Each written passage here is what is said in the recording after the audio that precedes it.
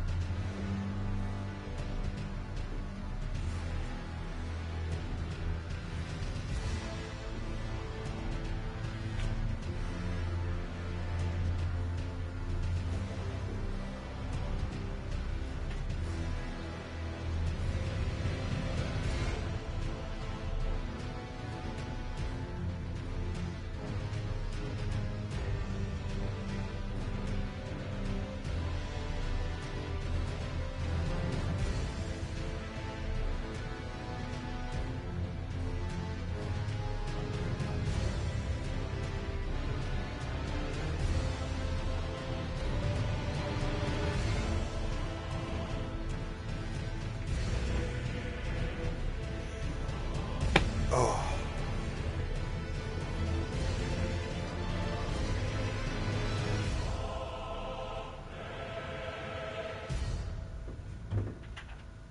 Oh my god.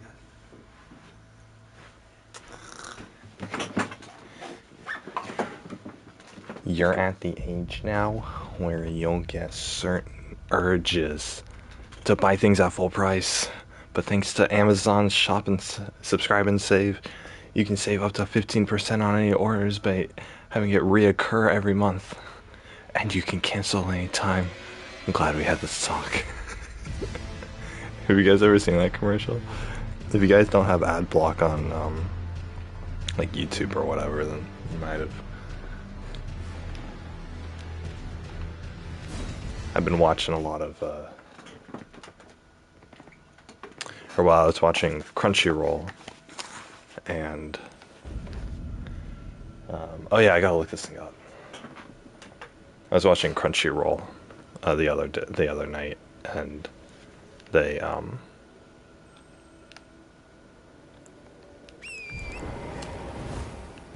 had a bunch of Amazon commercials. So it's Amazon and it's Kayak. Those are the two friggin'. Kayak's like a travel agency. They kept having those advertisements. I don't know why.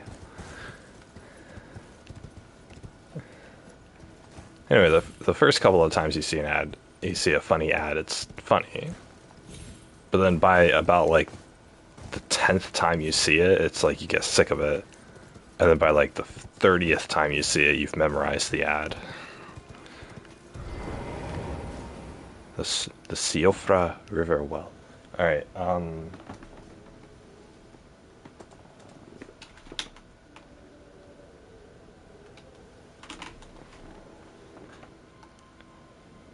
what's the dude's name?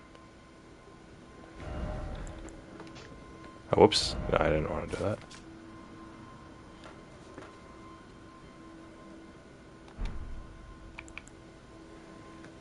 Is he Blade?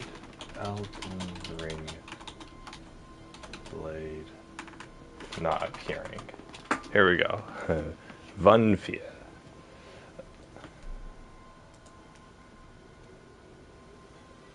That's very interesting.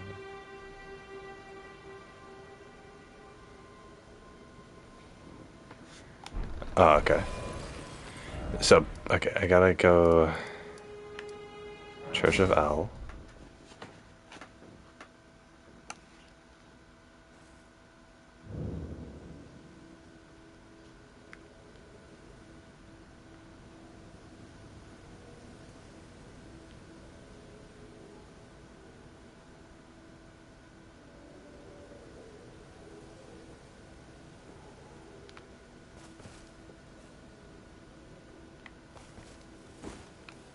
Wait. Always. There are others of my people who yet survive in these lands. If the mood takes you when you meet one, then offer them some trade, won't you? My people, wanderers all have long been spurned by the grace of gold, which is why we cannot settle, but instead are forced into this pitiful, unceasing journey. But thanks to that, Things are not so different for us now, though the Elden Ring is shattered. I think this makes us kindred spirits of sorts. Your people, the Tarnished, and mine. What is he talking about? Perhaps you don't need to hear this, but see that no harm comes to my kin. We have a saying, we wanderers, lament not your solitude. Expect no sympathy, no regard, nothing. But if anyone dares harm us, show them no mercy. That is our code, so to speak. That sounds like a very Just the way we are. elementary code. Deeply unforgiving. It's like, yeah, don't expect things from people, but also don't Goodbye for now. expect things from people, but also don't let anyone hurt you. It's kind of basic. Was there really no, like, shrine or no thing over here?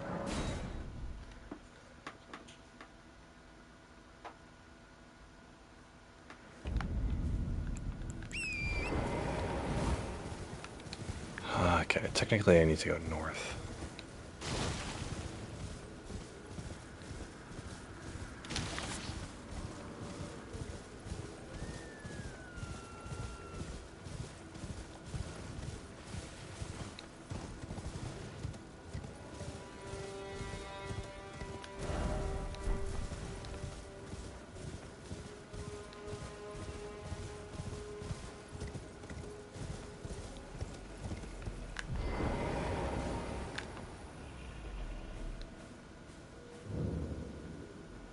Okay, I'm supposed to hear howling?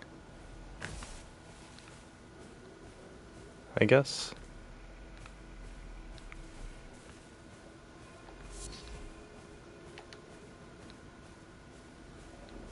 Don't really hear any howling.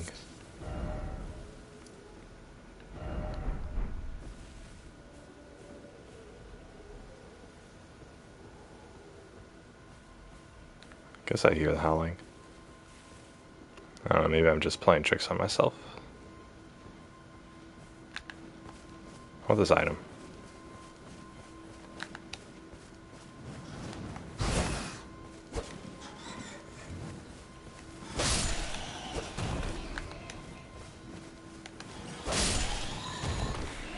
Okay.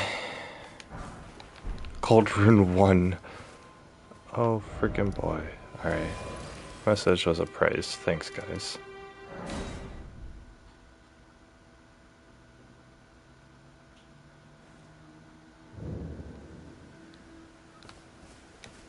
Hey, you. Always a Good thing I can't meet him. goodbye. Whatever. It says...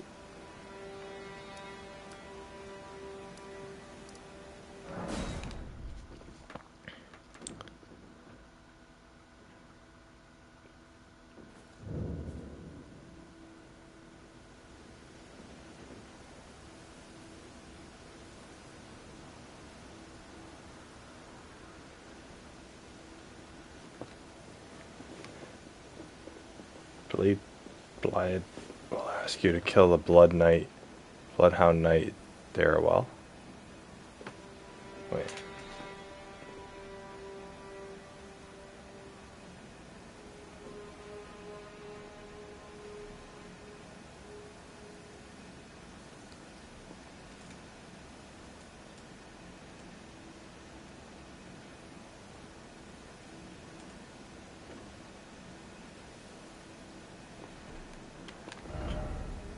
Forlorn Hound. Evergall? I think I already did it. Yeah, I probably already did that one.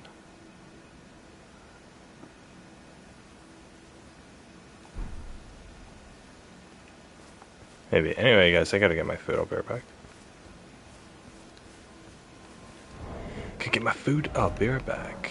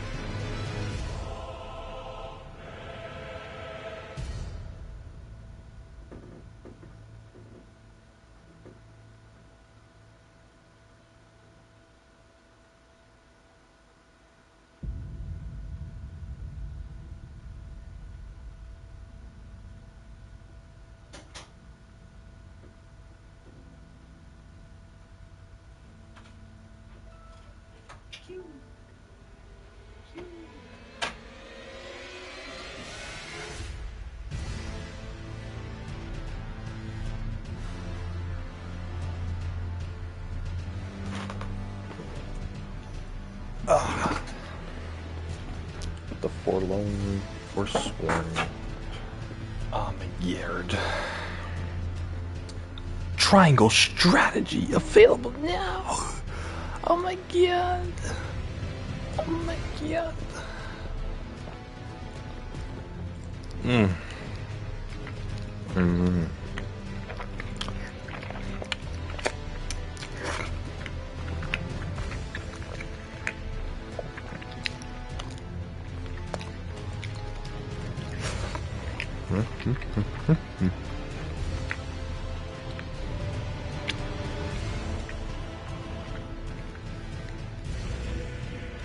Nom, nom, nom, nom.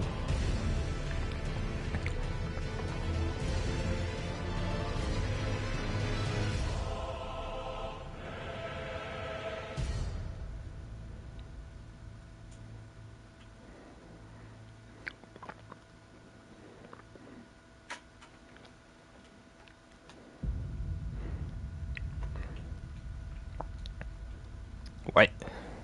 White.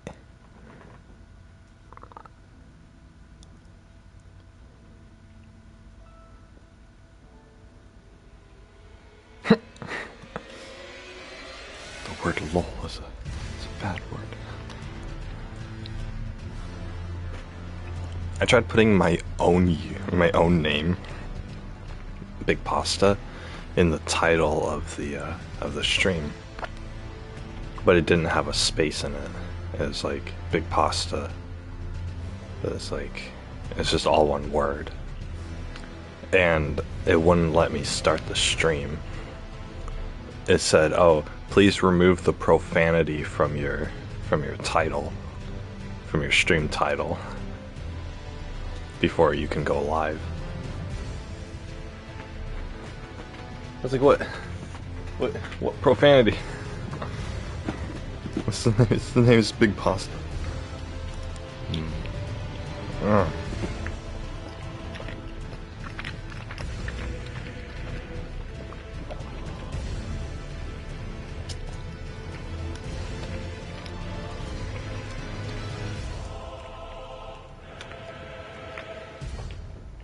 Oh, actually.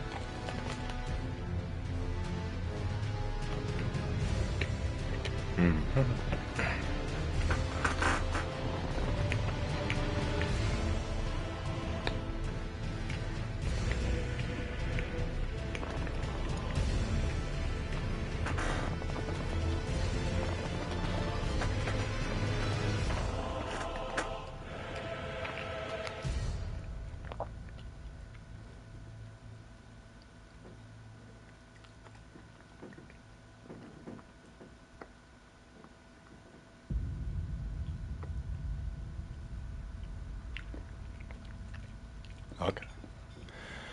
So I have to go down the lift. Oh.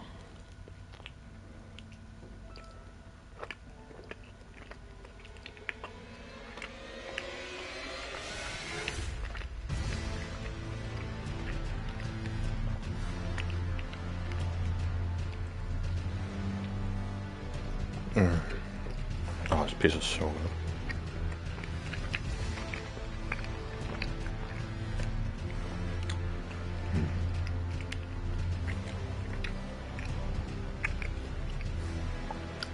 This pizza, they take a pizza and they turn it upside down and they put it on top of another circle of pizza dough. And so what you get, it's the cheese in the middle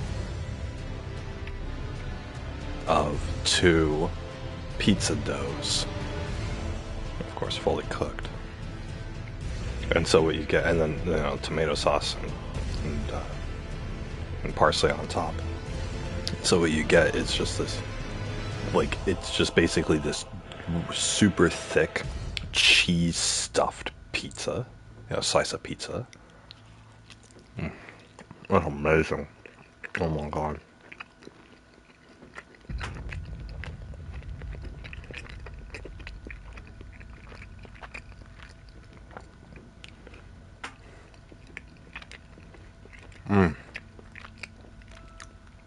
It's like eating a cheese stuffed crust, but like the whole slice of pizza is a cheese stuffed crust, basically.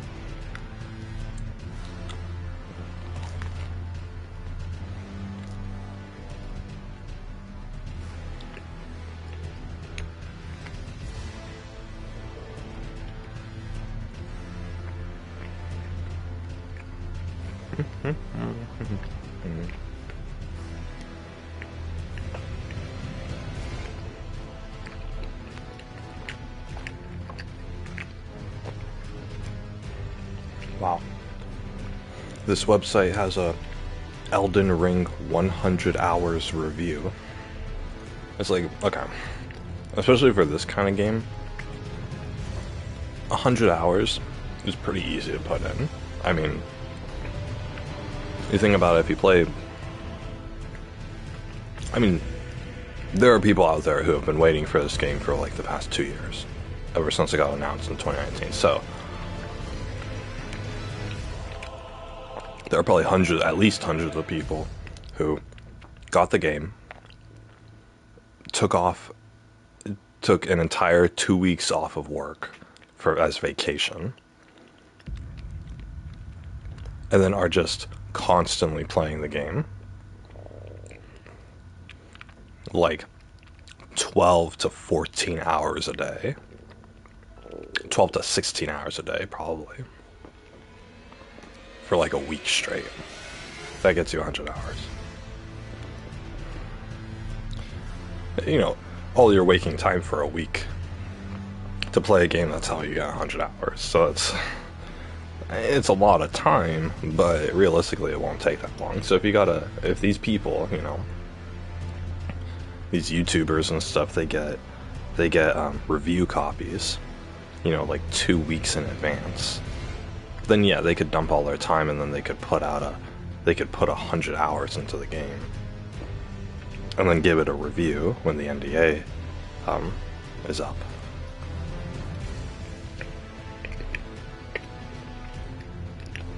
The day before release or whatever. That's what they do.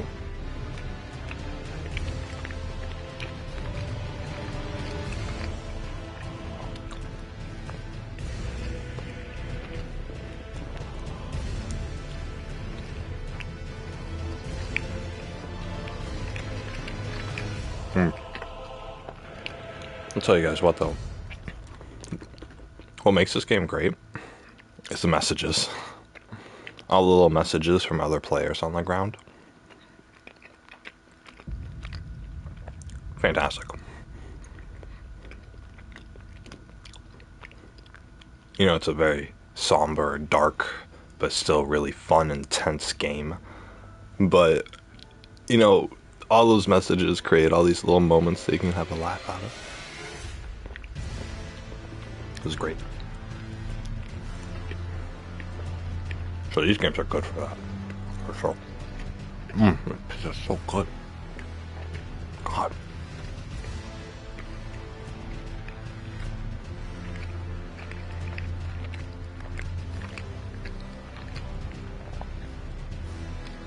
you know, you're spending like $4 a slice. That's still pretty good. I mean, I would pay $4 for a single slice of this, honestly. I don't know if I'd pay, you know, what's that, $32 for the whole pizza. Because that's a lot of money to spend at once. You guys know if you go like New York or whatever and you get like a Brooklyn style pizza, like just a pizza slice or whatever, or even if you go to Aspero Pizza, I think that's a chain. Anyway, they charge up the butt. They charge like $5 or $6 for a single slice of pizza. It's a big slice of pizza. I mean, to be satisfied with just one, I would need a piece of pizza with another snack or whatever. So typically, if you find Esperos in the mall, it's a pizza shop. If you guys don't know, typically you find them in the mall. So I would just go to another store, another food area in the mall, and get like an appetizer. The food court.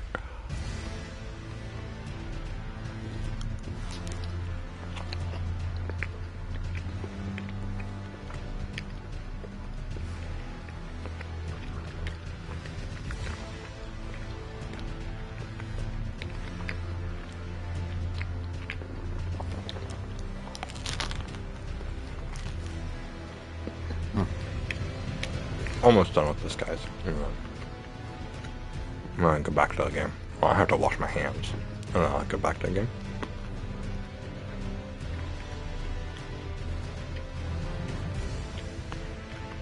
My hands get sweaty sometimes from like really long gaming sessions. Of course, that sweat gets on the controller. And so I have to be like super careful because I don't want it to get on the controller, so I constantly have to wipe off, or not constantly, but I occasionally have to wipe off my hands.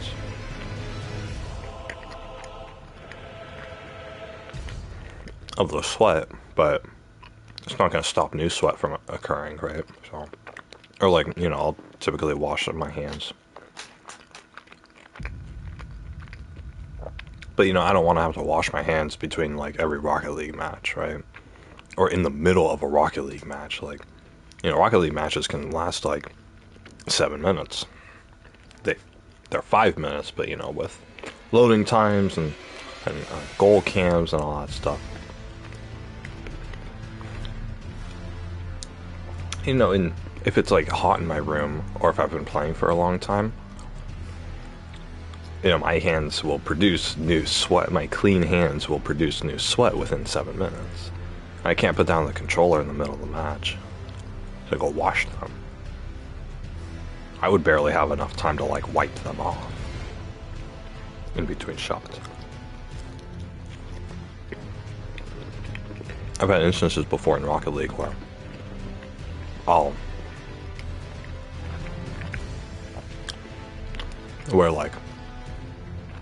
be playing while listening to music, and in the middle of the match, my music will stop. You know, the song ended, or it has the little "we paused the video, are you still watching?" thing that YouTube has.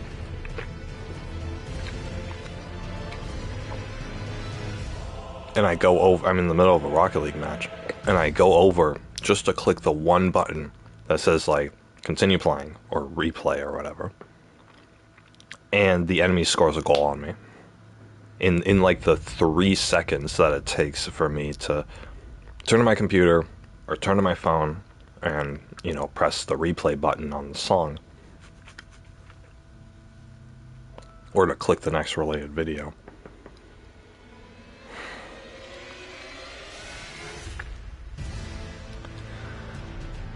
So I don't. So, and the enemy scores a goal on me, or at the very least, they'll gain a significant advantage. This is like great. I can't walk away from this for a second. So.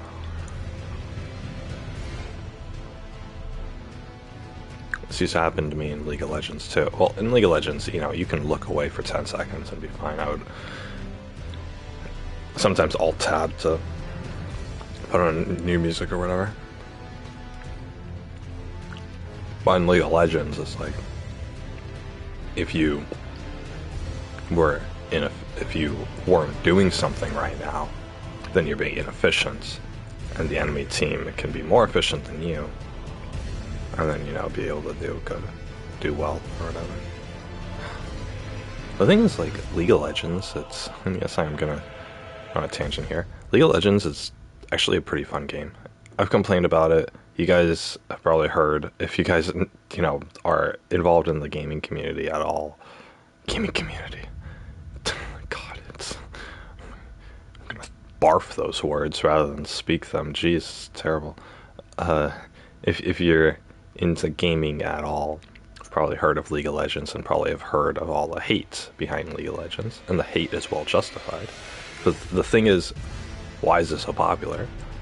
The game is actually pretty fun. The game itself is actually like really fun, and it's something that you can get invested in because it's easy to learn and it's easy to get good at, or to get better at. You start off, and it seems like a complicated game with all these elements and all these moving parts, but the thing is, if you just play and you suck at it, well, it's okay because your teammates also suck, and the enemies are the beginner bots. So, it doesn't matter. And that's the nice thing about it. That's the nice thing about it, is that it doesn't matter if you suck, because everyone at your skill level also sucks, because everyone's starting off at the same place. You get one more kill than everybody else, or you get a little bit more gold than everybody else, or you actually buy the item that you were supposed to instead of buying something completely useless. And all of a sudden you're doing really good. All of a sudden, your baby mode, you're not, you don't know anything and you can't do anything, and then all of a sudden you got good. You actually pressed your skills correctly and you got a kill for that. And it feels good. It's like the most basic thing ever, and it's like, yeah, a toddler could probably pick up this game and do better than you, but it still feels good. To actually, like, you go into this game, and it looks super complicated, but then within, like, 2 or 3 matches, you already get the hang of it. And you think, like, oh, I'm so good at this. I'm picking this up really quickly. And it's because League of Legends is a seemingly complicated game that is actually very easy to learn. It's very easy to learn, and it's very easy to get good at initially. Easy to learn, very hard to master. The thing is, that's what makes League of Legends good, and so it feels good to play. And typically your first like 50 matches, which is like about 25 to 30 hours of playing. More time in the client total than that, but you're looking like 30 hours into the game. You're getting the hang of it. You're doing really well. And you're doing really well.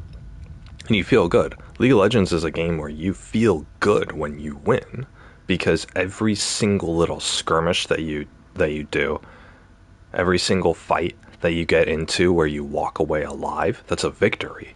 League of Legends, they're such long matches, right? It's anywhere from 30 to 45 minute matches. But the thing is, every single minute in that game has its own little victories to be had.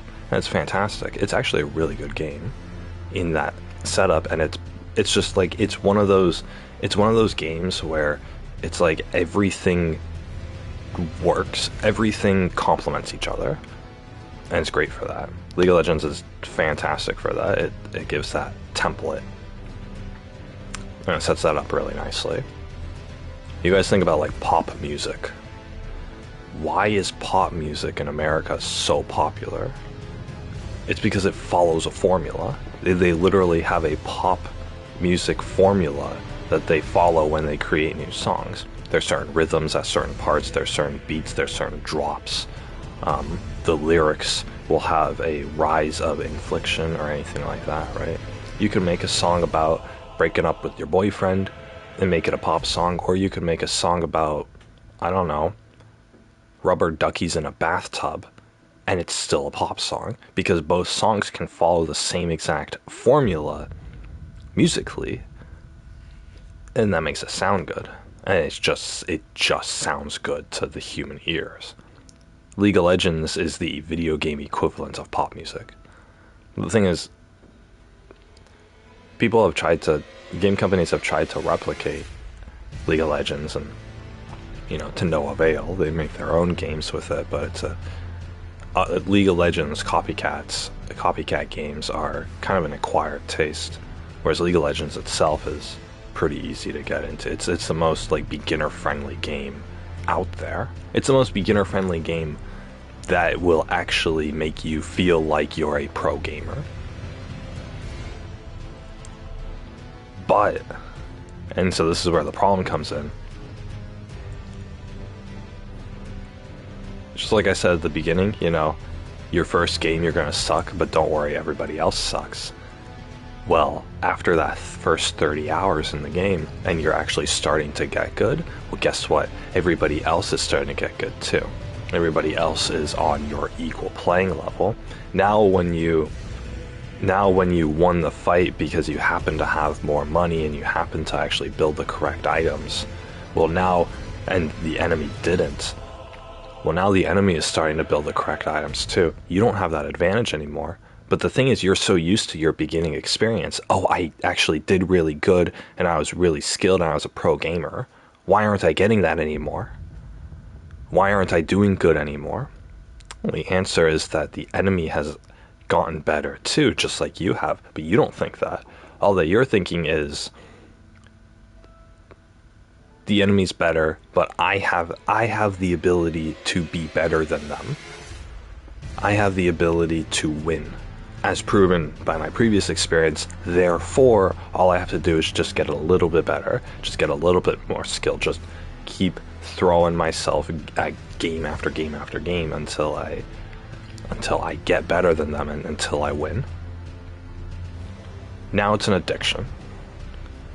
This is exactly how addictions are formed with drugs. It's like, if it feels really good at first, but then you feel withdrawals and you miss it, and so you want it again. And every single time you take a hit of the drug or the alcohol or League of Legends, you are being satisfied gradually less and less and less every single time, until it just becomes a habit to come home from work or come home from school and boot up the League of Legends client, and you don't know why. You don't actually derive any enjoyment from this anymore. You put 1 or 2 or 300 hours into the game, like I have, like a lot of people have, and you don't derive any enjoyment from it, but you're still addicted.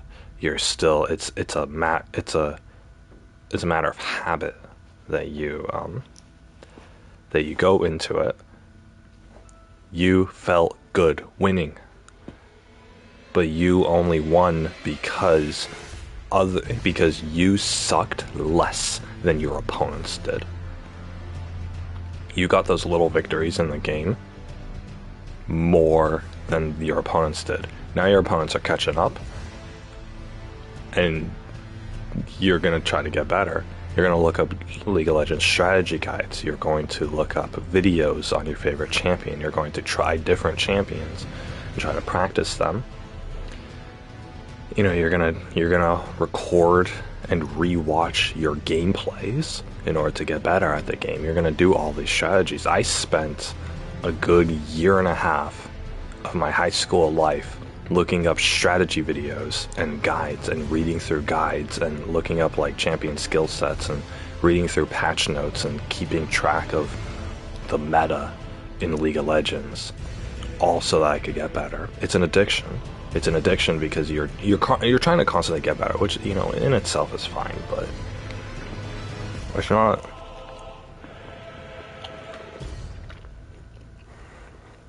You know,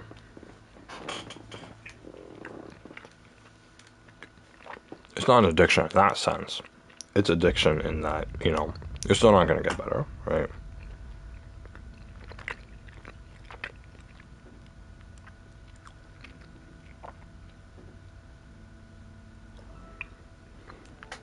It's an addiction in that, you know,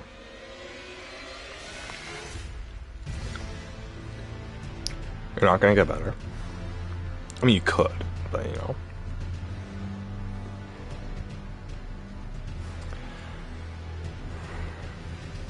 Well, the thing is, when you get better at the game, because you're not getting better in order to rise the ranks. You're not getting better because it feels good to be at a certain rank, or it feels good to, you know, do whatever, right? There's no sense of accomplishments when you overcome adversity in League of Legends. League of Legends is the pop music of video games because it's shallow. The feeling that you get, the dopamine hit that you get from winning is very shallow. It only lasts in that moment. You're not thinking about that victory. I mean, most of the time you're not thinking about that victory, you know, the next day. There will be a few moments where you do extremely well in tough circumstances, and you're behind but you pull out a win, and you feel insanely good about that, and you ride that high for the rest of your life. But other than that, you know, those moments are rare. I put in like several hundreds of hours into that game, and I probably only have like 2 or 3 of those moments total where like I actually look back on them and I remember them. I remember one of them vividly. But it's when I got a pentakill as Tristana, I got kill after kill. I got my rocket jump resets, and it was awesome. So if you guys don't know League of Legends, then you won't know what I'm talking about. But anyway, you have those feel good moments, but they are few and far between. The thing is about League of Legends, winning a match, or at least getting little victories in your lane in the match, it's this very like surface level satisfaction. Yes, I beat him. Yes, I came out on top. Or, okay, good, I'm doing good in the game. Or, okay, cool, we won. It's very surface level satisfaction. The thing is, it's very surface level, and it's not that enjoyable when you win. After hundreds of hours, it's no longer enjoyable when you win, but it's insanely frustrating when you lose. It's a little bit positive, but a whole lot of negative. And assuming you have a 50-50 win rate, which is typical, right? For every match you win, you lose one, right? If ever, you know, you can say that on average people have a 50-50 win rate, because that makes sense logically. So, because for every winner there's a loser, right? So if you have a 50-50 win rate, that means half of the time you're winning, which means that you're getting this little boost of satisfaction from winning the game, and then the other half of the time you're losing, and a loss in League of Legends is soul-crushing, because you are losing. Not only are you losing the game, but you're effectively losing like 30 minutes of your time. You're losing 30 to 45 minutes of your time when you lose a game, especially if you're spending the whole match getting crushed. Like if the enemies just get like a superior advantage over you and they just keep snowballing and just keep killing you over and over again and you can't do anything, it's a shitty situation to be in the game, and you're stuck in it. That's the thing, you're stuck in this crappy situation where you have no hope for victory and you're gonna lose anyway. You can't quit out of the game because there's a penalty for that. You can't surrender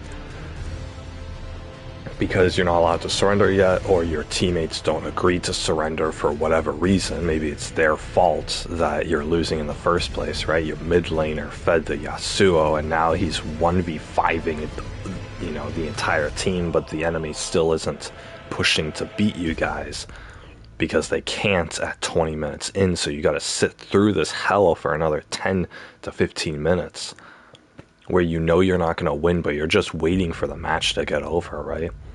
It's like if somebody, strapped you into an electrocuting chair that just administered these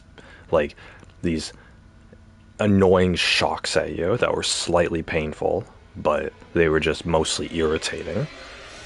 And they told you, okay, every time you press the play button on the League of Legends client, we're going to strap you to this chair and we're going to administer annoying shocks at you, and you're stuck in this chair until the timer runs out. And they put a timer on for 45 minutes. And you hate every second of those 45 minutes while you're getting shocked, because it's one shock every 10 or 15 or 30 seconds. It's the same thing. Losing a losing game in League of Legends feels like you are being forced into a situation like that where you're being shocked or whatever. It feels like that. Obviously losing a game isn't physically painful, but it's irritating, it's annoying, and it's frustrating to be in. And I've told you guys before, anger creates suffering, but it creates suffering for yourself. But the thing is, when you play League of Legends, you want to win.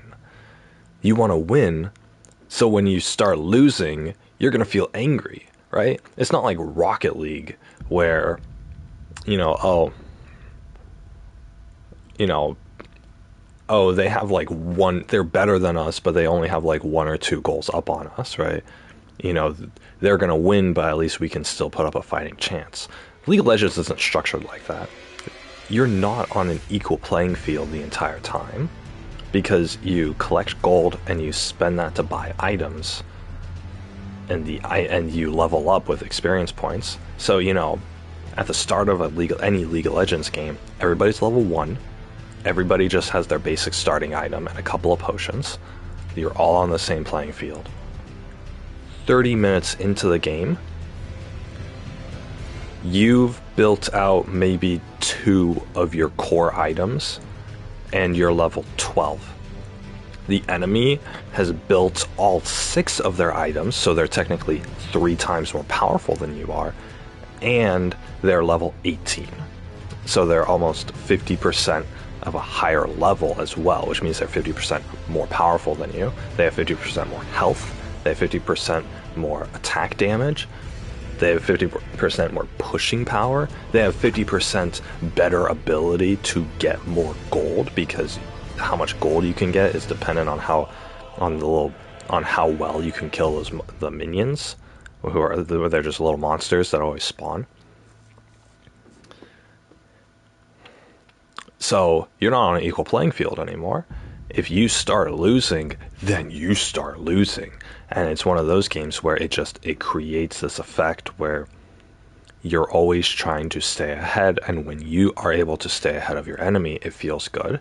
But when your enemy is ahead of you, it feels really crappy. And that's where raging comes in.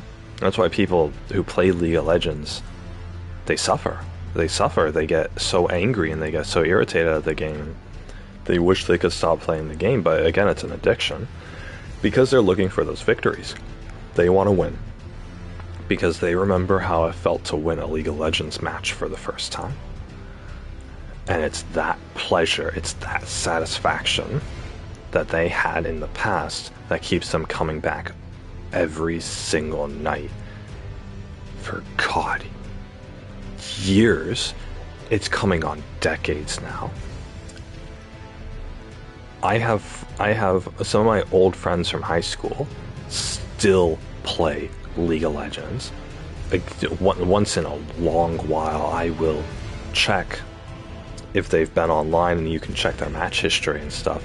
They've played League of Legends within the past couple of days. Any time that I check, they will have been playing the game within the past couple of days. It's unbelievable. We started playing when the game was just just released.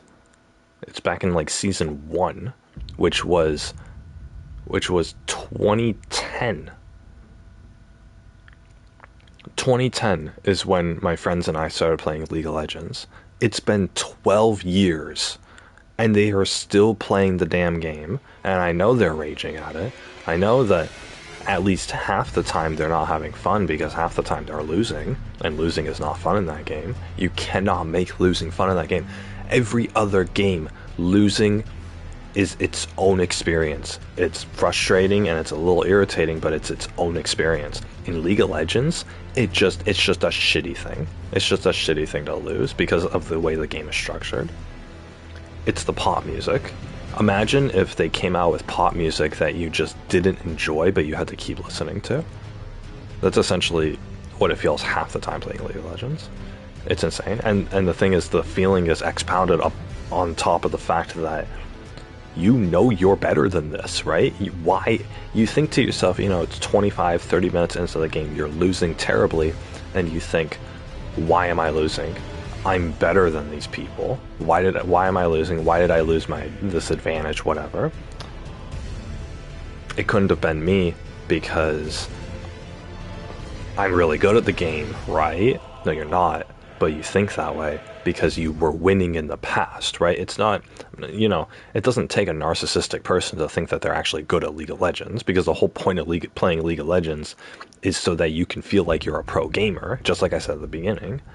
You think you're good because you have been doing good, and now you're bad at the game, or now not that you're bad at the game, now you're losing. Well, why are you losing? It can't be that you're bad at the game, because you were good at the game last match. Why are you? There's no way you could be suddenly bad at the game this match. It takes a very self-disciplined person in order to recognize their own faults when it comes to League of Legends. What most people do instead is, because most people aren't self-disciplined, and I don't blame them for that, right? Nobody's a freaking Buddhist monk level of, mental fortitude. So what people do instead is they blame their teammates. I could have won my lane if my jungler came to gank more often. If their jungler didn't come to gank me more often. If the Yasuo in mid didn't get fed, then then we'd actually be able to stand a chance against the enemy team. If my jungler would have kept control of his jungle and not gotten killed right at the beginning of the match. If my top laner didn't feed. If my support actually, did their job and put pressure on the enemies so I could earn more gold, so I can get more CS and earn more gold, right? There's so many things that you can blame on other people, mostly your teammates. And in League of Legends, where it's a team-based game and you have 4 other teammates, there's only one of you to blame, but there's 4 other teammates on your team to blame. And what do you guys think is easier? To blame yourself and feel bad about how you suck, or to blame other people, or to say that you're actually good at the game, and just to blame other people for your loss? What do you guys think most people pick? Obviously option B, right? You blame your teammates. You don't have to admit that you suck at the game, or that you need to get better, or maybe this was just a bad match. And you can blame other people for your suffering. And that's when it creates a toxic environment. You guys know about toxicity in real life. Well, look at League of Legends. League of Legends is the perfect video game example of toxicity, because it has created this mentality in its player base that they are really good and that they're not going to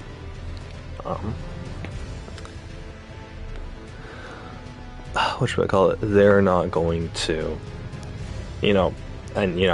they could have won if things had gone differently. And so they're going to blame their teammates for that. And so it's it's a terrible thing.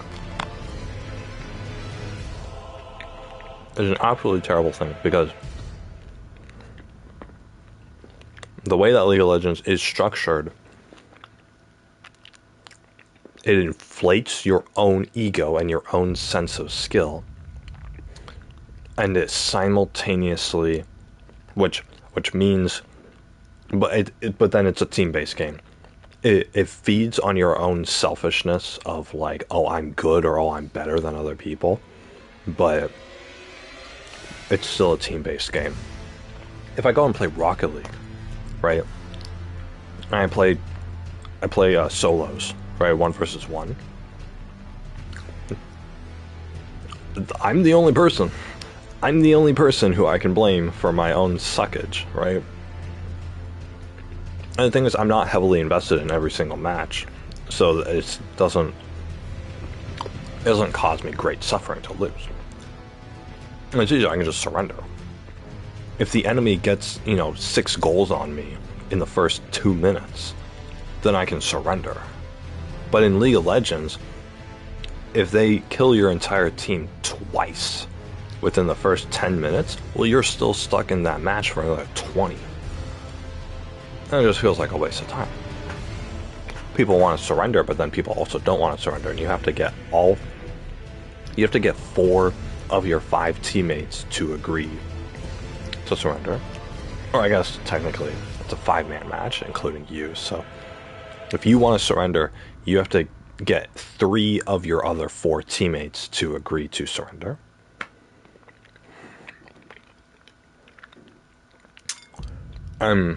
It's just, if you can't do that, then it's your teammates who not only sucked and fed the enemy team and caused you to lose this match and caused your suffering, which is one thing to blame them on.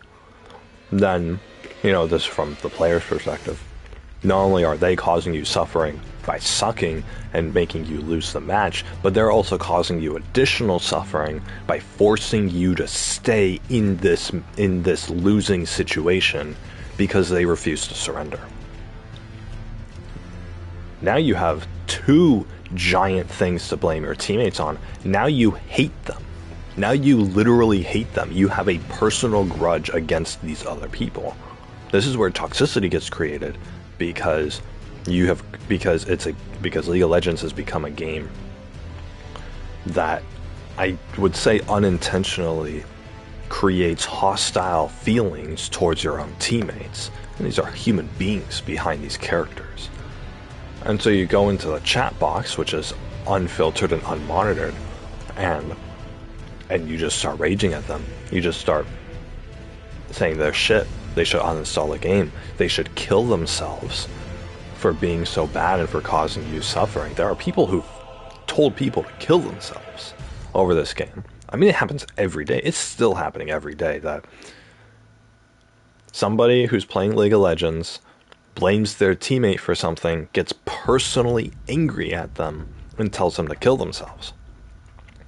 Now, if you don't have a steel heart, then being told to kill yourself every single time you go into a League of Legends match is going to be a little heartbreaking. It's going to be a little it's going to really dampen your mood. And then what are you going to do? Well, if there's a defense mechanism, you got to fight back, right? You got to defend yourself. And then you defend yourself, and then that person reinforces their own argument on why you should end your life. And it's we're playing League of Legends. Like, come on, it's a video game, dude. Like, 30 minutes from now, you're going to forget who I am, right? Why are you telling me to end my life? But it's like, this is what it is, and this is these people's mentalities, and this game has created this mentality. Because, like I said, in the beginning, you don't know anything, but then you feel good when you figure it out. That feeling of feeling good when you figured it out goes away, but the desire to feel it again never leaves you. And that's why it's an addiction, and that's why when you don't get your dose of your drug, which is, victories in League of Legends, then you get mad at the other people who you think have prevented you from feeling good. That's what it is. That's why drug addicts will, have bad relations with their family members. Oh, Mom, I just need to borrow, $50. I just need another hit of cocaine. Please. Why are you doing this? Do you not care about me? Do you not care about me? I'm your son. Do you not care about me? I need this drug. I need to feel good. Do you not want me to feel good? How can you hate me so much? I hate you. I've never loved you, Mom. Things like that, right? It's, and it can cause you to become estranged. It can cause the kid or the drug addict to steal from their family.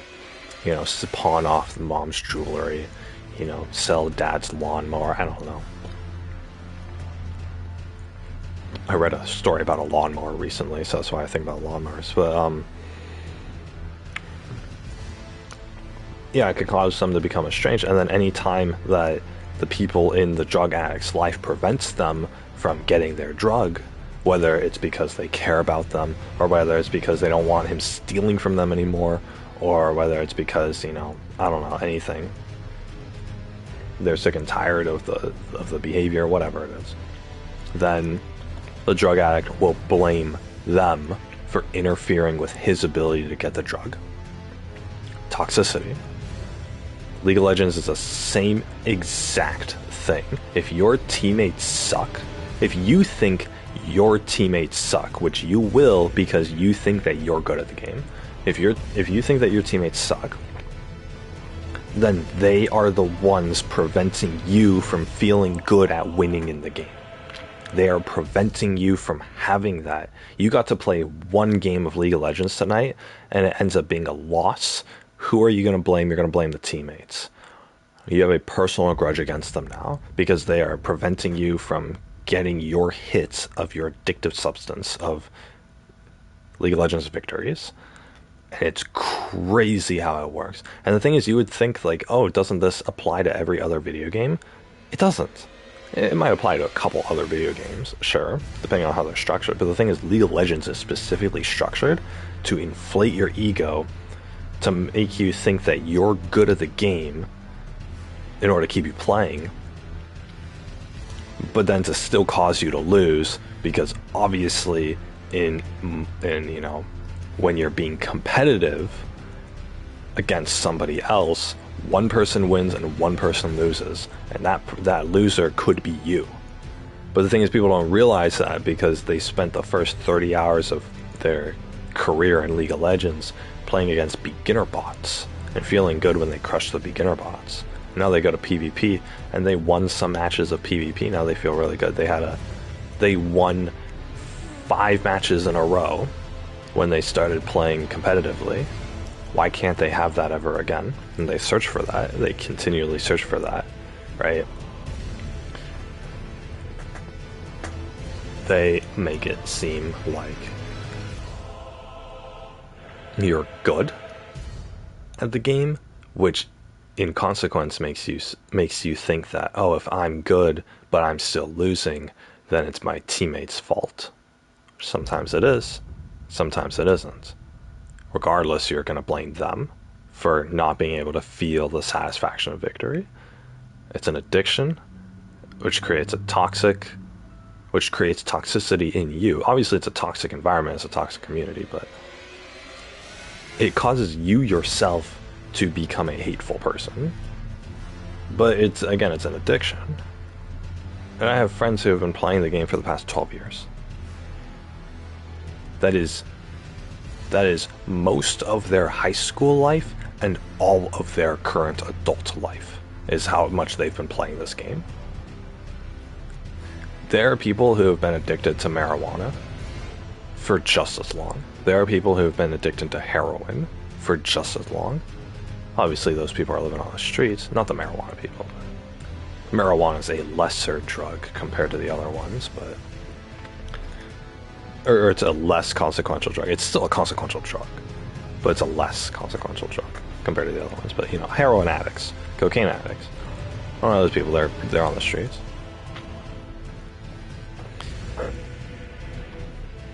Because they've given up everything for this, right? But the thing is, the only winning or losing a heroin addict has is whether or not they're jacked up with heroin right now. That's the only win or loss there. In League of Legends, it's a specific amount of suffering that you have to be exposed to in every single match. And it sucks. That's why I prefer a game like I was about to say League of Legends. That's why I prefer a game. That's why I had to stop. I was like actually really into League of Legends. I was actually playing it a lot. I was okay at the game, but I enjoyed it. and then I didn't, but then I kept coming back because I want to keep playing it. But then there was a certain point where I realized, like, hey, okay, it's actually me who sucks at the game. It's not everybody else. Sometimes everybody else does, sure, right? Sometimes you're going to get matched up with people who suck, and you're going to be matched up against people who are good at the game. But for the most part, it was me. My skill level wasn't up to par in the ELO that I was playing at. I didn't want to deal with that. I knew I could get better at the game, but for what purpose? You get better at it, and then you dominate your opponents for a little while, and then they'll start placing you against harder people who are just as skilled as you or better. It's the whole feeling of, like, getting better at the game will make you feel good for a little bit of time until the game starts placing you up against people who are your equal or better skill level. So, and I wasn't gonna have that. I recognized that it was a cycle of, whatever, right? Obviously, it's the kind of game where, like, if you play with a friend, then it's better, right? Back in high school, I would only play matches with my high school friends. It was fun. But then it got toxic. And what ended up happening, and of course it's just like, when I'm playing with my friends, I'm just shooting the shit with them, right? If we lose, we get frustrated, but not at each other. Sometimes we would get frustrated at each other, and it would suck. But the thing is, I mean, the main person I played with, which was my old friend Nick, he was actually better at the game than I was.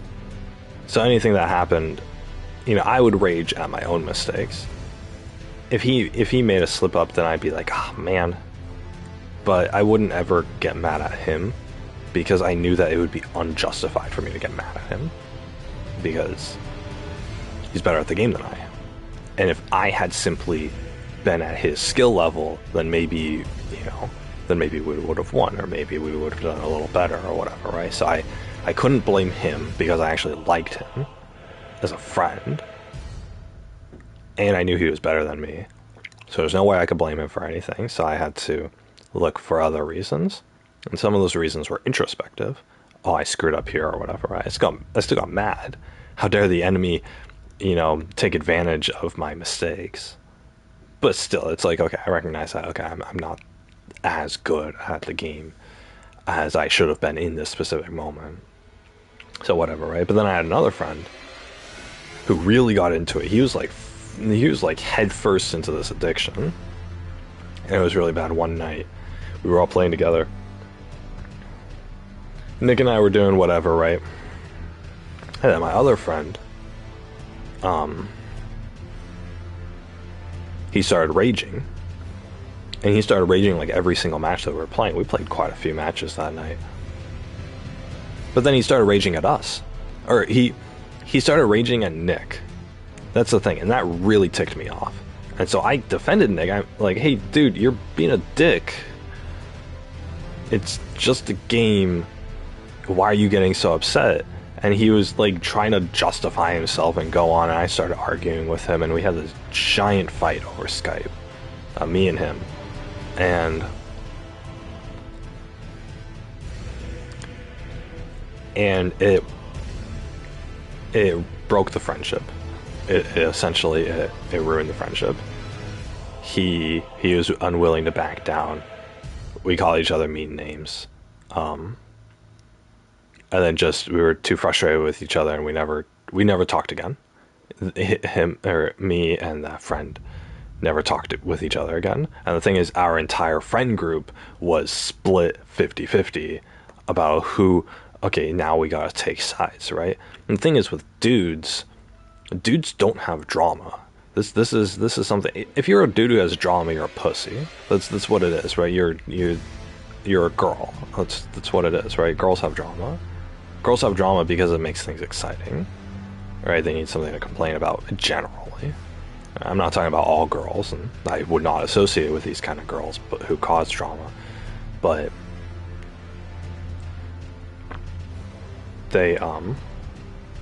who intentionally cause drama, right? But obviously anybody has the capability of causing drama if they're just in the wrong situation or if they're hanging around the wrong people. But anyway, this whole situation, it was a bunch of drama, and I was holding my ground, and I was, I was doing what I guess I do, and I was trying to hold on to my friends through this. And my friends kind of saw my side more than his anyway, but they were still torn because they didn't want, like, a rift in the friend circle over a fucking video game, right? Like, who loses friends over a video game? But I lost a friend over League of Legends. He and I never talked again. He actually went off to hang out with a different group of friends. He was already getting friendly with a different group of people at school. These were all school buddies of mine. He was already getting friendly with a different group of people at school. He just decided to hang out with them all the time permanently, so as to be away from the rest of us, and he never played with us again. So I think he removed me from the friends list. So I know he kept in contact with the other people, so again, it's not like it mattered in the end, right? I ended up giving up all my friends anyway, when I got with my ex. But it's just like that was just an example. But of course that, I never talked to him again, right? I passed by him in school every once in a while. Thank God we didn't have any classes together. But yeah, it's just like it ruined the friendship, right? So that was sad. And the thing is, he and I had a really good friendship too. I mean, so it was too bad. It wasn't the best, but it was still pretty good. I would hang out with, like, just him at, like, my house sometimes, or at his house sometimes, and play games, just the two of us. Or we went on, like, a school field trip together, as we stayed in the same cabin together because my friend Nick didn't come. I don't know, things like that. So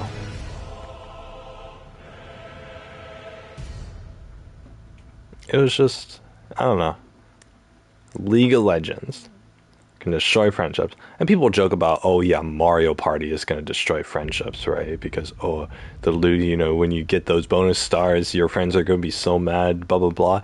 No, Mario Party doesn't destroy friendships. Mario Party makes you hate each other for the night. Or for like, the next, like, 30 minutes after the match. Oh, you shouldn't have got all those bonus stars, I should have won the match, yada, yada, right? League of Legends makes you vehemently hate the people that you're playing with. And if those people happen to be your friends, then it makes you hate your friends, and it destroys the friendship. It actually does. It's crazy. And it's unfortunate, right? But I mean, whatever. It's not like I care, right? Obviously I don't care. I haven't kept in contact with any of these people. In fact, we got a freaking replacement for him, like, soon after. Because this other guy who was talking to me in my physics class, this was junior year, I think. He actually kind of inserted himself into our friend group after that whole escapade thing, and yeah, that was that. So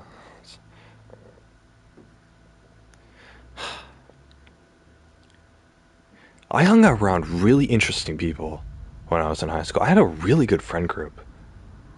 I really gave that up, huh? God damn it.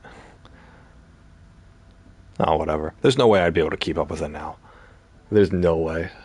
You think about, like, when you have friends, especially, like, when you have good friends, like, actually good friends, the whole point of you having good friends is so that you can be good friends with them. There's no way, like, right now I'd be able to be good friends, even though I'm, like, by myself and I just talk to myself on stream to get my thoughts out.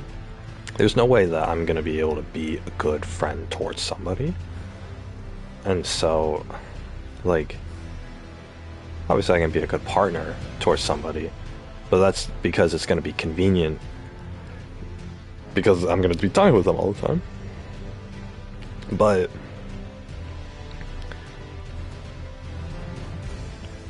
I'm not, like, having a good group of friends requires you to actually maintain the friendship. You actually have to put in effort for that.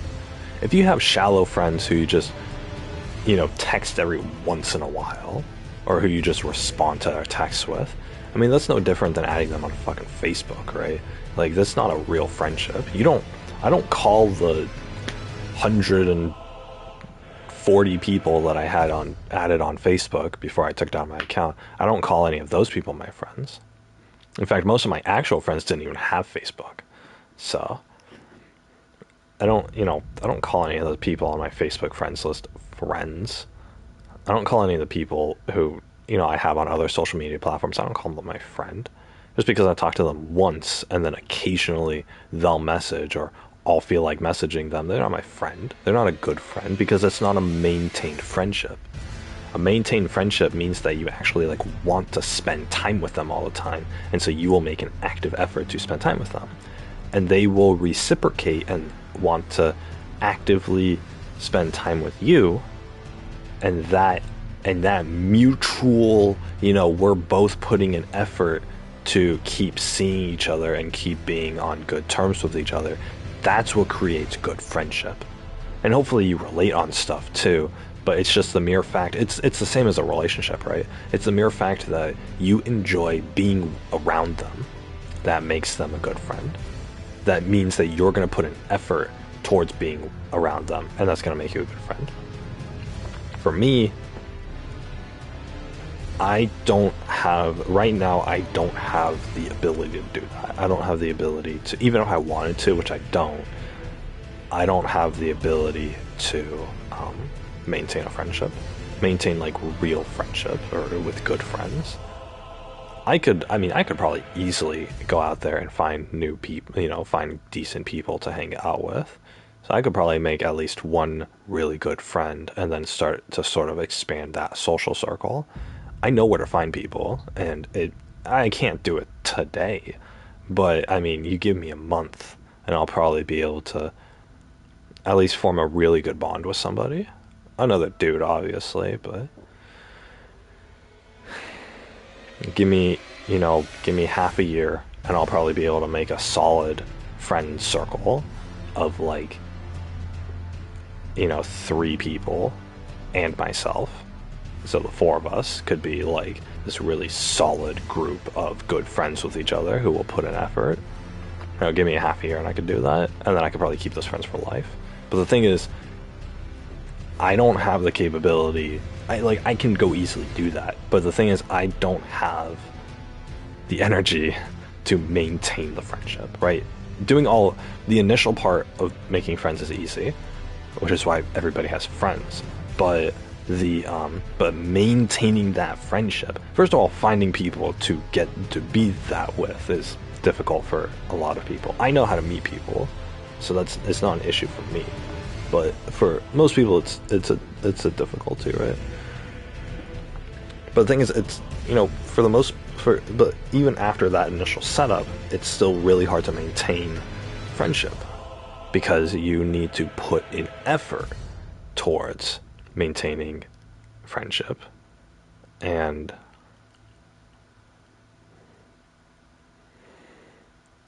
you put in,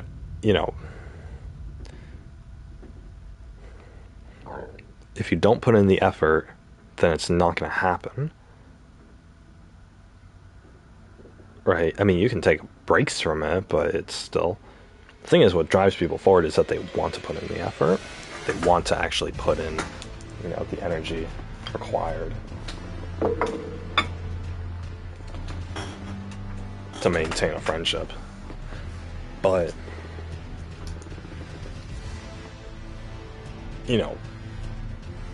it's a lot. It's not a lot, but it's it's more than I'm willing to give. I don't I like the whole one-on-one thing. And with friends, it's kind of weird to do the whole one-on-one thing if you're just gonna be friends. I mean, if you're really lonely and you just gotta have somebody to hang out with, then sure. But like you could do it, you could make it work as long as you find somebody else who's in the same position. But still, it's like I don't want that kind of relationship with a dude. So if I were to have that kind of relationship with a girl, then it would probably turn into a full-on relationship or whatever. Either that, or one of us is gonna start dating somebody else and not spend as much time with the other person. So, which is what happened with my old friend group, right? It's like we were all friends and we were all hanging out with each other all the time. But then my friend Nick got a girlfriend through my dating profile. He got a girlfriend, so he ended up spending a lot of time with her, and he wasn't really spending as much time with the rest of us. And so, which I don't blame him for. I did the same exact thing. I did worse when I got a girlfriend. But yeah, he ended up not doing he ended up not spending time with the rest of us, and I felt a little heartbroken that I'm losing my friend. I wasn't losing my friend, but I was losing the time that I was spending with him, because we used to hang out and talk every single day, and then all of a sudden that wasn't happening anymore. It's like, okay, I have other friends to hang out with, but it's like there's still a loss there, So I don't know.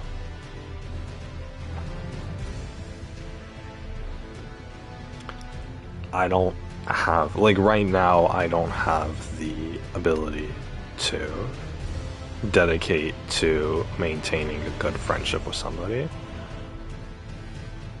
because of the way that I live my life. Because I'll sleep until whatever, I'll wake up till whenever,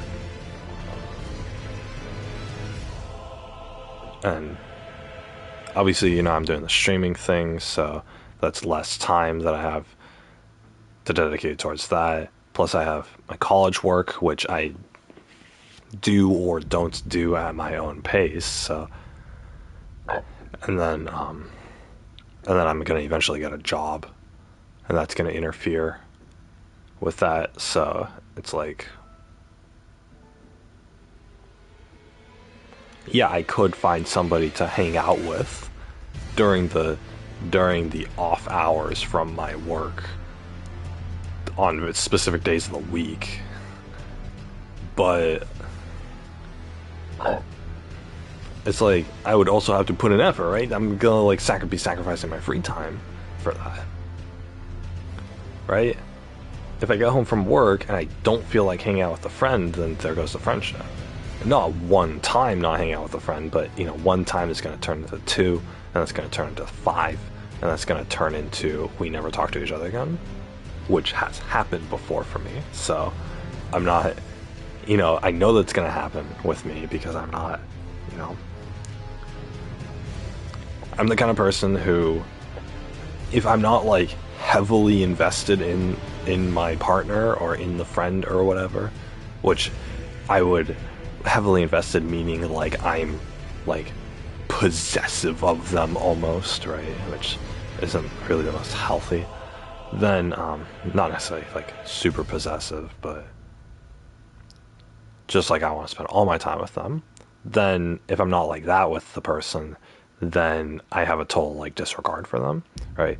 I'd rather be reading manga than talking to you. I'd rather be playing Rocket League by myself while listening to music than talk to you, that sort of thing. So, or it's just that's what I feel, and not I have malicious feelings towards them, but that's just my natural feelings towards the situation. It's oh, I don't feel like talking today, I'd rather do this or that or whatever, right? It's because I'm not dedicated towards the relationship. And again, this doesn't apply to if I got a girlfriend or a wife, because first of all, I would only get a girlfriend or wife who actually wants to be with me all the time.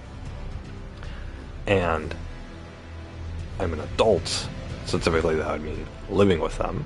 So, but even if it doesn't, the thing is, if we hang out with each other all the time, if we live a shared life together, then I am always going to be with them as consequence of living that shared life together.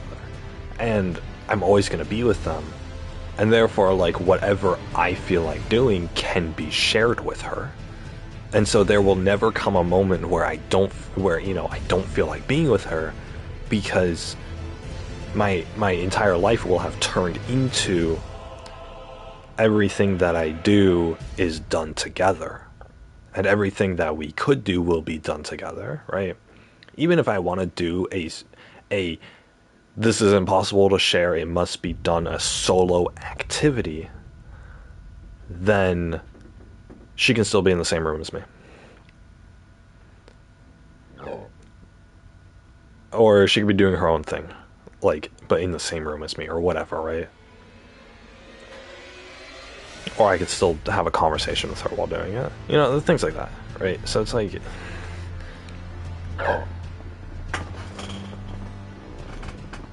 So it's like, all of this doesn't actually apply to a relationship. Or all of what I was saying before doesn't actually apply to a relationship. Oh my god. Burping.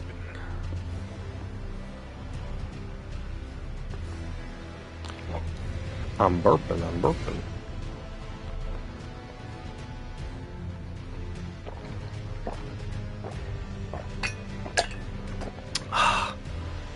Oh my god. Oh yeah. But yeah, it's like...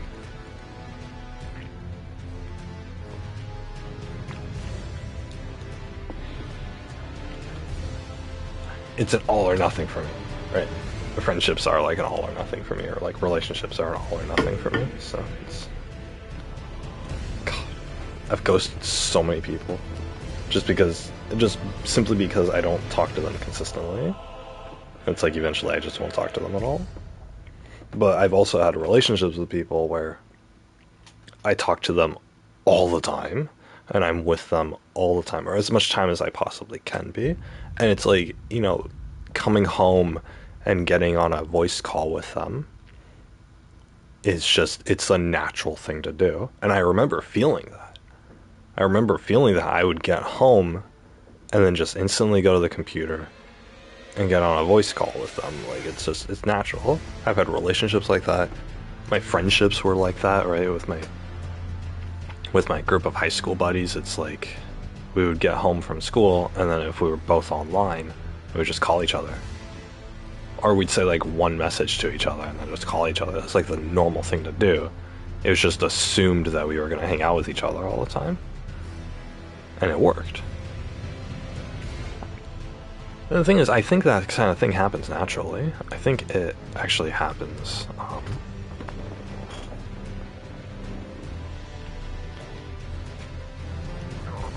I think that kind of thing, it happens naturally, right? Even if you don't outline it in the beginning, right? You don't need to start a friendship or start a relationship saying, hey, we're going to spend 100% of our time together, no questions. You don't need to be that forward about it. The thing is, the two people will hang out with each other as much as they want to, and that will turn into all the time. And then there will just never be, there'll just never be any, like, away time from each other, and that'll just happen naturally, so. That's kind of how I conduct relationships. I don't need to be, like, contrary to what I said yesterday, I don't need to be upfront about the fact that, like, hey, I'm gonna be possessive about you or whatever. It's just, it's something that's, like, if it becomes an issue, it's gotta be tackled properly, right? If I meet somebody and I spend all my time with them and they don't want to be with me all the time, or they actually want to go live their own life separate from me, and they think hanging out with me is a little overbearing, well, then that's going to be an issue, and then we're gonna have to actually, like, solve that. So, but I mean, other than that, it's just like the kind of friendships that I have, or the kind of relationships that I have, it's an all or nothing, right?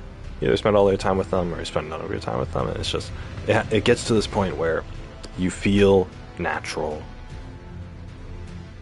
just coming home or just waking up and getting on a call with them. That's just the thing to do, right? That's just what this is part of your routine. You get up and you go to the bathroom and you brush your teeth and you get on a voice call with your girlfriend. Like, it's just the thing to do, right? You're existing with them. You're spending your life with them. And I truly do think those relationships are genuine, right? I can't imagine being friends with somebody or dating somebody and not doing that.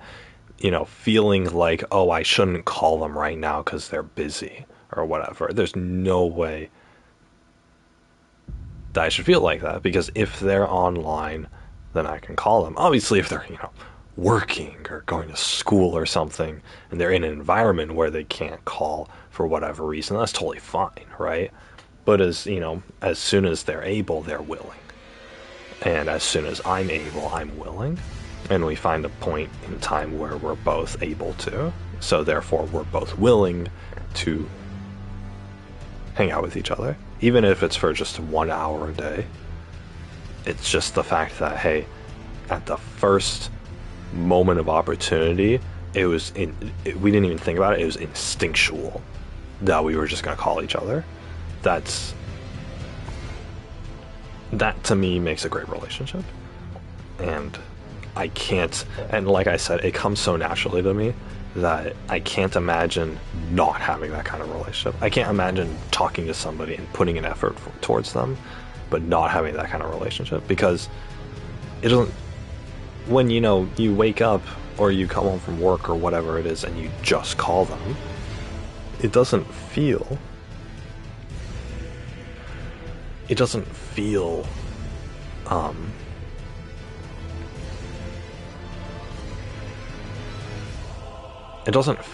like you're putting an effort.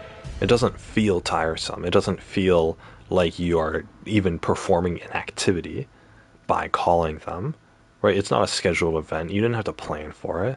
It's just a natural thing to do, right? I come home from work, I change into my PJs, I go to the bathroom, cook some food for myself, I get on call. It's just that natural. It's a part of my life. And that's the thing. A relationship for me has to be part of my life. And as natural as all of my regular things in life are, that's what it is. That's the kind of friendship that I had. That's the kind of relationships that I have.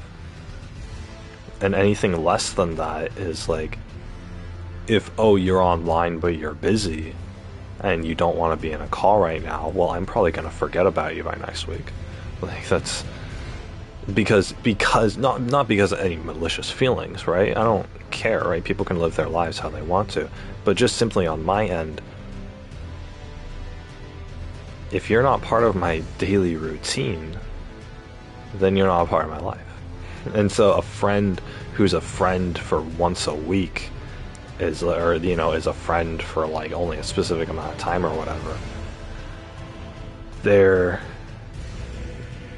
It's easy for me to like lose them. It's easy for me to forget about them or whatever. Obviously, if they got to go to work and they're only available for so and so hours or whatever, then yeah, fine, right? It's like, it doesn't matter, or that won't damper it. But what does damper it is if if they're available and they're still choosing not to be with me, then it's like I'm always they're not really involved in my life. So at that point, we're both available, but we're not talking to each other. So I'm not going to really put forth like a whole lot of emotional investment towards this relationship or towards this friendship or whatever, right? So, and again, this applies to people who are like, it would be easy to talk to you, but we're still like optionally not doing that. It's like people who I actually like want to be with, I will be with, and I can eventually save that or whatever. But the thing is, for me, it's like I don't necessarily forget about a person per se, but it's like there's a moment where they like exit my life, and then but they can re-enter, right? If I'm sitting here by myself and I don't know what I want in a relationship, right? And years go by and I still want one, and then somebody comes into my life and says, okay, hey, let's hang out all the time now. And I'm like, okay, cool, right? I'm not gonna remember that, oh yeah, we lost our friendship or whatever, right? I'm just gonna think about, okay, here's this person who's gonna hang out with me all the time now. Perfect, they're a part of my life now, right? I'm a part of theirs. It's just natural, right? And the thing is, it's a mode, right? I can switch to that mode for any person at any time, as long as they're enjoyable to be around, obviously. But I can switch to that mode for a person at any, with the person at any time, right? But obviously, it has to be the right person. But yeah, so it's not like I can put friendships on hold. Like honestly, if I don't know, like I said, I don't have the energy to maintain a friendship right now. But if I did, then and like my old friend Nick was like, hey, I broke up with my girlfriend, whatever. I don't have any friends. I need somebody to hang out with. I'll be like, okay, cool, I got you, man. And then we'd just hang out with each other all the time. Maybe we'd play League of Legends again. I don't know. Maybe we'd play something else together. Maybe we would just talk shit at each other. It's like we would probably eventually, right? It'd probably take a little while, but we could eventually resume our friendship from when it stopped. When did it stop? 9 years ago?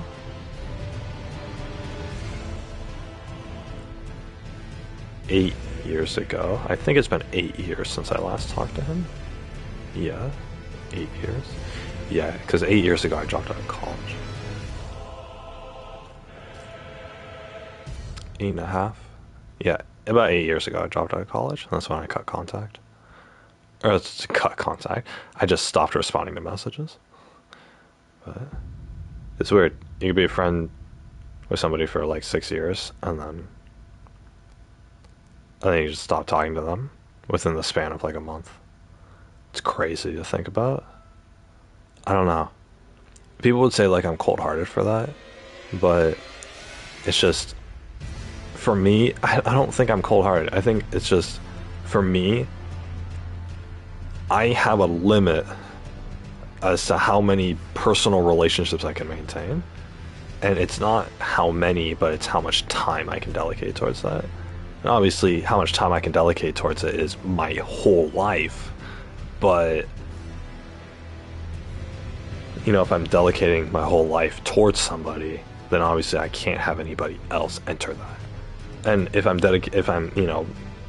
spending all my time with somebody, like let's say I get married, right, and it's the girl of my dreams, and I actually, we actually want to be with each other all the time, we're going to be with each other all the time.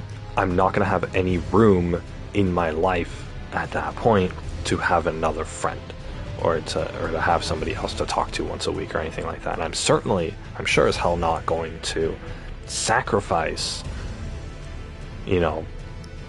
any time with my wife in order to have another friend. That just seems counterproductive. Like it seems illogical, but it seems counterproductive. I already have somebody that I enjoy being around, right? If I'm getting married to a girl, then I want to spend my life with her. I already enjoy being with her, 7 days a week. Why would I remove some time with her just so that I could allocate it towards another person? That doesn't make any sense. It doesn't make any sense logically towards me. So I don't live my life like that. Plus, it makes it so that I'm not putting 100% towards either relationship. So for me, it'll actually damper the relationship that I have with my wife a little bit. And that's not good. I don't want that. I don't want to have to unfocus from my marriage for 4 hours a week just so that I can go to the bar with the boys. That doesn't make any sense to me. And I think people who do that are less connected with their partners as a result. So I don't know. That's just my opinion. I'm not.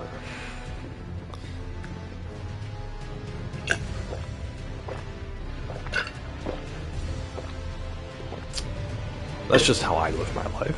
Obviously, everybody lives their life differently, but that's just kind of how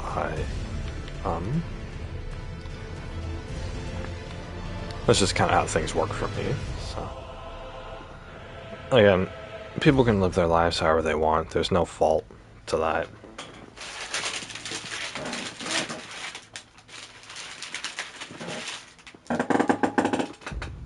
But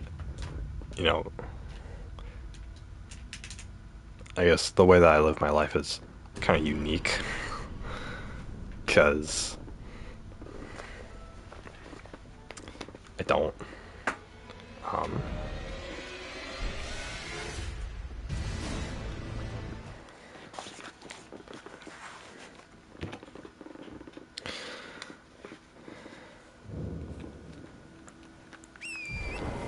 because most people don't live it like this, I guess. So, I don't know. I just, like, I would technically be capable of living. How are you supposed to get up there? Try tunnel to the north.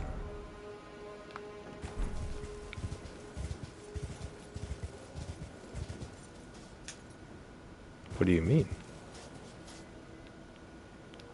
There's a cliff there. There's a tunnel to the north? Dude, that guy's lying. I'm gonna be mad pissed.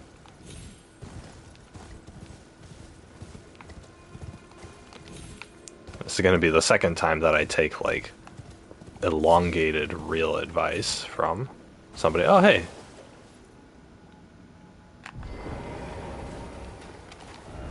Behold hole. Behold checkpoint. Finger's butthole. Yeah, it makes an O.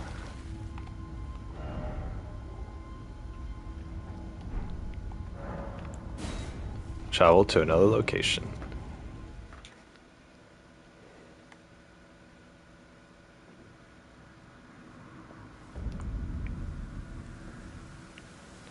Grey Doll's Dragon. Oh, this place. Okay. Gonna kill this guy.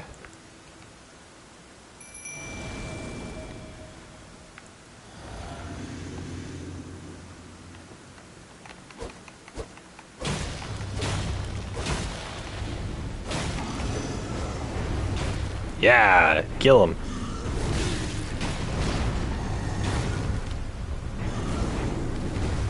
Kill them all. Kill him. Ah, shit. I died. Well. Wait, this guy's considered a boss? Really?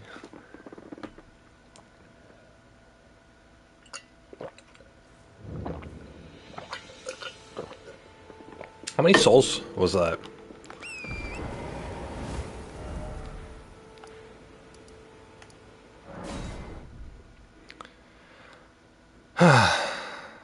Wonder how many souls that was.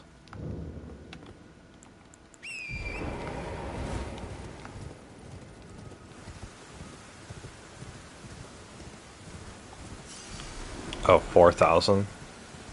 Nah. That's fine.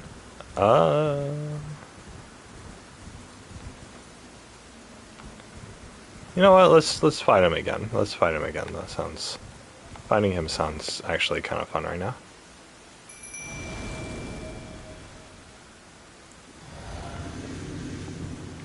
Kill him!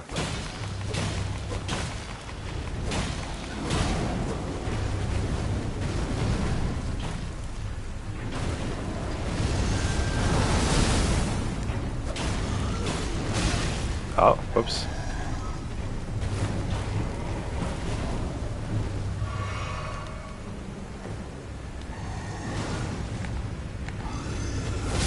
What? Wow, he ran... Oh my god, I thought he was gonna run towards Oleg, but he ran behind Oleg. And then just swipe. That dude, Oleg survived that. Hell yeah.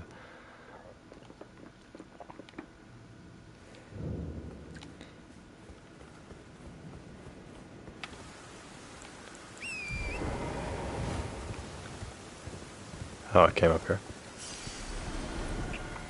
Alright, that's fine.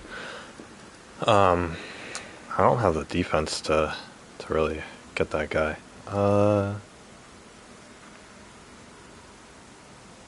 What the hell is that? Oh, I remember that. Okay.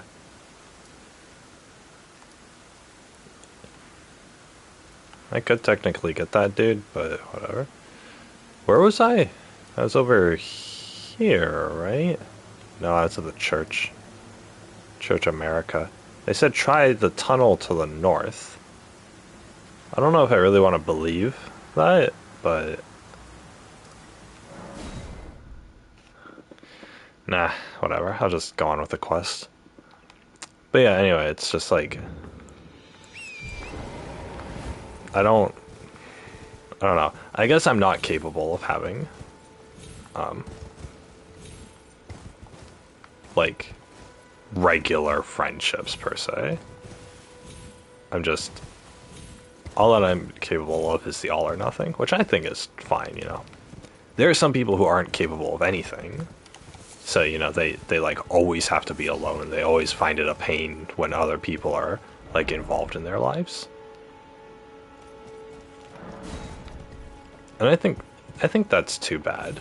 I think that you know, they're really like limiting themselves on what they can have in their lives.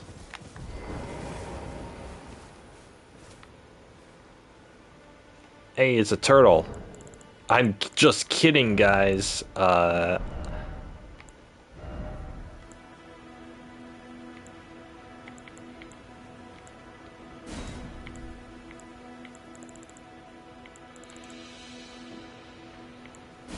Dog.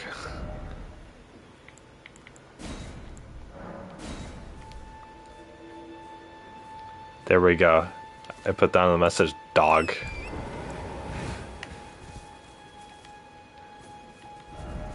Dog. That's a dog. Alright,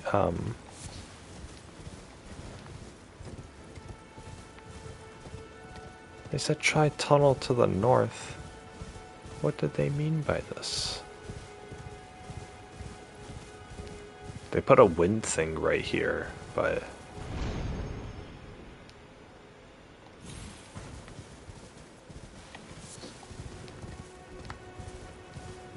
I don't know why, considering that.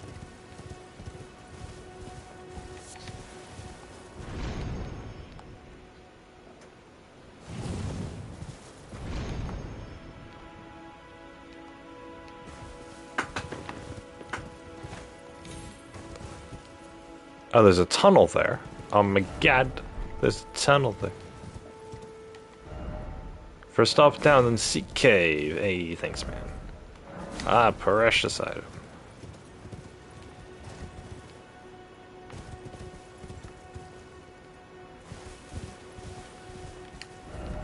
Something incredible ahead. Seek precious item. Try circling around. I will do that. Be wary of dead end. I will.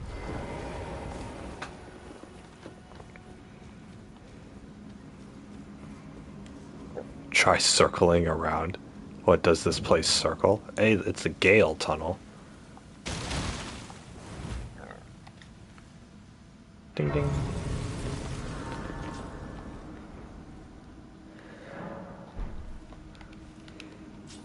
But yeah, I just think that I don't know. Yeah, there are some people who aren't capable of having.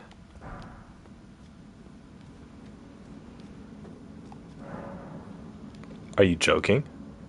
What do you mean does not open from this side? What was my dog message appraised? Nope. Beware of precious item got 6 legs.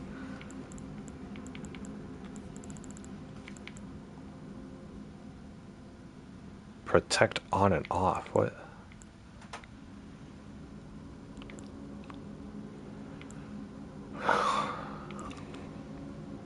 My time for revenge comment got 4 legs. Okay. Nice. Oh my god, guys. I'm getting those dopamine hits from Behold Friend. Wait, why is there a bunch of bloodstains here? Who? What were they fighting? Do I have to wait until a certain time? Let's pass time until nightfall.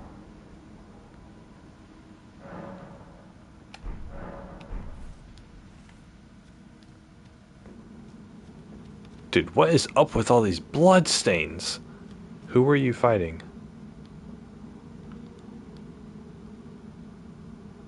Who are you fighting?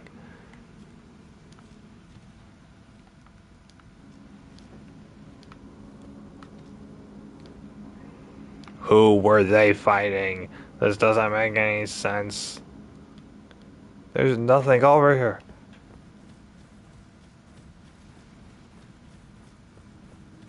I was thinking like, oh, a certain time of day somebody would open the door from the other side.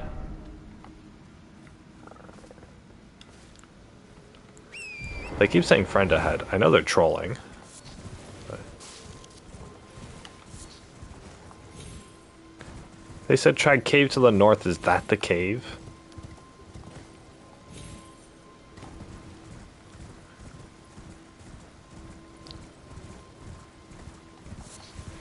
I know for a fact they're gonna put a freaking kill plane here so that you can't just jump over here.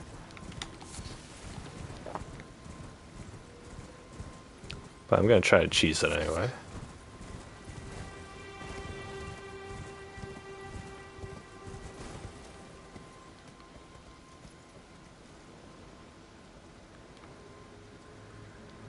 All these blood stains. Oh my god. Yeah.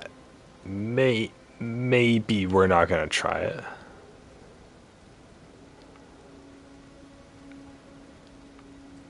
I like how there's a blood stain over there up in the distance.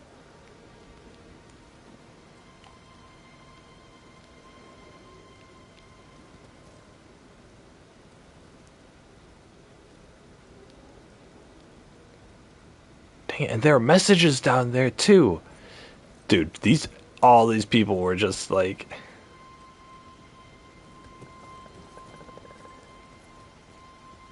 he just fell. Oh my god.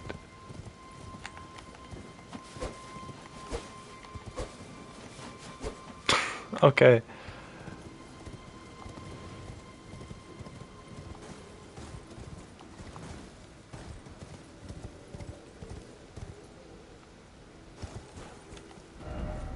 Not here.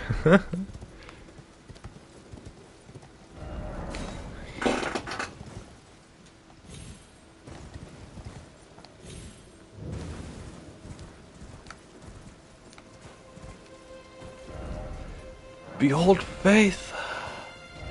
Arms. Arms. Hey, this one has arms. Smaller statues don't have arms. Let there be introspection. I don't even remember what item I got over here. Anyway, I gotta go to the well. Well, I gotta go to the well.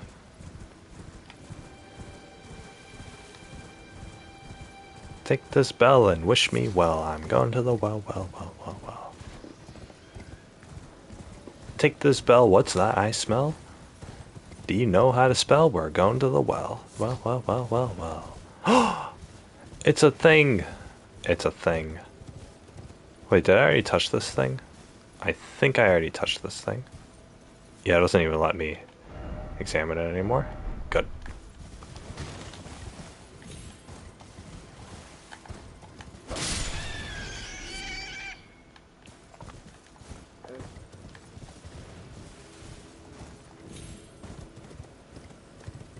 Guys, are you ready?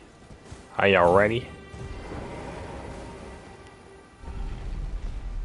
Oh my god, it's sparkly.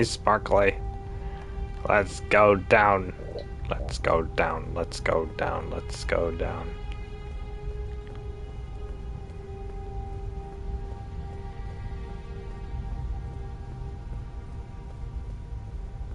Oh my god, look at this. Holy crap. Whoa, how far does this... Dude. Are you serious? How far does this go down? What the heck? Oh my god. What?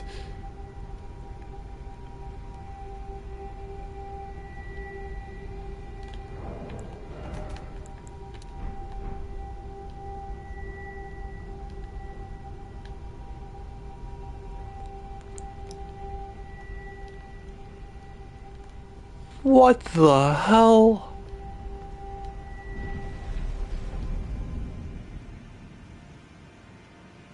You're joking. There's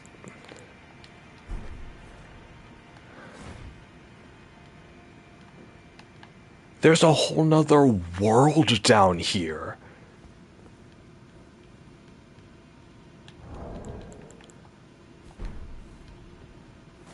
Oh my god. Look at that. It's like the night sky down here. Holy crap. Sick.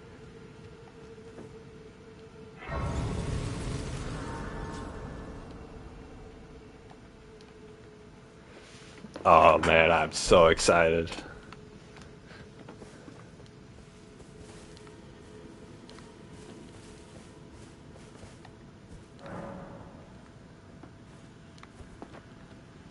Alright, where's the dude? Luring out. Mushroom. Mushroom. Who is he fighting? What the heck? It's a melted mushroom, I guess. Where's Blade?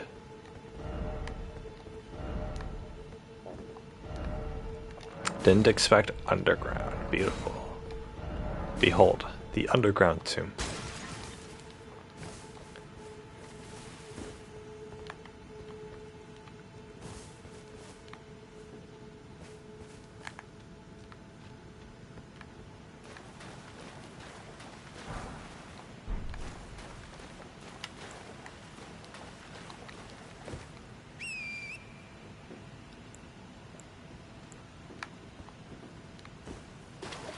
What's that thing in the distance?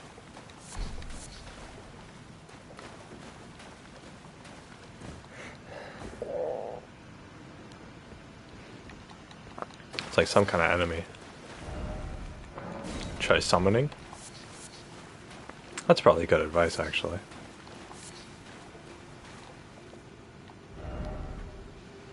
Guard counter required ahead?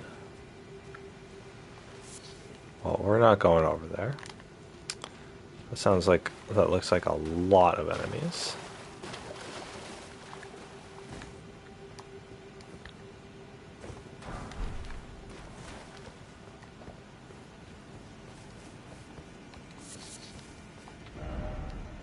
Try horseback battle.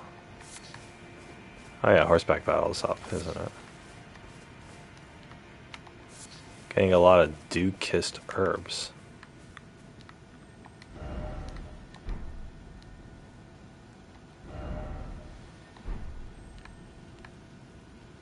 They might be onto something by circling around.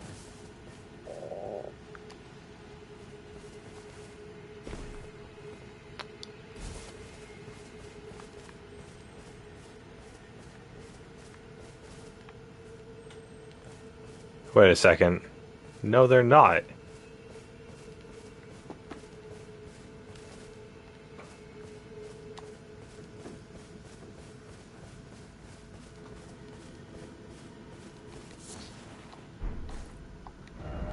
Ah, camphor.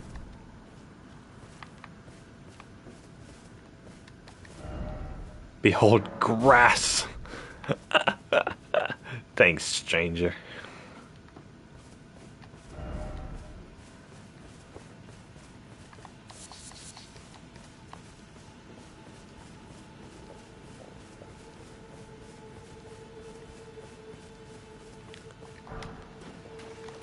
There's a ghost glovewort. Time for summoning. Skinny sort required ahead.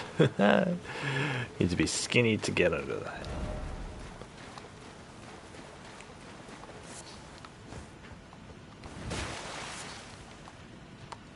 A lot of dew-kissed herbs.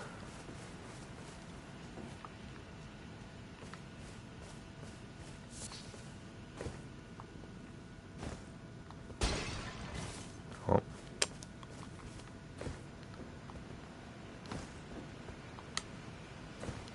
I can't circle around.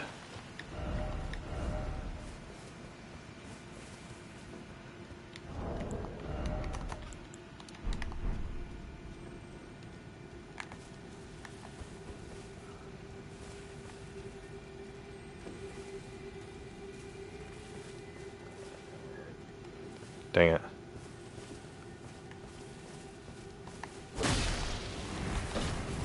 Oh, they're slow. And they're tough too. What the frick?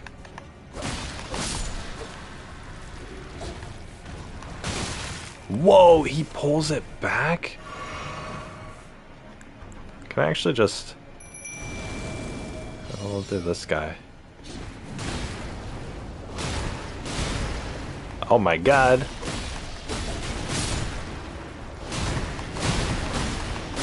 Yes! Stagger them all. Time for critical hits. Come on, Oleg. You can end them. Yes.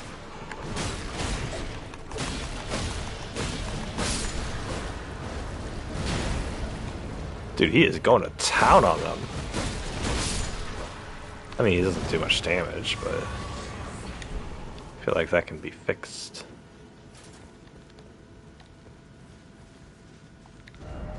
Try fingers or rump ahead.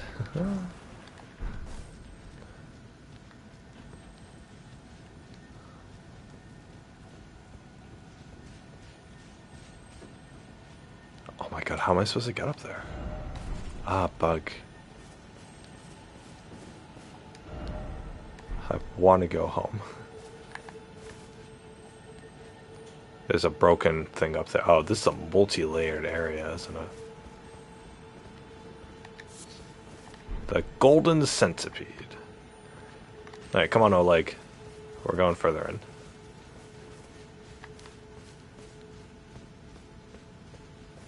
Dude, I get Oleg with me? Hell yeah.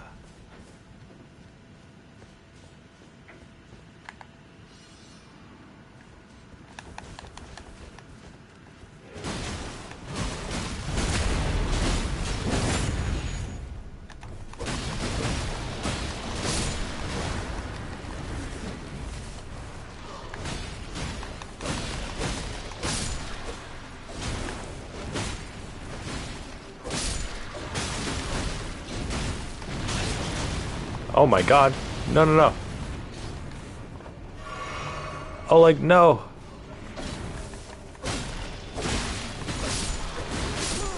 Are you joking? I died? Oh, fuck.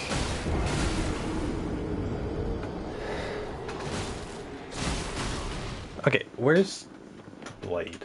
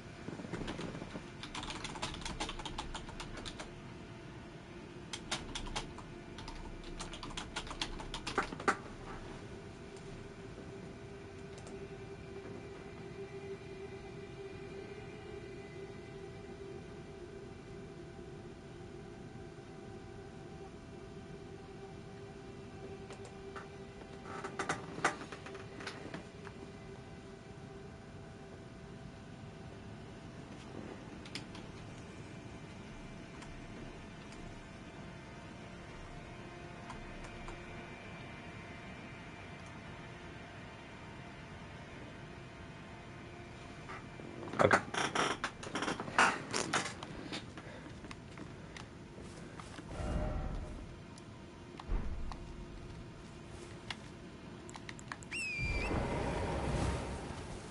Mushroom, melted mushroom.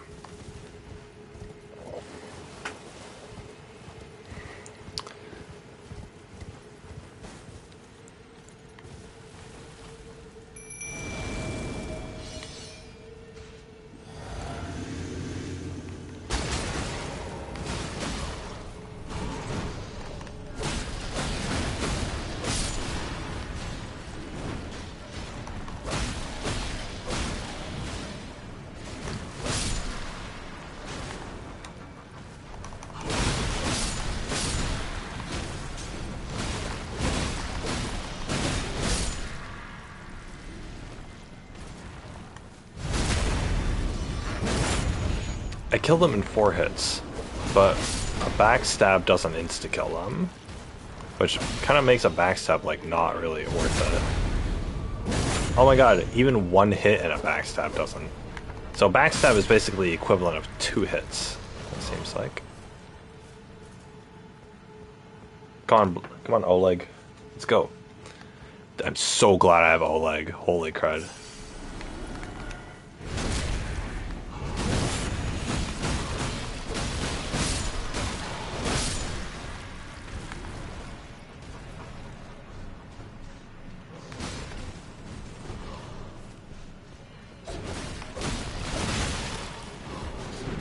Dang it, he popped my bubble.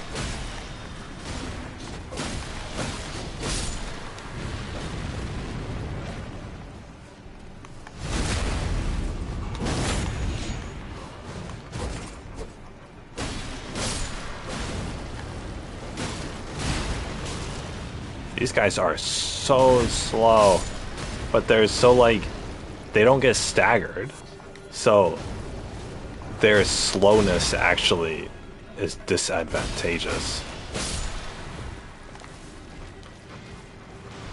Because that just means that I can't time their attacks. Ah, shit! Fuck. Oleg, no! Dang it, Oleg. Rainbow Stone. Crazy, crazy rainbow star. Icho ni konai ka. Kobaru dodoru.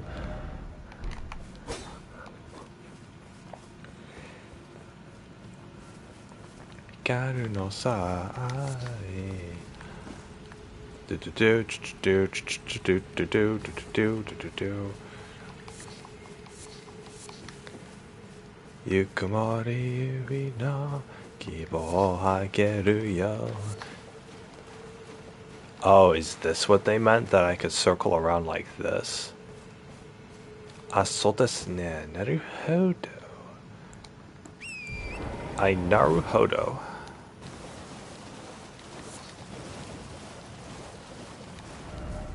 Ambush ahead.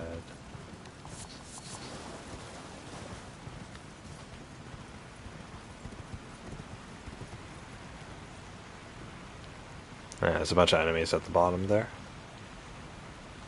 I want those items, but... Seek Cellar.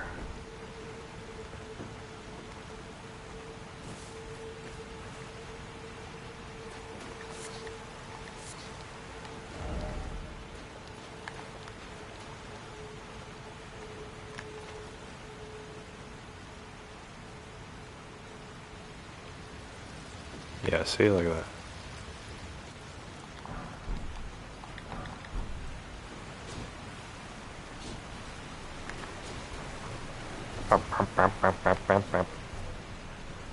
I think there are only 2 items over here, so...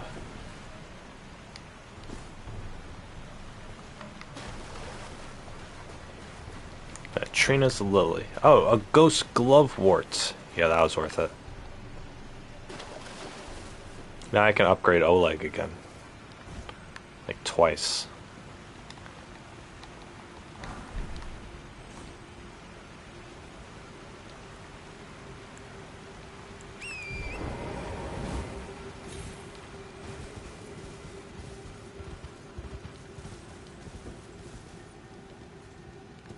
I see. Okay.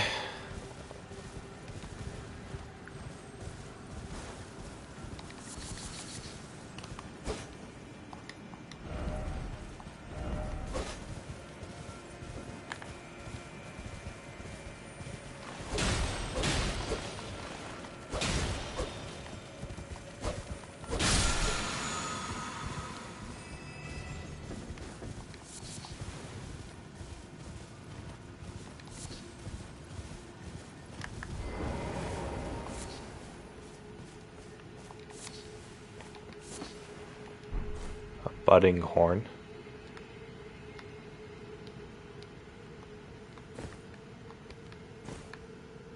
Keyboard.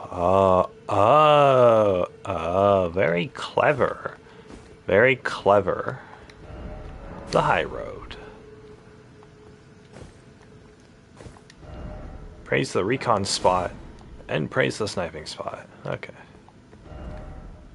Ah, message. Oh. Oh. Ah, shit. Oh, he fell. Hilarious. That's what you gotta do on foot.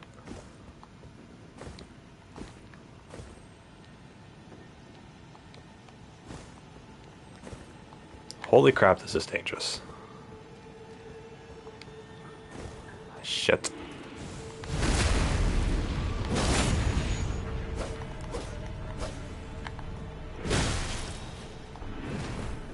Crap. No, not the bubbles. Shit. No, there's too many bubbles.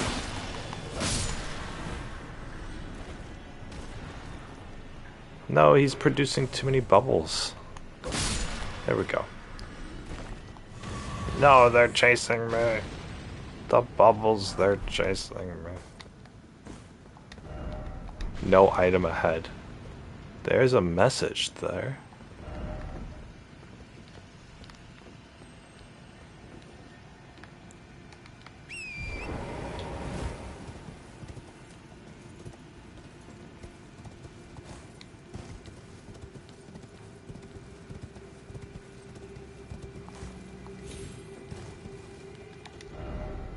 No item ahead. No treasure chest ahead.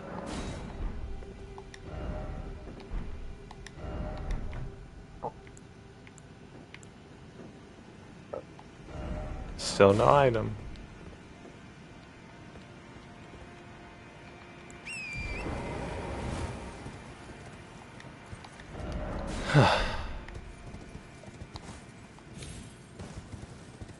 Have to be super careful. Super careful.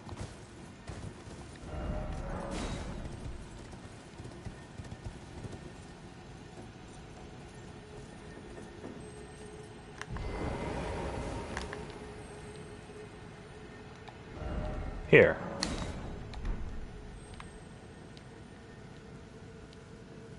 A lot of bloodstains. Ah, here.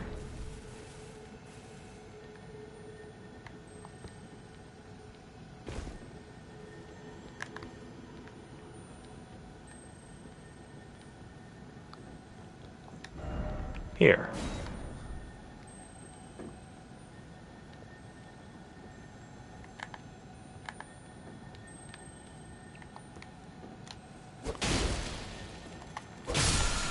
Good, I got it. Yeah, Oracle Bubbles. Ayy. Didn't expect precious item.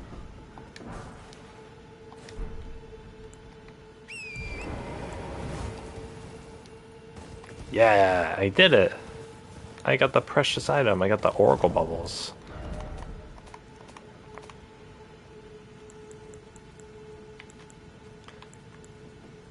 Launches several small magic bubbles. Wait, this requires arcane? Since when did spells require arcane?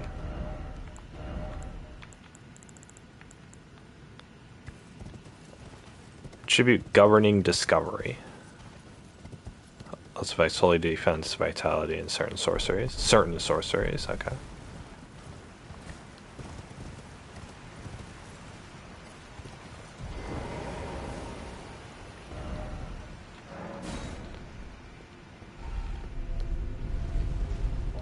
Is there down ahead? Nope. Oh my god, we're going up. Up, up, up, up, up, up, up. There we go.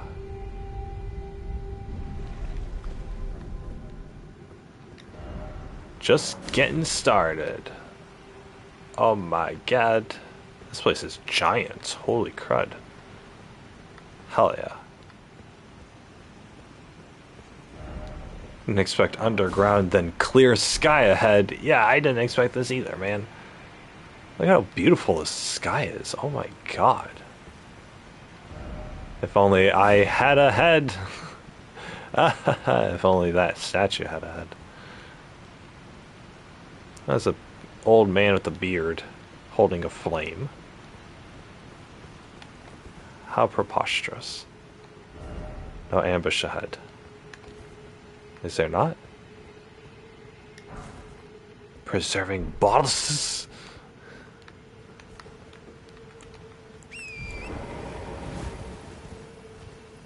Kind of just want to run through it all. Kind of just want to give it all up and go live my life in the woods. Why is it always mushroom? Why is it always lights? No precious item needed.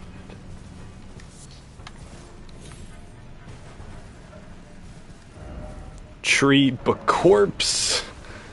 It's the corpse of a tree. Alamea.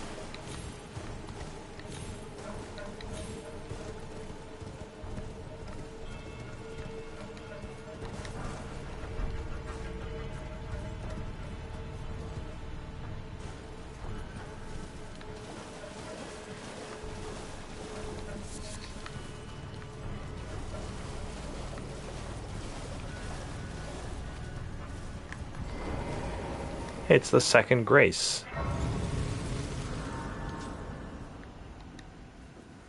Let's rest here.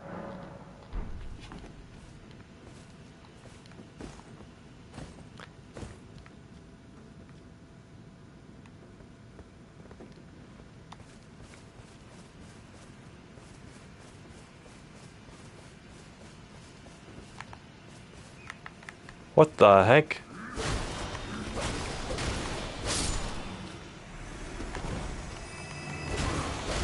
These guys get staggered back really easily. No threats. The Armorer's Cookbook 6. There we go. You trapped yourselves, you stupid deer.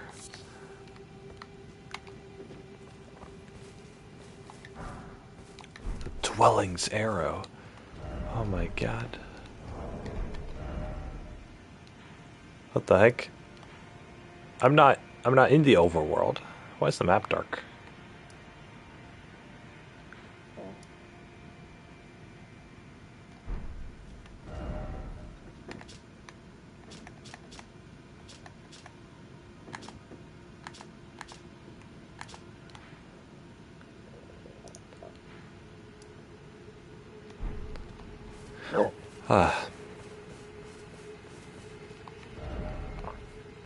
Try sorcery. Dude, you don't even need that.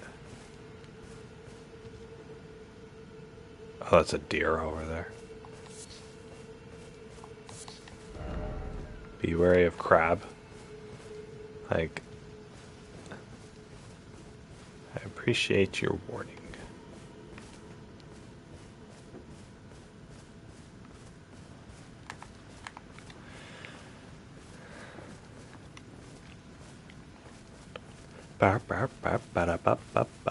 I haven't leveled up in like a long time.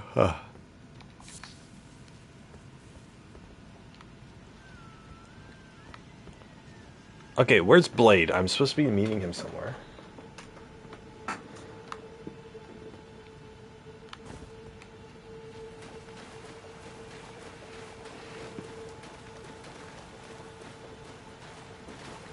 Light the flame. Ah, there we go. I did it. What did that do? I have no freaking idea. Hilarious. As you can see, you will need to encounter the second site of grace in the region before you can find Blade. Once the area opens up and you make it out of the tight canyon at the beginning, you can head straight over to him. He's standing near the edge of a cliff next to one of the giant stone pillars. He's quite easy to miss, so keep a sharp eye out for him.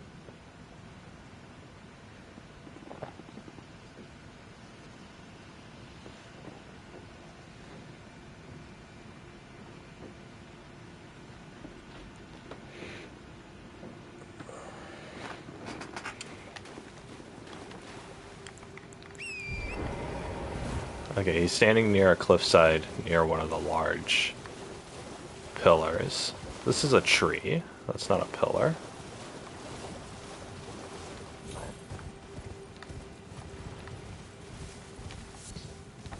They said he's quite easy to miss.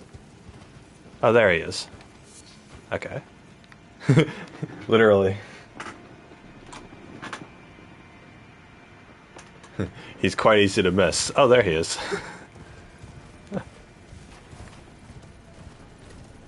I hope that's him.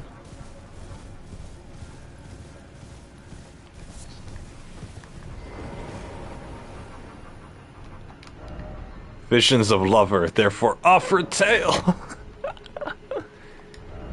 Praise the wolf, therefore friendship ahead. Hey, it's a big wolf. Oh, this guy needs to go down. There we go.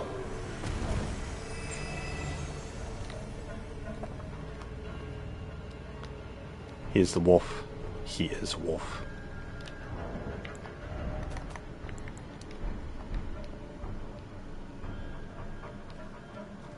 It's him, wolf, and it's me, wolf. Look at it. We're having a wolf stare down. Ah, he's a wolf and I'm a wolf. Oh my god, what the frick? Why would you do this to me?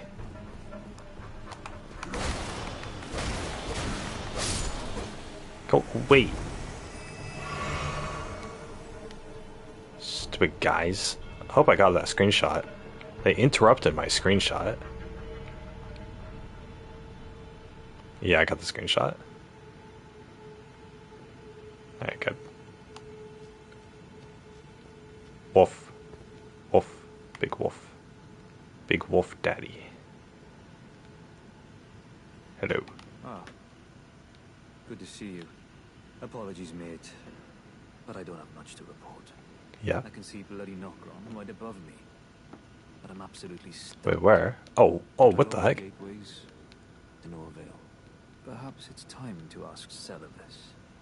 I recall that spiteful little rat acting like he knew something. Let's give him a squeeze. Show him just how sharp my teeth are. Are your teeth sharp? My teeth are pretty sharp. I jest. I wouldn't go that far. Besides, Would you not? I should check on some things here. Leave this place to me. You just do what you feel is right. If either of us learns anything, we tell the other. Right? Sounds great, mate. Leave this place to me. If either of us learn, and if we reach it, Celibus ready to... Syllabus would already give me an answer, but that's just fine. Alright, so I need to get this item. Item ahead requires What the? Whoa, that's way too high. I didn't want to go this high. No, everybody tries to go back down.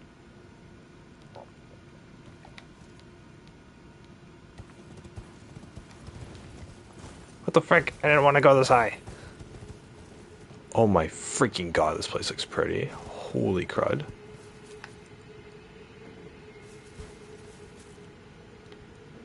Jesus, look at that. My god. Hell yeah.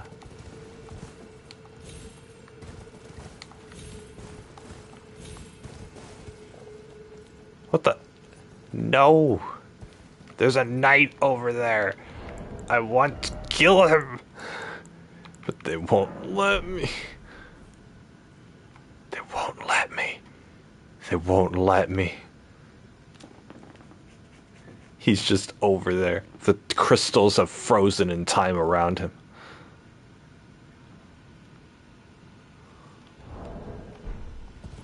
No! Oh my god. Wait, what remains did I just pillage? There's no one there.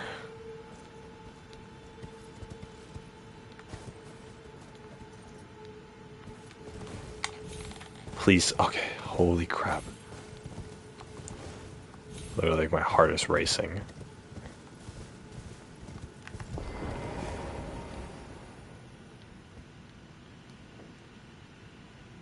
How am I supposed to get down from here? Why would they do this to me? Why would they jump me up this high? God, look at this area, though. Holy crap. Holy crap, that big old city there.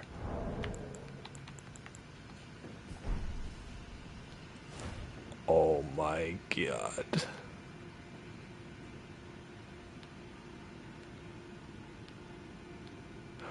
Is that like that like mound of dirt is like rooting upward and probably holding up the ground above it? It's probably holding up the entirety of Mistwood. Like, giant freaking city. Look at that. The whole city's upside down. Holy crap. That's so cool. This place is so cool. Oh my god. Anyway, he said talk to Celibus. That's exactly what we're doing. Rear Gale Tunnel entrance.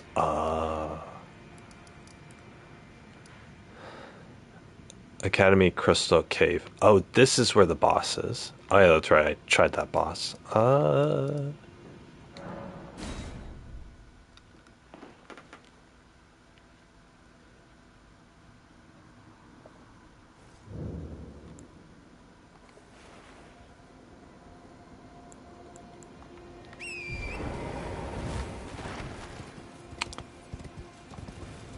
See if you guys want to see.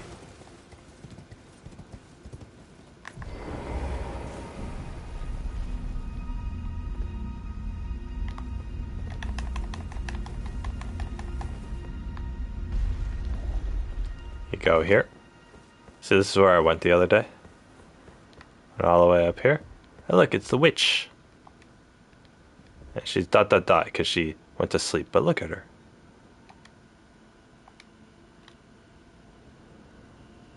Look at her. Look at she's just taking a nap. She's just taking a nap. She's taking a nap upright. I don't understand why. I mean, I could technically kill her.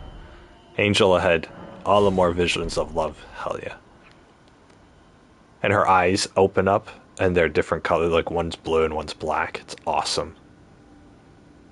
She has that mark. She's the one from the game trailers. She's the one from the game trailers. And then there's that wolf dude with the sword that we just talked to. He's the one from the loading screen. It's also where I got this hat.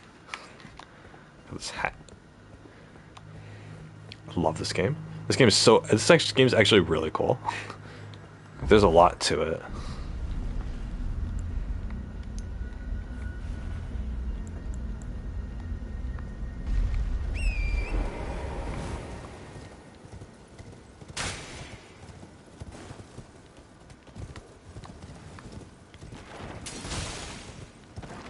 Just make sure I destroy everything.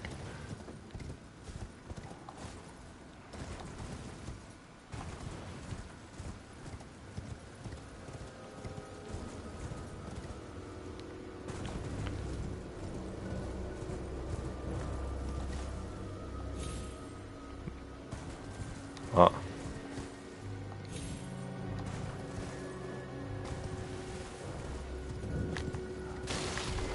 Alright, Celibus.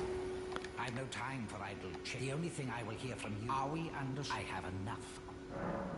Ask about Knock'em. Well, you're asking me about that, are you? I sure am. The task was left to you and the mongrel, was it not? Not only are you incompetent, but shameless to boot. Well, Jeez. There's no helping it. Just help me out, man. As good a time as any, I'll let you in on it. There's a glintstone sorcerer by the name of Selen in Limgrave. I know about Selen. She owes me for the help I gave her when she was expelled from the academy. Oh yeah, that's right. I asked her to look into the matter some time ago. I'll write you a letter of introduction. Go ask her. Letter of introduction. I already know her. I'm like technically her student. Why is it always bug? I've no time for the only thing I will hear from. Are we? And I have enough.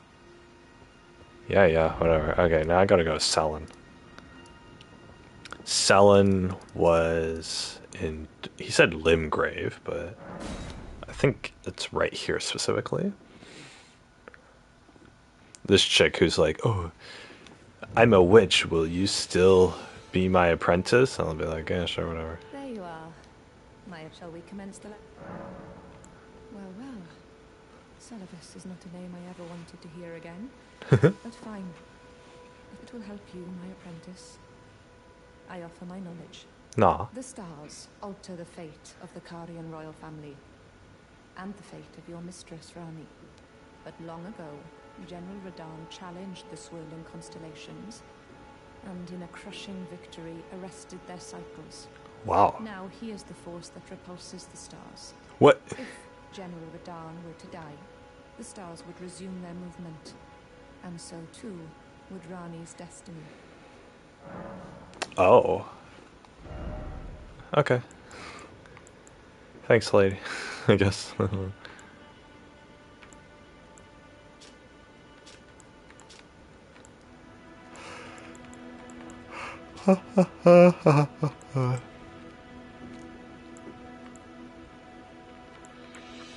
Crystal Barrage.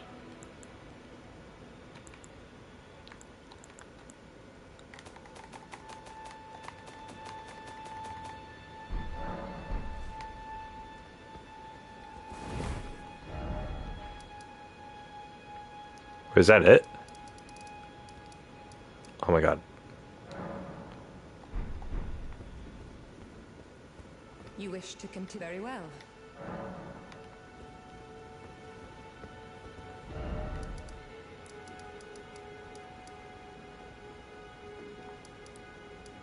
Well, I better go tell what's his face about it.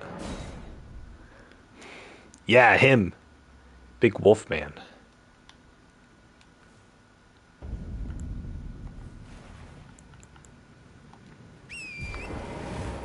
Ah, look how pretty this game is. Holy crud. I love it. I absolutely love it. Oh my god. This game was totally worth the $60. Was it worth like 2 years of hype? Probably not. But you know, whatever. It's all the same.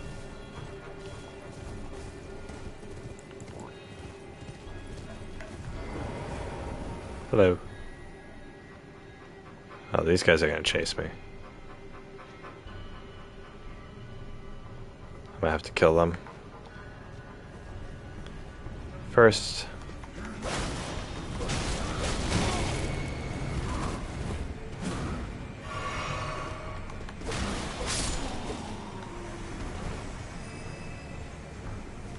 What is he doing? Is this dude like a shaman?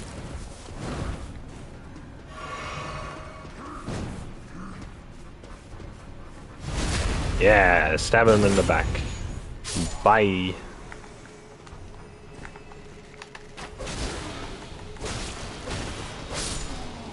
There you go. The Great Horned Headband.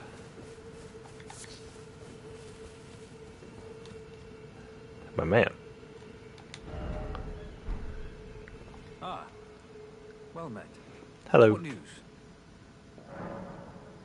Don't say anything. So Rani's fate is kept in stasis by Starscourge Radahn. That reminds me of something I heard. There's a festival being held at the castle on the southern edge of the Caelid Wilds, east of Limgrave. It's a festival of combat. And I heard that you can fight Radahn himself. He who's once called the strongest of all the demigods. Maybe it's just a coincidence, but I think it's worth investigating. I'll be on my way to this festival of Radahn. Wait, what? You're coming too, right? I'll meet you at Redmane Castle in Caelid. Redmane The way Castle. ahead is pleasingly simple. We fight, sword and fang. You're right. You're coming too, right? I'll meet you at Red. The way ahead is Redmane Castle. I've been to Redmane Castle. I can't even get through Redmane Castle. Like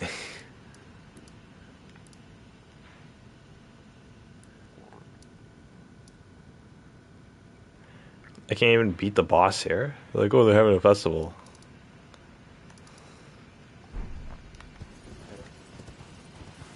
How am I supposed to get that item? Be careful of jump too high.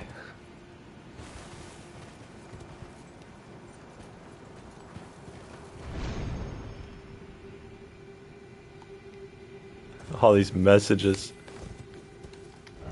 Forts. Didn't expect joy. Seek something incredible. Can I even make that jump? It's like a dream. Elden Ring. Oh, Elden Ring. I don't think I can make that jump, to be honest. There's no way.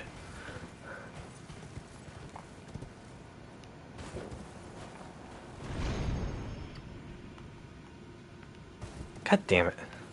I didn't want to land here. Oh, whatever. Anyway. Oh, there's something over there. Oh, it looks like a dog. Anyway, I can't get down from here. Okay, this dude wants to go to Redmane Castle, so let's go. Do I care? Nope. Oh, hey. The gate thing is open now. How many souls do I have? 8,000?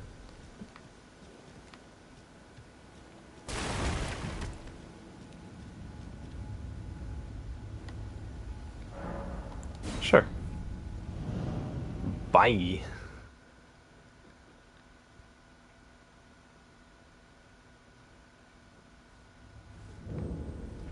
Oh. They just put me in here? Wait a second, he said there's a festival. I'm gonna need to turn my HUD back on.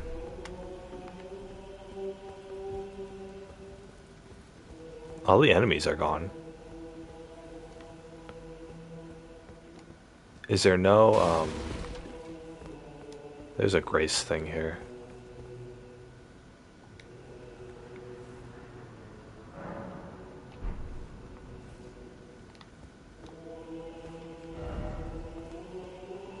First off, suffering, then likely death.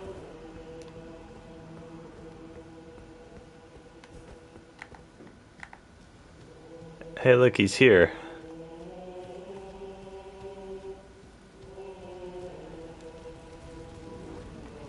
Hello. I love her off her head. I am at about the right height for that. Ah, there you are. Took your sweet time. That took 5 minutes. Players are all made up. I'm waiting for the curtain. Let's give them a show to remember, eh? Just don't you go dying on me. For Rani's sake, too. Wait, I want to talk to her. Hey, it's what's her face with the broken arm. Polite bow. Oh, she doesn't have a broken arm. Wait, who is this chick? Champions, welcome. The stars have aligned. The festival is nigh. General Radahn, mightiest demigod of the shattering, awaits you. Champions, Like prepare for battle. it's just one of the jars is waiting too. Claim glory and grab that great rune. A Great rune. celebration of war. The Radahn Festival. Ah, the players are all made. Let's give them a just don't you go down. Just don't you go dying on me, for Rani's sake too. Hey. Ah, if it isn't a tarnished warrior. I am the warrior Jar, Iron Fist Alexander. Pleasure is mine. I didn't expect this guy to Do you talk. know when this festival is being held? That's for the general, right? It is none other than General Radahn himself. Yeah. To think, I could face a great champion of the shattering, a demigod in the flesh. Oh, gosh. In truth, I quiver at the thought. Such is his frightful repute. But the fear simply assures me the ordeal is worth undertaking. Be sure to get a good vantage, my friend. I, Iron Fist Alexander, do hereby vow to unflinchingly brave this ordeal. Oh, okay. Be sure to get a good vantage, my...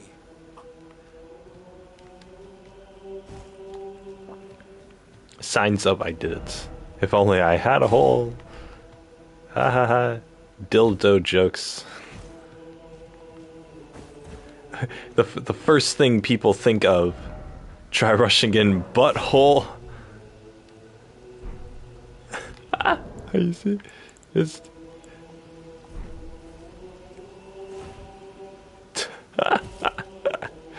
Sit on it. That's so gross. That's so gross. Oh my god. Putting things in holes. That's disgusting. Praise the lovable sort. Edge Lord. This dude's an edge lord.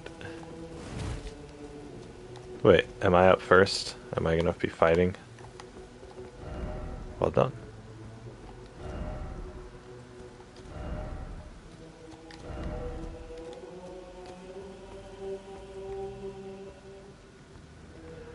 Hey. Are you good and prepared, young chum? I'm the young chum. Festival Oh, begins. this dude. Where's Allerby? This dude is the same dude from. Allow me to paint you the full picture. Oh. Oh, that's the end of Dark Souls 3. Oh, wait. That's a horse. What the hell? General Radahn is cursed ever to wander.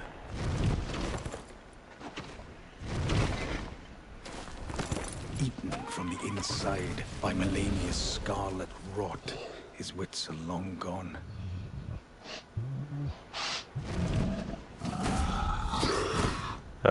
He didn't have one of the cures.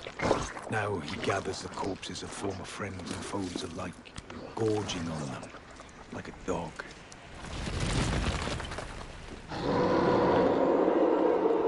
The Scarlet Rot has been getting like everybody. Howling at the sky. He needed one of those golden needles. But now, we must make merry. What? Oh, gathering of champions! The revels begin! The celebration of war! The Radahn...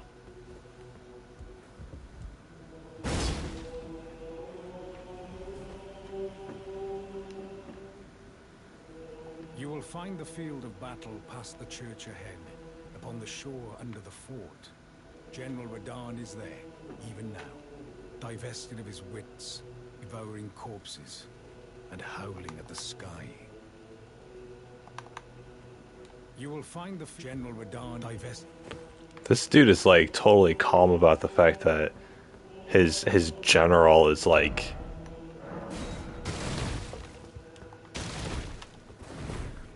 is just like basically a zombie now.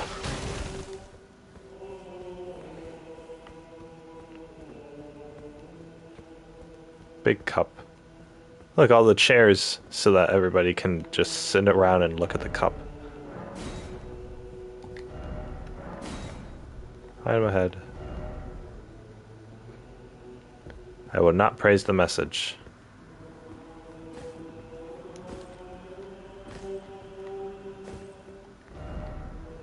Why is it always bad luck? Oh, there was an item. Somber smithing stone 5 times 1. Oh, hey, I needed one of these.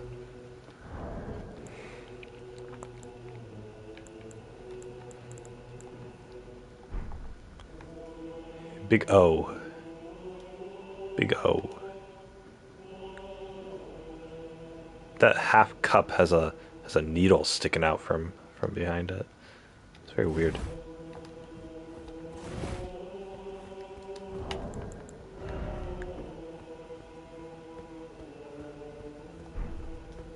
I do have what is called a medium load. Guard counters.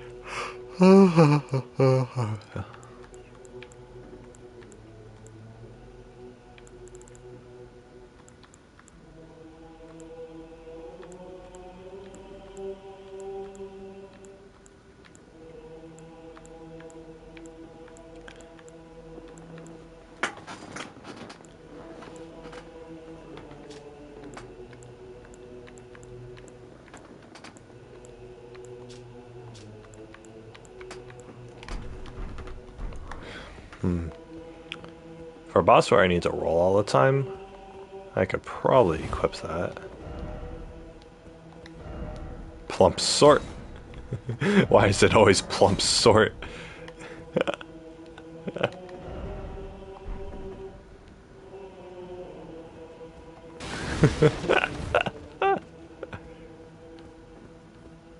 Carpet. I don't believe it. I don't believe there's a chair there. How could they do that to me? Still no shortcut. How could they do this to me? There's no shortcut. Wait, how could there be a bloodstain? That guy just jumped off. What? Gesturing required a head there for gesturing.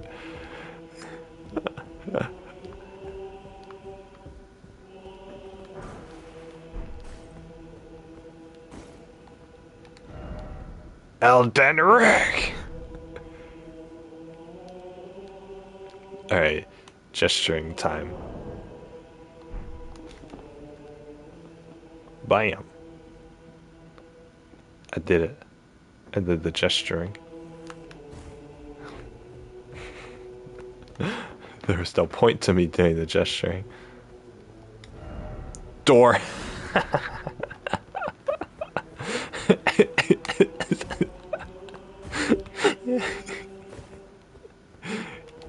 Zoomer humor. Oh, there's a lot of bloodstains here. What in the world? What happened? Oh my god. Wait, is he just stranded on the beach? Do do do do. Stranded on the beach. Do do do do.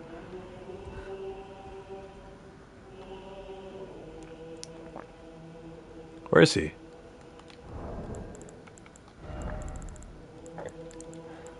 I want to see him. We must ascertain a strategy to defeat our enemy. He's not even over there. There's a bunch of invisible banners. Bye. This is probably not a good idea, to be honest. But, F it.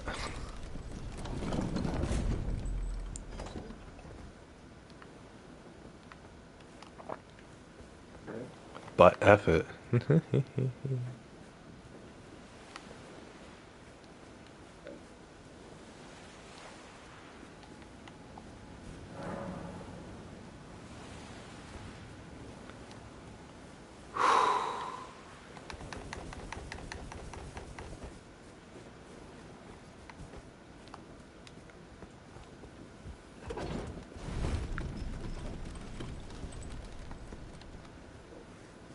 We are definitely dying. Like, no question. However, there are bloodstains here. Wait, these people died just from going into this?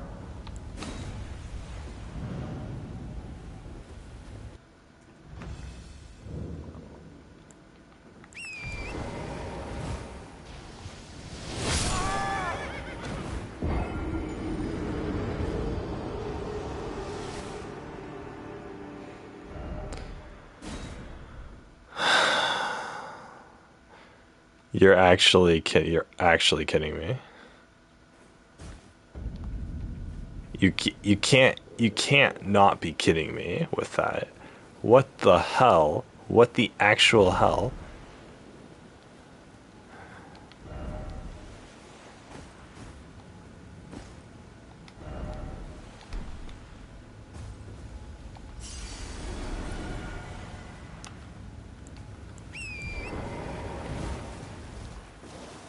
Oh, wait. What the, how are there messages up there?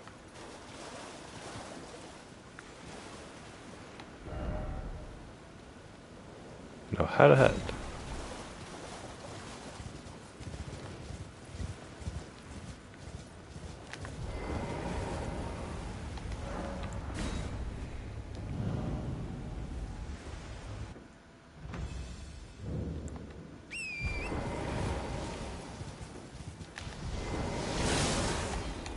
Oh my god. Holy crap. I see. I understand. You're actually joking. This is what the battle is going to be about? Really? What are these messages? Oh, I can just summon people? Oh, cool, dude.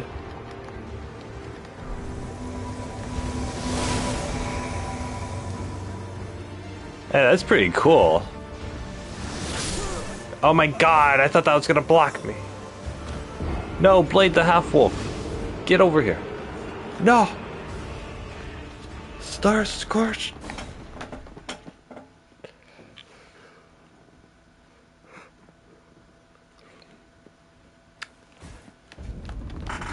Okay, okay, I'm getting it. I'm getting it. This is cool. This is cool. So he shoots you from a distance, and you have to use those things to block his arrows. And then while you're going from place to place, you can summon people.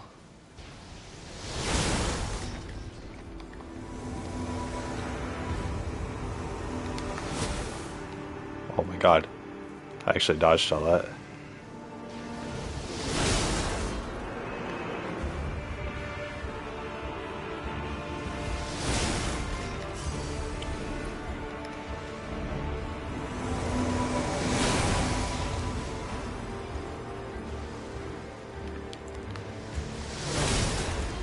God dang it.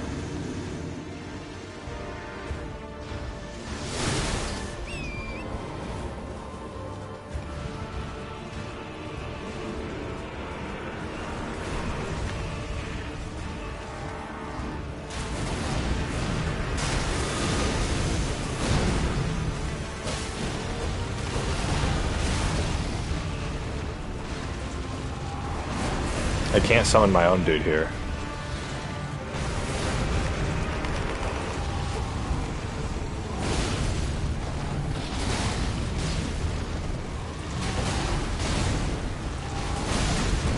Holy crap.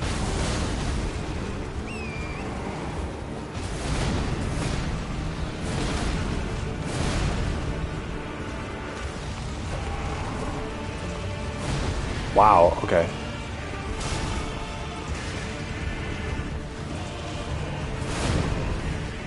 He's on his own, he's on just this little horse.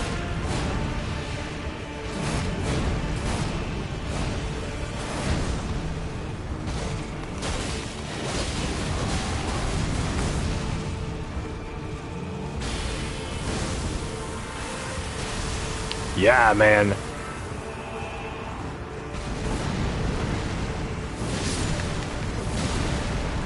Oh shit.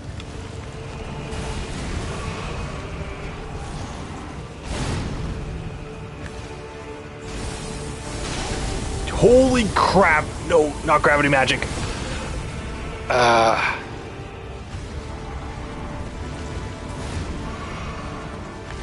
Summon the Finger Maiden. God dang it, come on.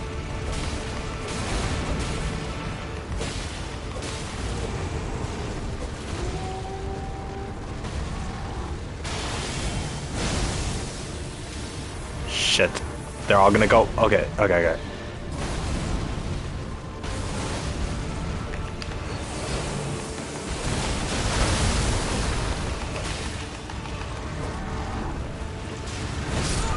Dang it!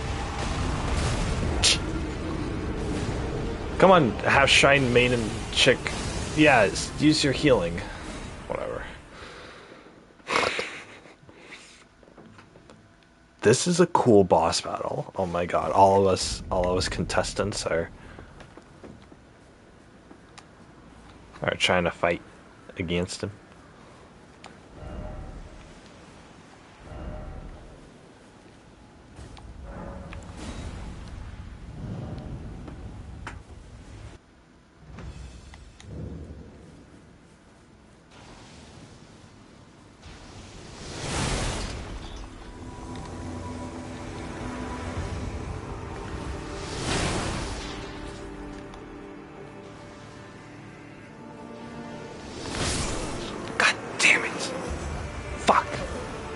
Lost my souls. If I die once, my souls drop and I have to go recover them. If I die a second time, then I lose those souls. That I dropped, they just disappear forever. So I had like 8,000 of them on me. Dang it. Well, that was kind of the risk that I was taking by doing a boss like this.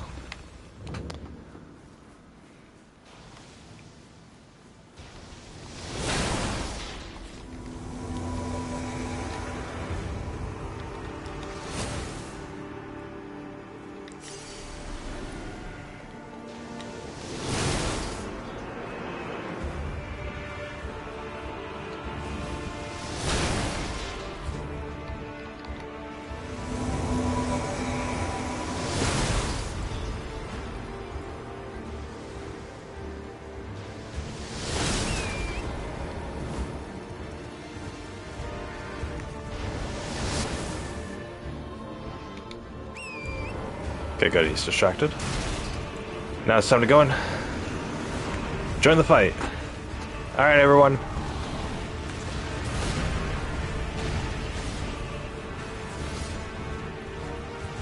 No, somebody died.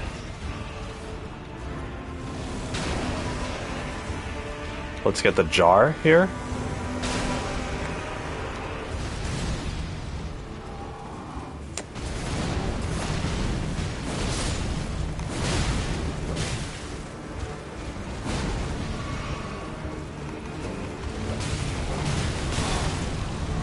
Ah, crap.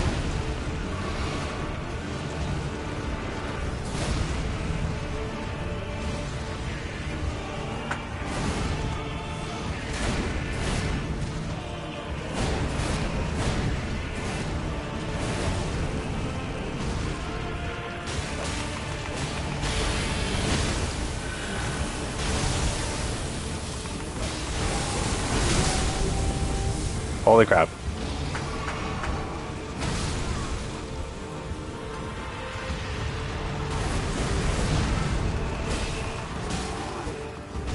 Get out of there. Oh my god. Holy crap, I actually got out of there. Okay, okay, okay.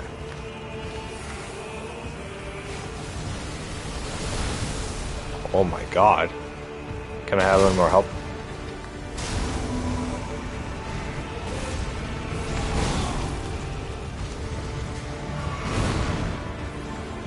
I can summon everyone who's died. I can just spam summon them. Fantastic.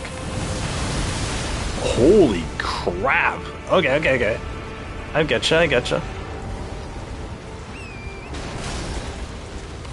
Reset this. Ah, he's going. Yep.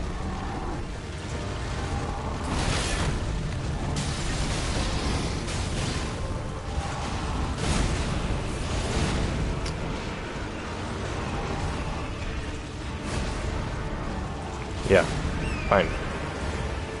I'd rather have my horse than my potions, to be honest.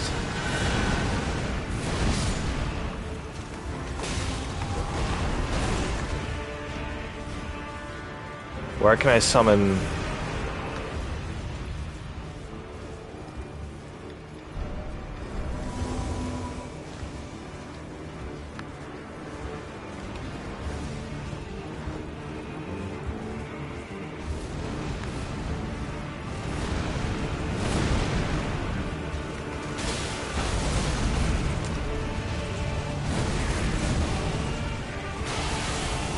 No.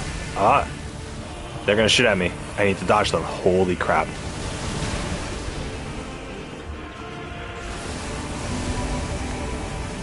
Why is she following me?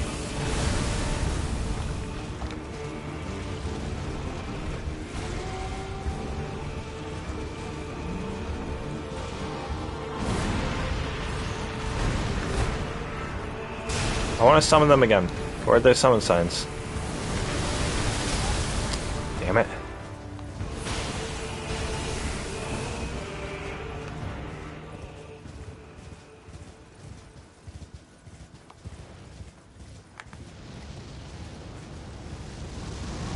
What?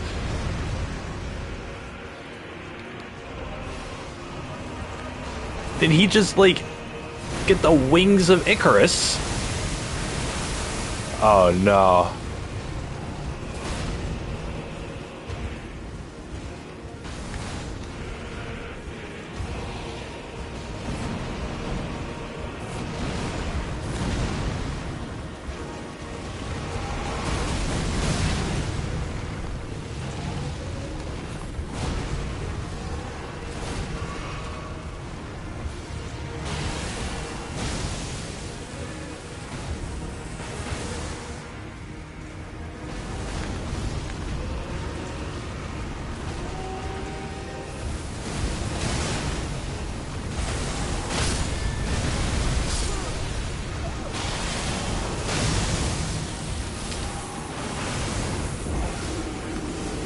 Whoa there, okay. Are you serious? He's like twisting and doing lightning and stuff. What the hell? That's so sick. Oh my god. I have to kill him. I have to.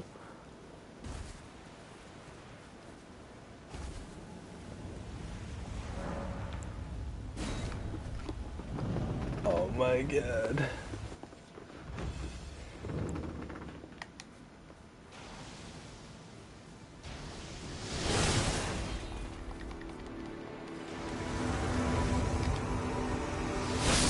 Damn it. I pressed the button like milliseconds too late.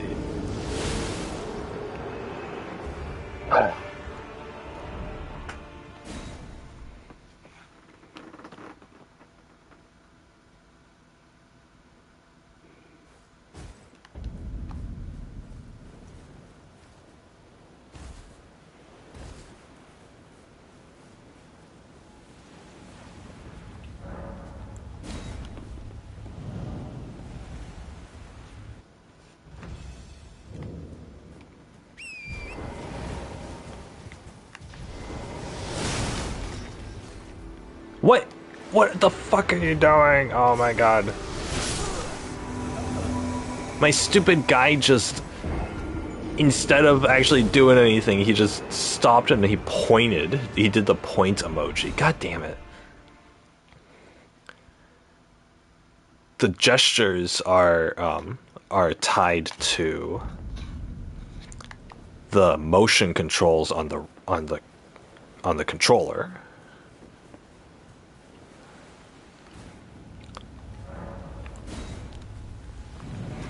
So if I press Y and then shake my controller in any form, then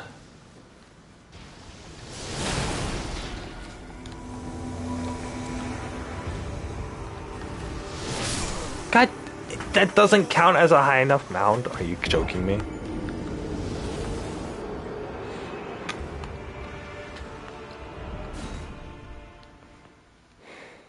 God damn it.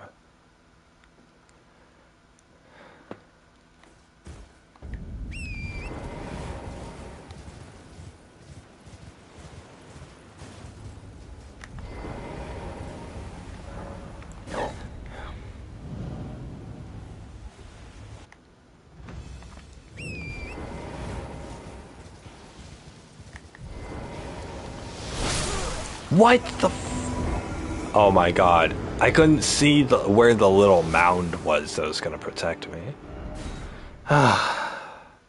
This might take a while.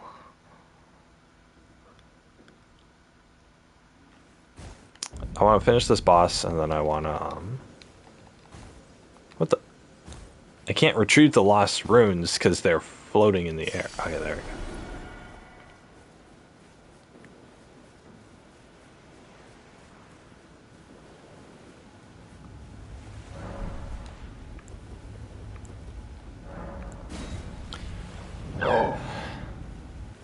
He died right as he was going out the gate.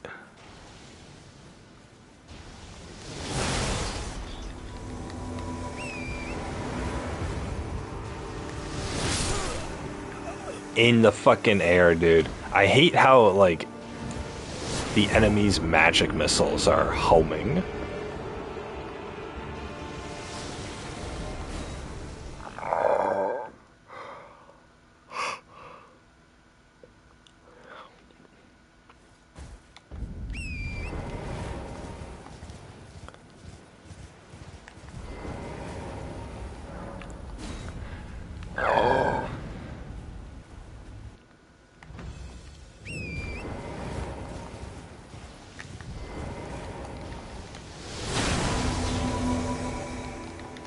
Go, go, go. Holy crap.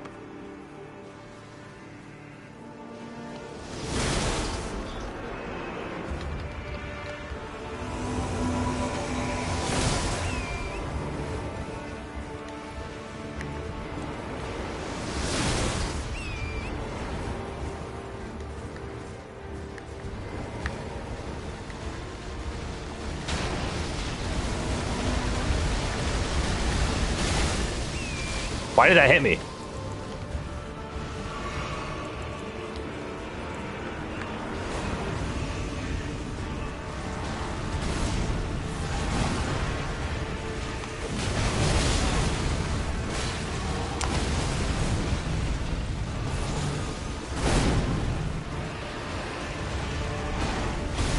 Dude, Okina is always the first one who dies.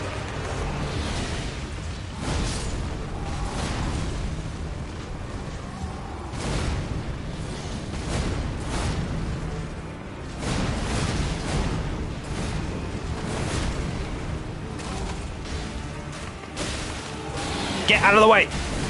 Oh my god! No! No! No! God dang it! This boss is tough. God, I love this game. This game's awesome. Kill them all!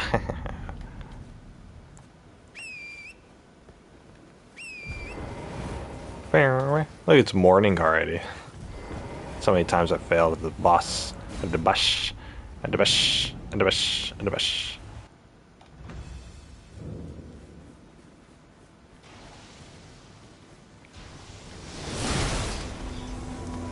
Go, go, go, go, go. Go, go, go, go, go. Go, go, go, go, go.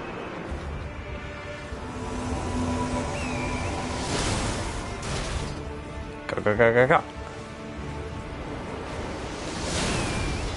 Go, go, go, go, go. Go, go, go, go, go.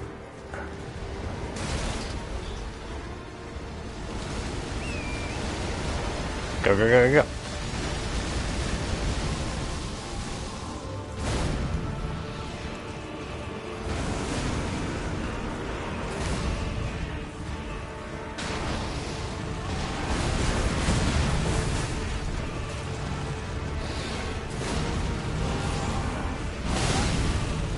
No, my horse.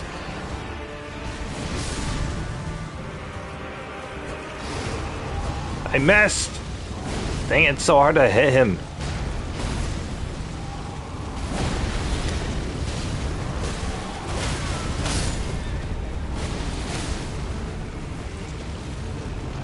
No.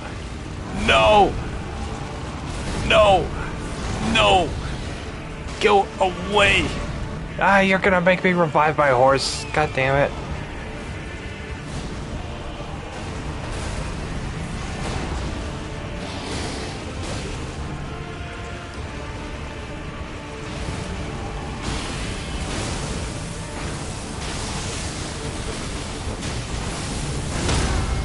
Shit. Pop another health potion.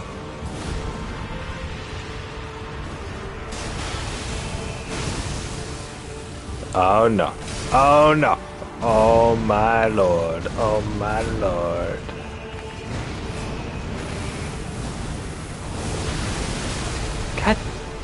God, that attack.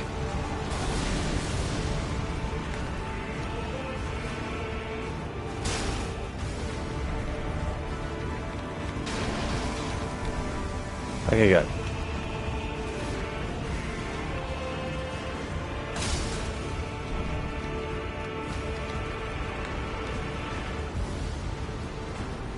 Wow, he is coming for me. I can jump over it. Unbelievable. Unbelievable.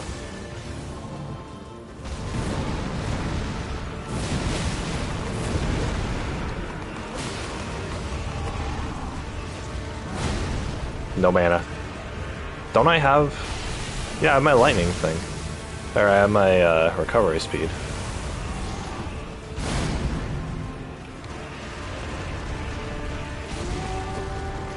God dang it. He keeps running.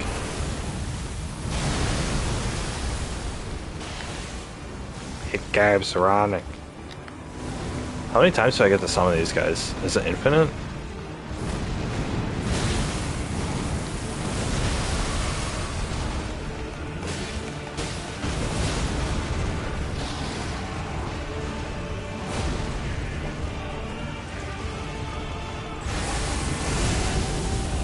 Oh no.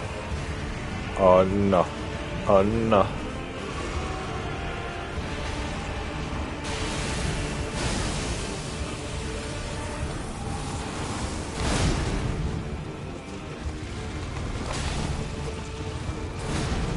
His range is so freaking big.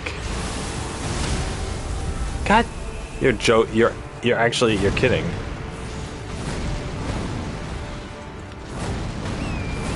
Just go, just go, just go. I hate him. I hate him. Just go, please. No. Oh my god, he jumped. He jumped. Where'd he go? He jumped. I gotta resummon everybody. There's freaking meteor. Swear to God.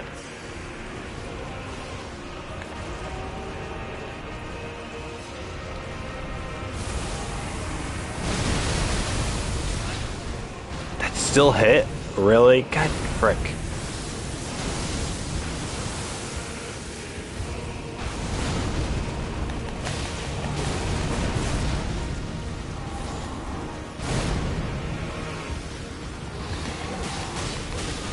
If I was magically inclined, this battle would probably be a little easier.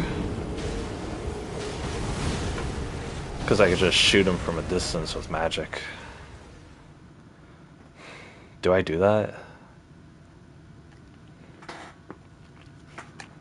Depends on how much the magic does.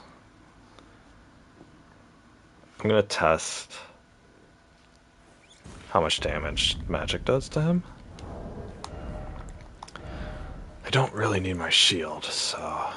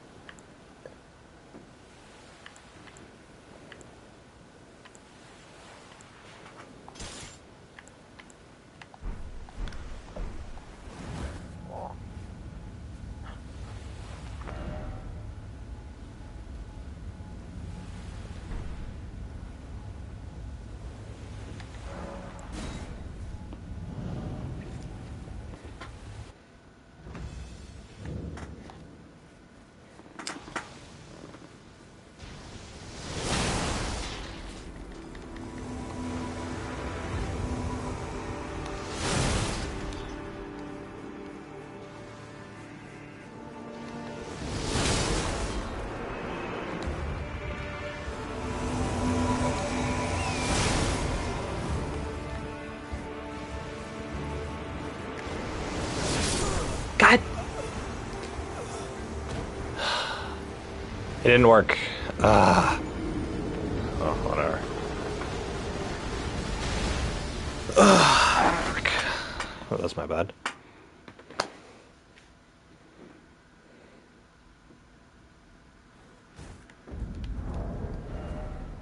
The cat helmet actually increases intelligence a little bit. So we'll see how we are with that. Do I have any better armor? I swear to God.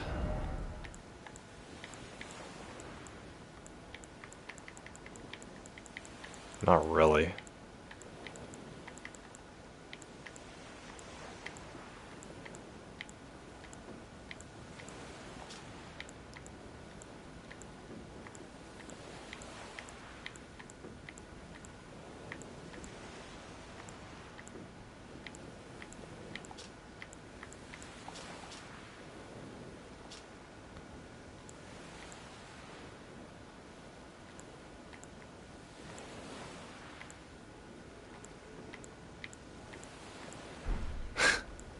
Okay,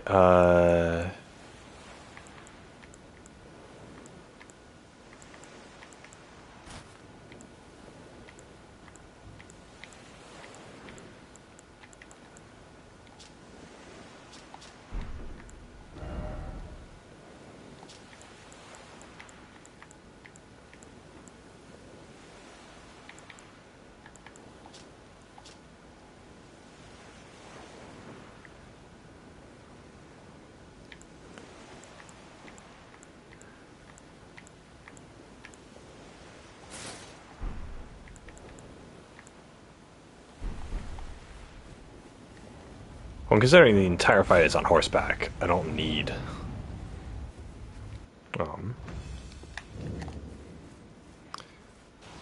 heavy equip load doesn't really matter.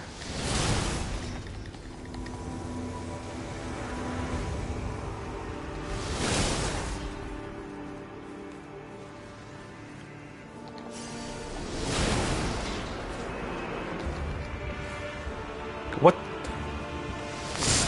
I fucking hate my character. Oh my god. My character just stops to point. He got over the summon sign. I pressed triangle. And I guess apparently I jerked my controller forward ever so slightly when I did that. And he pointed. Instead he did fucking not that. He just stood there and he did, what's point? Oh, point is freaking...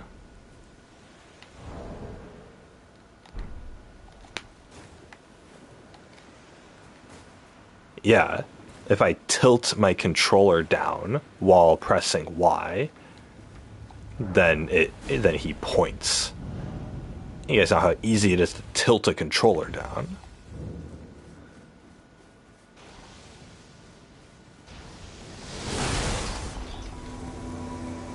So I have to hold my controller perfectly still.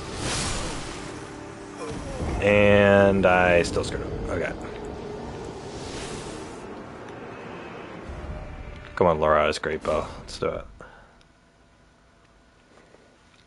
Glintstone sorceries. Oh my god.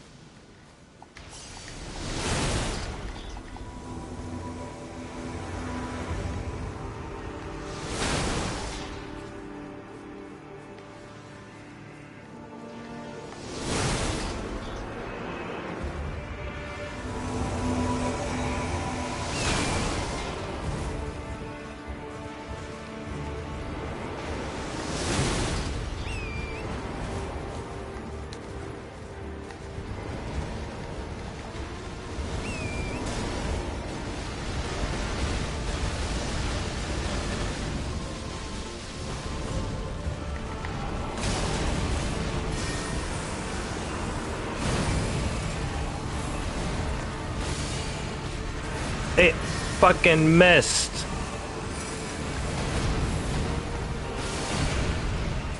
It missed again. Unfucking believable, dude. Just let me hit one of my shots. Okay, there we go. There we go. That was enough for a hit.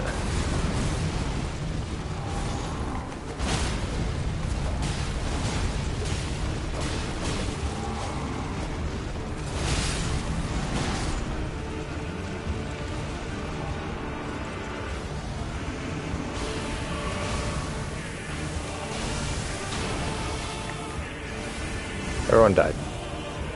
Everyone died while I was testing out the magic.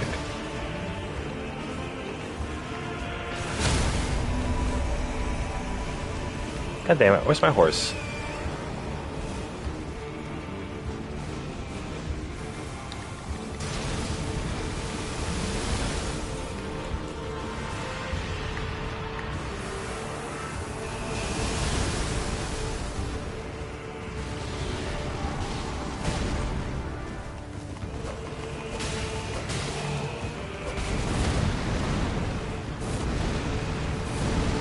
It's so hard to hit him while I'm on my horse. No, thank you. That didn't hit me. Okay, good.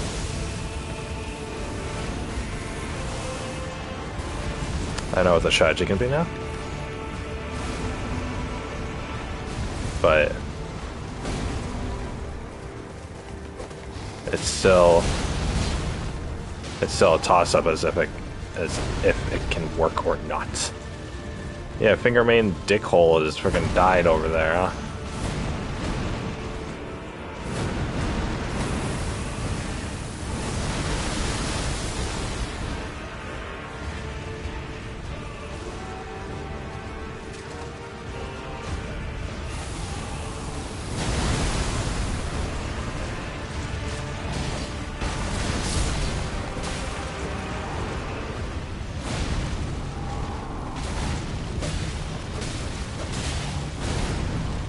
God dang it. I can hardly get any hits on him. It's because I'm being a coward. I'm being a chicken.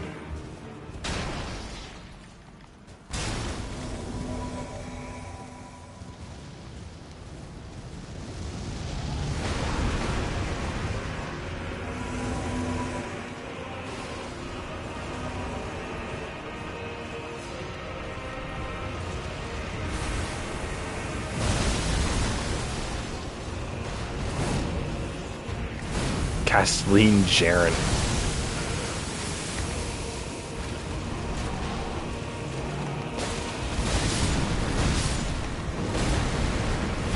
Oh my god, that just killed everybody. Okay. Come on.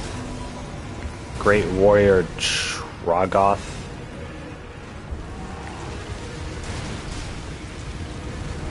Am I the only one left? This isn't good if that is the case. Big if true. Dang it. We're going somewhere else. We're relocating.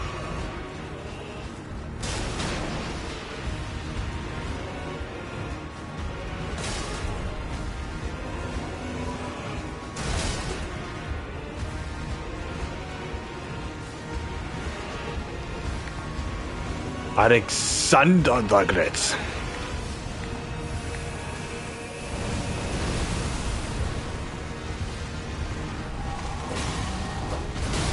No. No. No. No. Damn it. Let me up.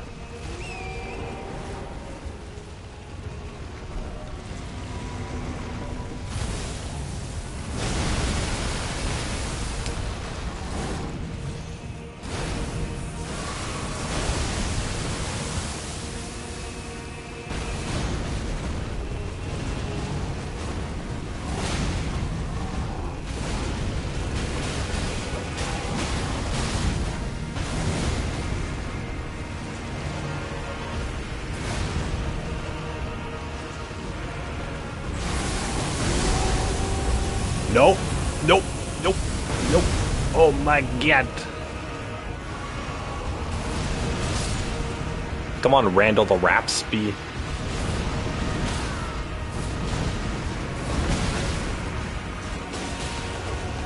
God, let me in. He has these freaking area-wide attacks that I can't. Crap. Oh my god. No. Now he's going Super Saiyan mode. Oh my god.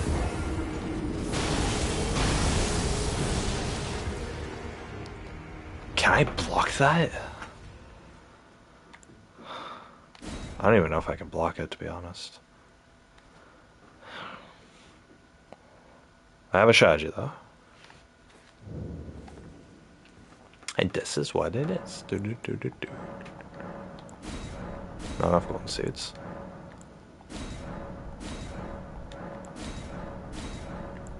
Okay, allocate flasks.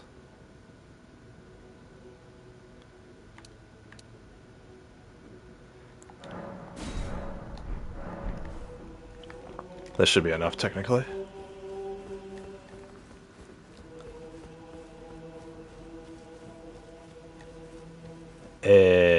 Fluffy, my man. Into the fray together. Let's see what you're made of. Alright. Hey, lady. She's gonna bow at me. Champion! Hey, Jar. Be sure to get a good eye. Champions. Are you good and prepared? The festival. Before we begin, allow me to... But now...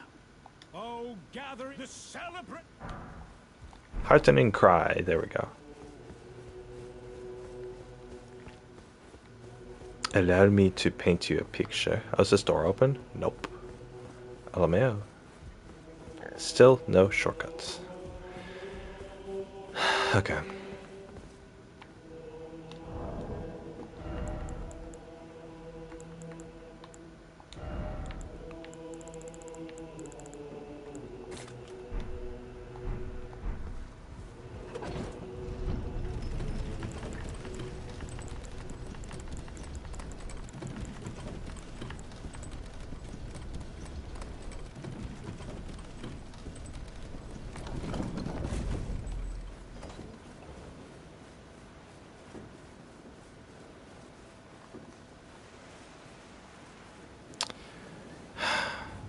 Let's do it.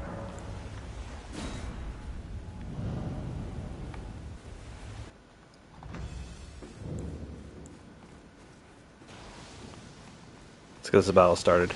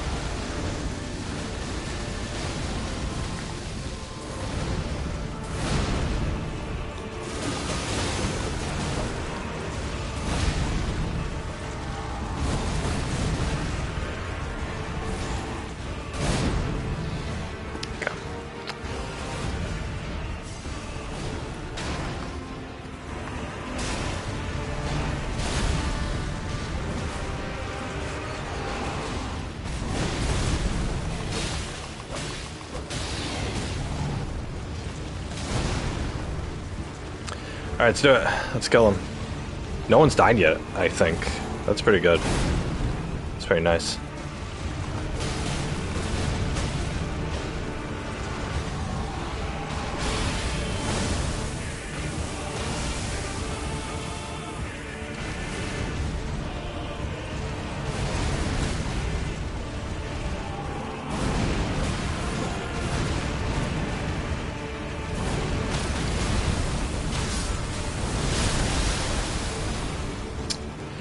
Go, go, go. Go, go, go. Damn it! He pulled me in. Just when you thought you were done, they pull you right back in. Holy crap, everyone's dying. Oh my god, my heart can't take it. Where are the summon signs? Where the hell are the summon signs for the people who just died? Okay, there's one. There's another.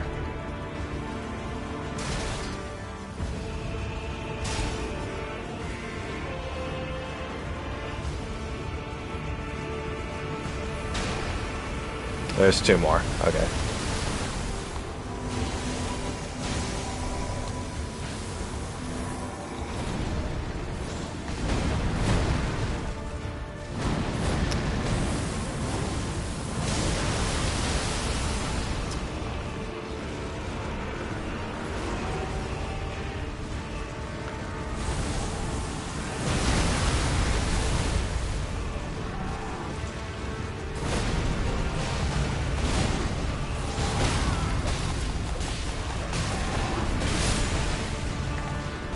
Holy crap.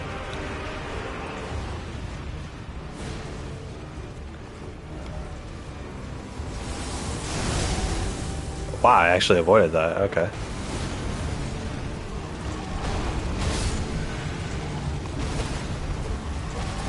Let me hit him! Let me hit him! You fucking game.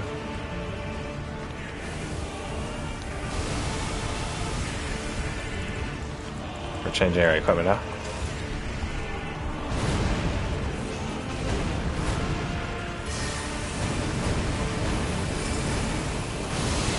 Why the hell would you shoot it the other way, you piece of ass? Just turn around on your horse. It's not that hard.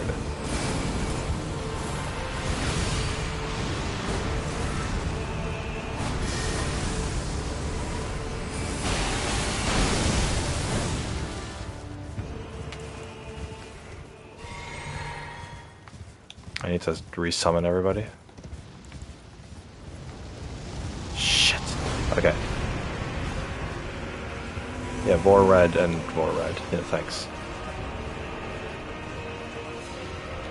You horse's ass.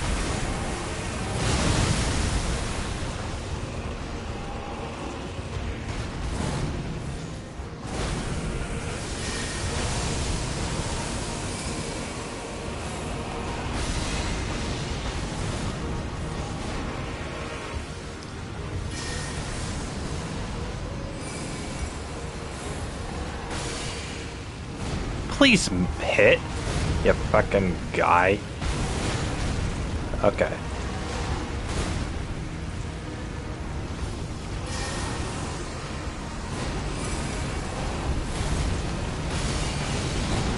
Okay, good, I got him.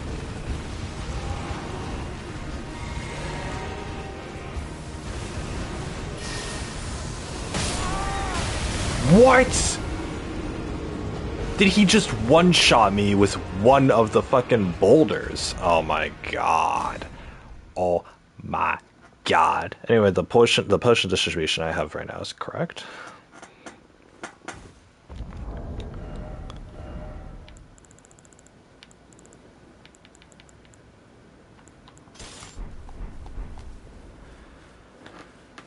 Should be able to kill this guy. To be honest with you. Should be able to kill this guy.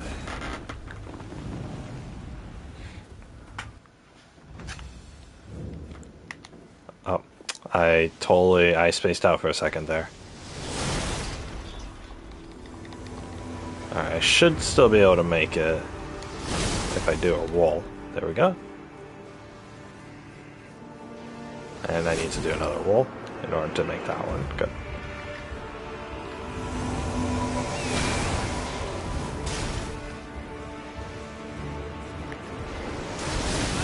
What? Oh, you're joking me, dude. The roll that I did to get off my horse destroyed the little hill of weapons that would have blocked me from the shot, and so of course it didn't block me from the shot. That's dumb. That's stupid. Alright. Ugh. This game, they actually make it easy for you to freaking do everything.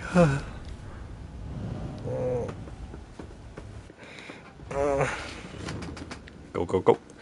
The Wailing Dunes.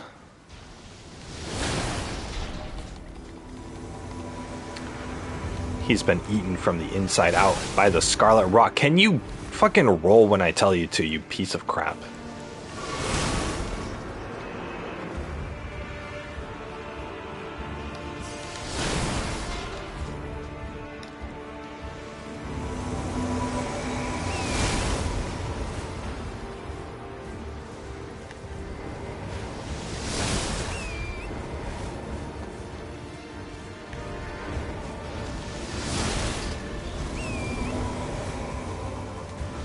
Okay. We're good?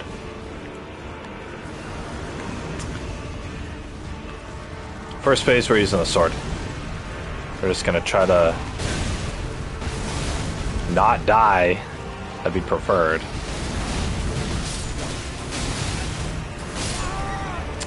And I died. Okie dokie, okie dokie, okie dokie, guys. Okie dokie, guys. Okie dokie, guys, we died. And we're gonna try again because... And I'm gonna do it with the headphones off because I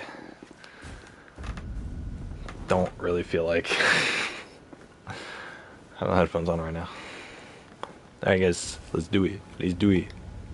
Oh, no, don't touch the bloodstain. Okie dokie, guys. Okie dokie, guys, we died, and we're going to try again because that's what we do in Dark Souls. We do it again and again. I'm getting audio cues now, so this is actually a little bit harder. You guys got the audio cues, I don't. So go, go, go, go, go, go, go, go, go, go, and jump, and go, go, go, go, go, go, go, go, go, go, go, go, go, go, go, and jump. There we go. And go, go, go, go, go, go, go, go, go, go, and push up. And we're gonna keep going. Go, go, go, go, go, go, go, go, go, go. And we're gonna kill him. We are gonna kill him. We're gonna kill him. Oh, I got a hit. Yeah, I got a hit. Yeah, I got a couple hits. Nice. I can't really tell that well if I get hits or not. And I can't really tell when people die unless I read the bottom text. We live in a society, bottom text.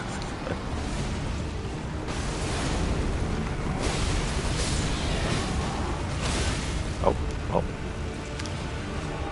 Here's my vulnerability. I'm not already. Maybe I should have saved. Maybe I should have saved. So I guess there's like a war going on in like another part of the world right now, and people are dying and stuff.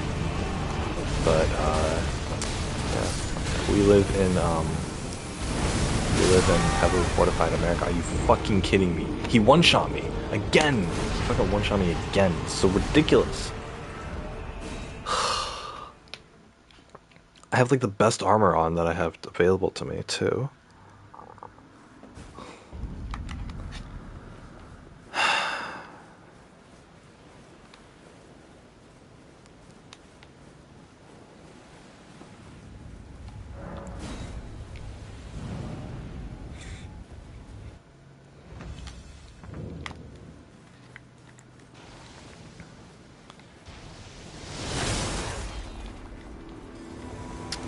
Shirobako. Oh, I literally guessed. I literally guessed. Fuck, I pressed the button. I had guessed.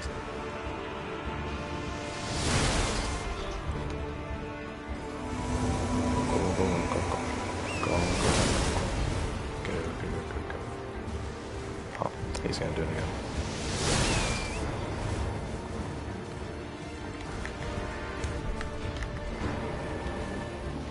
Can you summon Alexander, please?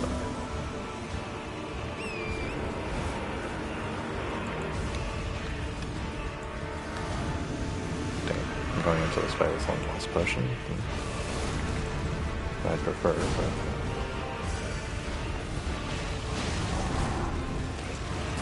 He's back turned.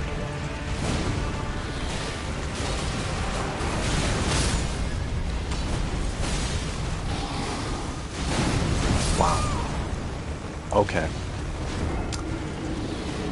Okay. I keep dying on his first phase. I need to get... This battle has like 4 okay. It has the me running to summon everybody phase first. Which is the one you guys have seen the most. And then it has the initial phase where he doesn't do anything, or when he just does his basic like sword swings and stuff. That's the next phase. That's when everybody like starts crowded. That's when I actually get to fight him first. And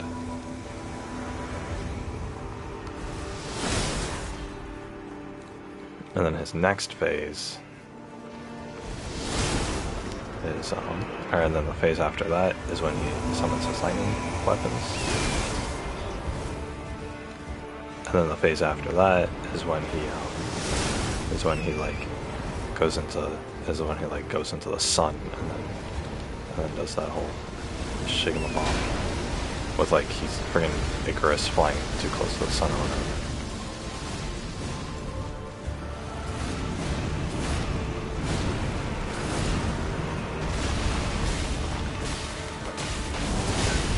Damn it.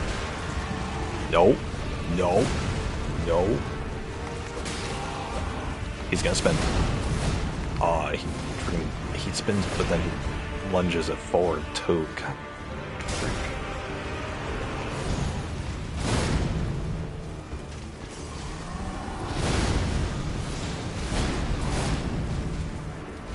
He really wants to kill me. Holy.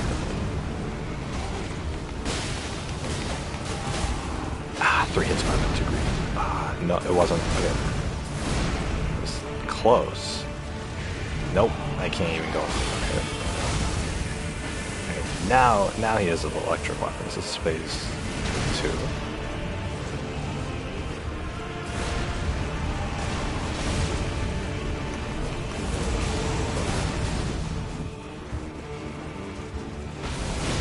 Once I get him down to half health and he jumps into the sun, that's when I can start using magic. Oh, I could probably start using magic for a while. I could really start using magic right now. Equipment. They're gonna chase me? Oh my god. Okay. Magic. Go.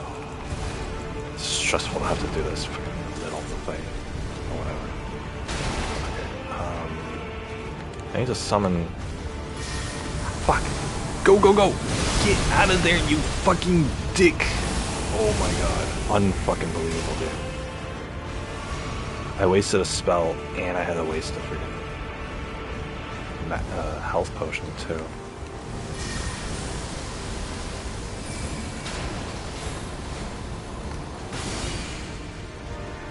That didn't hit. You're actually joking. Okay.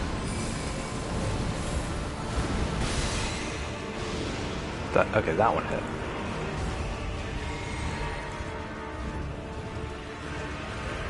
Where are the summon signs? Where are the summon signs?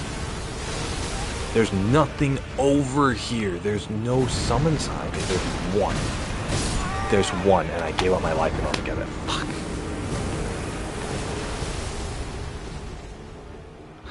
I got tilted. Fucking... He started charging towards me, and I just simply clicked on the spell button. I didn't even, like... It wasn't even like I didn't hold it down for a full cast or anything. I just clicked on it, and my character stops in place. Like, just dead stops. And then he just starts casting the spell, but he's facing backwards from the enemy. So of course it's not gonna do anything because even though I'm locked on, it's gonna fucking shoot. So anyway, he stops dead ass in the middle, and then to cast the spell, and of course it's like the longest spell in the book to cast because it has to charge up a freaking arrow.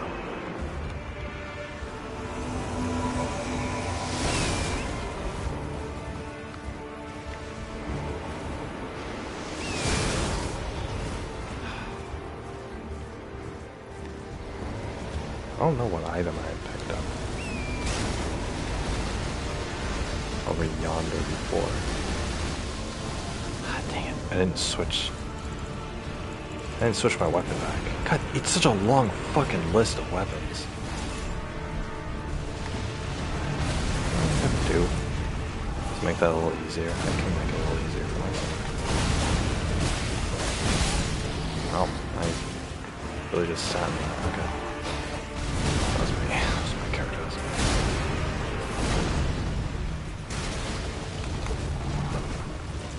Ultina is so weak. How is he so weak? Okay, I need to summon the finger maiden. Well, my people are actually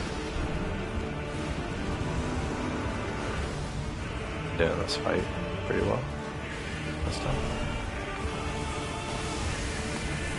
There, as his electric weapon. Ah, shoot.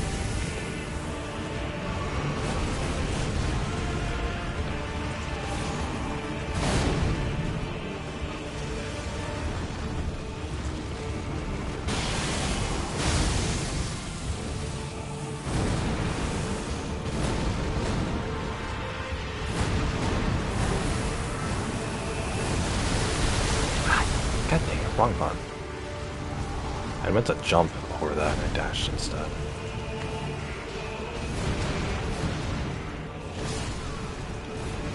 I don't have audio cues, so I'm just going based off of fucking shadows.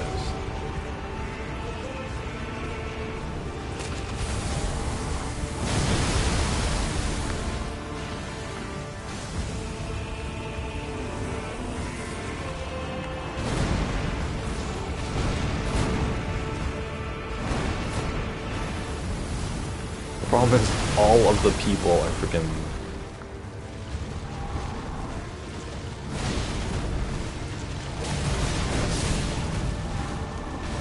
all of the people are melee, so they all get within melee range of the dude. Dang, I have to waste a health potion every single time.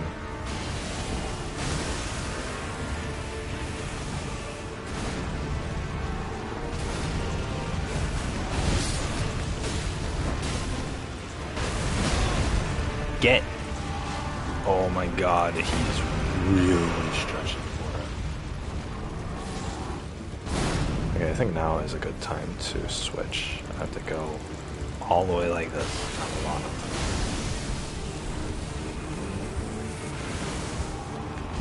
Okay, Wolf and the Priest are both. Cute, shut up! Cute. Holy fuck! Holy fuck, she's just... Fucking hell, she's becoming as annoying as you. Did I actually summon the giant? What the hell was that?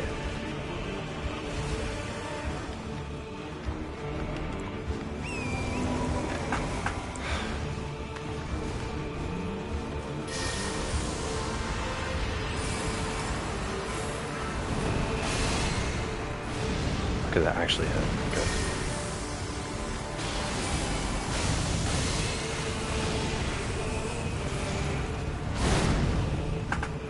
Technically, I don't need to charge it up as long.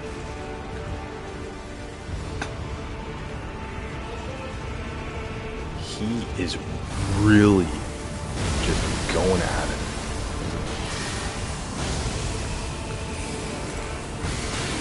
God damn it.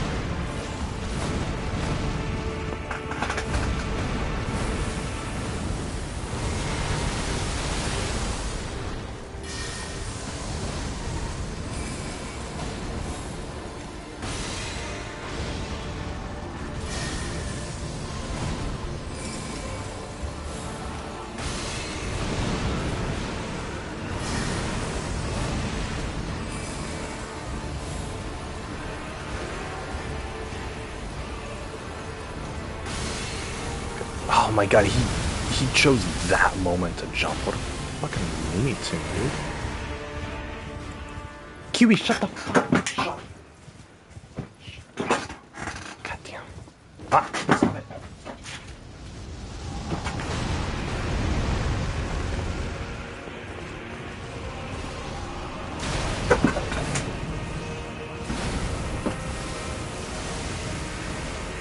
Well, where is everybody? They're all dead.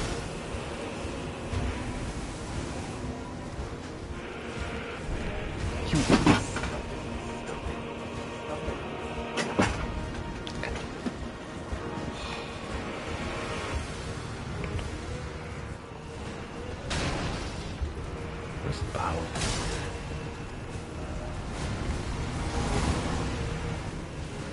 Kiwi.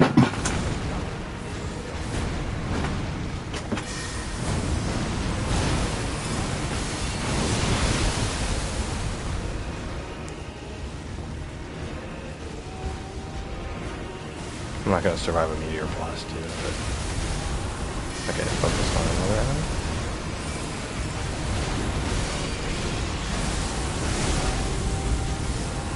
Hey!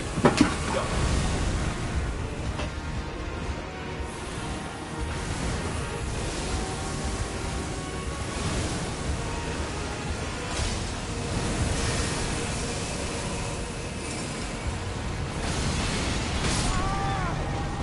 I wasn't gonna win that. God damn. I was running out of potions. Stop! Stop! Stop! Nope! Stop it! Stop!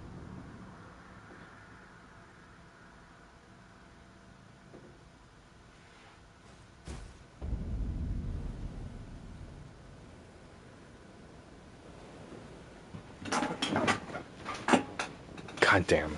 She chooses to be the loudest she's ever been. Hey. Stop.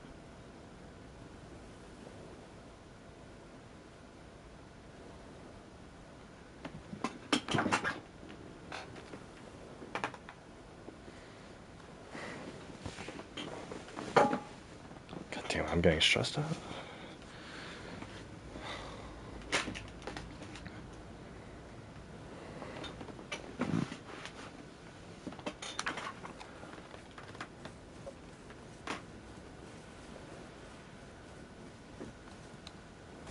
No.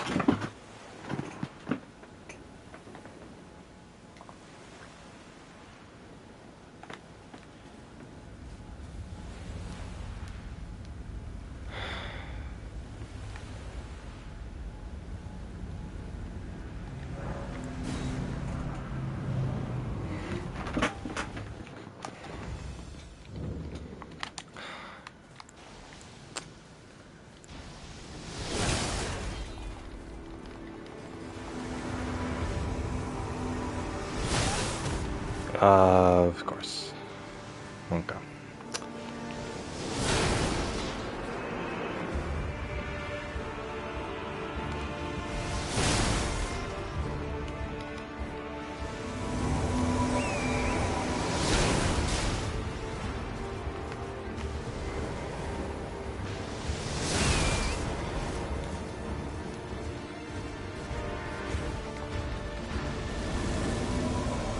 Okay, good press it.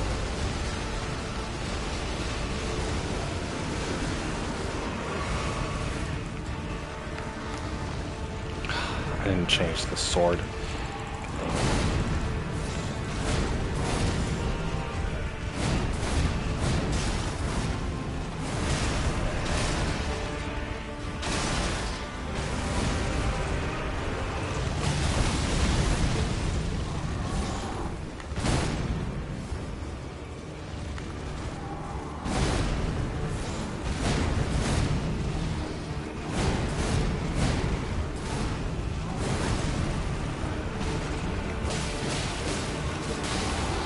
Nope. Nice.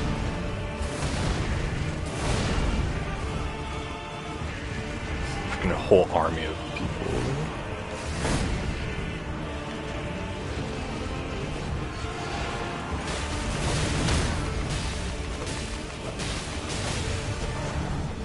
Nice. Wow, I got a lot of damage in there. Okay.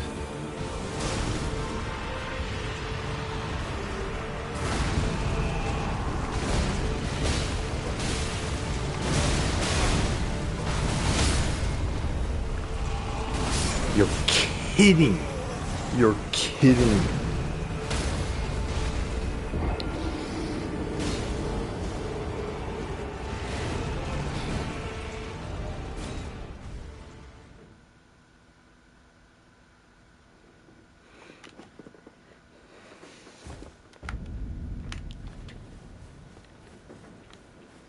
Stop it.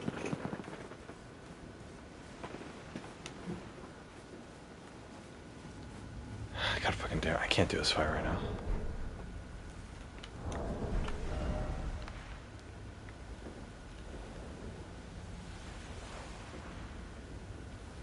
Oh, it's just a zone over there. Goddamn, I'm in a really like perturbed mood right now. Maybe it's time to stop playing. What was the boss that was over here? It was in the Celia Crystal Tunnel, but then what was the boss in here?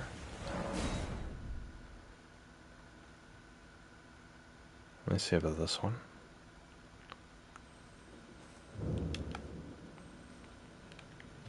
Was this the...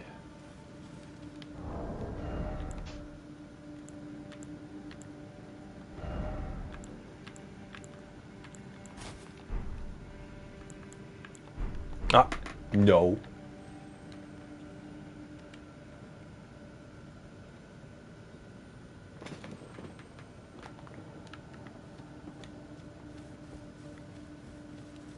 Is this one? Yeah, this was the one with the rats and stuff.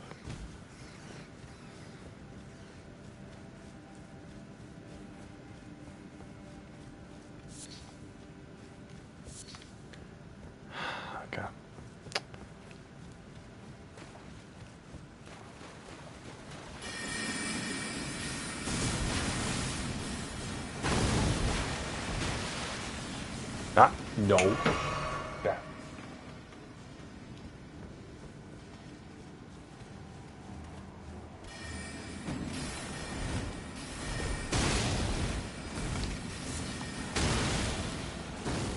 Yeah, it's this one. Okay. Hey, stop it. Stop.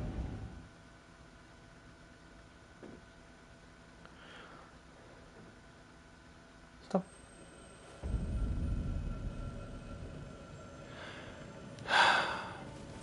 Okay. So not that one. This one. Oh wait, is this? Oh no. This is the. It's just the dragon. It's just the dragon. Okay. Oh, we can kill the dragon. That's fine.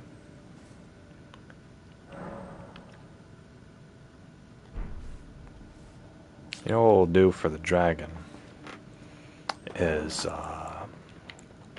we'll go flasks. We'll allocate. If it, we'll do 7. What we can actually do is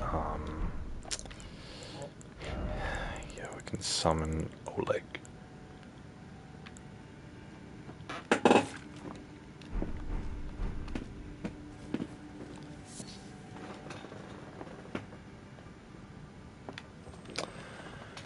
Okay, we'll summon Oleg.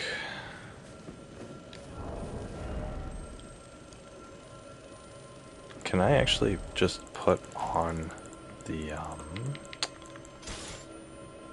well, it's a heavy load, but I should still be on. I should just be on my horse the whole time.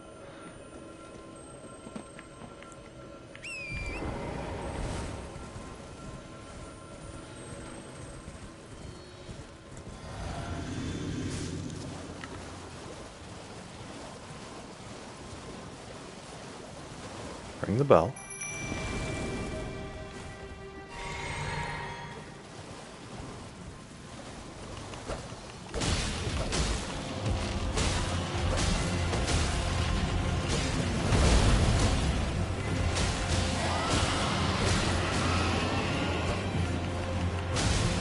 Alright, well, I already got it for 1,000 health.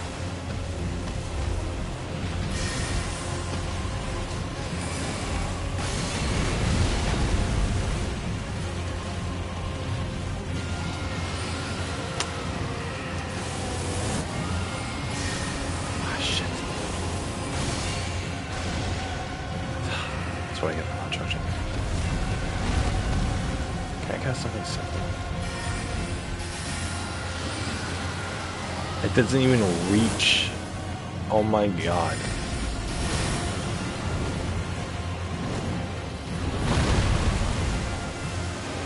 Oh. Oh, gee.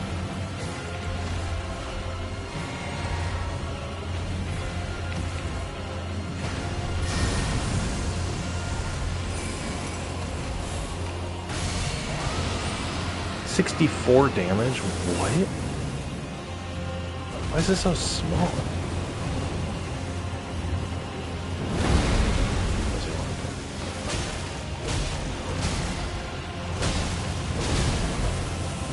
He wants to breathe fire.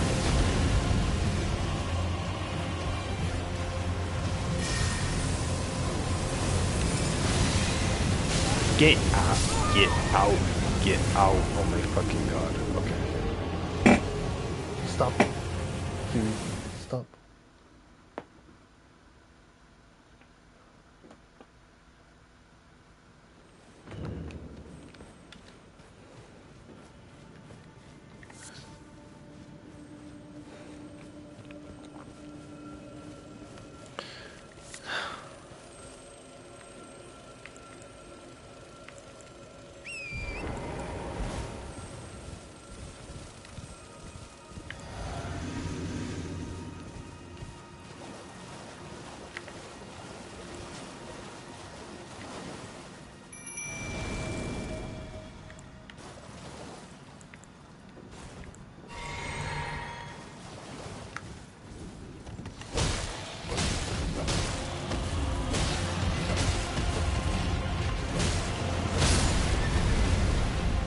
my god, okay.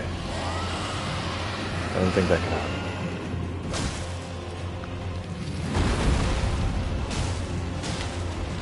Yes. Don't even need to ask.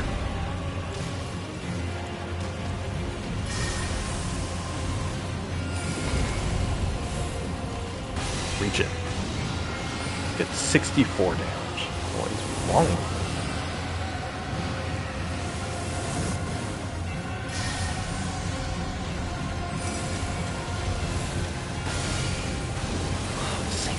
Damage does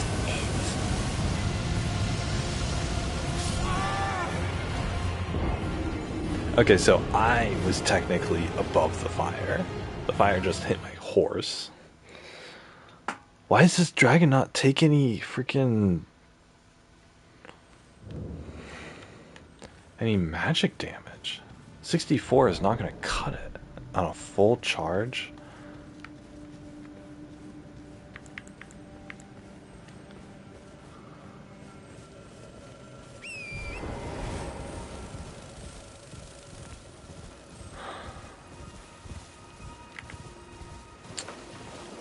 Maybe it's like its face is...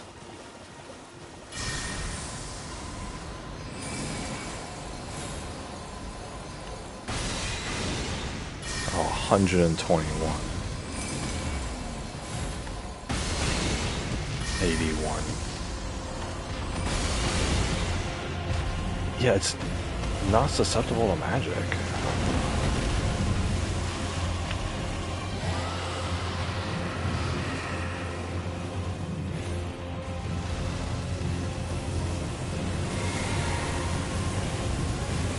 Good thing I'm not exclusively a freaking mage.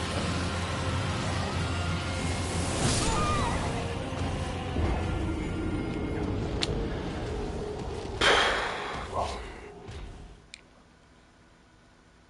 Rosetta Stone.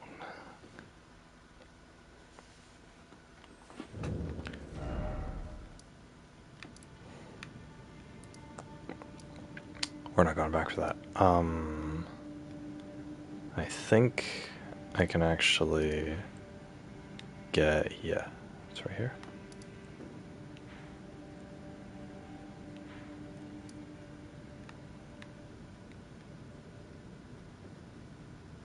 I'll put a little beacon there, and we'll take the main road from Fort Ferrith.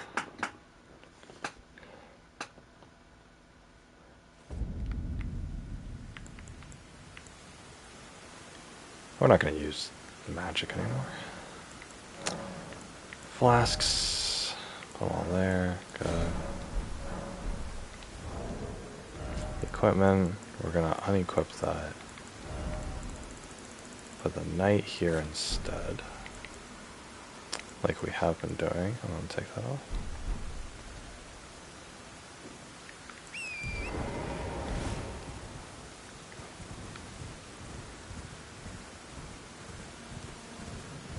Then once I find the main road,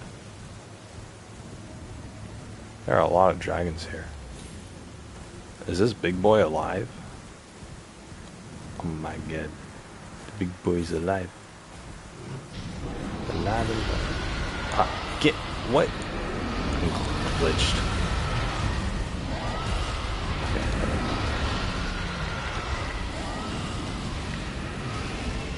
Can't even target the big dragon, it's so big.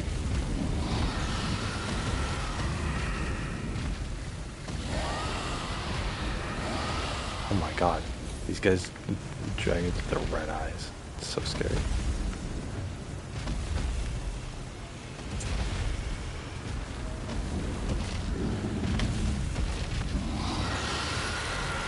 My special ability is kick.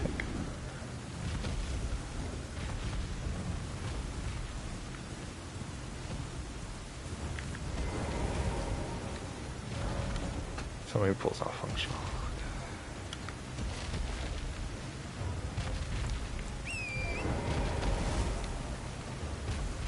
Oh, there's like a giant tower here. I've never been here before. How did I miss this? Or did I? Oh, I can't. You guys probably heard that burp, burp, burp, burp.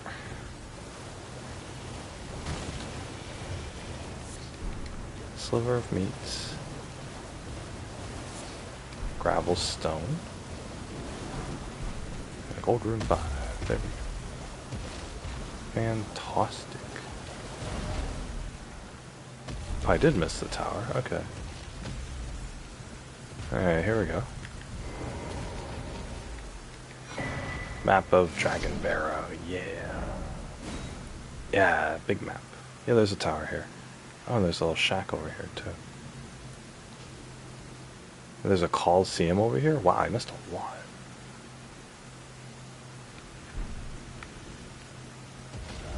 I want to go home. Yeah, where's the map to going home? Alright, let's see here.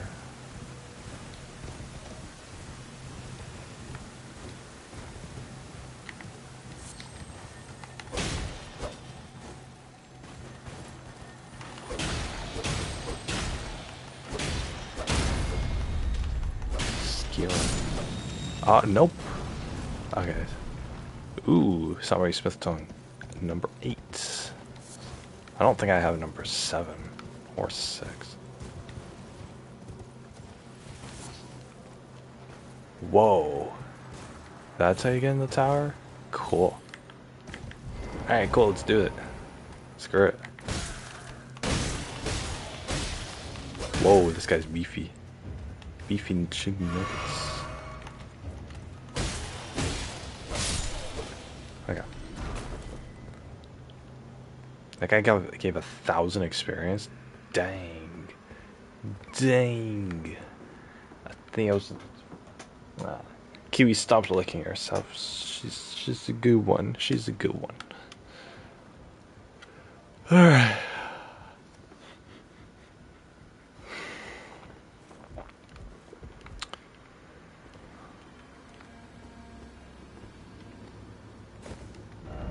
Horse required ahead.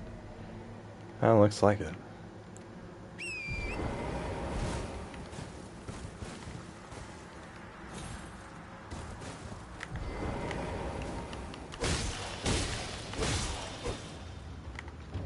Huh? There we go. Oh. Oh. She was just scratching herself? Scratching's not annoying, it's the licking. Oh, well. Not here. Not here, what are you doing?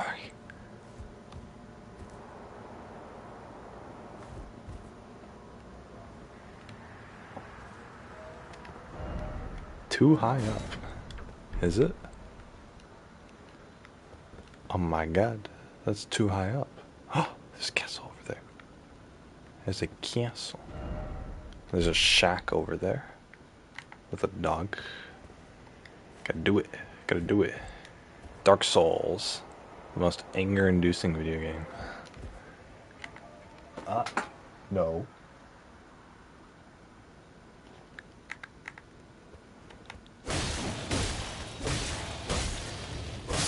Man. There's all those people down there. Wonder what's down there. It's people. There are people down there. Try horse.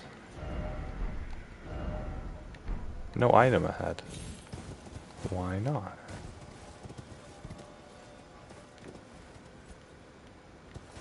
What were those soldiers doing just hanging up here? Why is it always dead end? I don't believe it. Visions of do it.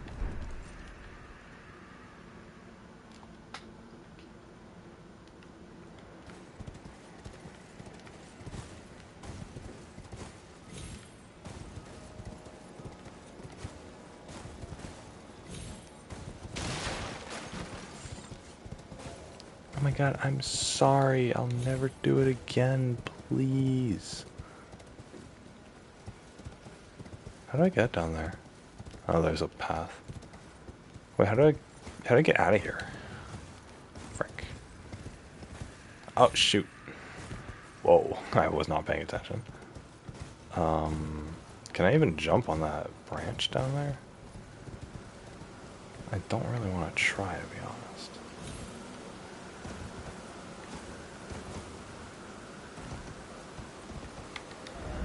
Well done.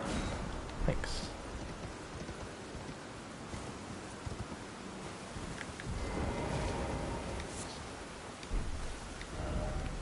First off, had Something's with a 9.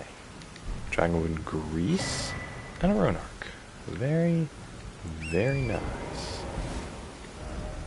The Wicked Sort. Yeah, these guys were wicked. Just sitting around a table. Sitting around these chairs. How dare they? The sanctity. You jeopardize the sanctity of marriage. Try jumping. This is all his fault. If it wasn't for him, you wouldn't be like this.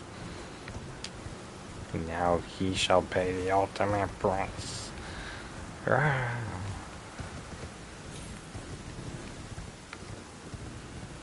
Okay. There's obviously... Okay, there's a way into the tower. That's what I gotta do.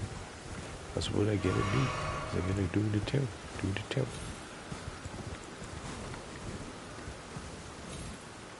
You and your forefathers have devastated the balance of this world, and now you shall pay the ultimate price.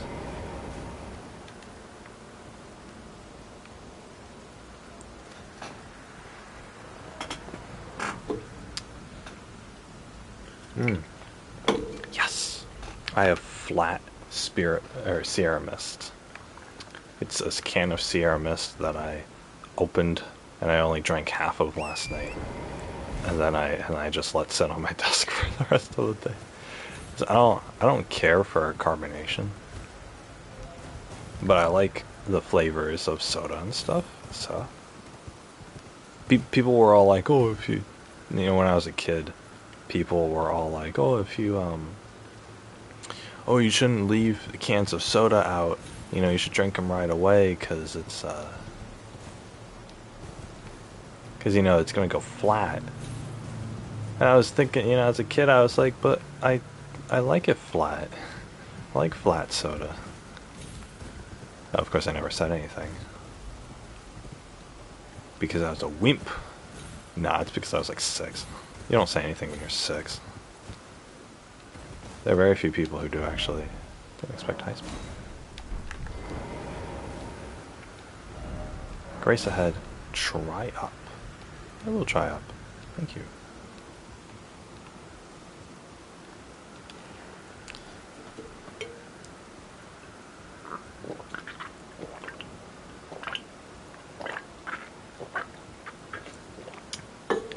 You have to be like an exceptionally good parent if you're able to instill into your kids that they can actually like express themselves without worry.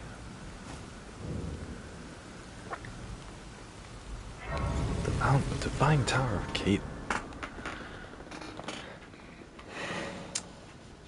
You know, even parents who are like decent, but they're not like perfect. You know, they're like good parents, but you know they're not like.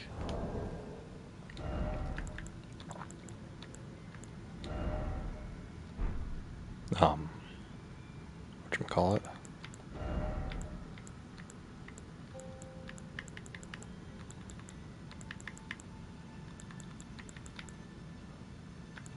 Small shield.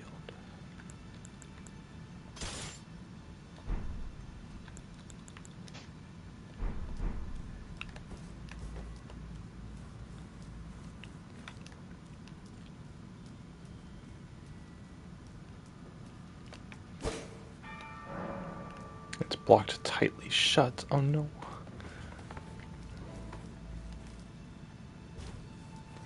But yeah, like good parents who are like decent people, but they're not like, you know, I don't want to say 100%. You know, it's something for a kid to be able to express themselves. You need like a little kid to express themselves. Required. Then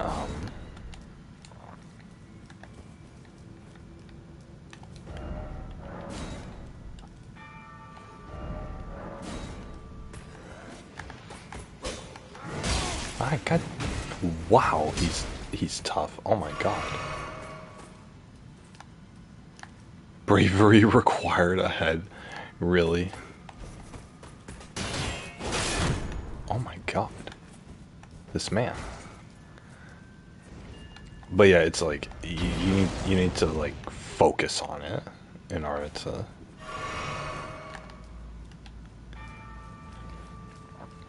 for like a kid to express themselves or whatever. It's something that like you as a parent like you wouldn't think about necessarily.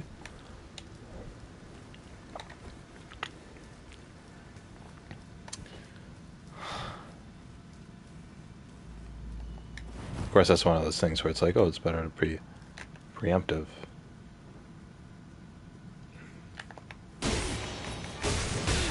Wow. Oh, he's a two-handed person. Okay.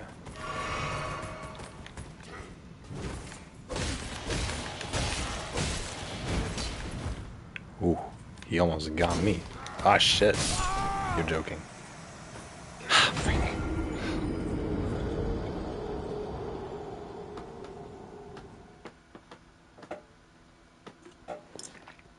Well, there goes all my Serum Mist. Wish I had some Baja Blast. Sounds good right now. Baja Blast.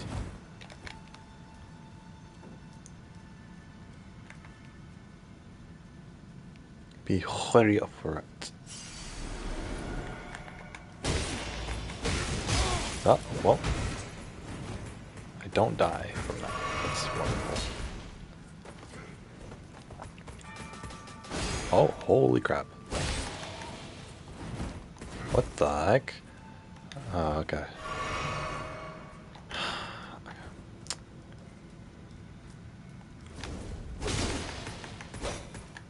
God dang it. Stupid walls.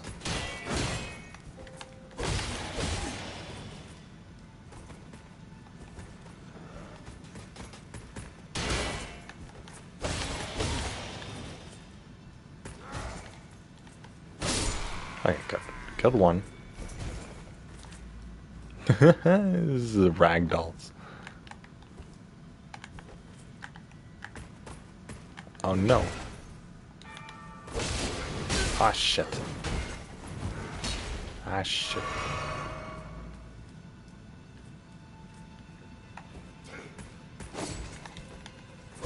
What? I missed? Oh no. Don't you dare.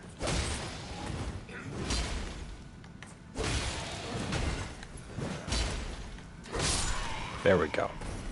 I did it. I did it. Oh my gosh. Oh my gosh. Ooh, this place pretty. This place be pretty. Pretty awesome. Pretty stupid. Does not open. Why is it always does not open? Oh, there's the shadow of a dude opening it. Frick. Ah, well done. Behold pickle.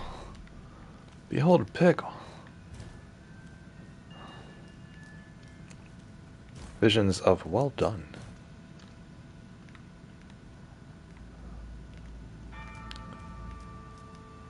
Wait a second. Frick. Oh, wait, no, never mind. I can go on the side of the wall. That's what the outside taught me, is that you have to traverse on the wall. Wait, what are we doing? We're doing yo. Oh my god. Oh shoot. What? Oh, okay. Wow. That was scary. Unguarded. Yeah, I was not on my guard, that's for sure. Wait a second. Oh, okay. Here. No jumping ahead. Time for Are You Ready?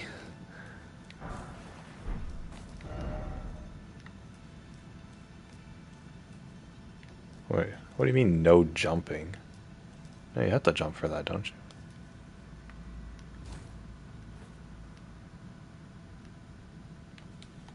Ah, okay, good.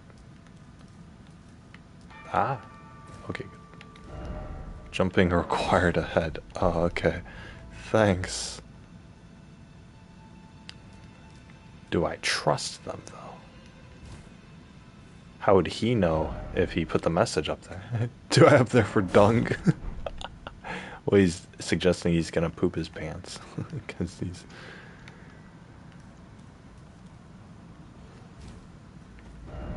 Try ranged battle. Left. Nope, we're going right. I'm a contrarian. I knew it. There was a message back here. Try down. Oh, hey. Hey, oh, bless you.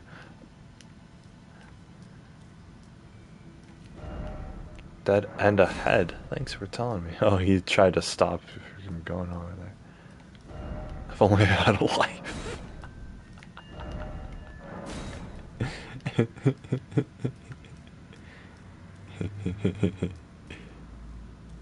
Try down. I think that'll kill.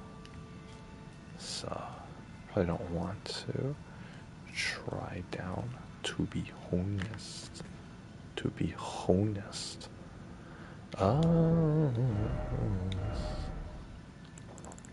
This guy has his guard up.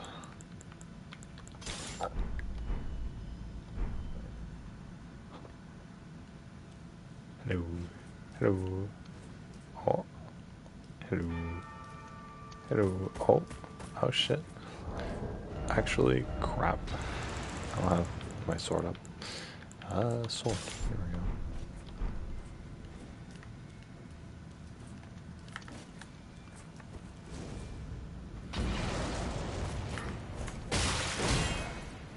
Oh no. I said tried ranged battle, but he put up a shield.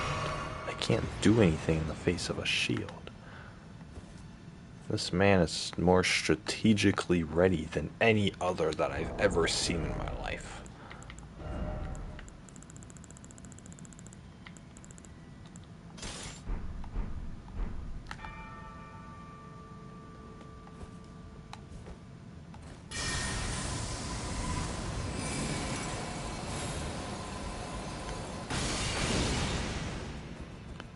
Very nice. Oh, he...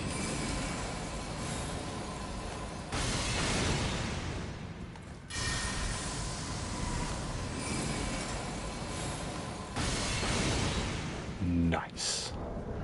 I did it. I think it mattered.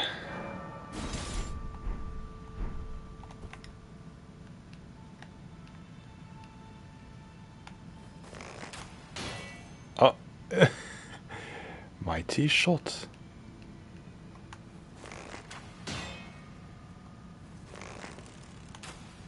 Oh, wow. He would.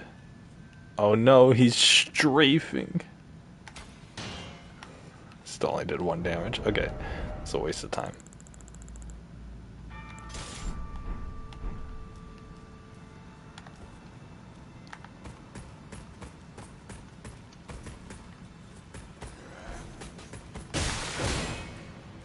Oh my god.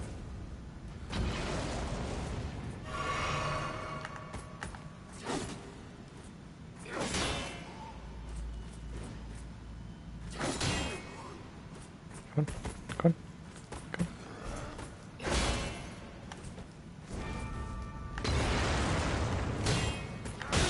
Shit! No. God dang it. Dude, this guy's impossible. So impossible. Alright, here's what I'm gonna do. In preparation of that guy. Here's what we're gonna do, alright? We're gonna do flasks. We're gonna allocate flasks. We're gonna give 3 of them over there. There we go. Fantastic. Fan. Freaking tastic.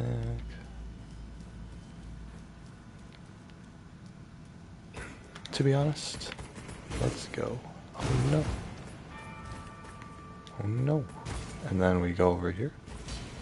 And then we go down here. And then we fall. And then we're good. We're good, actually. We're good. Nice. Look at that. I win. Please make it. Oh my. Are you joking me? Oh my freaking god. Oh my freaking god.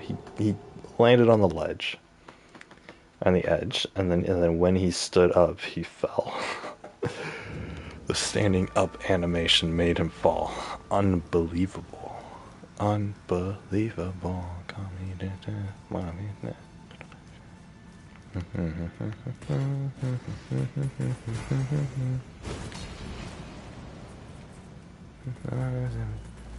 When you ever gonna realize everything will be wanna face me, wanna face me. Dang, that was like 5,000 souls.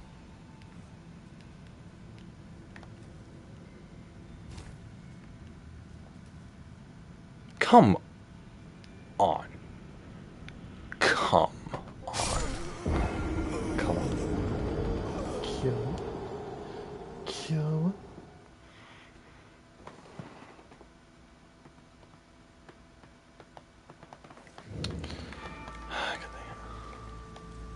Okay. Nah. No. Okay, good. Good. Guys, I hope it's not annoying how much I yell at my cats.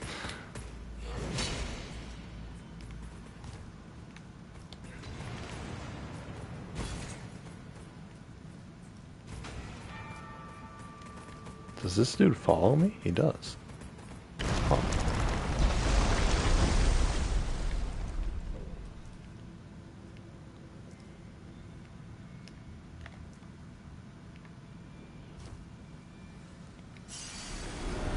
Didn't expect good luck. Me neither, friend. Me neither.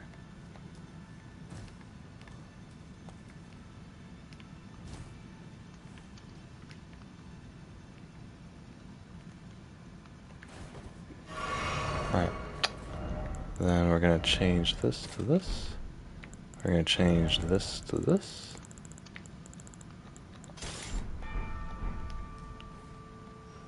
Oh my god, I actually...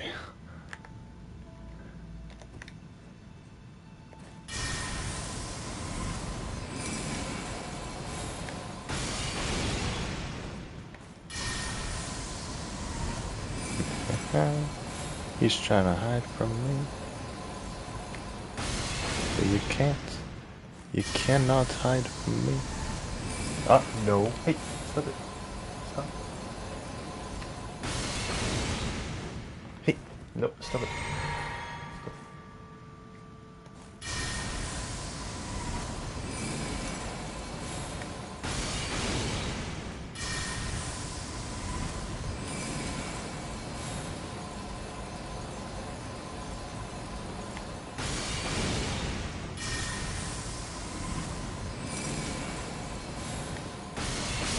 There we go.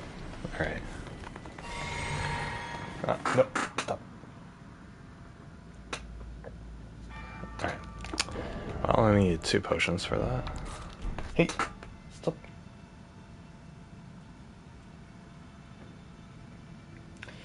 She needs to understand. I'm not gonna put up with her licking.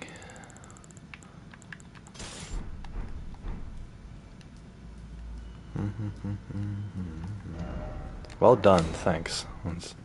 It did take a little bit. Let's go in the cage. Bird cage.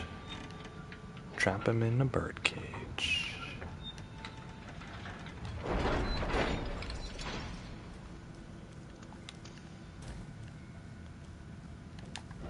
Not here. Thanks, game.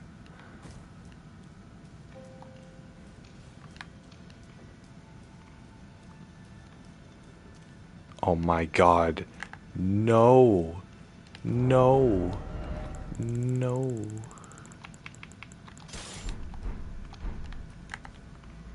To end his life. Are you kidding me?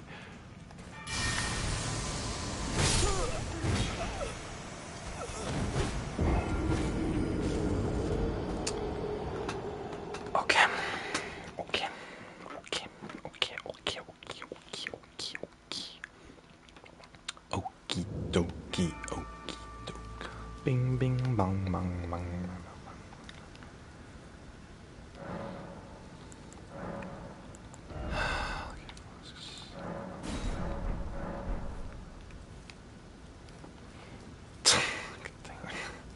Stupid game.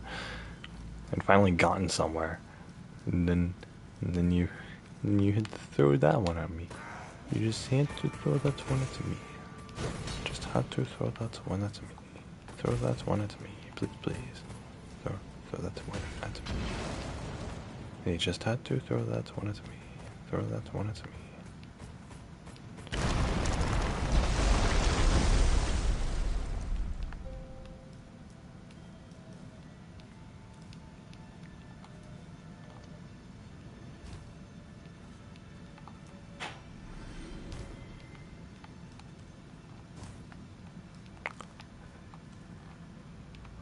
How did they get there? What the heck?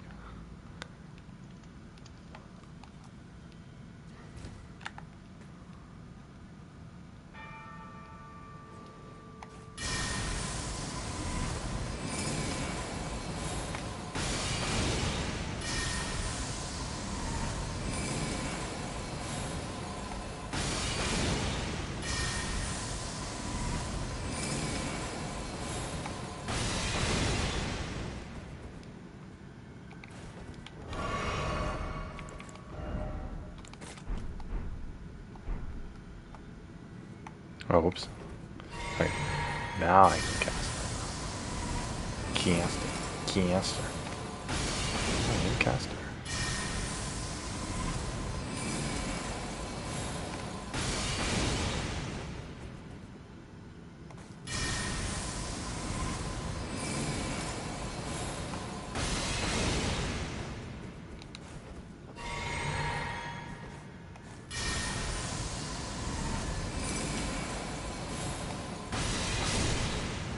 Okay.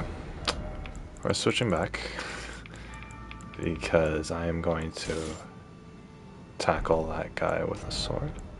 Actually, what we're gonna do is we'll get one hit in on him with this.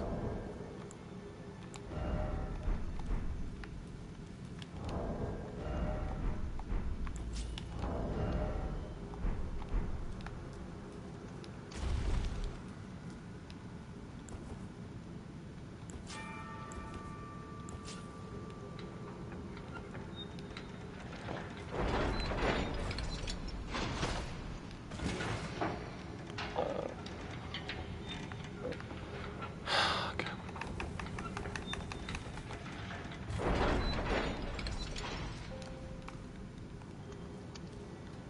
Send that back down.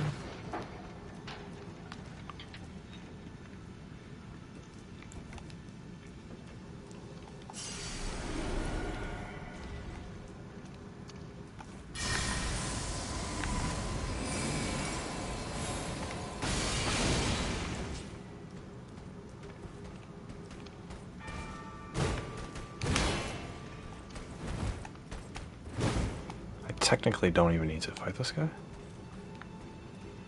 All he needs to do is go over here, get the item, and then jump over here. And he can't follow me. Fantastic.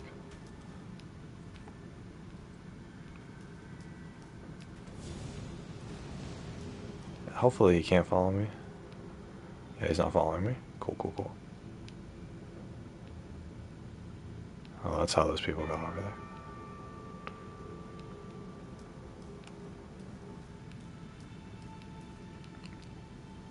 It just requires a little change of clothes.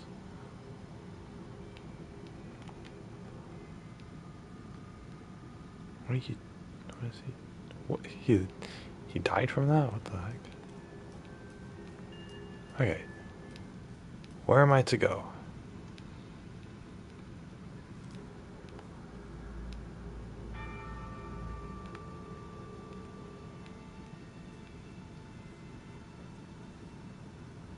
What? Wait a second. Okay, if I go down there...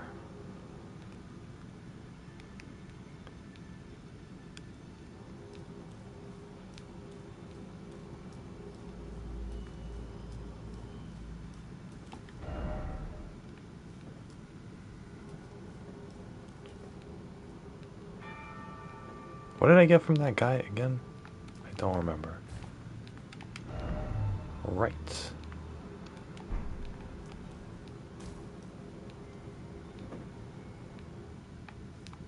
It looks like this thing's gonna break. So I guess if I jump down, then it'll break. And then death ahead. Time for jumping off.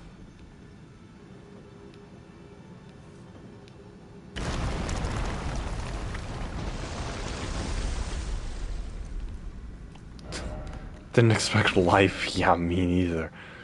Oh my god. I did it. Yeah. I did it. I jumped to my death and trusted that and crossed my fingers that I wouldn't die. Hey, there it is. We did it, boys. We saved Christmas. Ah, nope. Hey, stop. Stop. Okay, flasks. 7-2 is fine.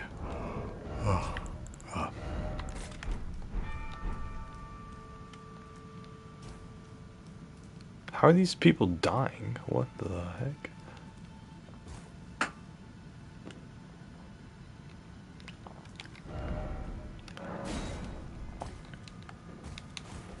Nah, God, what the heck?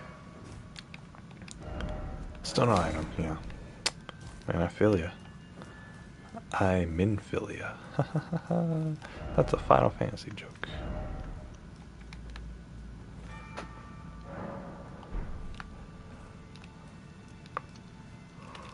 Well, he's looking this way, so here's what we're gonna do. We're gonna use Ultimate Arrow, the Fiend's skill.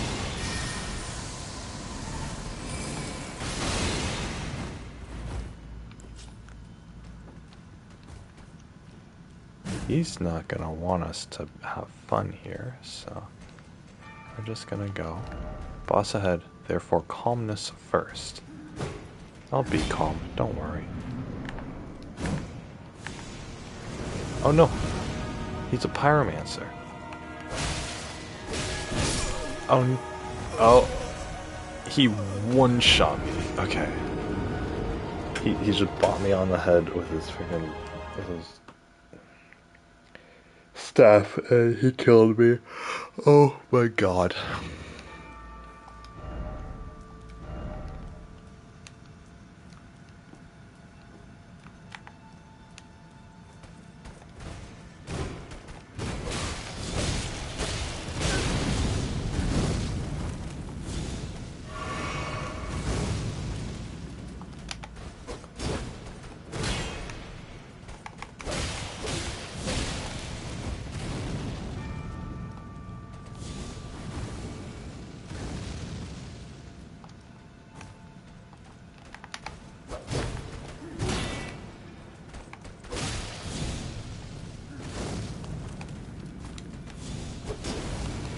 Nope.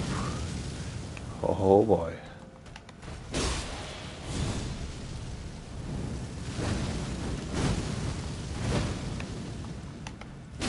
Epic. Epic boss music. I doubt there's epic boss music. Oh, he one-shot me. Okay. Right. If I can't even kill this guy, can I kill the boss? The answer is no. The answer is...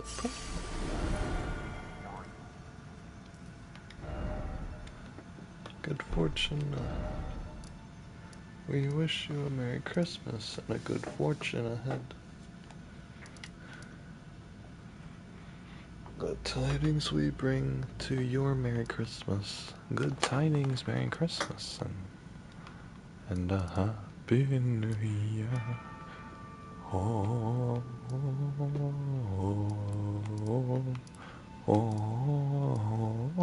Merry Christmas, Merry Christmas, Merry Christmas. Do do do do do do.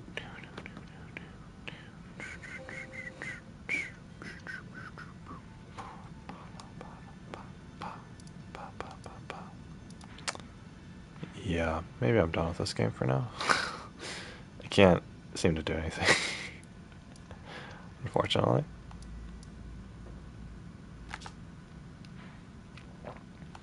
I need to kill this, not this boss, I have 2 bosses in Redmane Castle to do. I have freaking dude on the horse.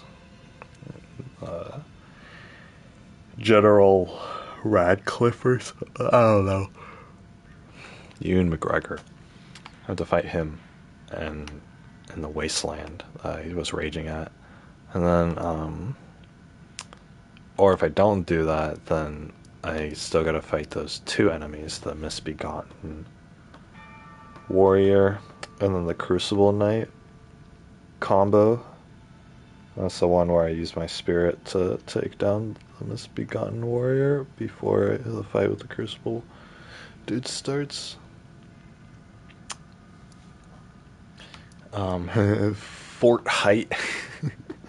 Fortnite. And who else do I have to fight?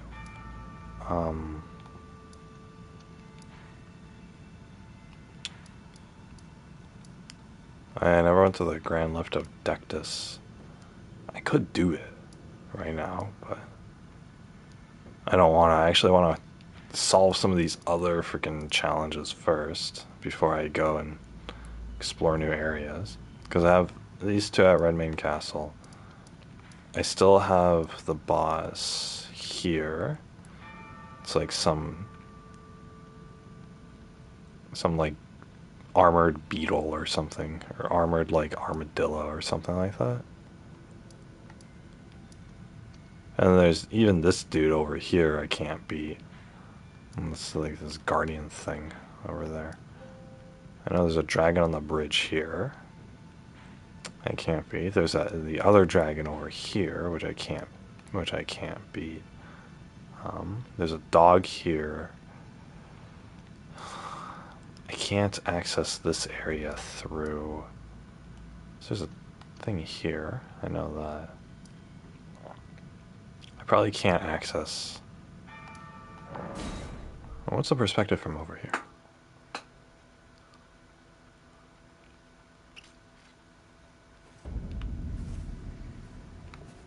Yep, can't access Rhea Lucaria. Oh yeah, they put me in this castle. That's right. Alright, let's see.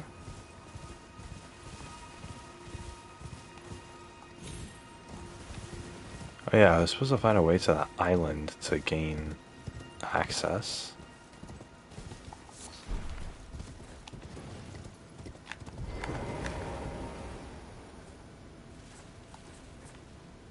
Damn it, he saw me. Well, we died in 2 hits anyway, so doesn't matter.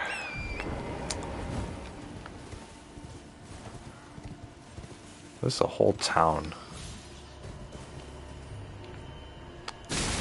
Aye! Who did that? Who is responsible? Do you know who I am? Did you guys see that video? There's a video of like some congressman. And he was like, I don't know, he didn't get something that he wanted at a fast food place. And so he started yelling at the employee and saying things like, "Oh, do you know who I am? I'm congressman, the congressman of whatever." And it was like he was acting like a total Karen. It's pretty funny. Oh, hey, you read fingers? You, please, I can read them. Your fingers. Oh, bless you. Oh. Michaela's favorite can be yours. Slaughter, slaughter, slaughter. They all hear slaughter, but last thing to do is snatch it from the big pot.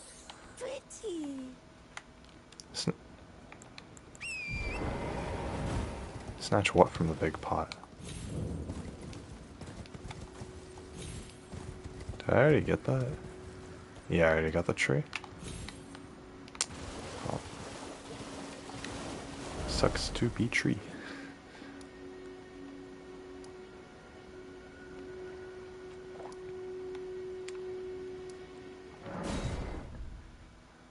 I think I need to go east from here.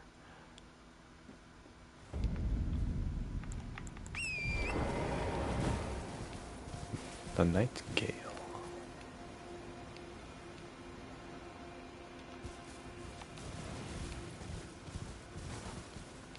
He's a cool dude. Okay.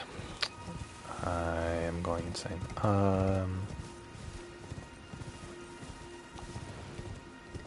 I guess I just gotta...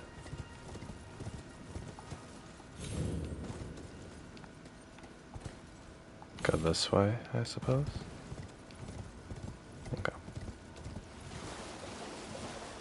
I like lost orientation of where I was. I need to respawn. Oh, I've already been over here. Damn. Did you just click your tongue at me?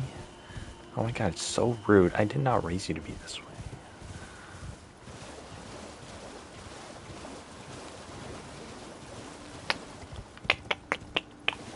Click, click, click. Click, click, click.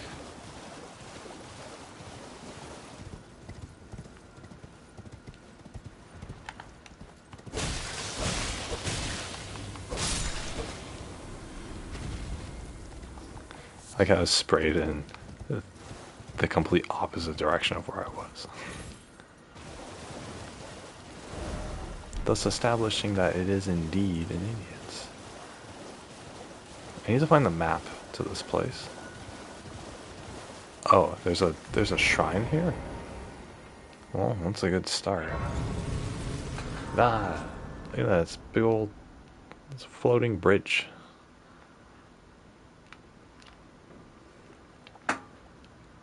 That south gate is blocked, and that east gate over there is also blocked. It doesn't look blocked from the distance, but they blocked it.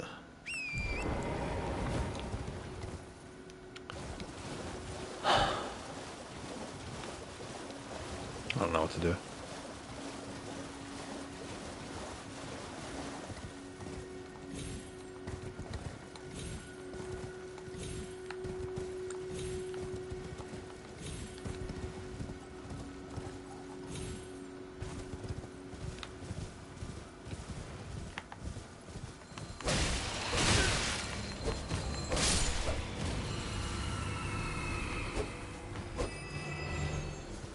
Man on horse. Stone sword key. Ah, dang it. I'm only playing with one hand right now. What do you do with the other hand? Just petting my cat. Go away.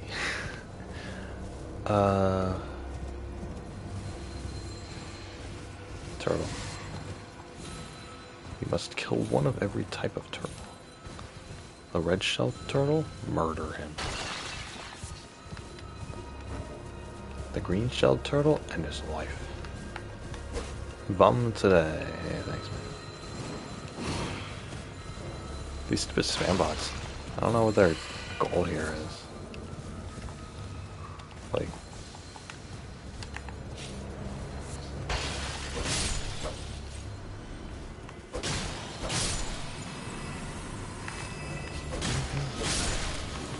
ah, shit.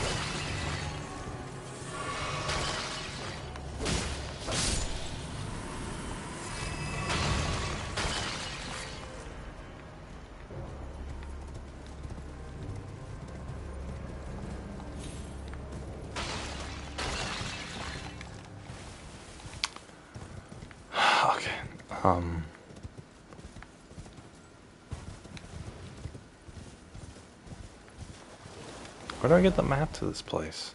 Is it in the academy? It might be.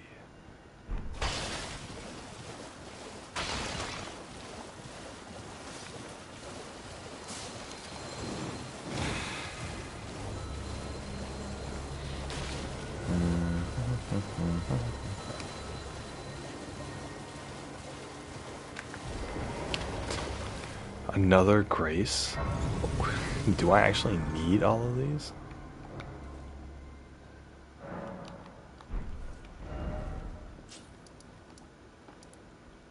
Oh. It's one right near the dragon.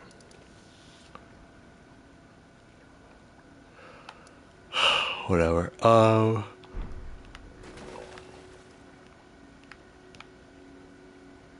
want to go up there. That would be the 4 belfries. Again, I can't tell like if I've been somewhere or not already. Well, at least the game can recycle content.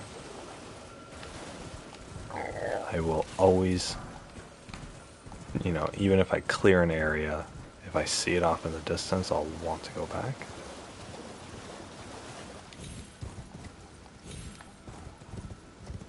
I don't actually think I've ever been past the dragon. I don't actually know what's over there. Oh, looks like another city over there. Oh, it's the temple quarter. I've already been there. Kind of unmotivated to play this right now. Time for my speech. Oh boy. Time to memorize my speech because it's due in 28 hours. The whole recorded video of the speech, turning it in, commenting on other people's speech. What the hell? Where'd he go? Where did he go? God frick. Ah, there he is. God dang it. Where is he?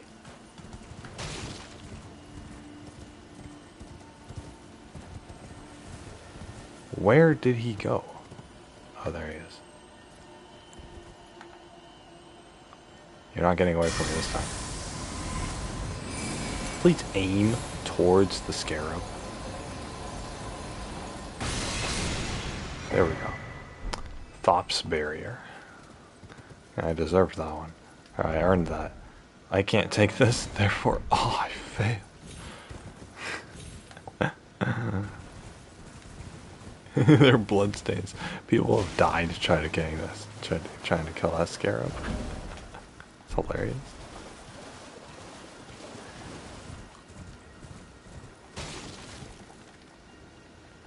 Boom.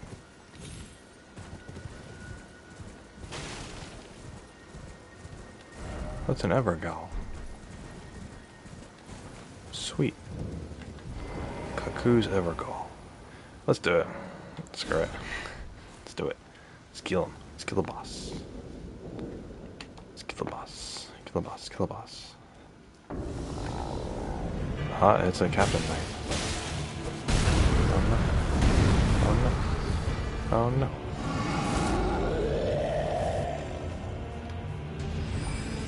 Oh no.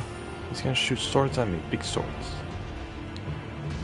The sword's height is proportional to his size.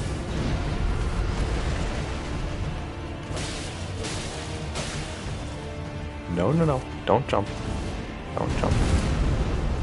Okay, there we go.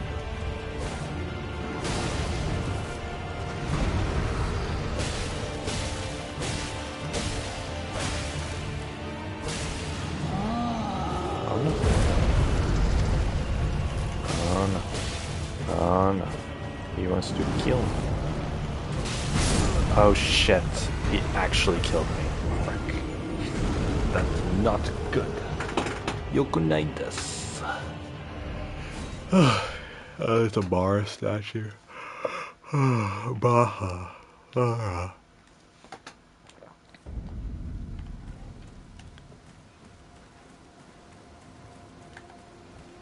Kill them all. Kill them all. Kill them all.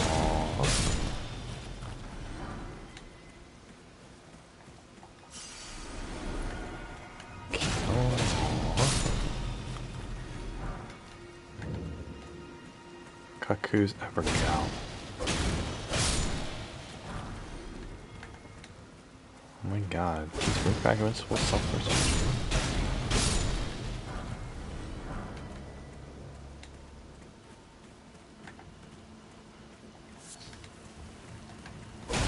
Alright, Shadow. Kill them all. Alright, cool. Kill them all. Let's enter the Evergal. Gal. Oh my god. I know a noob when I see one, and you are definitely in there. What does he know? There's no audio cues. Oh.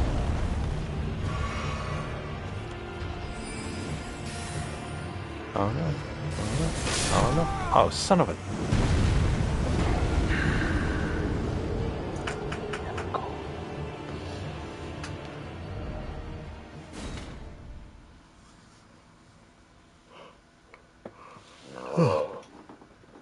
If the PS5 is taken, it takes like maybe like 7 or 8 seconds to load a scene, which is actually a pretty long time for this. It's not instantaneous. If the PS5 is doing this, I can't imagine what the PS4 would do. Try to play this on the PS4. Be terrible.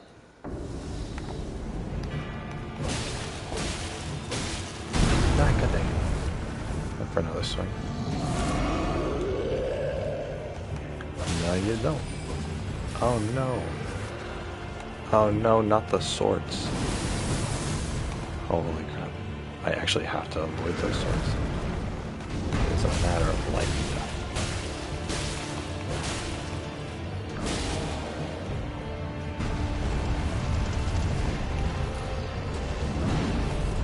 Oh. Not so tough now, are you? Yeah, what a noob. Oh shit. Ah, shoot.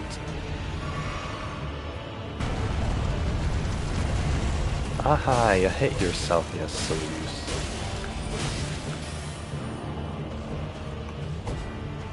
Ah, frick. Got him. Alright. Oh, crud. That was a big, wide explosion. God dang it. God, go away. Oh my god. Ooh, that one didn't hit. Come on, Bowls, the carrying knight.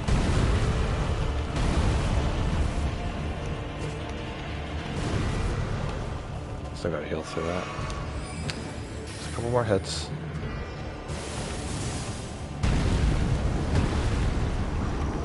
One, 2, 3. See, I told you guys, a couple.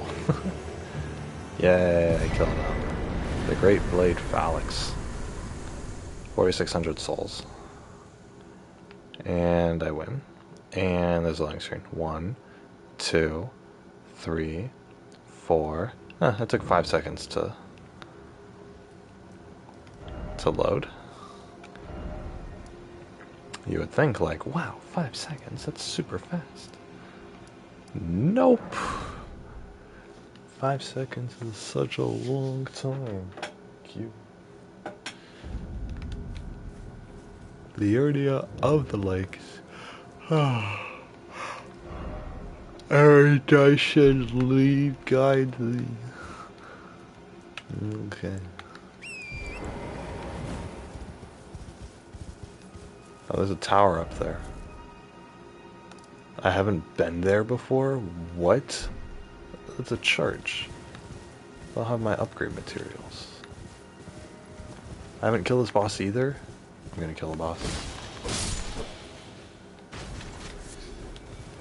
Kill a boss. Kill a boss. Kill him. What I'm gonna do, actually, is I'm gonna use my super special summon to kill the boss.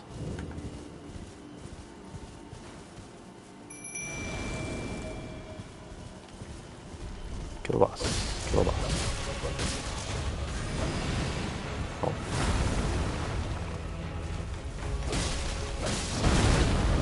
Oh no. Oh. Oh my god, that actually reached me?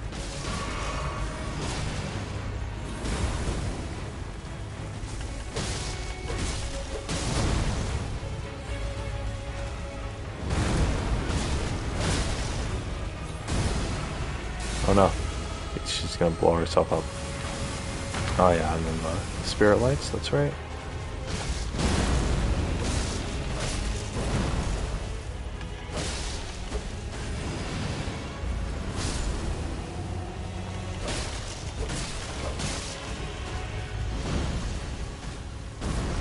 Huh?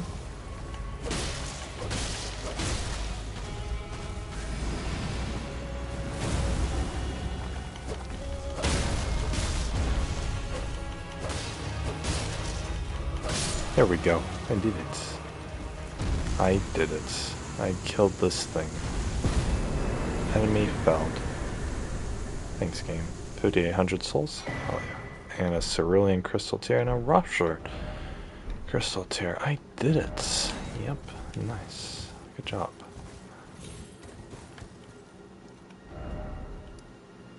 I killed that. Alright, cool. Let's hop, skip, and a jump over here. Oh, the village. Oh, God, not the village.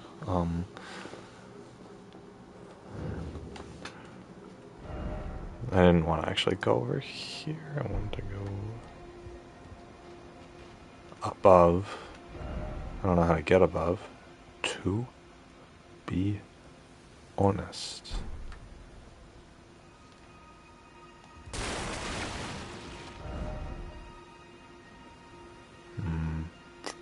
Maybe I gotta tackle it from the outside.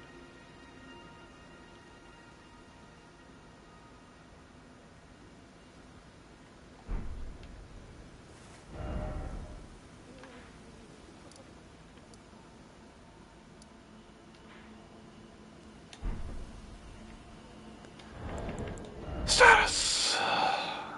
I need 3,700 more souls.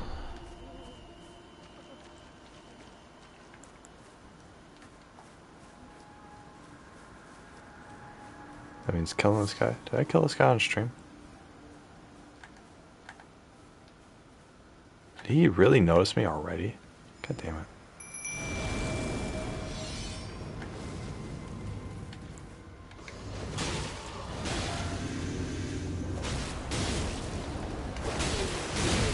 Yeah, you kill him.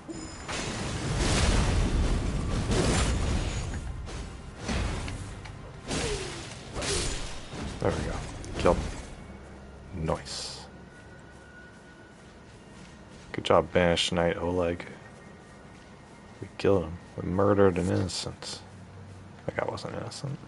He was guilty of all charges.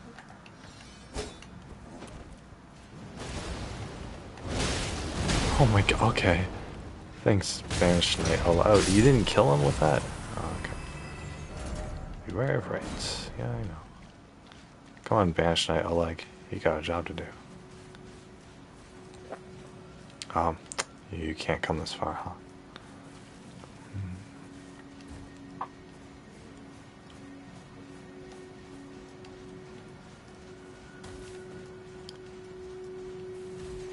1887.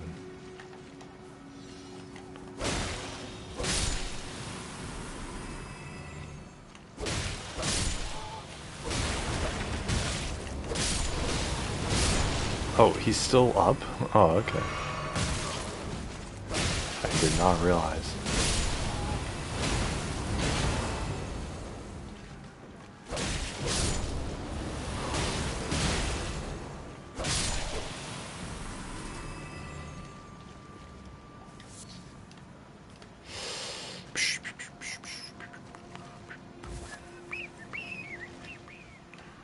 This village is done for.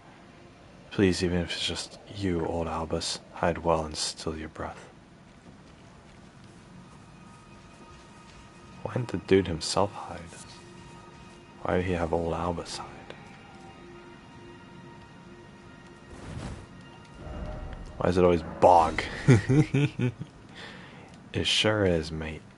Mate. Apples on me. It sure is. Alright, inventory. We're going to be using some of these now. Golden rune will be 1,200. much did I need?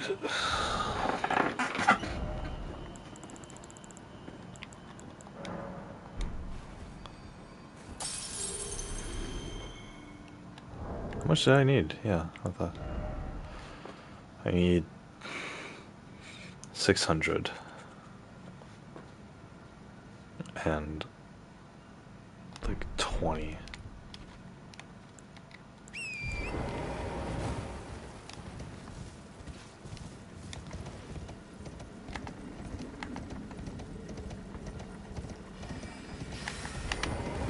Oh, I missed.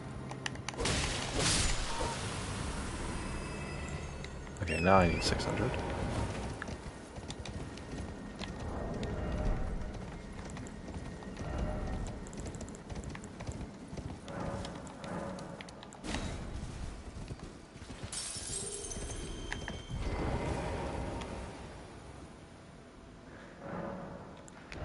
Level up.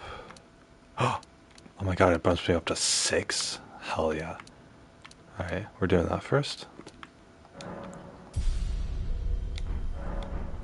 Now, I can summon Loodle the Headless. Hell yeah. Let's see how Loodle the Headless does. Hey, stop. Stop. Stop.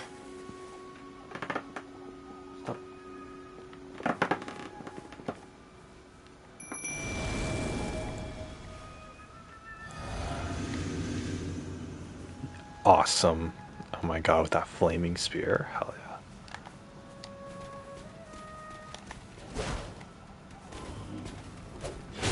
Oh, nice.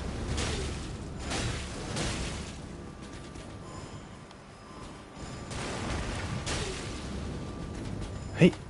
Stop.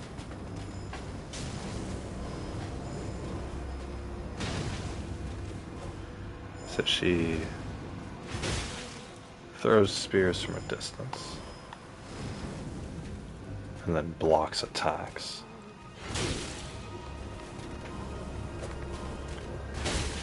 She is really taking this guy, giving this guy a run for his money.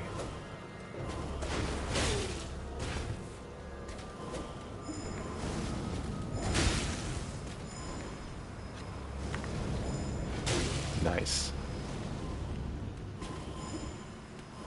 Oh my god. She keeps dodging attacks. Hey, stop it. Oh my god, he one-shot me. God frick. It was an entertaining fight to watch, though.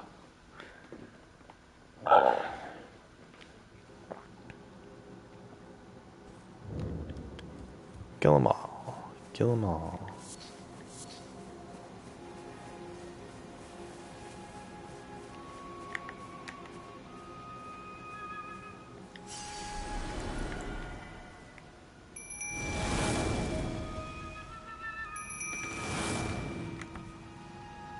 Attack him. Nice.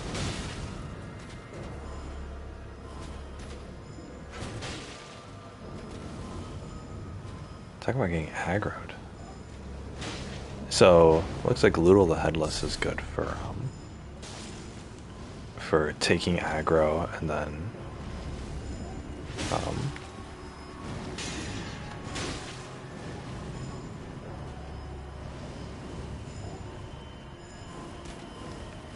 kind of like keeping herself alive while blocking attacks and stuff. Wow.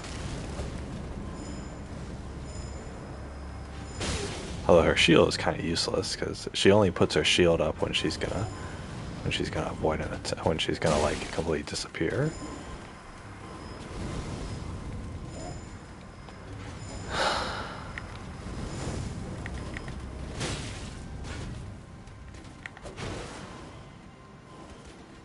It doesn't seem like she can maintain aggro forever though.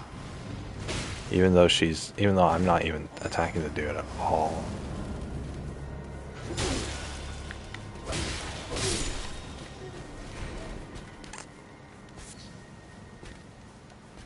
How does she fare against a normal enemy?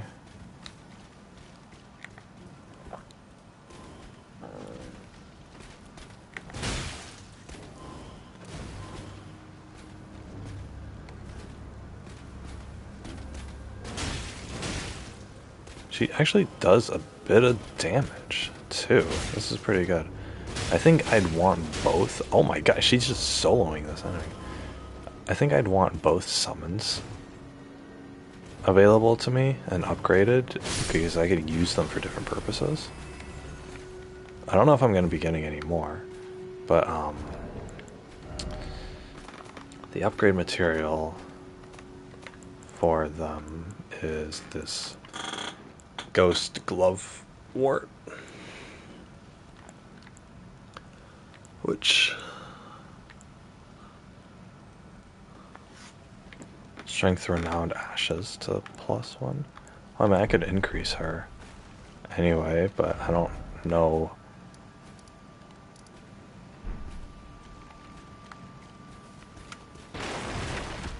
Okay, I know she costs 1500, so I'm gonna actually have to get more souls over here.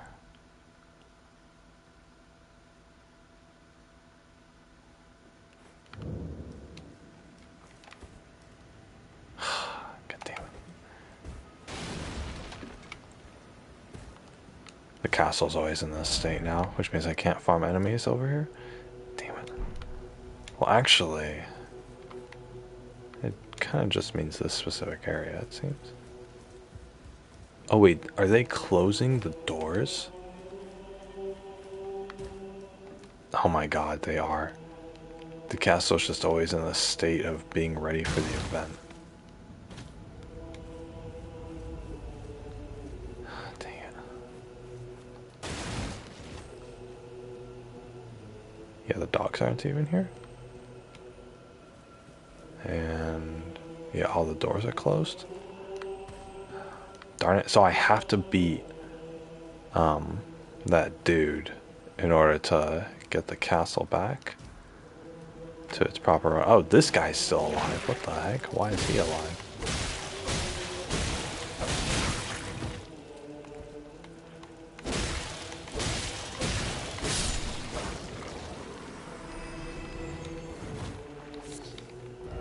Okay,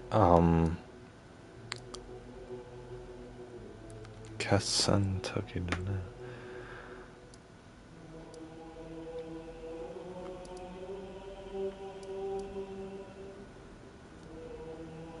Oh yeah, this is the swamp area.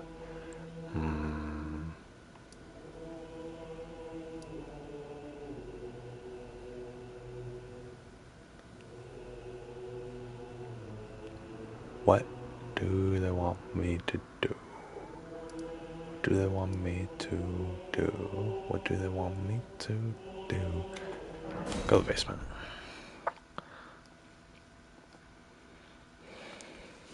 I'm sure this guy will give a hefty amount of souls.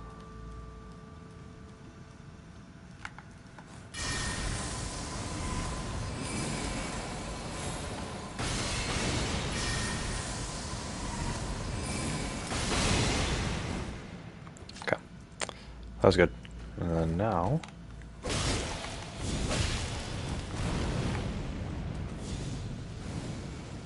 Yeah. Kill me with fire.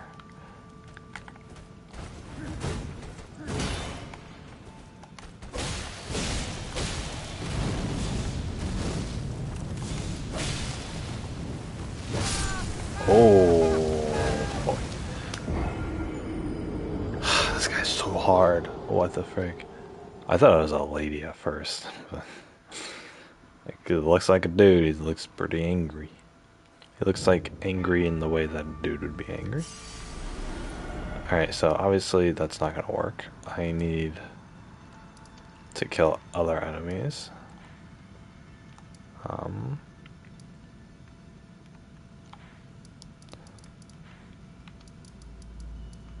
don't know, what enemies could I kill to get... I just need 1500 souls.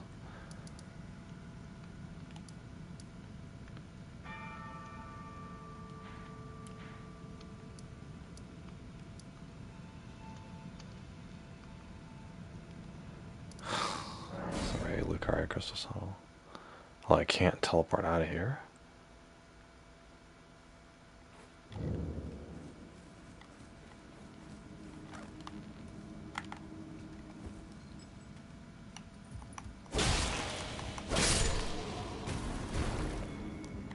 155 each.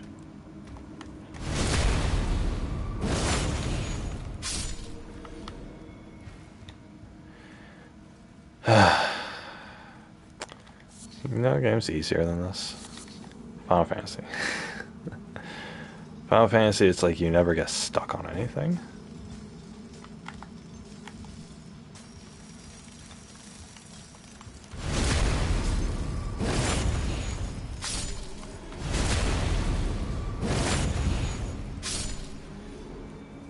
Ah, shit! You're freaking joking me. That's too hasty. Okay, now I'm gonna have to kill all the enemies again. I'm just grinding for souls. I don't like using the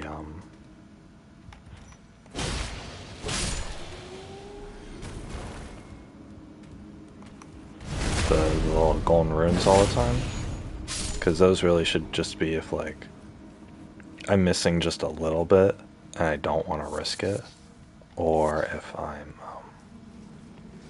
just really lazy.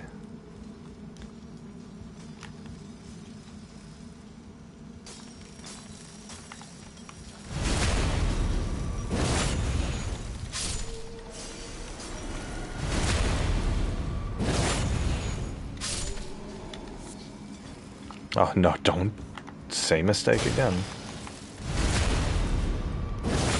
Doom. The sound effect, I don't have my headphones in. But if I did, I mean, I know the sound effect I've heard enough times when you backstab somebody. This sound effect. It's so like over the top. They've kept that same sound effect, you know, this whole time. It's very over the top. Like, you don't need a sound effect that bombastic. Like, it's pretty easy to get a backstab.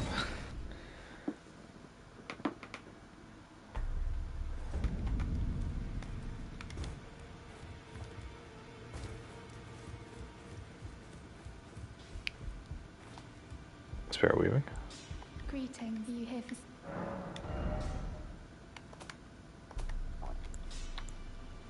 Okay. He needs... Yeah. I have enough of the ghost glove warts to upgrade him. I only have one of the glove wart level 2s. So...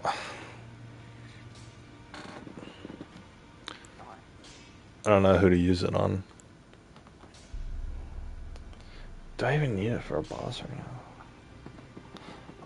I should probably use one for that boss in the cave area.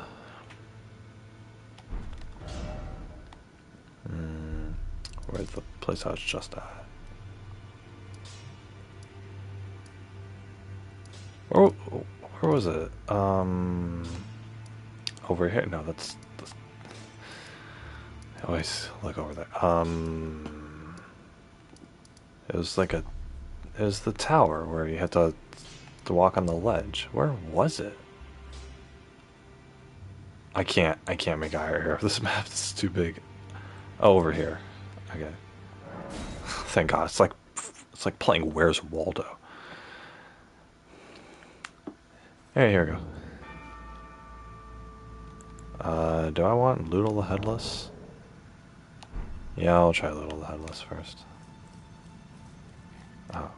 I'm not going to use any magic against this person, so I should have all 9 of my health pots.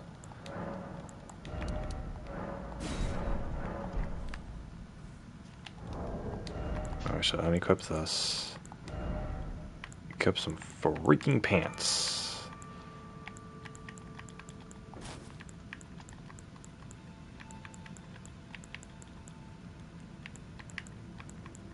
Oh, wait, this person puts out magic, don't they?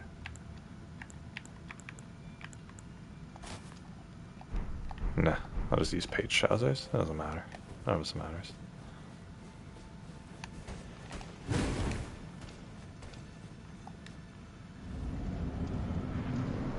Ring the bell. Alright, good. You're actually fucking kidding me.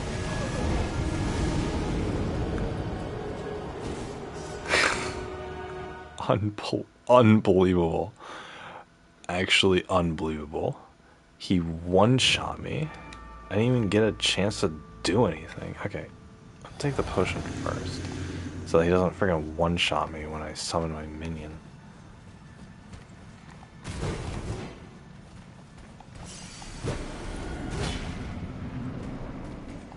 Over here.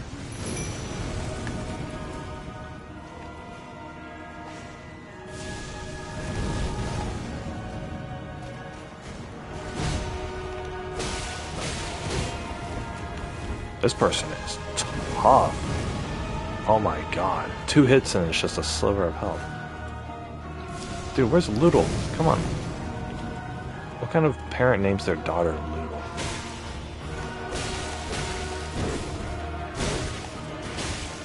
Yeah, he wanted to bot me first.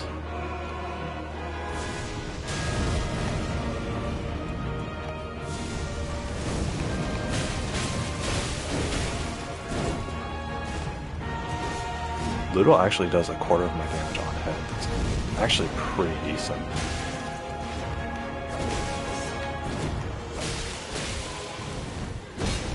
I mean, I'm not using him for damage, but, you know, if he gets like, you know, maybe 20 hits in, that's like 5 attacks that I don't have to do.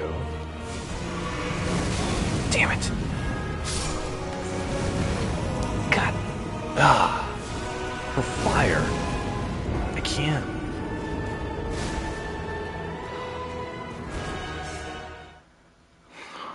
Stupid fire. Looks like Loodle is my best option for this. I haven't even tried the other dude, but if the boss is just the Loodle can survive longer, which means that she'll be a distraction longer, which is what I need her to be. Get out of the way. Did it not summon? Oh no, Loodle's right there. Who is she attacking? Oh no. She's attacking the freaking... She was attacking the enemy on the outside of the door, because it was still aggroed. Wow. Okay. It doesn't seem like armor matters in this, because this apostle is gonna one-shot me anyway. I can't survive anything that she throws at me, so we're gonna do that. What do I need? Poise isn't gonna matter. What I could do is actually increase my stats significantly. Yeah, that's a lot of stamina, and that's a lot of health and stamina increase. That's really nice.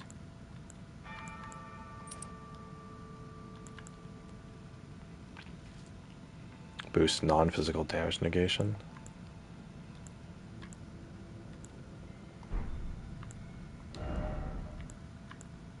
Oh, you can't equip both of them? Okay, this is effectively how we're gonna play the game.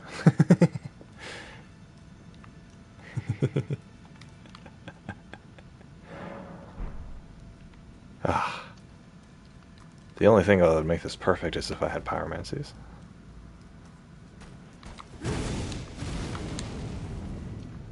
Oh shoot, I didn't put on my potion. Ring, ring, ring. Oh. I got killed by the enemy that I ran past. She swung through the fog door to kill me. God damn. This freaking game. Okay, potion. Loodle. Oh wait, how much strength does that give me? 41, holy crap. So how much damage does my weapon do? It does okay damage.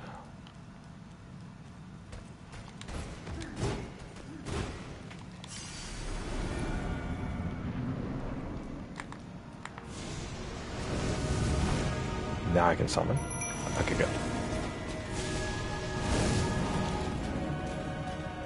Honestly, with this, I should probably just... Oh, crap. It's not gonna matter. She can one-shot me anyway. I just have to be really careful. She got a hit with her fireball? Really?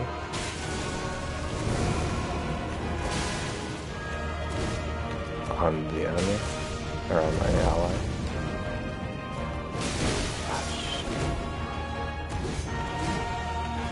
Wow, talk about dance.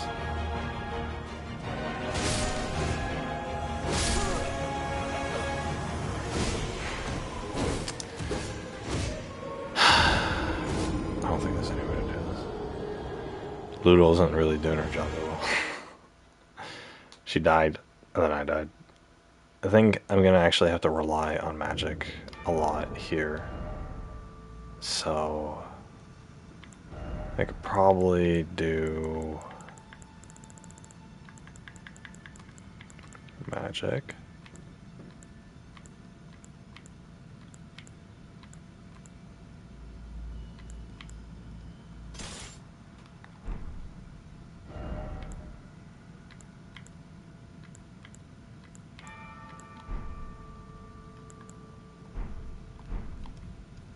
And then let me change my spells around. Memory spell. I have a lot of spells. Let's see here. Instead of Rock Blast, I want to use Ambush Shard.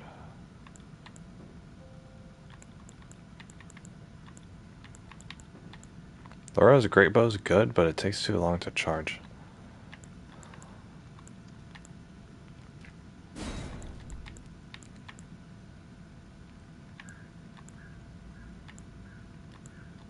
Wow, these require a lot of intelligence. This one requires the... These bubbles don't travel that fast, if I recall correctly. Raise the magic strength of those within the sigil.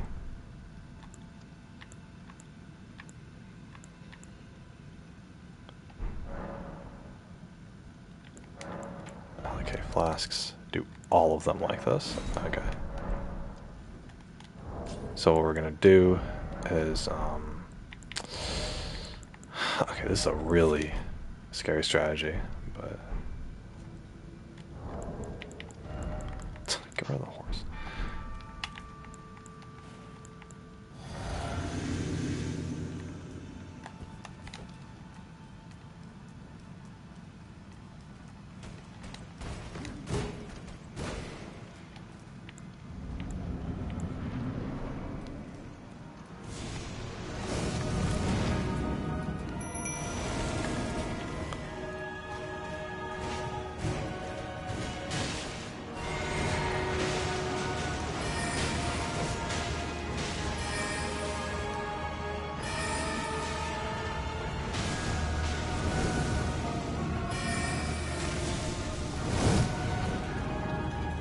It does 85, okay.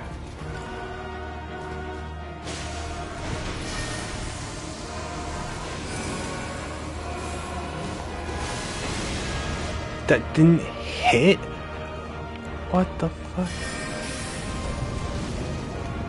Oh, the pebbles do 91 damage. Okay.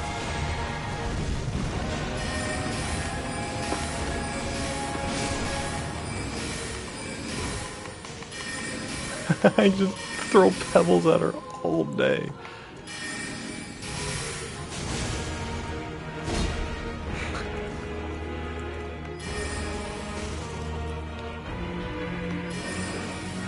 Okay, I'm gonna have to compare costs, but it looks like Glintstone Pebble is probably my best skill to use.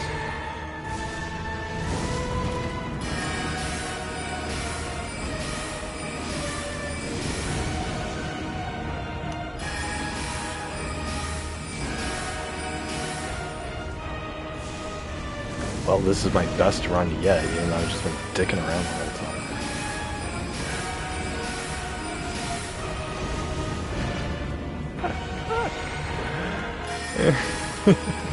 do this forever. Alright. I got my strategy down then. That's good. Glintstone Pebble for the one. Is there like a better version of this? Actually, can I upgrade this staff to do even more damage?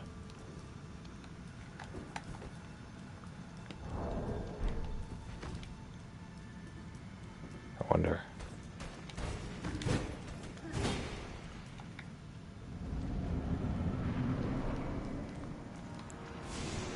Oh shoot, I'm dead. That was bad, that was a mistake.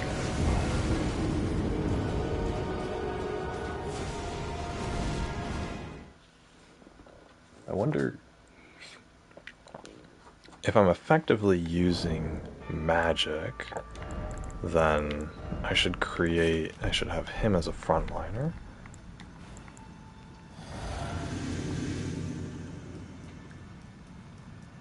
Let's go.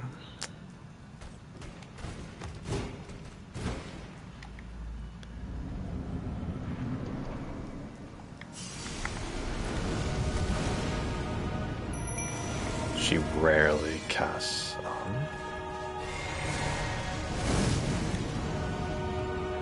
her thing. Casts the fireball twice. Okay, my stupid summons need to get their head in the game. Here, I need him to attack her.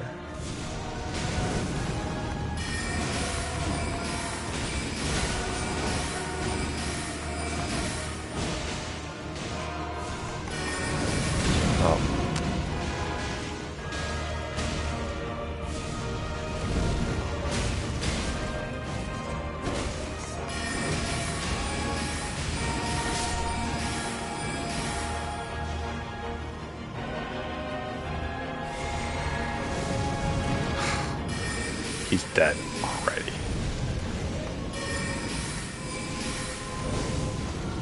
Unbelievable.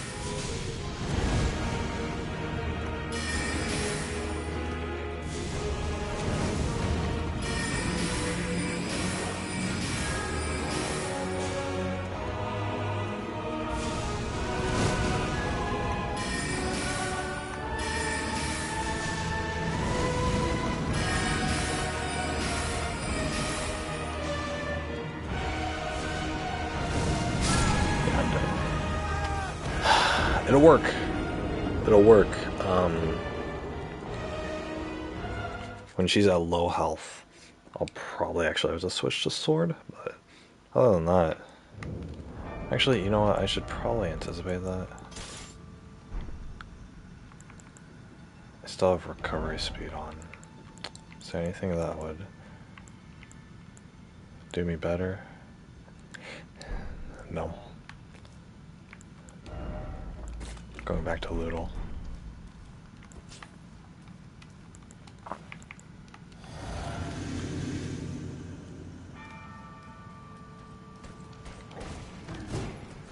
Okay.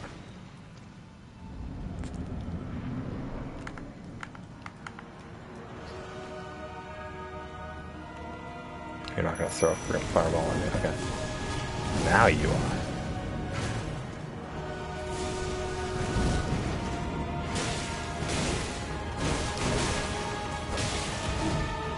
Oh. Oh.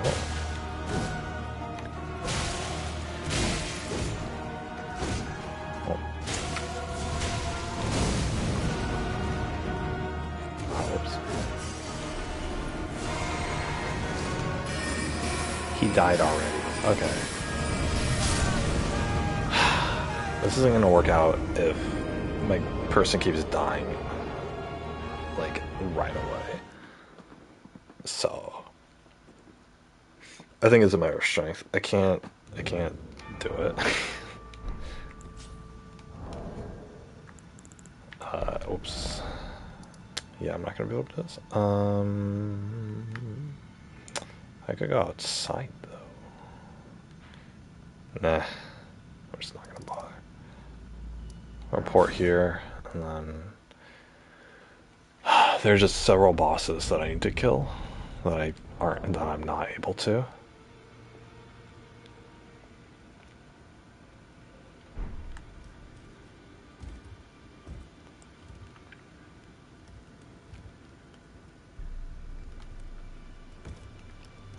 The glintstone pebble might actually work against the horse rider dude. So we'll see about that. Anyway, I should probably quit.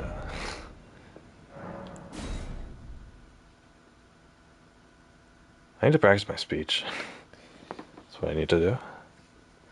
I'm gonna feed myself the rest of the pasta that I didn't finish yesterday. Which I had like one bite left. But I couldn't. I couldn't even finish one of those pots of pasta. I told you guys, pots of pasta. Or freaking.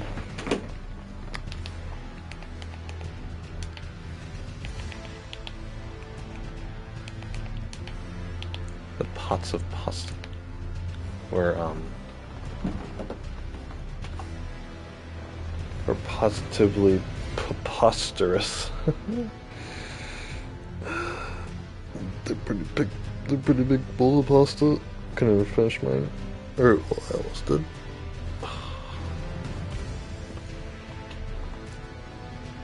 Oh, I had a piece of pizza yesterday, that's right.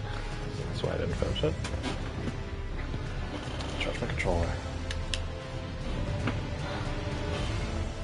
I'm not really up to game right now. Normally, if I didn't have anything to do, I would just distract myself. Oh, like, probably find a new manga to start or something. But I gotta do my speech. I finished that anime yesterday. I said I wasn't going to, but I did. One episode. I watched one episode while I ate, and that turned into 6. So I finished the manga, or I finished the anime. They freaking... It was a good anime. And so I wanted to continue the story. I wanted to read the light novel. And so I looked at reviews for the light novel, and they're very mixed. Some people like it because of the good ideas that it has, and they're just putting up with all the cliches and with all the trash elements of it. And other people really can't take the trash elements of it, and then it's expounded upon by other problems too. So, but apparently there's like terrible pacing and stuff. Hey, stop it! Stop! No, stop! She like swiped at me. She's like, she doesn't want me to tell her to stop. No, nope, stop it.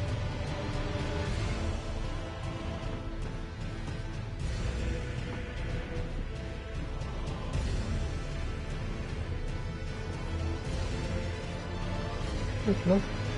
They just got their flea treatment. She can freaking... The fleas are supposed to be leaving her.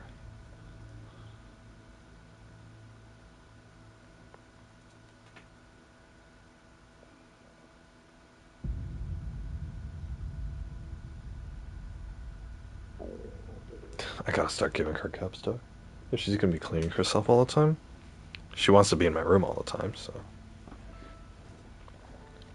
I don't know if Kiri would eat the capstar. She's a little stubborn. But yeah, so anyway, it's mixed reviews. So I was like, okay, I'm not gonna trust the reviews. I'm just gonna see for myself if the problems are there or whatever. Like I could ignore most things if there's something that keeps my interest in the story, and right now there is.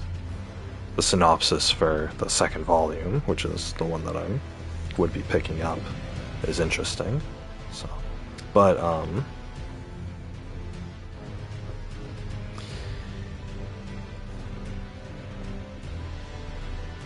so then I was like, okay, I'll start reading this. So I looked it up, and I found a couple websites that have translated all the volumes.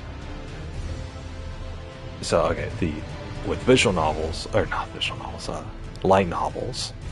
Light novels are written in Japan, and they're in Japanese, obviously. It's Japanese stuff. So, what happens is an American company will localize the novels. They'll actually put in the effort to translate the novels into English. But how fast they do this is dependent on the light novel's popularity.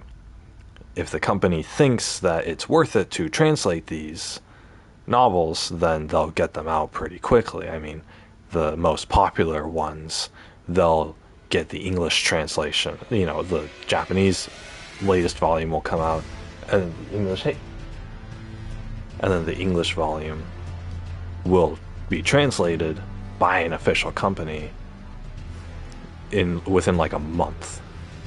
That's a pretty fast turnaround, especially considering that it takes these people like anywhere from 6 months to a year and a half to write each volume. You know, waiting an extra month for the English translation is not that bad, relatively. So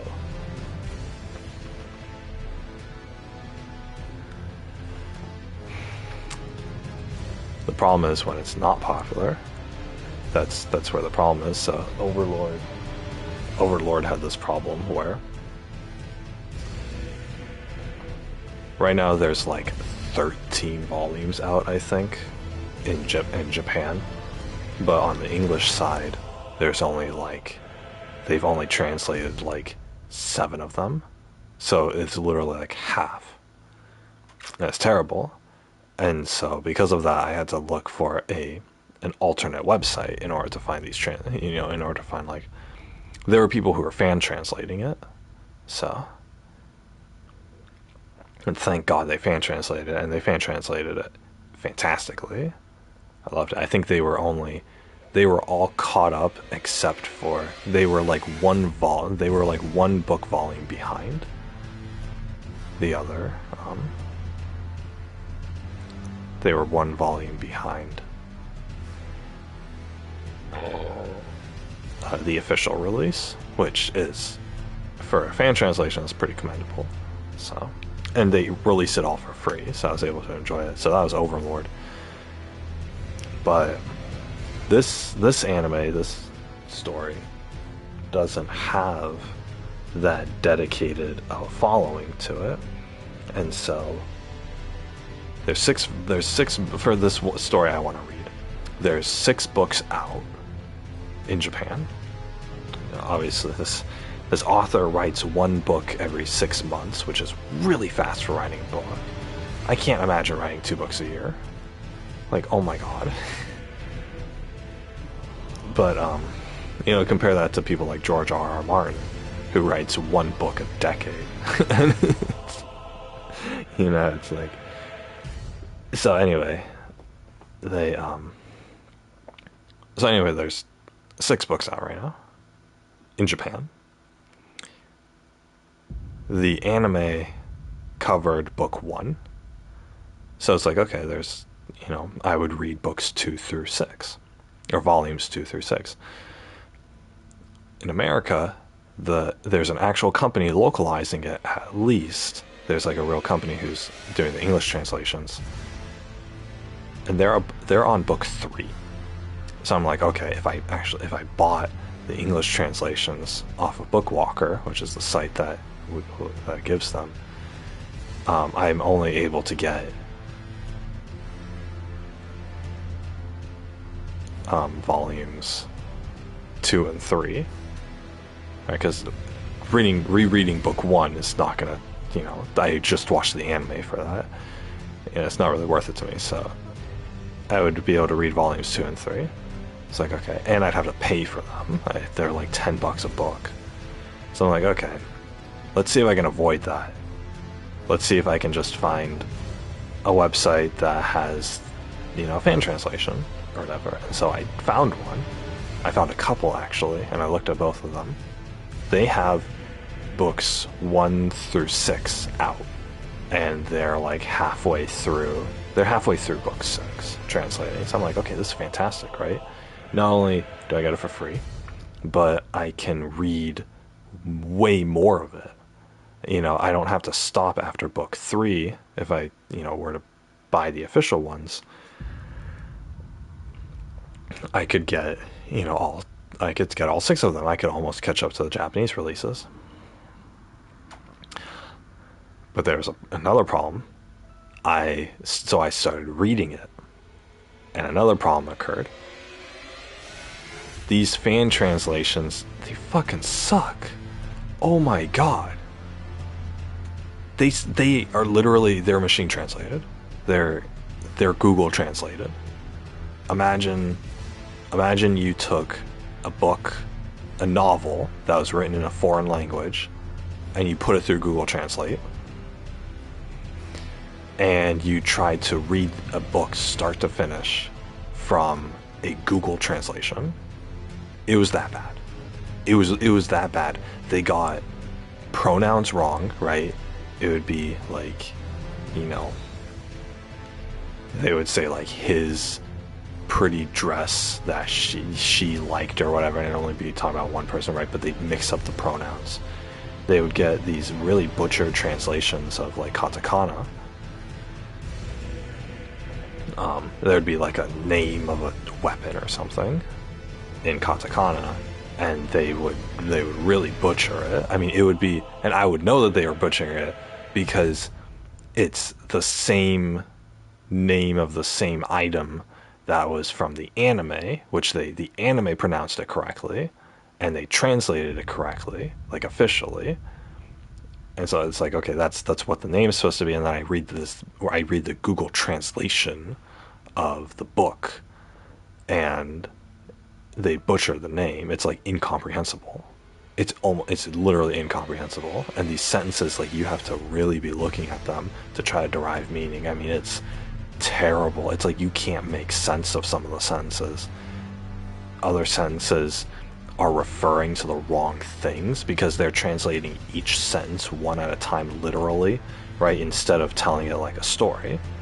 Because when you tell a story or you talk about a subject, you craft every single sentence from the you craft every single stop it.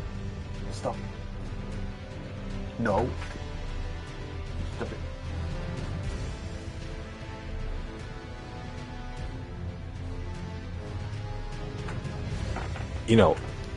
When you write a story, you're crafting every single sentence based off the last. You're making it flow well. And established authors obviously do it intentionally, and they're good with words. They're very good wordsmiths. But, people like us, if we write stories, they actually, in our mind, we subconsciously tell a story, right? We're not just writing one sentence after the other. We're writing out a story, and a story is more than just a combination of sentences, right? It's more than the sum of its parts.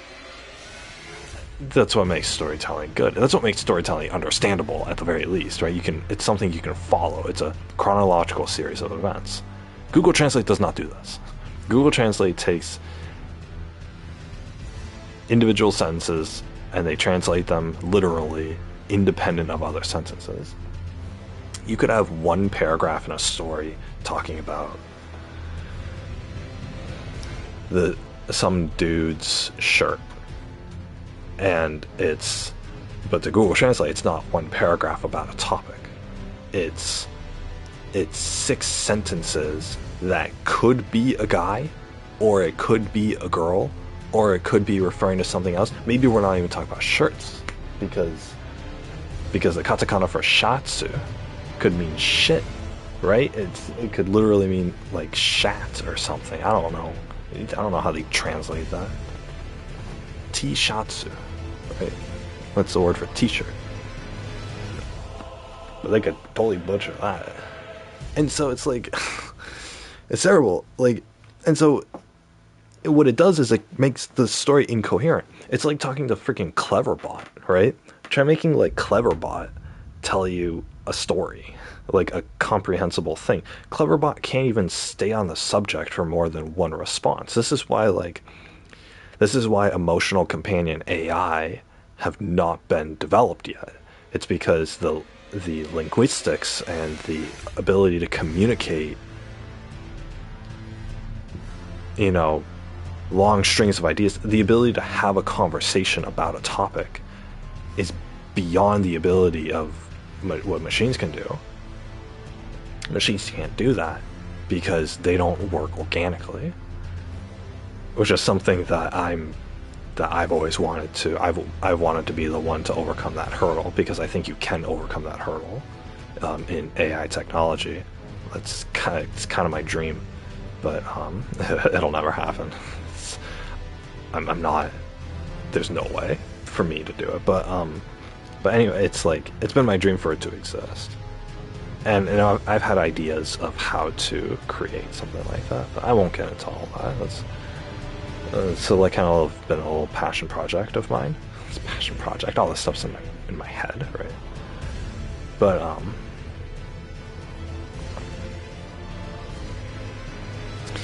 yeah. Anyway, it's just so the free version of these books and the ones where it's the best option. They're Google translated, and I can't, I tried reading one chapter of it. I could not. I lasted 4 paragraphs, and it was I couldn't understand anything. I already know the basic outline of the story. In fact, I was rereading a chapter that had happened in the anime, just so that I could get a feel, because this is what I do when I transition from anime to manga or anime to light novel. What I'll do is I'll read the last chapter of what happened in the anime in the book form, so I experience the last episode from both the anime and the manga, and that way it transitions my brain perfectly into that. So that's what I did for One Piece when I stopped the manga, or when I stopped the anime, is I read those last few chapters in the manga, which One Piece is actually enjoyable. So I was willing to reread. In fact, I would reread the entire One Piece manga from start to finish. It's that good. But for this show, right, it's okay, I'm just gonna do the last chapter, right, which was the epilogue, and I couldn't do it. I just couldn't. It was something I had already seen in the anime, but when I read it in this Google translated version of the book, I just couldn't make a higher ear of it. And I was thinking, okay, is it the fault of how it's translated? Because maybe it's not Google translated. They didn't say it was Google translated. It felt like it was Google translated, but they didn't say it was Google translated. So maybe it was some person who doesn't understand how to write, but they happen to know English and Japanese. So a lot of very sketchy translations are done by Chinese people. It'll be a Chinese person who knows Japanese and who knows broken English. They know broken Japanese and they know broken English, and so they'll be the ones who are doing both. They'll take a Japanese script and turn it into English, and you can tell it's incoherent. So I don't even know why these people do it. But anyway, so maybe it's someone like that doing it. So I'm okay, if it's a real translation, then maybe it's the fault of the author. I did hear a lot of bad reviews about the author's writing style and his pacing and stuff. So maybe it's the author. So let's look at the official release. Let's look at the official English translation of the book, because those are written by professional editors. So then I go on Bookwalker, which is where you can buy the official translation of the book, and I look at the preview for the second book, the second volume. Right off the bat, it's a coherent writing style. The sentences actually make sense. It actually reads like a book that I would find at Barnes & Noble. It's a real book. And it went from incoherent jargon to real book really fast, right? I guess all I need to do is pay for it. So, goddamn. So, ugh. Anyway, I'm just I'm just salty. I don't mind paying for this stuff. That's the thing. I don't mind if it's a good story. I don't mind paying for it. But the thing is, I don't know. First of all, I don't know if it's going to be a good story because I don't know if, you know, a lot of the bad reviews were specifically mentioning the second book, which is the one that I'm going to start on. They were specifically mentioning the second book and how the story took, you know, went a 180 direction, and it went all over the place, and there was no, the pacing sucked, and things happened for no reason, and the main character changed significantly, but in like the wrong direction, which defeated the premise of that the show was based on in the first place. All this stuff. And it's like, and then it's like, okay, you know, those complaints are valid, so I don't even know if the book's gonna be good. But then the positive reviews were referencing the second book, and they were saying, yeah, the second book had its faults, but it was still a decent story. And I was thinking, like, okay, you know, I'm somebody who, like, if I enjoy something, I'm not going to be too critical of it. Like, I'll notice the faults, but I'm not going to let that ruin the experience for me. Which is what I do with all these video games that I play, right? I notice the faults in their story, and I can complain about it. I can go on, like, I can write essays on, like, how the writing in a video game was not as good as it could have been, or, you know, anything like that, or how a certain mechanic in the game was detrimental to the player's experience or whatever. I can do all that, but then still, like, I'll notice all these faults, but then I'll still enjoy the game, right? Tales of Arise, I still loved the game. It's a 9 out of 10 for me, like, for sure. It's a near perfect game, and all the things that I complained about were the only complaints that, you know, you could hold to the game. But the story was great, the characters are great, just the feel, the whole experience in general was just fantastic for that game. It had its faults, and I could write a review for the game outlining those faults, but I would still give it a 9 out of 10, which is higher than I give most of these games. So, but yeah, it's like, books is the same thing, right? I'll notice the faults, they'll irk me a little bit, but I'll get past them, and I won't let them ruin the experience for me, right? Somebody like me who, you know, because you guys know by now, if you've been watching my stream, I complain a lot. But the thing is, the thing is, even though I complain, since I complain a lot, if I was unable to enjoy, if I was unable to still enjoy what I'm doing, then my life would be sucky. Oh my god. I wouldn't be capable of ever smiling or ever, you know, being happy about anything, because I would always look at the fault of something and let that ruin my experience.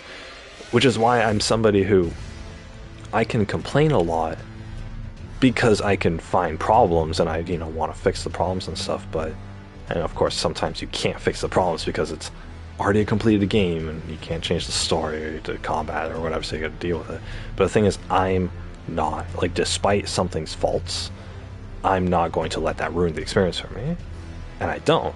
And I mean, it's instinctual for me that, you know, I still have a good time. Tales of Arise, I still have a good time. That good amount of time comes through the complaining and stuff, but, and other than that, it's like, there's a reason why I played the game from start to finish. There's a reason why I'm going to play Elden Ring from start to finish, even though some aspects of it irritate me. It's just because I suck. But, there's a reason why I keep playing Rocket League. Hell, there's a reason why I kept playing League of Legends. And it's like, I'm not going to let, so, well, I guess League of Legends is a different thing, but I'm not going to let my complaints about something ruin my enjoyment of it. So, and the thing is, most people don't understand that about me, which makes it difficult, because I have to, when I'm around other people, I hold back my complaints, because I don't want to give other people the impression that I don't like something. The thing is, if I complain about something, that doesn't mean I dislike it. That means that I'm invested in it. I'm invested in something to the point where I'm paying attention to it, and I'm looking at the faults. I want these faults fixed. That's why I complain, because I want the product, or I want the experience to be better than it is. But that's the thing, if I'm invested in something, I'm still going to enjoy it. That means that I've assigned importance to it, and I still want to do it. That's why I finished Tales of Arise. That's why I keep playing Rocket League. That's why, you know, I'll still watch all these crappy isekai anime, even though they're, you know, it's generic trope number 600. It's like, because it's still enjoyable to me. But that's the thing, people don't understand that about me. People don't understand that about people who complain. And so it's like, and of course this translates into like my real life or whatever. If I were to get friends or a relationship partner or whatever, they would have to understand that about me, is that when I complain about something, that means that I like it. And the reason why I'm complaining is because I don't like how this flaw is it's trying to ruin the thing I like. And that's the thing, is like, I will have a good experience because, you know, you put something that I care about in front of me, my opinion of it is like 100%, right? It's at the top, it's peak positive. And then you throw a problem at me in that thing that, you know, I can complain about for an hour. My opinion of that thing will drop down to like 99%. Not that much of a drop. It's a 1% drop, right? Because there's a flaw and I noticed the flaw. And so therefore, you know, that affects it. But I still love the game 99%, right? I still love the game 99%. Even if you give me like, you know, 10 different things to 10 different things to complain about, I'm still at a 90% positivity for this game. That's a 9 out of 10 for me. You look at any review for a game and you see they rate it 9 out of 10 and they have only good things to say about it. For me, a 9 out of 10 is that it was a great experience, but I had 1/10 of the game was complainable, was complain worthy or whatever, right?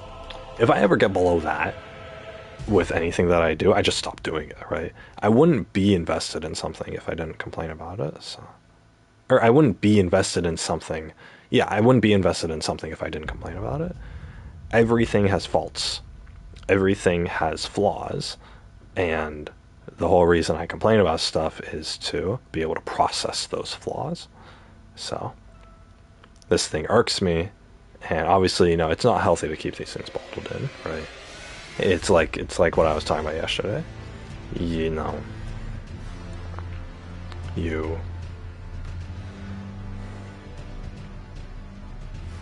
let it out, and even if letting out whatever you have upsetting you gets you more upset about it, it's only for the moment. And you've let it out, and you let off some steam, and then maybe you fix it, maybe you don't, and then you move past it, right? You're learning how to, just simply by complaining about something, you're learning how to move past it. So, what the? Oh. Anyway. Yeah, so anyway, this freaking, I can't take the machine translated. The Google Translate version of the freaking novel. So, or God forbid it was a real person who translated it, because I cannot imagine a human being writing these sentences. But because literally, like, you could take like the dumbest person on the planet and they can still they can still recite a coherent story, just by virtue of them being alive long enough, right?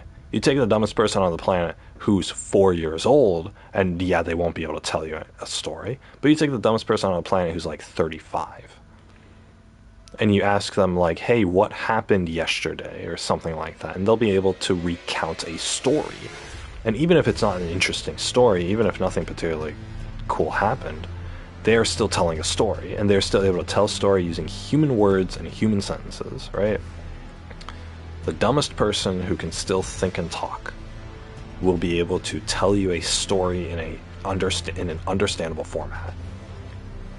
This Google Translate version of the free novel can't even do that. That's how bad it is. So, oh my god.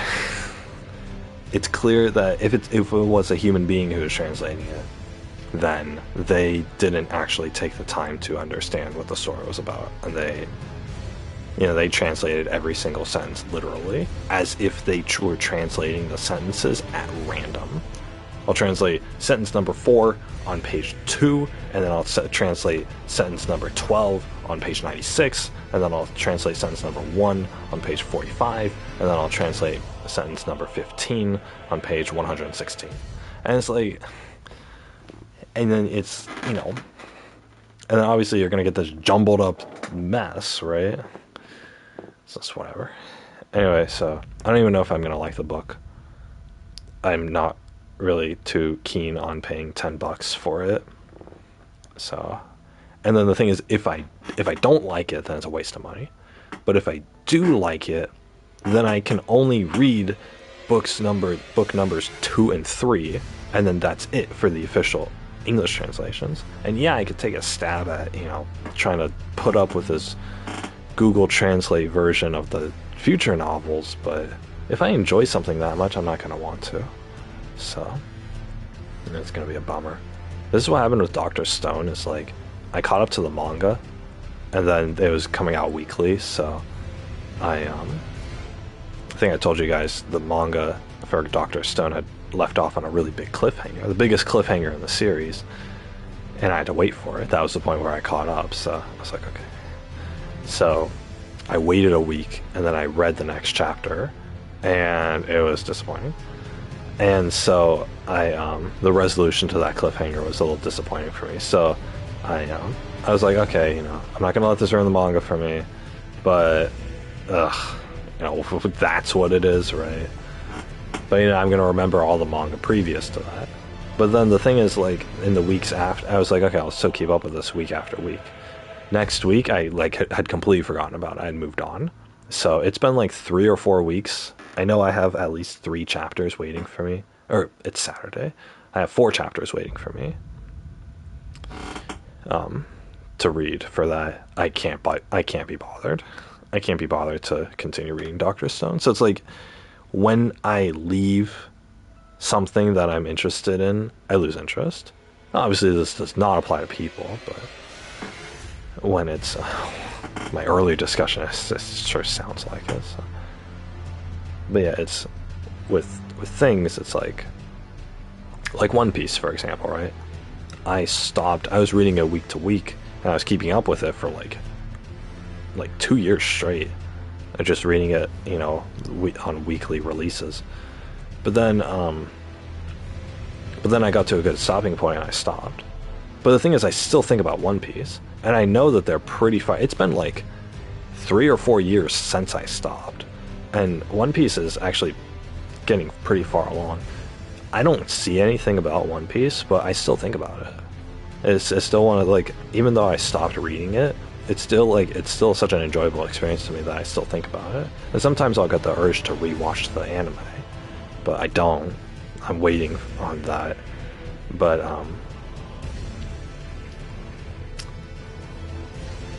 it's gonna be a long wait, but whatever. So I don't mind. But yeah, it's like I still think about One Piece or whatever. And whenever I think about anime, I think about One Piece. And so it's like, it's the same with, like, whenever I think about girls, I have one specific girl in mind. And so it's that same thing, right? It's like, for something I'm like truly interested in, I don't ever forget about it, right? And the instant that I can continue experiencing it, it's going to be fantastic for me, and I'll do it for the rest of my life. Which is why I'm waiting on One Piece, because I'm waiting on the manga, because the creator said that something like it was going to be like 5 or 6 more years until the manga was going to be finished, which is fine by me. And I think that was like a couple years ago, actually, so it should be like 3 or 4 more years from now until the manga's finished, which is fantastic. So, because that's when I'm going to rewatch the anime, and so I can rewatch the anime, hopefully not by myself, and rewatch the anime up until the point where, you know, I recommend to stop and then read the manga from start to finish. That's gonna be great. And obviously, it's gonna take, you know, quite a while to do that. It's gonna be, I think it's gonna be like almost 2,000 chapters of manga, which is insane. Oh my god. So I can read, like, in a session, I can read like maybe 10 chapters. Maybe like 10 to 12 chapters, depending on like how invested I am in it. So it's gonna take, that means it's gonna take 6 months to get through One Piece. 6 months of like steady reading if I do it every day, which is fantastic, right? Give me my favorite series, and you're telling me that I'm gonna get to enjoy it every day for 6 months straight. Holy crap, right? If I gotta play Elden Ring for 6 months straight, if there was 6 months worth of content in Elden Ring, oh my god, I'd go crazy. It's awesome. So people would kill for that. Of course, there's not 6 months worth of content in Elden Ring. There's 100 hours worth. But still, it's gonna be great. Anyway, but yeah, it's like whenever I do re-pick up One Piece, my love for it will be. It won't even be rekindled. It will be, but it never went away in the first place, right? It's just been sitting there waiting, right? Same applies to people, right? If I view somebody as like super important, but I don't get to be with them, then right now, then, you know, if that situation changes, then, you know, I'm gonna, you know, I'm gonna be able to pick up right back up from where we left off, sort of thing. So, and then it'll just be, you know, par on course. So, and then video game wise, so I have that with a person. I have that with, you know, One Piece, the series. And then I have that same thing with Final Fantasy. I can go back on Final Fantasy at any time on my character, and within the day, I'll reacquaint myself with what I was doing in the game, and I'll be able to move on from there. Of course, I'm not going to do that because Final Fantasy 14 is a co-op game to me. It's an online game. It's an MMO. MMOs can be played solo, and the whole point is that that kind of game is social. It's massively multiplayer online. So you go into a town and there's like 100 other human beings in that town, 100 other human players in that town, along with all the NPCs and stuff. So you could go about it solo, or you could dance in the town square with all the other people, or you can make emotes at people, or you could find friends and talk to them, you know, whisper them, or talk in the group chat, or the alt chat, the global chat, whatever. Different kinds. And then you could join a guild and then talk with the guild people. I was in a guild in Final Fantasy, and there were some regular people, and so I actually got to know them. I actually got to know a lot of them personally, or I got to know a couple of them personally. I got to know what their personal lives, you know, what was going on in their lives and stuff. That, oh my god, like, it's a lot of human contact. But the thing is, it's not,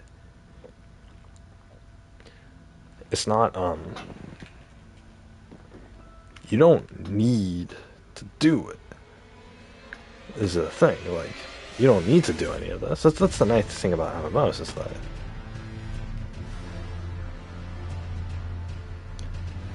that you don't have to do any of this.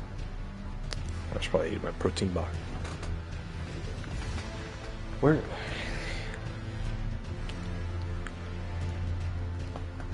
I can feel my stomach. I can feel it.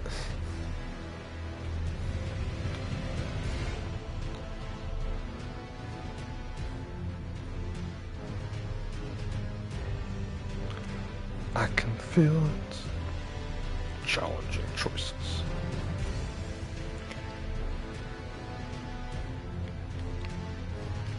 Choices are a huge part of the game.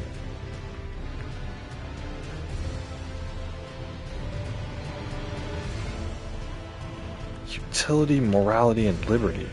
Why? That will shape... Hey! That will shape your character's worldview. So there's not like good and evil. There's utility, morality, and liberty. Hey! Stop it. Ah, no. Stop it.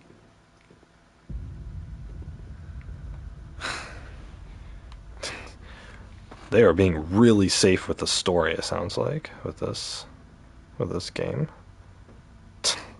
Fucking triangle strategy. Why would you call a game triangle strategy? What is wrong with you? Freaking Nintendo. Oh yeah, Octopath Traveler is so popular. Let's just keep naming shapes. Oh my god. Octopath? That means 8. What about triangle? That means 3. Oh my god. Like, okay. Yeah. Good job, Nintendo. You're learning your shapes.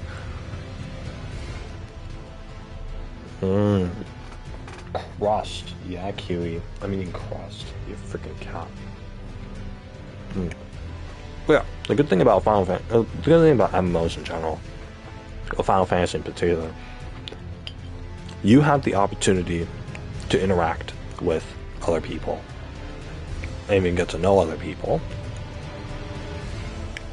and do activities with them and all that sort of stuff. You have that opportunity, but you don't need to. You don't need to. You can play the entire game by yourself, or you can play the entire game with just like you and your friends, or you and a loved one or whatever. I know there. Hey, stop. Stop.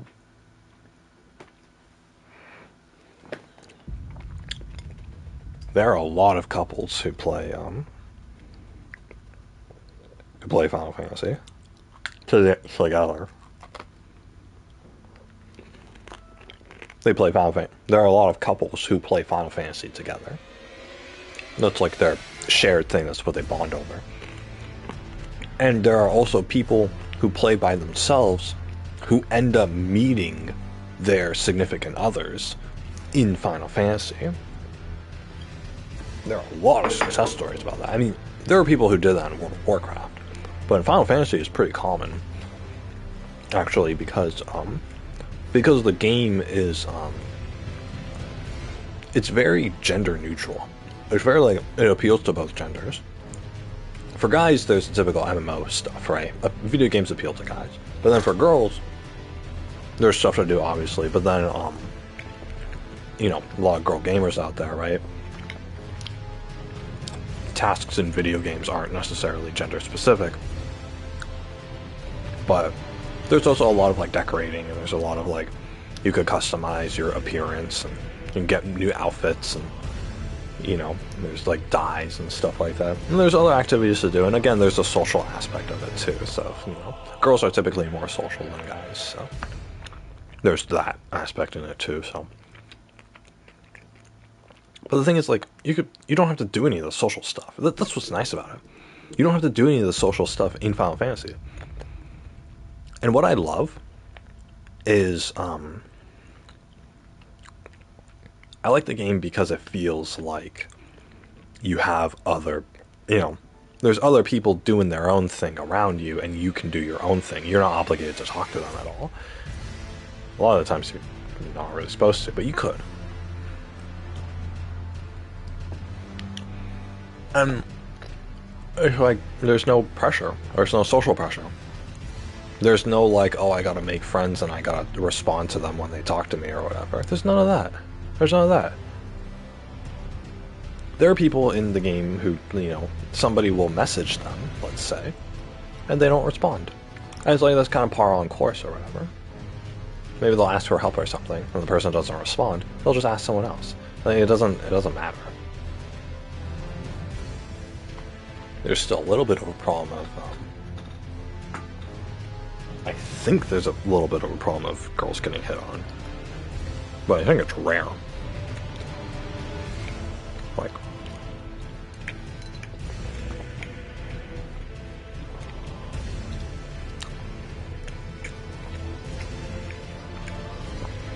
because a lot of people just assume that, like, oh, if you have a girly character and you have a girly name or whatever, then they just assume that it's a dude who's role playing.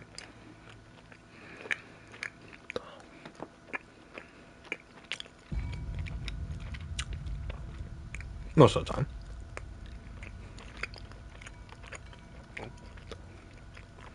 Anyway.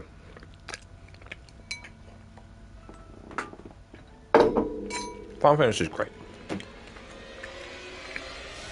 I love it. I still think about it as a game. I'm not going to play it. I'm not going to play it by myself. But I'm not... A lot of people do.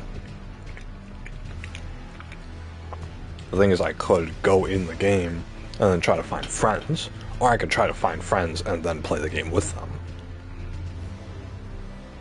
I'm not going to do that. I'm not going to do that. Because the experience that I want with Final Fantasy is doing it alongside... It's a co-op game, right? So that's how it is for me. So what I want is I want to go through the whole game with somebody, right? I want to start to finish, you know, we go through the story together, we level up together, right? We do different classes, but, you know, we level up together.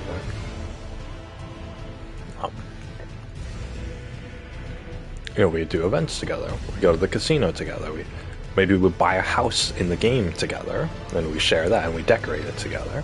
You know, yeah, things like that. We do our dailies together, we craft things together, you know, everything. And you can do everything together in that game. It's a very co-op friendly game. Well, it's the whole part of the game. That's the kind of experience I aim for. But obviously that very close, very parallel experience with somebody else, you can't, like, you can do it, but it's typically like you're gonna do it with a loved one, right? You're both gonna get on together and play together, sort of thing, right? Whenever you have free time or whenever you feel like it or whatever. So that's how it is.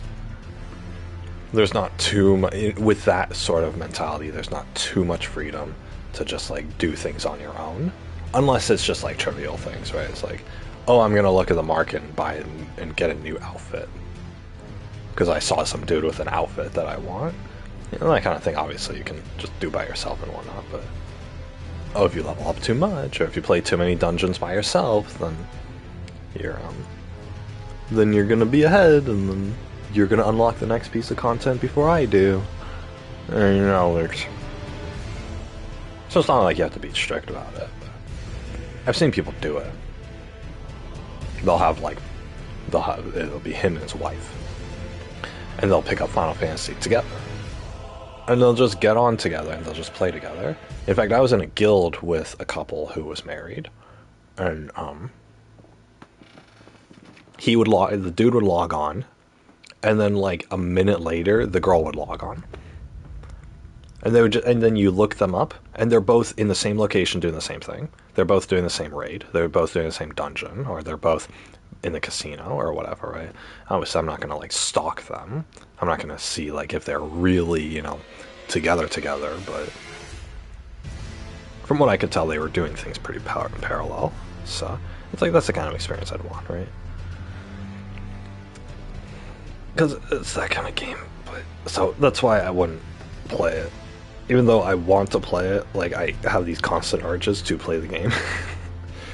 It's, you know, I know that the instant, because I played the game on stream before for you guys. I was just doing random stuff. I was just exploring the world. And it's like, I felt lonely. I felt lonely playing by myself. I had never played the game by myself before. I had never logged on before, or well, I had never logged on before being completely absent of, being completely devoid of somebody else to play with. Never before for that game. So I don't want to go through that. It's not that kind of game for me. What I do. If I wanted that kind of game, I would play a single player game. There's other Final Fantasy titles that are just single player. There are other JRPGs that are just single player. Most of the appeal of Final Fantasy XIV Online is all of the activities in that game that makes it different from other games are things that are activities that are more enjoyable when you share that with somebody else. That's what it is. Something like the Elden Ring, you're playing solo, right? Something like Dark Souls, you're playing solo, right? All these other games that I've played before, you play solo, right? It's because, you know, you can do everything and everything's still a good experience when it's done by yourself, because the game is made to be done by yourself. Final Fantasy is not made to be done by yourself. It's made to expose you to other people that kind of do. It's made to where you're going to have a better time when you're playing with friends, or when you're playing with guildmates, or when you're playing with a significant other. They made the game like that. And because they made the game like that, but they also made it easy to find people to be with, it's super popular. And the game has a nice aesthetic to it. I mean, it's the reason why it's like the most popular game in the world right now. It's fantastic. I love Final Fantasy. Wow. Gotta wait. Oh my god. Gotta wait on that. Gotta wait on One Piece. Gotta wait on the person. Gotta wait on freaking. I wait on everything. But you know, whatever, right? For now, I have Elden Ring. For now, I have manga that I'm reading in my free time. I have college to do. I have work to do. Or I will eventually have work to do. I have research that I can do. Well, other thing is, the things that I enjoy the most, I will be able to, I can wait on them, and then when I pick them up again, you know, that fire inside of me, for, you know, that passion and the joy of doing that thing, or being with that person or whatever, will rekindle, and I'll regain all of that. And that's the whole point. That's the whole point.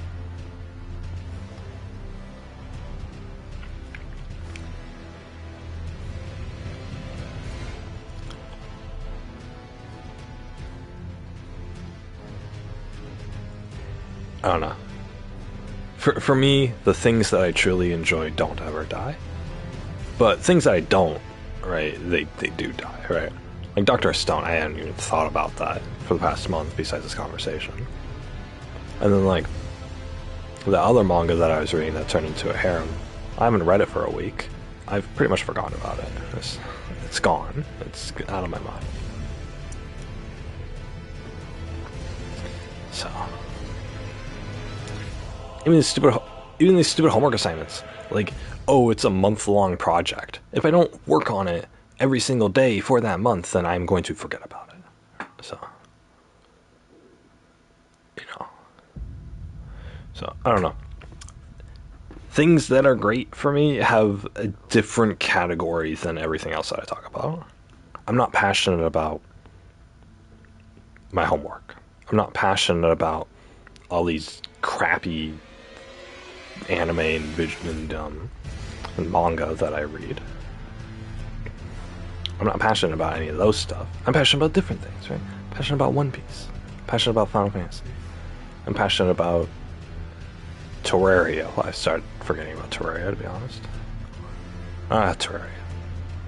At this point, like, I don't really care about when I play Terraria. I will love it when I play it, but it's like, at this point, it's like, I don't even think about it anymore. It's like, but yeah. Now I'm thinking about that new Kirby game. I'm not thinking about that new Kirby game. I'm thinking about Rune Factory 5 that's coming out this month. I'm gonna get that. I don't know if I'll play it.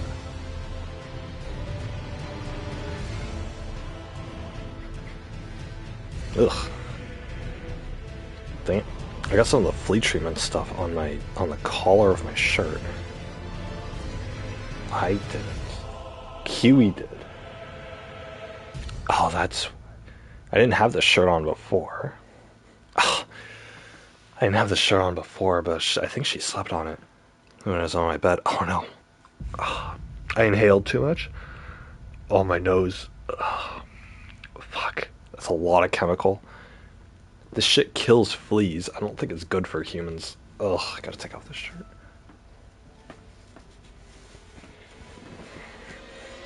Damn it. I have this habit of smelling things. It's not good. That's the first time that ever backfired on me. Oh my god. In all my years, never have I ever. Alright, I gotta wash this. God dang it. Okay, well, my sweater shit's. Oh god. Stupid thing. Why did you do that?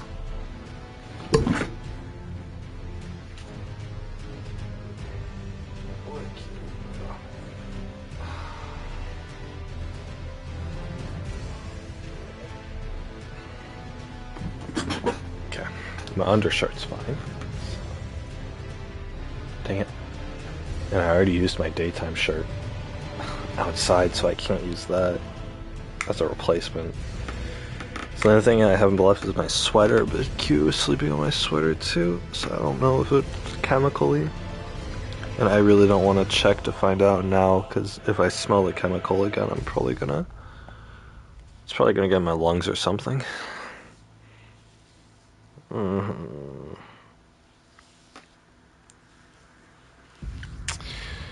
I've been having really bad bowel pains. Oh yeah, freaking, just ignore that, guys.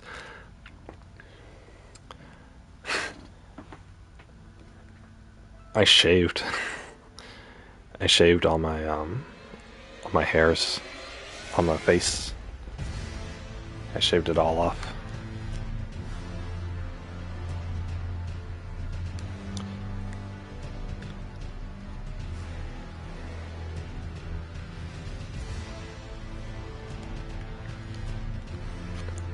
But yeah, I shaved them all off.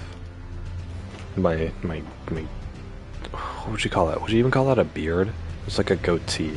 It was a goatee, but without the mustache. It was chin hair. I shaved off all my chin hair. And it felt, oh my god, it felt weird not having it there anymore. It didn't weigh anything, but I had this habit of like using my fingers, like my thumb and index finger, to kind of like to stroke it. You guys know how like the evil villains do it, right? So I had the habit of, you know, stroking it because I just want to feel the hair there. But then after I shaved, I went to go do that, and there was nothing there, and so I was just stroking the air underneath my chin. Oh my god, it was so disorienting. I was like, oh no, where'd it go? There's supposed to be something here, right? I imagine this is how people feel when they become bald. It's like they like swoosh their hair and there's nothing there, and they're like, where's my hair? So yeah, anyways, very disorienting. But I've been happier. I look younger. I look way younger. Oh my gosh, it's so weird looking at myself in the mirror now and seeing that there's nothing there. There's a chin there, but it's like a bald chin. It's like it feels to me like it feels like there was supposed to be something there, but there's not. And I don't know. I don't know where it went. It went in the trash can. That's where it went. It was really hard to shave it, so I made the mistake. I should have. It was like 4 inches long. It was really long. But for a facial feature, it's really long. But yeah, it was a pain to shave it because I made the mistake. I didn't trim it. I should have trimmed it first with scissors, but I didn't. Instead, I just went with the razor, and so I, used my razor and just one sweep down on the chin hair, and it took off very little from the face, but it was this giant clump of hair on the razor blade, and so I had to clean that off, and I had to do that like 30 times. It was a lot. And the thing is, I didn't want to just rinse off all these long hairs into the sink because it's going to clog my drain. That much hair was going to clog my drain. So I had to wipe them off on a tissue, but it was wet and it had the shaving cream on it. And so I had to pick it off of the razor blade and then try to put it on the napkin or on the tissue. Hey, oh, you stopped.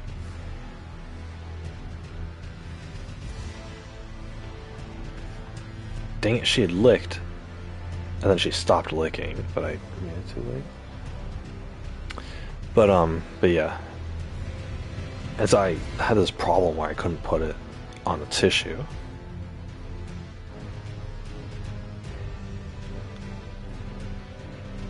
Because it was like stuck to my fingers after I pulled it off. And the thing is, I didn't even pull all of it off. So I still had to rinse some of it down the drain. So, I mean, technically, like, I could have just let it all down the drain and then just used Drano on my drain in order to, on my sink in order to get it all down, and that would have made it a lot easier, but, so, hey, stop it. But yeah, I don't know. It's whatever. Anyway,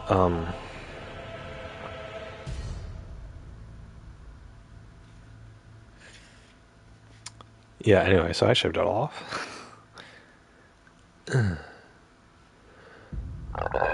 Oh my god. Maybe that protein bar? Protein bar.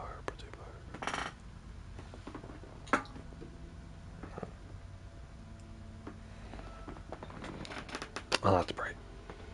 Oh, that's bright.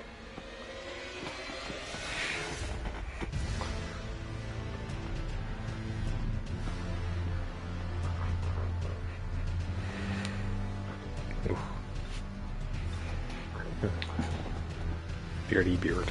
But yeah, I look a lot younger now. So. And it's not interfering with my sleep. I've been able to, like, put my face in my pillow and not have the hairs brush up against me. It's been nice. So I'm pretty happy about that. I'm pretty happy.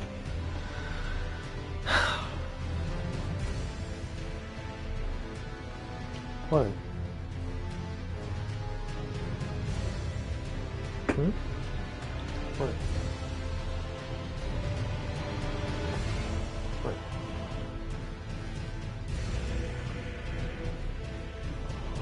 Hmm?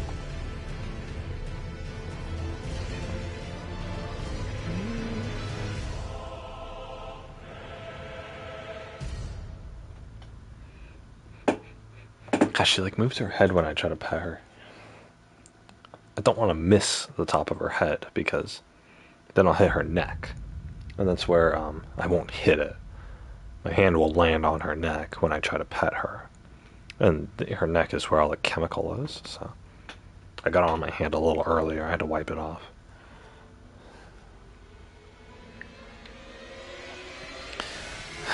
But yeah.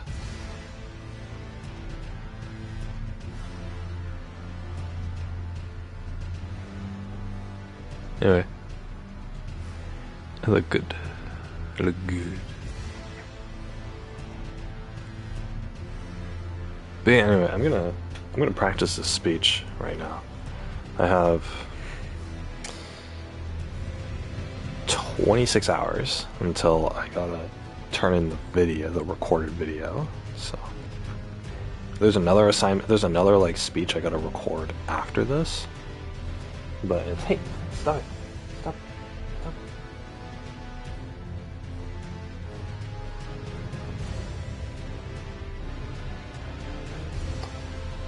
But yeah. I don't know what it is. So I'm just gonna BS that one. If I even have time for it.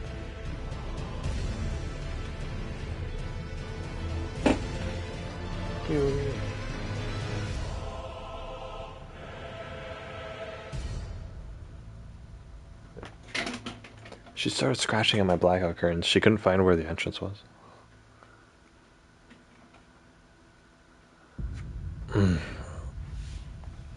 But yeah, I gotta practice this speech. I gotta somehow do this. I gotta do it I gotta record the speech whether or not I get this memorized. So, if I don't get this memorized, I'm just gonna start reading off the thing. Like, I'll start memorizing it from start to finish, but if I can't, like, if I can only memorize half of it, then I'm just going to then I'm gonna have the other half of it up on the computer screen that I use to record it, and after I do the initial bit, then I'm just going to read off of the screen for the rest of it and just say fuck it. I'm not gonna do this like this. Let me move my webcam, or not my webcam, my mic.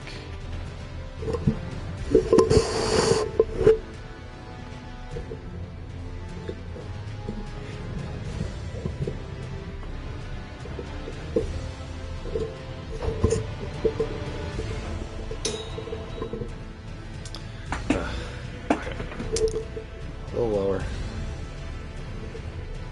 There we go. Is the thing up? God, I can't tell. It's not enough. No. Okay, there we go. Cool. Okay. Oh, I gotta take my vitamins. I've been out of fruit for the past couple days, so I forgot to take my vitamins yesterday.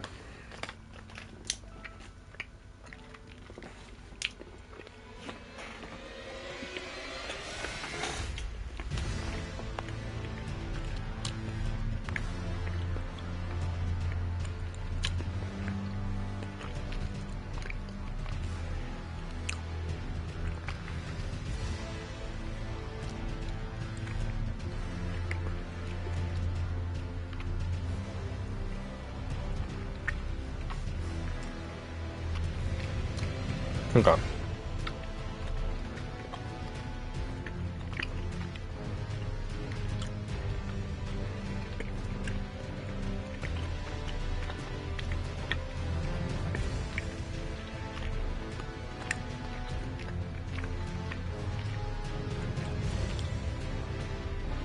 My teacher didn't actually look over the outline that I did, so I have no idea if this speech is actually good or not. I really wish she would have like critiqued it or whatever, but she just looks to make sure things got done. Like, I probably could have copy pasted artificial paragraphs into the outline, and she would have given me full credit for it. So I don't think she actually reads through any of this. And I kind of know that she doesn't, because when I turned in all my stuff on like the following Monday, she graded all of my missing work within like 10 minutes. Like it says when the teacher graded it, and every single assignment got done within a 10-minute period, which means that she didn't actually look over any of this, because I wrote more than 10 minutes worth of content for all of this stuff. So she just probably skimmed it over at best. So anyway, I would have really liked her feedback, saying like, oh, this shouldn't have been in the speech, or oh, you should rephrase this, or whatever. Because I shouldn't expect that. So what was I gonna do? Oh yeah, I want a protein bar. I kinda want cookie dough, but it's under the box, under the things here. Look at cookie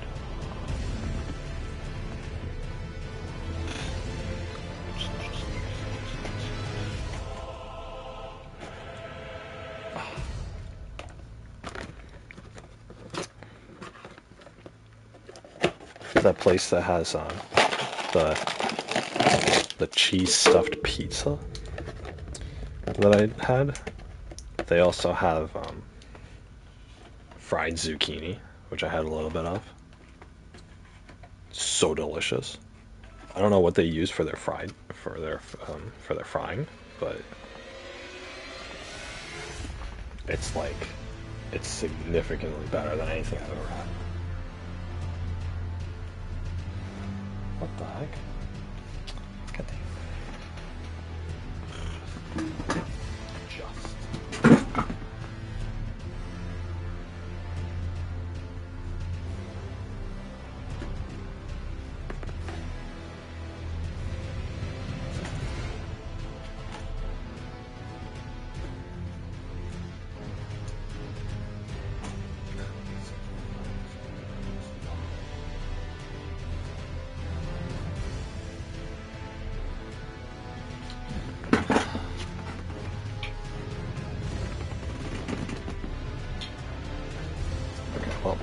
Hope there's not an earthquake.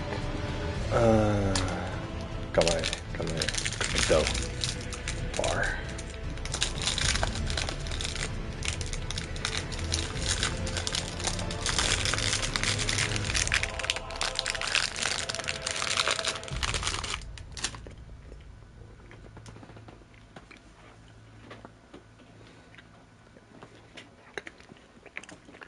I bought all these pure protein bars. I got different flavors. But the thing is that you can't get the different flavors like you get them separately, but they're like they come in a 12-pack.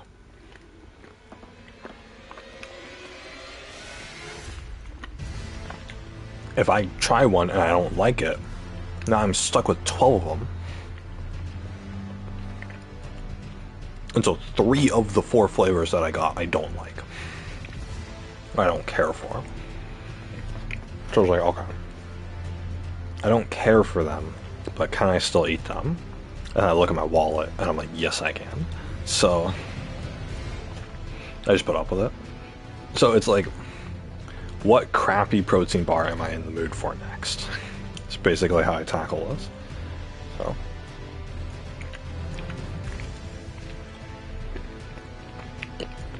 I have gotten... How many flavors have I gotten? 1, 2, 3, 4, 5, 6. I've gotten 6 different flavors of pure protein, protein bars. And I only like 2 of them. And...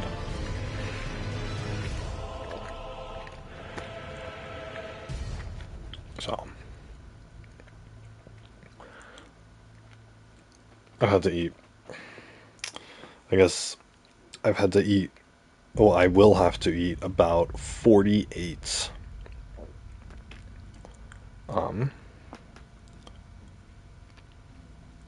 protein bars that I don't care for in total. So... It's whatever. It's all free food anyway.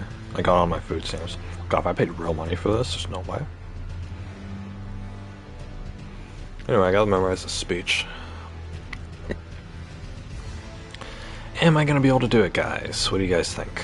Can I memorize an entire 8-minute script? That's a lot. It's...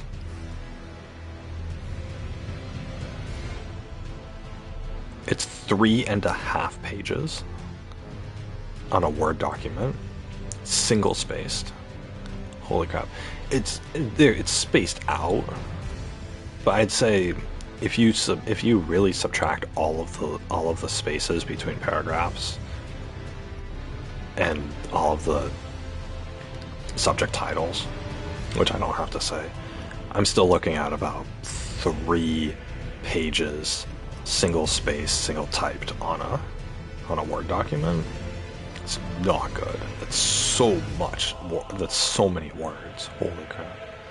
It takes me a long time just to type all that out in the first place. But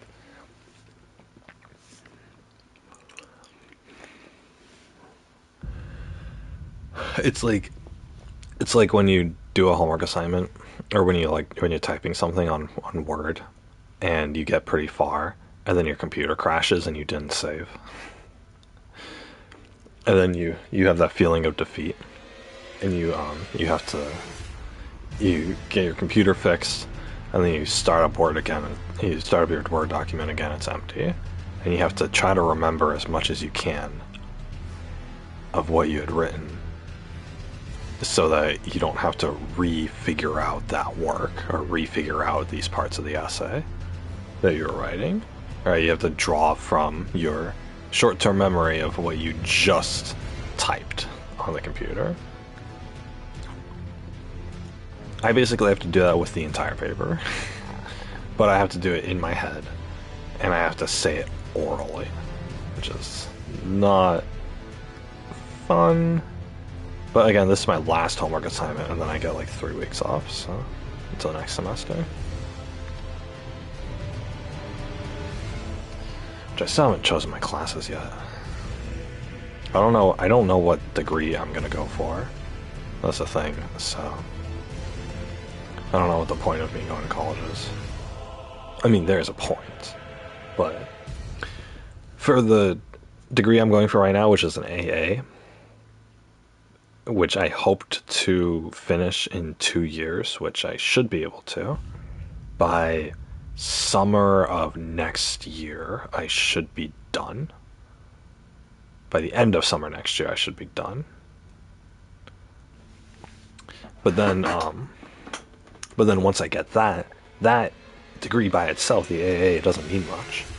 It's better than if I just have a high school diploma, but it's about as meaningless as a high school diploma is, right? If I try to get into like a specialized job, I'm not gonna have any qualifications. And so, what I'm trying to say with all this is that the degree that I'm getting now, that I'm gonna finish by the end of next year,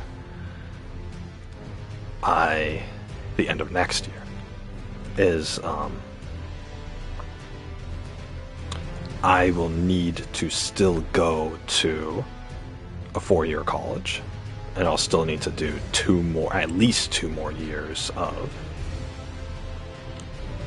college in order to get my real degree in whatever. The thing is, with my real degree, I can do whatever I want with that. It's a bachelor's degree. That's what I would need to go for.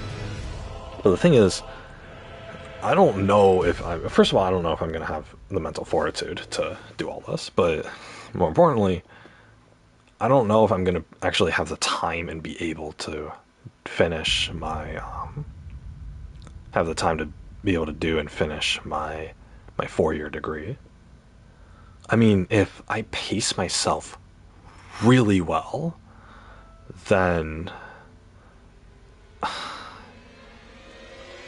I could have 3 of the 4 years done by the end of 2024, which is kind of my target.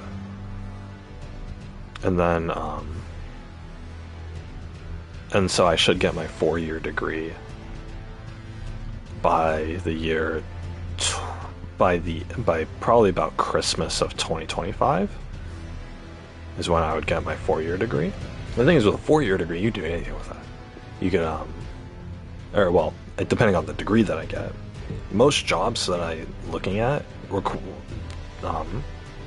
want a bachelor's degree. So they want a bachelor's degree and experience. So stupid. But they want a bachelor's degree. So I actually got a bachelor's degree, but I don't know which one to get. I don't know what it says to get specifically. I don't know what kind of job I want to do. That's what it is. Because I want a job where I stay at home. If I have to get a job with all this crappy society, then I want it to be one where I stay at home. I work from home. If I gotta work 8 hours a day, I want to work from home.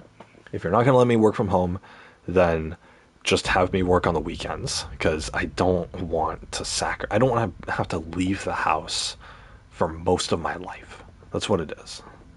For most of my week. So I'm sure I could work at like a mental institution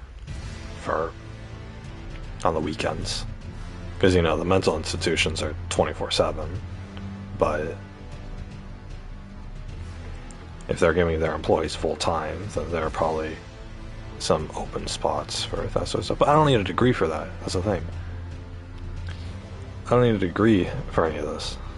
It would look good if I had one, but I'm not going to need it. The thing is, this stuff costs money. Okay, the thing is, I could technically, if I... No. If I got my 2-year in like a specialized field, like IT or radioscopic, or anything like that, radiologic, I mean, then I could work a job in the... Hey!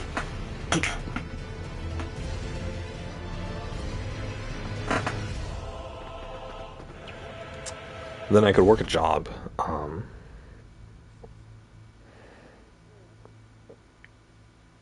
for a year in that field and making money and getting experience and stuff. And once I get enough, once I get that experience and I save up enough money, then I can get a work visa and leave the country, which is my end goal. So I want to be able to leave the country. I don't know what I need to do for that. So, I don't know what kind of job I would need in order to be on that path. So I don't care what I work as long as I can get what I want from it, which is either very few hours, or working from home, or being able to go to Europe. Those are my three things that I want. If I could get all three, oh my god. But I doubt I can. I'm thinking I want one of them. I want to either work very low, work not that much, or work a regular amount but from home, or work a regular amount at a job site, but I get to leave the country in order to do it, and I get to work towards my work visa, so I can gain citizenship in the other country, in the European country, so that my kids don't have to, worry about, putting daddy in bankruptcy just because they call an ambulance. So, any one of those three options is fine for me. But the thing is, every single job that I look at will offer me none of that. I don't get any of that. I have to work the normal amount of hours, which is 40 hours a week, which I am vehemently against. I have to do it at a job site, or I have to go to work. I have to go to a place to perform the work for those 40 hours a week, which really is about 60 hours a week. Because there's going to be because lunch break, commute, and then unpaid overtime for whatever field I get in. There's always a risk. And then all of those won't let me go to Europe, because most of those won't let me go to Europe, because Europe... Hey.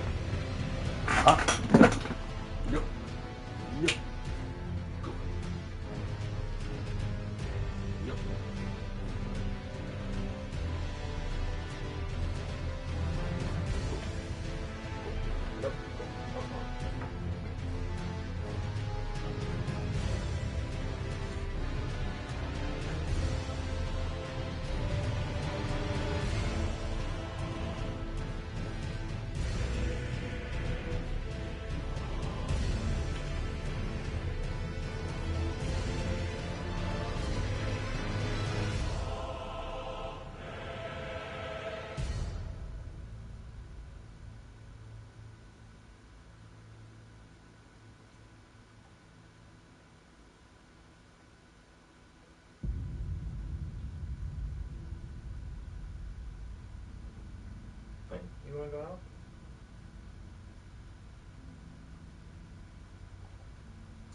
Never want to go out.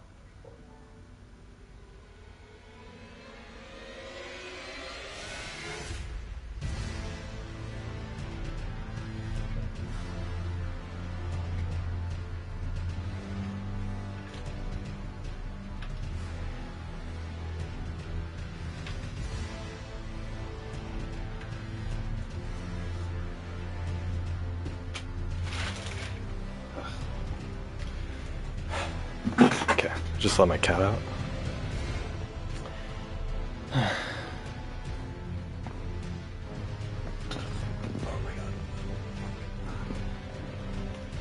Do I have a protein bar up?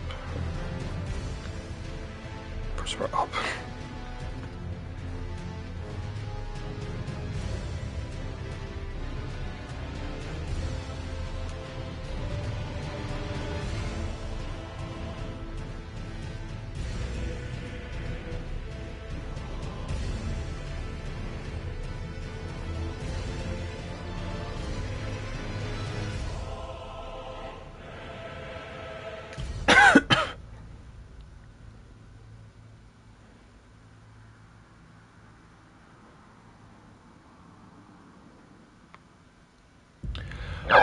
Oh, God, sufficient living, whatever.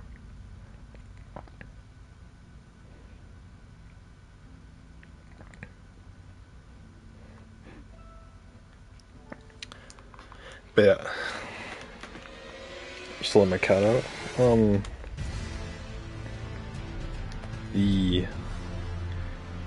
mean, going to Europe is probably going to be, out of those three, it's probably going to be the most obtainable one. Even though it's,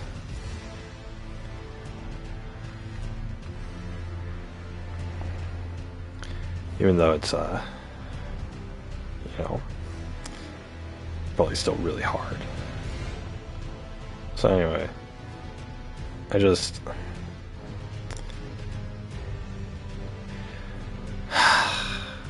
friggin'. So anyway, all of that is like, it's not impossible, right? None of those are impossible. But the thing is, I just need to look harder. And to look harder means to do more research. And it's a lot of research. It's a lot of research. Because I have to have, there's a lot of different factors that you have to consider with all those things. So, it's more research than I'm really willing to do right now. But, I mean, I need to do it. I need to decide on my future. And I kind of need to decide on it soon. Because what's going to happen is I'm going to start taking college classes that won't apply towards the degree I'm going for. Which means that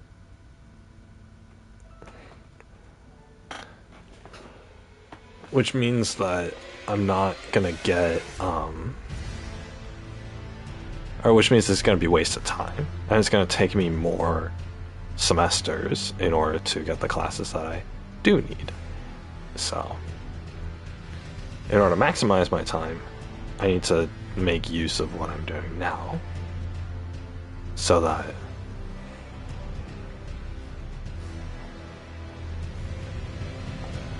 or make choose the correct classes to take now, so that I get my degree as soon as possible. I can start working, or I can start doing other stuff or whatever.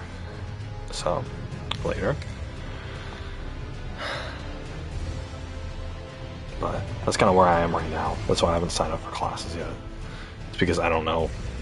Because if I start signing up and I do, sociology and interpersonal communications, then I'm not gonna, then, and then eventually, and then later I decide like, I want to get an IT degree instead of my AA. Then, because that's the best option. And then, the IT degree doesn't require sociology or interpersonal communications. So taking those two classes was a waste of time. And that was time that I could have been using taking the actual IT classes. They're the classes that the IT degree needs, which is like, they want world history and English Comp 2 or something like that, right? Something. Or they want physics, or they want Intro to Computers, which would be a good one for me to take. Anyway, so yeah, it's just I don't know. I'm just, my time limit is encroaching on me, and I'm gonna end up wasting my time. And the thing is, if I go and get my AA, and just my AA, then I'm not,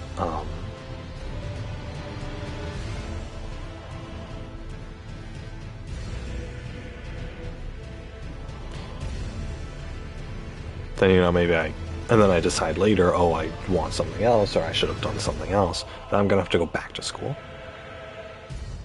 And maybe I won't have the opportunity to do it for free anymore. Or maybe, it's gonna cost me money or whatever, so. If I didn't have this free college and I was going to the community college instead, I would be spending about $300 per class, I think. And so if I'm spending a college term taking two classes that both end up being useless, then I've just wasted $600, and I've wasted 2 months of my time. on this class. $600 and 2 months lost because I didn't make an informed decision about what I was supposed to do is a pretty big consequence, to me at least. $600 is a lot of money. And you might think, oh, college, $600 is nothing. I'm not thinking about this from the mindset that I'm gonna drop 50 grand on a college education. I'm not gonna save up so my kids can go to college. I'm going to try to find out how to get them into college for free. And I'm not talking about scholarships. I'm talking about freaking sending them to Europe, where the government actually pays for their kids' college education. Or I'm thinking about, sending them to Japan, where college education is actually cheaper than in America. Literally anything else.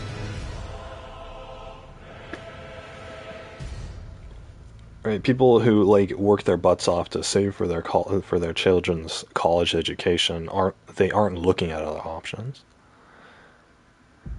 The thing is with me, I gotta look at all the options, and I gotta see everything because I'm not gonna waste any money, and I'm not gonna waste any time doing lesser things uselessly. Especially if I'm going to college, right? This is still going to college, this is still straining me. This is I don't want to have to spend the next 4 years taking, useless classes that I can't get a degree with. But it's so easy for the college to say, oh, actually, if you want to do that degree, then half the classes that you took these past 2 years were actually, you didn't need to do those. And you're saying, okay, half the classes I took for the last 2 years. So you're basically saying I just wasted a full year of my life and a full year's worth of college tuition taking classes, taking courses uselessly, and that full year of stressing out about my deadlines and stuff. So anyway, I could go on and on, but the whole point of this is that I need to know what I'm going to do with the rest of my life. And I know what I'm going to do with the rest of my life. I need to know what kind of college degree is going to get me there. That's what it is. I have a goal in mind, but I don't know the path that I need to take in order to get to that goal. And that's what this is all about. That's why I went back to school. But because it's better to go to school than to not. But the thing is, if the answer is in the college education, then I need to pick the correct answer. And in order to pick the correct answer, I need to do the proper research. That's such a pain in the ass for me, because I've done so much research on this. Even if I have my sights on going to Europe, every European country is different. And so, for example, Greece wants customer service people, so I would get a customer service degree or customer relations degree or whatever, and just be in a Greek company's market management team or something. I don't know. Or but if I go to Switzerland is a tech country, or their main industry is technology, which means that I'm most likely to get a work visa over there if I major in computer science and I become a programmer or an AI specialist or something like that, or a robotics engineer, which are all things I could do. They're very technical and I'm not good at that stuff, but it's if push comes to shove. But the thing is, Norway will have a different preferred industry, a different industry in their country. That's what's going to get me a work visa. Sweden will have a different one. Denmark will have a different one. Finland will have a different one. Great Britain will have a different one. And so if I get, let's say I go to school and I become a computer scientist, or I become an engineer, but I want to move to Finland instead, and Finland doesn't have any engineer jobs, well, I just wasted the last 4 years of my life getting a degree that I can't apply to what I want to do. And you could say, oh, why don't you just move to a different country? Well, what if all the other countries are shit? Why don't you just stay in America? Well, because every company that hires engineers in America wants them to work at least 60 hours a week. Which, by the way, is 12-hour days 5 days a week, or it's 10-hour days 6 days a week. When am I gonna see my wife? When am I gonna see my kids? Huh? Oh, when I go to bed at night and on Sundays, if you don't call me into work. What a great life. Like, goddamn. And this is what I'm trying to avoid, right? Because somebody who went to school for engineering because they want to be an engineer, they most likely will not anticipate the strain that an engineering job will take out on their personal life. They can't hold a relationship, or their marriage doesn't last because they are always at work. And they didn't anticipate that when they were 18 and they decided their major. I need to anticipate that. I wish somebody had told me this when I was 18 and I was deciding my major and I was going to college. But again, they didn't. So it's up to me to figure this out. It's my responsibility. I just really don't want to put in this effort because it's so much work. It's, I have to find what country do I want to go to specifically, or what countries could I, be fine going to. I have to look up all of their major industries. Every single one. Looking up a country's major industry is not that easy of a task because most countries have multiple. And then I have to see, of their major industries, what positions could I most likely get a work visa on? And they'll have statistics up. If I can find the statistics, they'll have them up. And then I look at that and I'm like, okay, these kind of jobs will get me a work visa in this specific country. Can I earn a citizenship? What degree do I need for this job? And they'll tell you a degree, or they'll tell you a multitude of degrees. And I'll be like, okay. So I can get a degree, I can get this degree to get this job to get a work visa in this country. Will that work visa then, can I translate that work visa into gaining citizenship into that country? And it's not a yes or no. It's a maybe. And then it's like, okay, maybe if what? And they'll say, maybe if you do this and this and that, and you fulfill these conditions, and you get a sponsorship, and the government approves, and, the EU doesn't change any policies within the next 10 years that you're going to do it. And if you, whatever, right? And then I'm like, okay, great. If I get a citizenship, if I fulfill all those conditions and get a citizenship, then can I bring my family over? Because obviously, I'm, it's gonna be like that. And they'll be like, well, maybe. And I'm thinking, fucking maybe, why? And then, they'll go through all these conditions and stuff. I'll have to consider that. I'll have to consider health insurance, right? I'll have to consider, if I'm on a work visa and I'm not a full citizen, and it's gonna take me 5 years of working to do that, am I going to be able to get healthcare for myself and my family?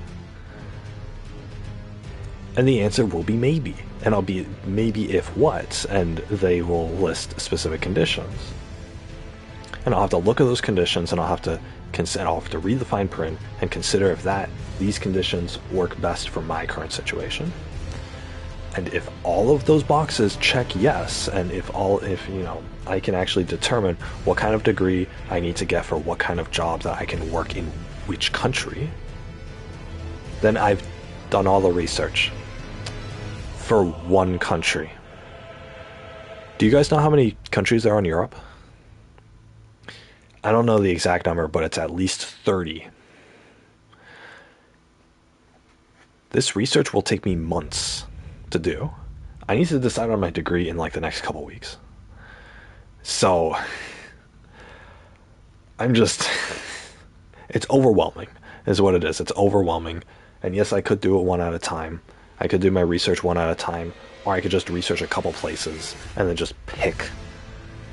And then just cross my fingers that decision 10 years from now is going to be good for me. I don't know.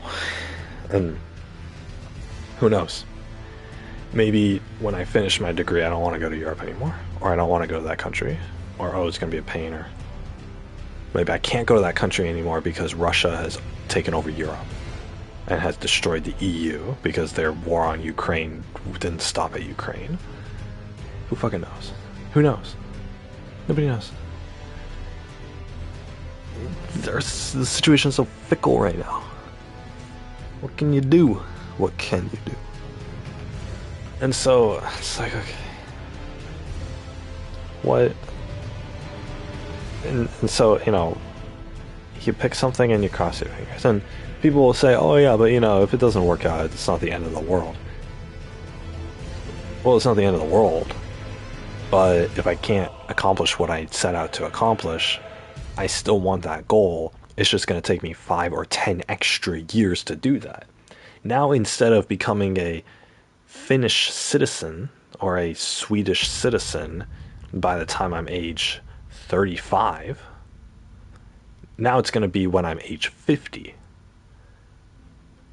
I'm going to already have kids. They're going to have to grow up in crap America. And you know, and I'm gonna have to work my butt off the entire time that they're growing up, just to get us all out of here. And that's just a contingency plan at that point. It's like, you know, at that point, it's like, what is it even worth it, right? Like, you know, I'm deciding my entire future. I'm deciding, like, okay, am I gonna spend the rest of my life in America, or am I gonna spend the rest of my life in Europe? Well, that depends on your degree. And when do you decide on when to do for your degree? Well, you're deciding it while you go to college. So I don't get that much time, right? Like I have to plan out my entire future life when I'm thinking about which classes I'm going to take next semester, because that's the level of severity that goes into this. Because it's not just a matter of, oh, you made a mistake, fix it. It's a matter of, you made a mistake and you lost years of your life because of it.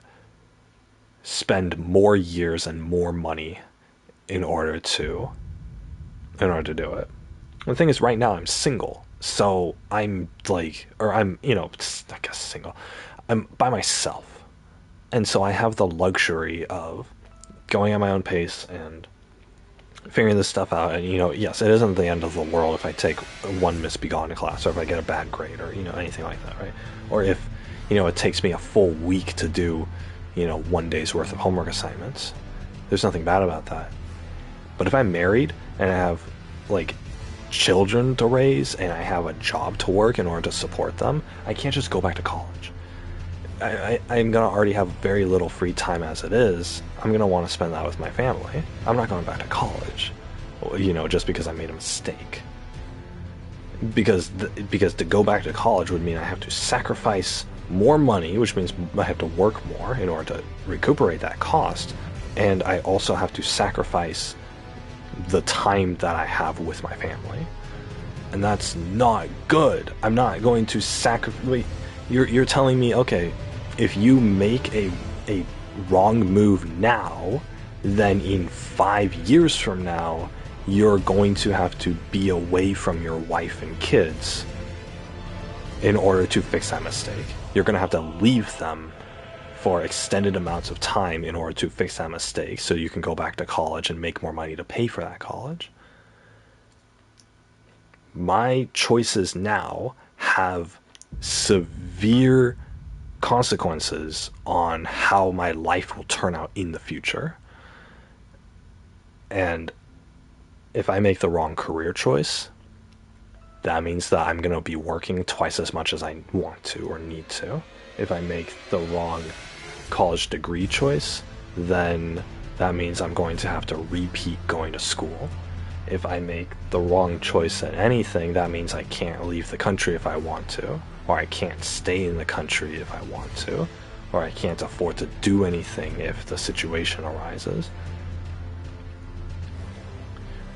I'm gonna be stuck in a place that's too expensive, paying for bills that make no sense, and not being able, and, you know, having to sacrifice all the time all of my free time with my loved ones in order to do so. It's a trap. Employment, this working culture, it's a trap that prevents you from living a good life. And this is what everybody has been subjecting themselves to. There is a way out of it. There is a way out of it. I just need to find that. And it's going to take an astronomical amount of research in order to do that, in order to find it, so. But the thing is, the consequences of not finding it are so dire that it's not life and death. Obviously, yes, I can leave my family and go work 60 hours a week and be burnt out and not even have the mental energy to pay attention to my wife and kids until they divorce me, just so we survive. I can do that. Plenty of people do that, but I don't give a shit about plenty of people. I give a shit about what's going to make me happy. And, you know, one mistake cannot mean that I'm going to ruin my life. So, or I'm going to ruin my future. So, so that's why this sort of thing, it weighs heavily on my mind. That's why I want to fucking just buy a cheap plot of land in the middle of the country and just start my own farm. Because even if I fuck that up, at least it'll have been something I'm in control of, right? At least it'll be something that wasn't preordained to happen. Just by being born in America, it was preordained. It's your destiny to have to put up with all this crap. And I don't want that. I'm not gonna be trapped to that. That's not what I want. You ask any person, any working adult, do you actually want to be working your whole life? And they will say no. Most people will say no. People will say, I don't mind working, but then you ask them, is this what you want to do? And they'll say no. Like 100% say no. Some people will say yes. They're crazy, but again, to each their own. But most people will say no. But they'll say no, but this is what I have to do. That opinion is convinced onto them. It's convinced, you know, they're convinced that, oh, if I want to live a life, if I want to survive, I gotta fucking give up my whole life in order to do it.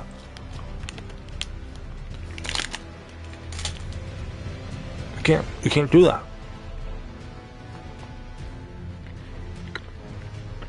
You can't do that. It's something that they're convinced of that is a reality. It's not a reality. There's so many solutions out of this. All the solutions are hard. They're painstaking. And you are going to sacrifice some time in order to get towards that goal. But there's that goal. There's that future. You know, all these Americans, a lot of them are poor. A lot of them are so poor, when they have a health problem, they can't go to the doctor for it. They get stage 1 cancer, or they get early, whatever it's called. I don't know if it's called stage 1, but they get like a lump or something, or they feel a little pain in their breast or their pelvis or wherever else, I don't know. They don't get it checked out because a doctor's visit costs money. Health insurance costs money. The tests to see if it's anything bad costs money. Hundreds and thousands of dollars. They ignore it. 2 years later, it's uncurable cancer. Do they get it treated? No. It's uncurable. I'm gonna die anyway. Why would I treat it? That's a lot of money. They continue going to work until they drop dead. They're 35 years old. Gee, if you had gone to the doctor when you first got the pain, they would have been able to find out about it and treat it right away. And, you know, the treatments would have been less. And they would have had a higher chance of success. You'd still be alive. But no. You didn't go to the doctor. You didn't treat your medical condition. You didn't do any of this because it cost a lot of money to do this. The thing is, most Americans think, yeah, that's how it is. That's how life works. It costs money to take care of yourself medically. You know, everybody in Europe is laughing at us for that mindset. Every single country in Europe that is part of the EU, free healthcare. Any person over there gets a little pain in their side or gets a lump on their back or they collapse in a store, and maybe they should check that checked out. They go to the doctor. They get in the doctor in 2 weeks. The doctor refers them to somewhere. Within a couple months, they get a real diagnosis of a potential life-threatening problem, but they get it early enough to where they can treat it. And guess what? They get it treated, and it's free. If something's going to kill you, the treatment is for that disease is free in Europe. If it's not going to kill you, the government pays for like 95% of the treatment cost. An insane amount of discount on your treatment. A surgery that would cost you $250,000 in America. You go to Sweden, that same surgery is going to cost you maybe a couple thousand at most. And most likely, once you pay that couple thousand, the government's going to give you a rebate and you'll get that money back. So it was free. A life-saving surgery. People in America, there are people in America right now who are choosing not to get life-saving surgeries on themselves because it's too much money. There are hospitals right now who are denying patients life-saving surgery because they know that the patients can't afford it and the hospital will lose money on the patient, and so they would rather let their patient die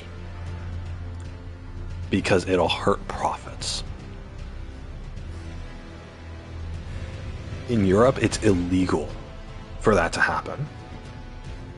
A patient needs a surgery, he gets the surgery. A hospital is going to lose money for the surgery, too fucking bad. Hospital's got to do it anyway, because it's a human life. But in America, people have just accepted the fact that, oh, this is the way things are. This isn't the way fucking things are. This is just the way that your situation has created itself to be. You've been told since you were born an American citizen that it's your destiny to live and die by American policies, whether they be for your benefit or to your detriment.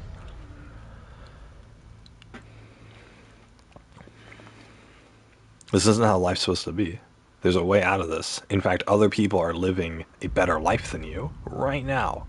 People were born with the same conditions and the same physical ability and the same intelligence and the same pre-existing conditions and everything else as you were, but they were born, but their situation ended up being better. Why did it end up being better? Because they were given better things. And were those better things God-given? No. It's just a condition on where you live.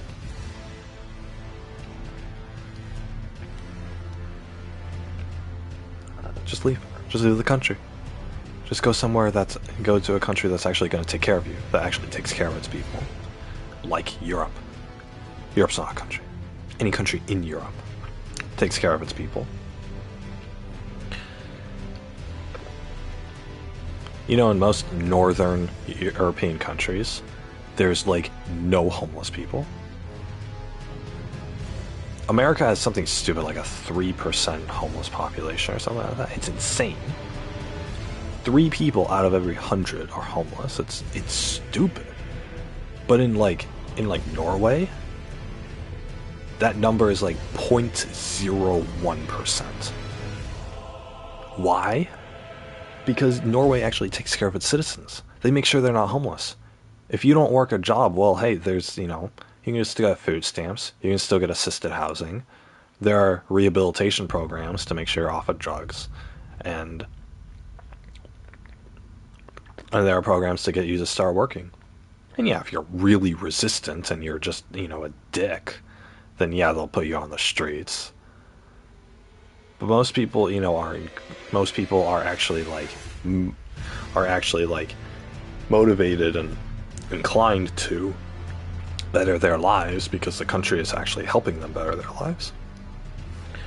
Whereas today, a homeless person in America can make more money than the grocery store worker who's working at the store that he's begging in front of. Homeless people can make more than $10 an hour with begging. And guess what? Even if they don't, a homeless person doesn't have to pay rent. Rent, where I live, is on average about $2,000 a month. A homeless person saves $2,000 a month just by being homeless. It's literally profitable to be homeless. Even if you don't make a dime, it's profitable to be homeless.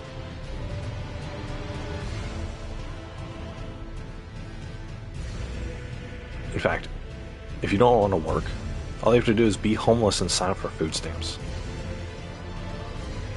You'll get all the food you need from the grocery store with your food stamps card. And maybe they'll give you a little cash on that too, so you could buy cleaning supplies for yourself, like shampoo and body wash. You don't even have to beg for money. Yeah, you gotta live in a cardboard box under the highway. But for a lot of people, especially people who can't hold down a job, that's actually a preferable option. In Europe, it's not profitable to be homeless. It's more profitable to be a good citizen. Because that's the way the country's set up. That's the way every country in Europe is set up. It's that it's better to... It's that you will get enough help. If you want help, you will get help. Guaranteed. In America, you're not so lucky. In America, our capitalist society has abandoned the people who need help. Because the people who need help aren't profitable.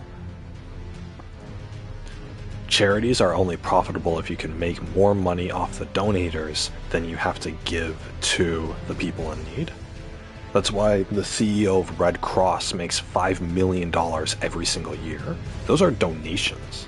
People who donate to the Red Cross, those are donations. They're expected to go towards needy children or needy hospital patients or anything like that. $5 million a year for one person, for one employee. Just because he runs the damn thing? Give me a break. There are plenty of people who would run a charity for free. But no, CEO of Red Cross makes millions of dollars every year. And he keeps it. He owns a mansion. He runs a charity. What's a charity supposed to do again? Gee, I don't fucking know anymore. That's America for you. That shit would never fly in Europe. In Europe, the government actually gives aid to their people. The tax rate is pretty high in Europe. The income tax or whatever. But they put that money back into the country. They make sure everybody's stable. No homeless people on the streets. Nobody's starving. Nobody's cold during the winter. Nobody's foregoing life-saving medical surgery because they can't afford it. There's no such concept as not being able to afford your medical bills, because there are no medical bills. You give birth to a kid in Europe, it's free. Why would it not be free? What are you doing?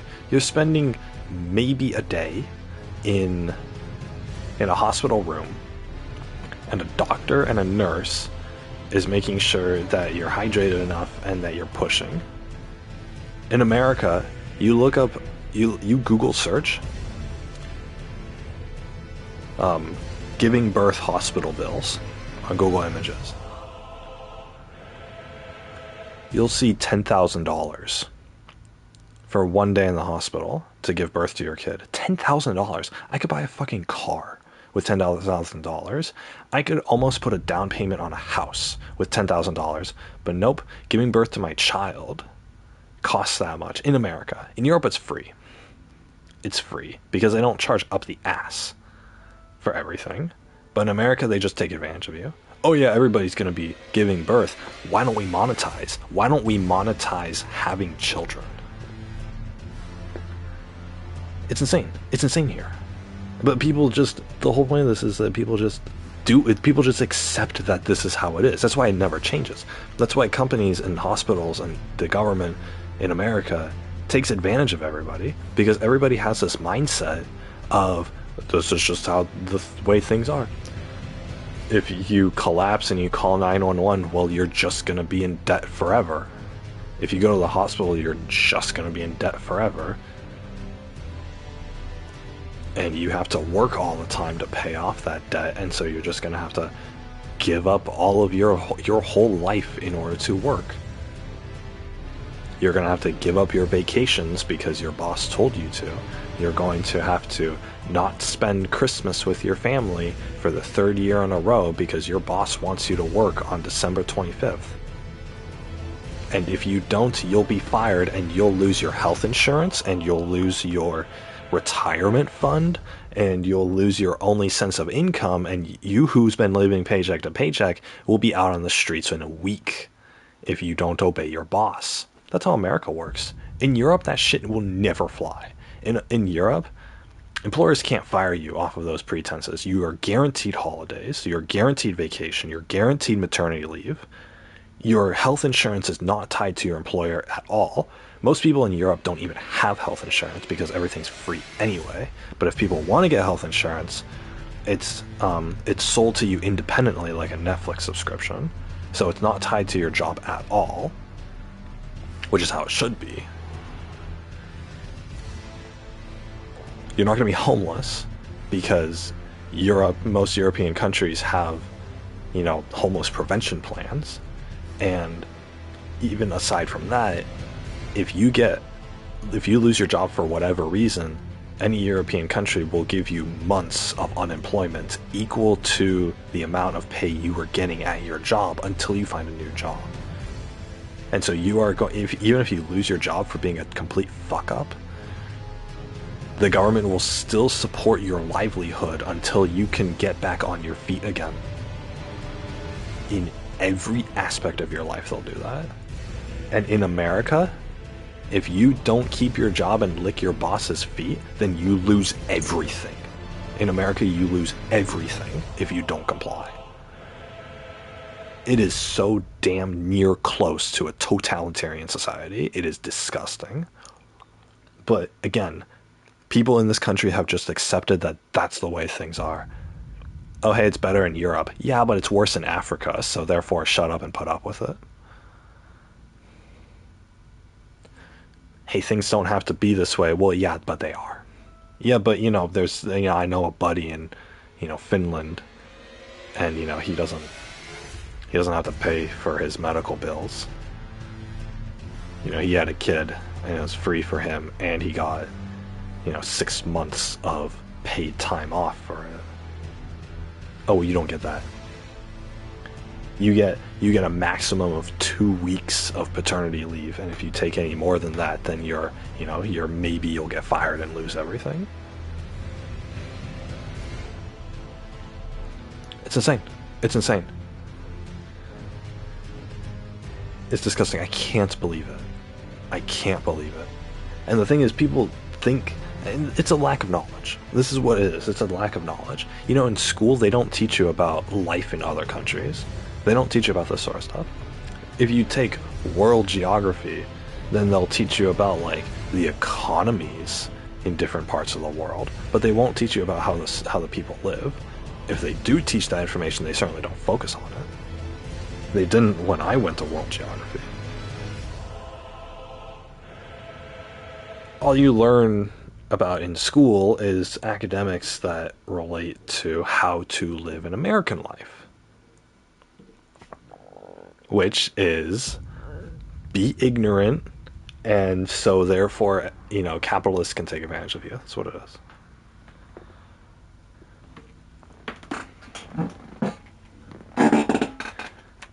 And it's sickening. It's off of ignorance. And the thing is, people live their entire lives like this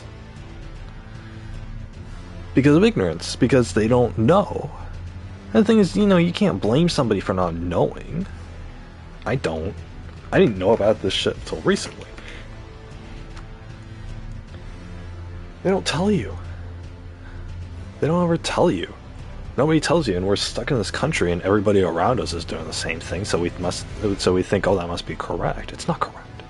It's not correct. Just because everybody else is slowly killing themselves in America, it doesn't mean that we have to as well. It's insane. It's insanity. Life doesn't have to be this way, but they make it out to seem like this is the only way that you can do it, but it's not. And again, in America, the opportunity is that it's easy to come here, and if you work your butt off really hard, then you could make a decent life. And it's true. America is good for that. But working your butt off means giving up all of your life in order to do so.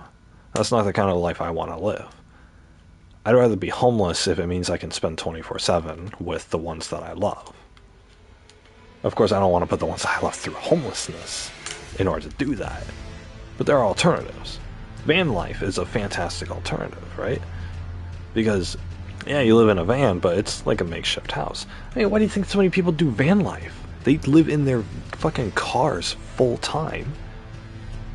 You think about that, and your first thought is, oh, that's such a romantic, free-spirited, nomadic idea. And then think about it again.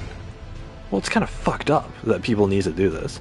That it's because it's cheaper to live in your car than to pay rent.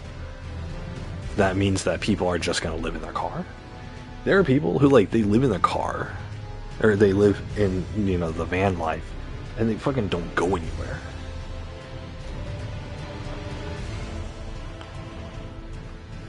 There are people who live the van life and they don't go anywhere. They're parked out in front of the place that they work. Because it's cheaper to do that than it is to get a house. It's insane. There's a story about this dude. He was a Starbucks manager. And he lived in his van. And he got permission from the company to park in their back parking lot behind the store and plug into the store to power his electronics in the van. And it's cool. But it's kind of fucked up that you have to do that. Vans still cost money. You have to pay car payments, you have to pay insurance, you have to pay gas. The whole point of the reason why van life is so romantic is that, oh, you get to go anywhere you want, right? You get to go anywhere, you get to be free. I can go on cross-country road trips and still have a place to sleep whenever I want, right? That's why rich people buy RVs. But when you're not doing that, and 5 days out of the week you're just parked in the back parking lot of the place you work because it's cheaper than living in a house. What the hell? What the hell? And the thing is, it's not just one or two people who are doing this. It's a huge movement. It's huge in America. And the thing is, it's in America that this is happening. It's in America and Australia where this kind of thing is happening. This sort of thing. Or tiny homes is another one, right? You guys know tiny homes? I've shown you guys a few videos on on PC streams, but it's the idea of downsizing is formidable, or it's not formidable. It's cool, right? I'd rather live in a studio apartment than a mansion, honestly. But people are doing it out of necessity. And when you do something like that, that's supposed to be this offhand romantic idea, but you're doing it out of necessity, you're doing it because you cannot afford the alternative, then there's hardly a difference between that and homelessness. There are very few homeless people who chose to be homeless. Very few of them actually chose this lifestyle. Most homeless people were forced into it because they couldn't afford anything. In Europe, that shit doesn't happen. In a lot of the world, that doesn't happen. Because the government takes care of their own. A happy populace creates a prosperous country. But America won't do that. America has created people with, replaced people with money. The more money you have, the better of a person you are. It's this idea that's been romanticized. Oh, the more money you have, the better of a person you are. If you make more money at your job, then you're a more attractive person. Or if you can, and if you're a millionaire or you're a billionaire, then you're idolized. Elon Musk and Jeff Bezos, those guys are celebrities. Why are they celebrities? Because they have money. That's it. People idolize them because they have money. If Elon Musk was doing the same shit he was doing now, but he wasn't even a millionaire, if he was just a regular working citizen, nobody would be paying attention to him. Nobody at all. But they idolize that. People idolize money, and they put a significant importance on money. And they think, Americans think that, oh, your worth is dependent on how much money you have. Therefore, it's dependent on the kind of career that you have as a means of getting money. It's disgusting. What happened to... And then, they're like, oh, you better be sacrificing your entire life to making money. What? Like, it's valued way too much. People in the rest of the world get to enjoy their lives. People in the rest of the world get to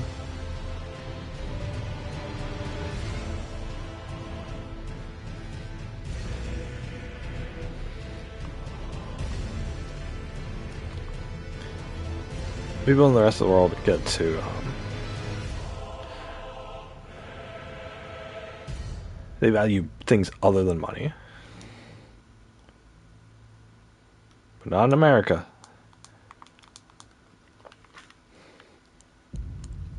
In America, your worth is dependent on how much money you make. How much money you make, or how much money your husband makes. Your place in society is dependent on that. It's stupid. It's artificial. And the thing is, you don't look at people's personality, you don't look at their character, you don't look at how creative or intelligent they are. All you look at is, how can I use any of those things to make more money? It's disgusting, and it's terrible, and it completely dismisses people's value as human beings. But fucking whatever, right?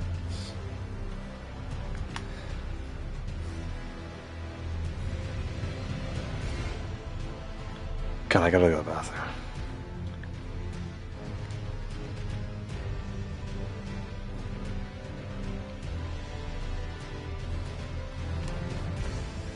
Oh, God. I'm hungry.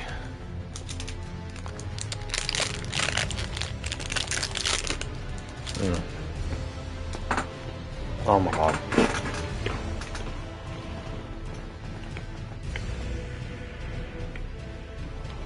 But yeah, anyway. It's out of ignorance. People just put up with this crappy lifestyle. This crappy, world that we live in. And they normalize it. They're like, oh, guess the normal thing to do is to live my whole life in poverty while I work 40 hours a week and I never get to spend time with anybody. That's what you gotta do.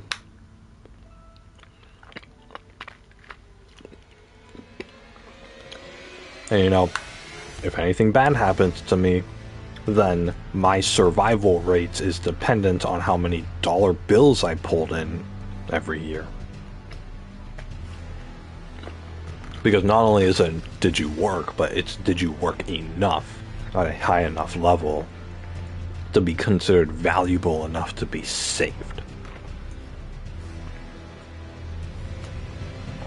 The daughter of a rich person and the daughter of a poor person could have the same medical condition, terminal illness.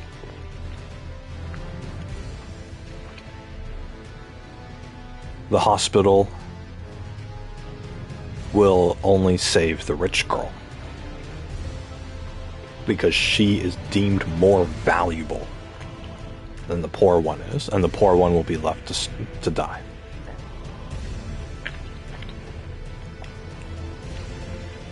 This happens every day. There are people out there suffering every day. It's unbelievable.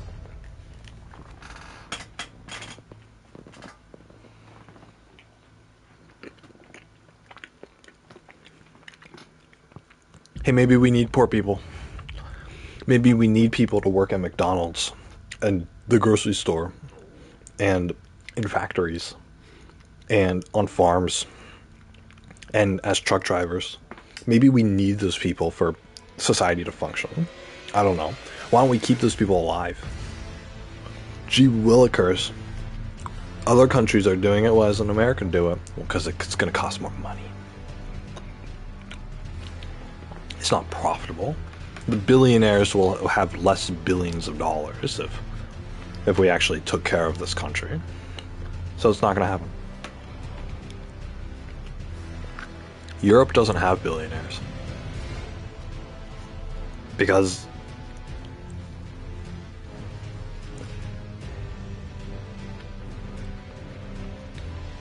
everyone's kept alive. And the quality of happiness of the average person in Europe is significantly higher than it is in America. The quality of education is up there. I mean, the United States, when you're ranking like test scores of kids around the world, the United States is like in the bottom. The United States gets like in the first world.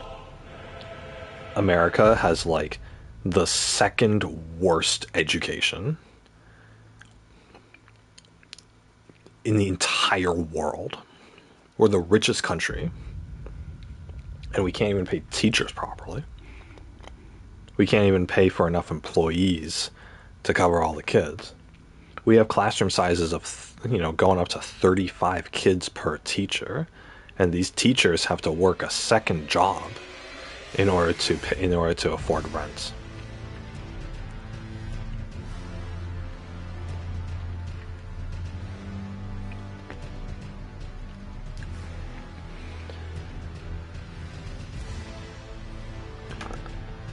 It's insane.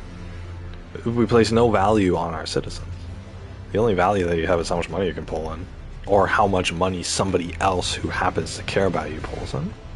But the daughter of the rich person isn't rich herself, but she is deemed important to somebody who makes a lot of money. Therefore, she is taken care of. Because that rich person will spend money on her. Whereas the poor father doesn't have the money to spend on treatment for his daughter. So she gets shafted.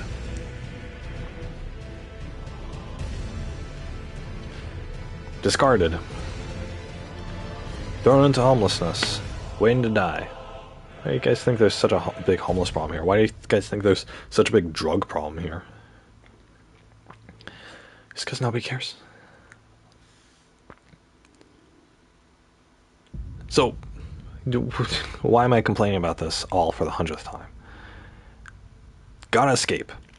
Either escape the country entirely and be taken care of by another government, another country who will actually care about you. That's option number one. Or option number two is to continue living in this country, but living in this country in a way that minimizes all of this crap that's around you, right? if I go off and I live on my own farm, and I can make it self-sufficient to where, like, I do a very minimal amount of maintenance on it. I own my own land. I have my own means of producing food and, you know, power and water and all that. Take care of myself. I don't have to deal with all this. I don't have to deal with a job, a career. I don't have to deal with property. I don't have to deal with. I still have to pay property tax, but I don't have to deal with a mortgage or rent payments or electric bills, or, you know, the electric company shutting off my electricity or my internet. I just gotta pay internet. You can't really do internet by yourself, but you can do it independently at least.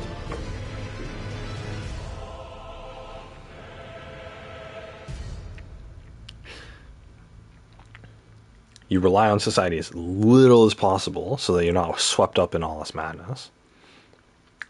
So that when there's a civil war and, you know, Capitol Hill's burning to the ground because people are so fed up with the system, which should happen in about 20 to 30 years. I'll give it 30 years before we reach a tipping point. Then you're not affected because you're living on a plot of land that's like nobody goes to, nobody passes by. It's out in the middle of nowhere, and you're self-sufficient, so you didn't have to rely on any of the things that are burning to the ground in the first place. Which is fantastic, right? The entire world can burn. Somebody could start nuking every major city and every major production line in America, and I can still eat 3 meals a day. My kids won't ever have to be scared going outside. They'll have to be scared going to town, but they won't have to be scared in where we are, right? Whereas if there was a war, if there was a civil war happening in the state you guys are in right now, you all would be afraid to leave the house. You would hear gunfire outside of your windows every single day. If something like that were to happen, if there was a conflict like that to happen. This country is pretty protected from outside forces, but interiorly, you know, we are not safe from each other. So, would like to think so, but it won't be like that for too much longer. So, gotta escape, gotta get away.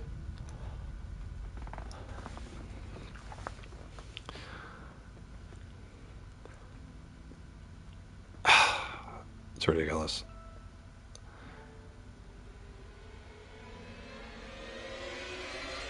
The thing is, again, there's an easy way out of it, right?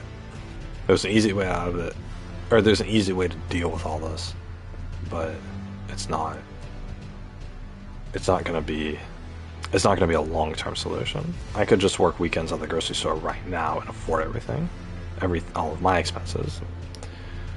But I'm just gonna be trapped here, and it is entrapment. So I gotta figure it out. I don't know. Anyway, so yeah, I gotta pick my college classes to best serve that future that I'm going for. To best avoid the future that I'm trying to avoid. So. Anyway.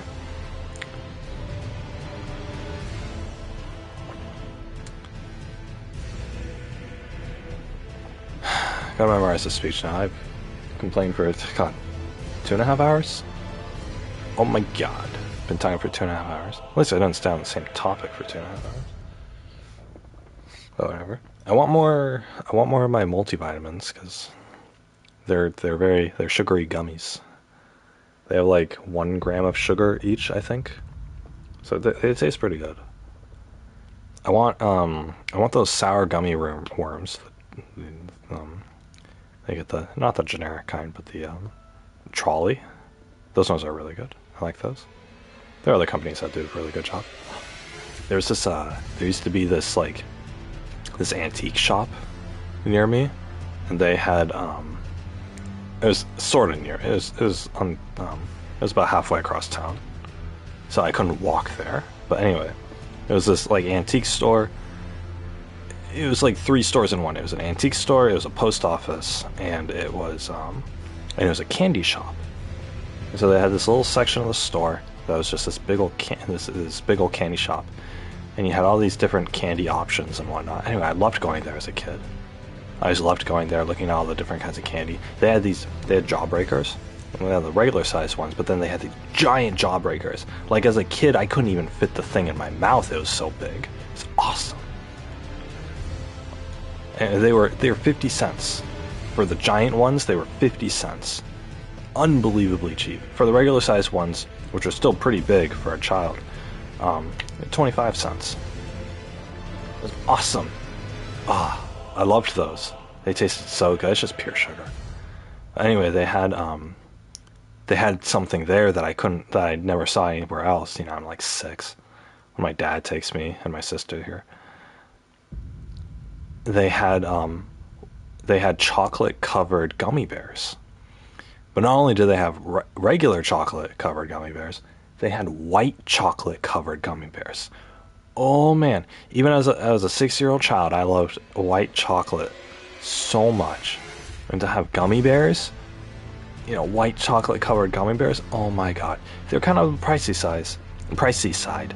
You know, you have a bag of them that fits in your hand. You know, weighs a little bit. You know, one of those bags would be like $5. It's a little pricey, especially back then. This was, you know, the late 90s. So, you know, I could only go over there every once in a while. I could only get that every once in a while. So, but I always loved going over there. And so, anyway, those were amazing. Those are amazing regularly. But then sometimes I would put them in the freezer. And ooh, you put them in the freezer and you take them out. You take a bite on one of them. And just all this frost. Not only do you get the white chocolate cracks and the gummy bear squishiness, but you get all this frost that just like explodes in your mouth like liquid nitrogen. Oh man, it's so good. Oh, they taste so good. And they're frozen. Oh my god, I remember those. That's great times. They had other candy too, but I didn't really check out the other candy because I loved those white chocolate gummy bears so much. Every time we went, you know, I'd want one thing, right? So that's what I got. Sometimes the occasional jawbreaker, but I loved those. Anyway,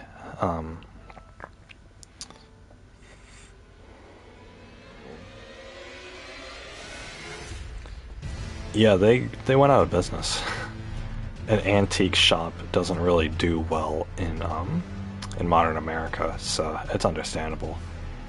And the post office part didn't really need to be there because we had other post offices that were actual post offices, so it didn't really need to be there. And of course the candy was kind of overpriced because it was all done in shops, so I think they charge extra for it. You know, it's not factory made stuff, so you know, they charged for labor and all that.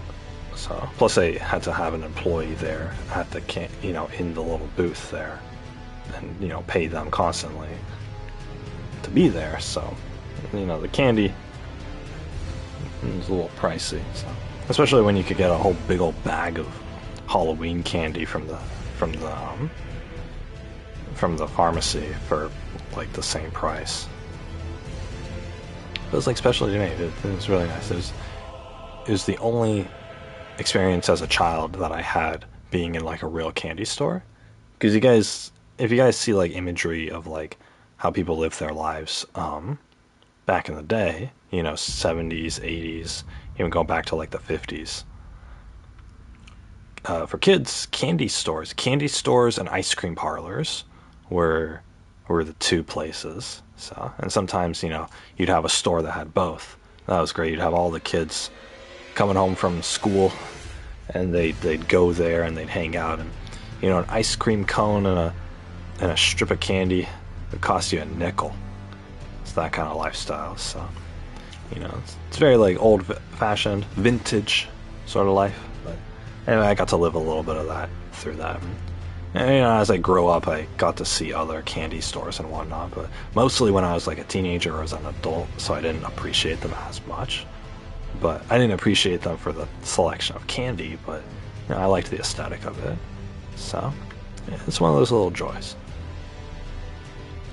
I think America, for what it was, used to be a really good country. I think it used to be a really good place to live. The American dream was definitely alive, but nowadays it's too controlled.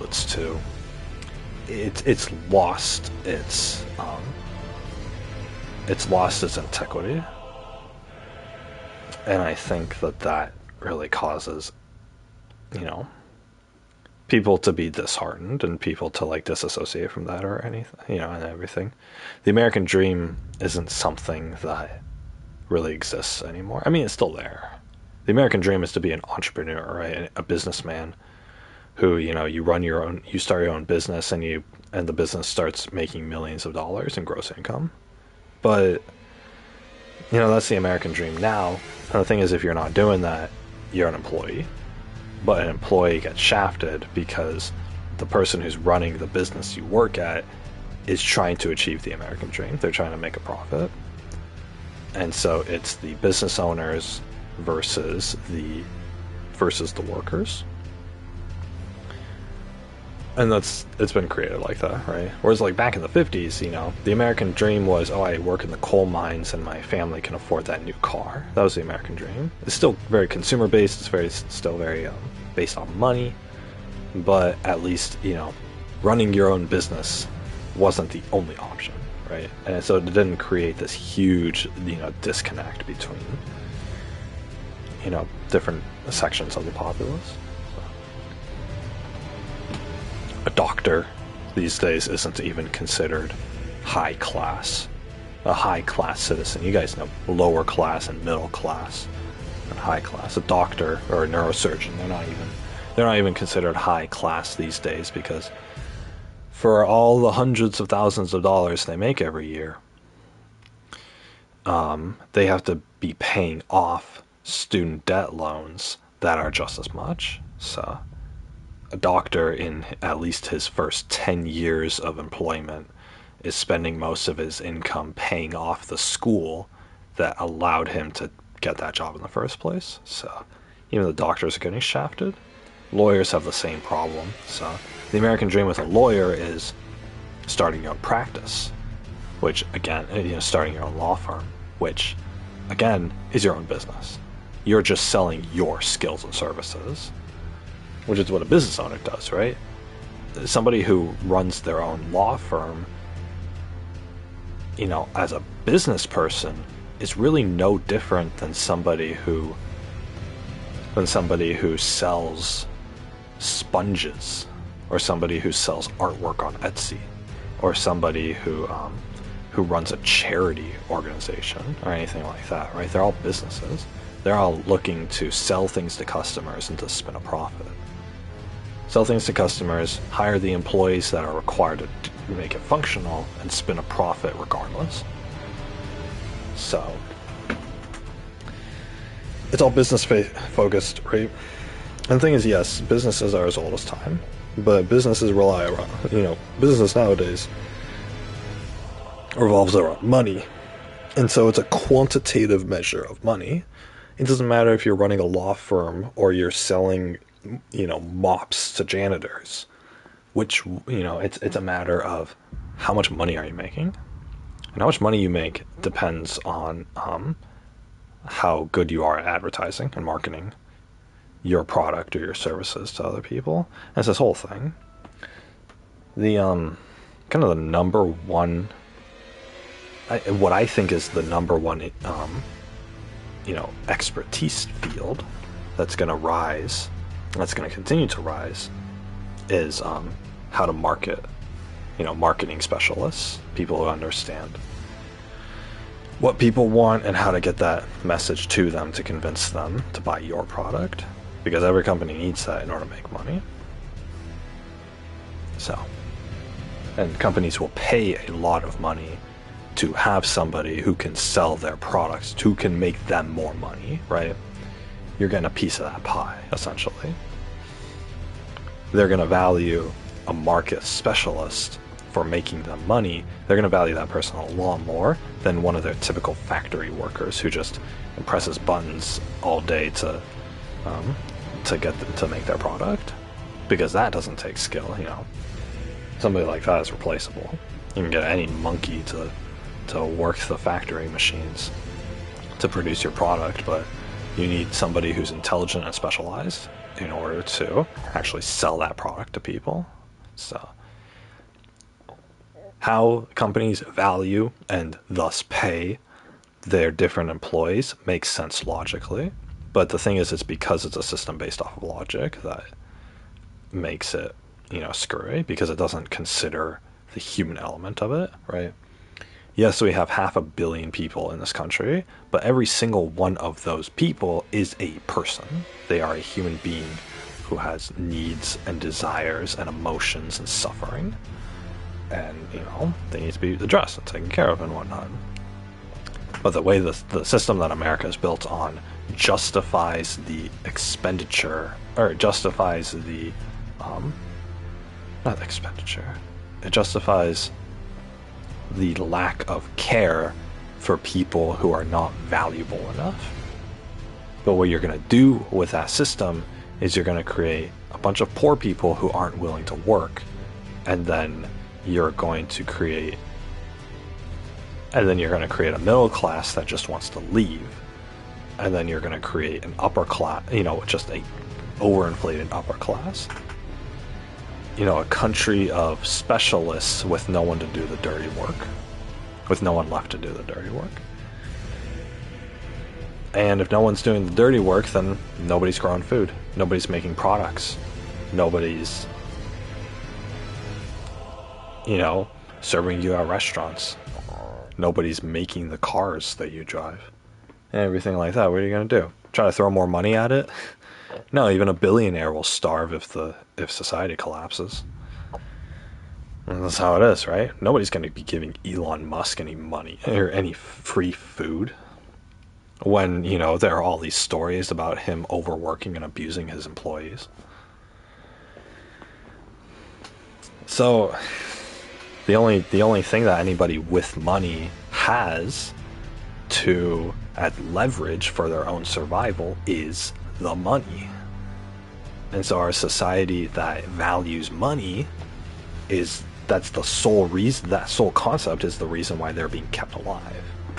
It's the reason why the rich girl gets the surgery instead of the poor girl.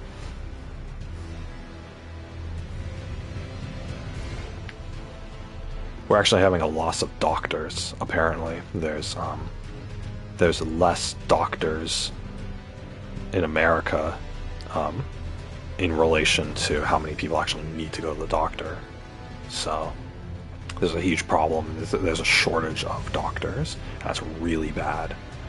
And it seems like it's the start of a downhill trend.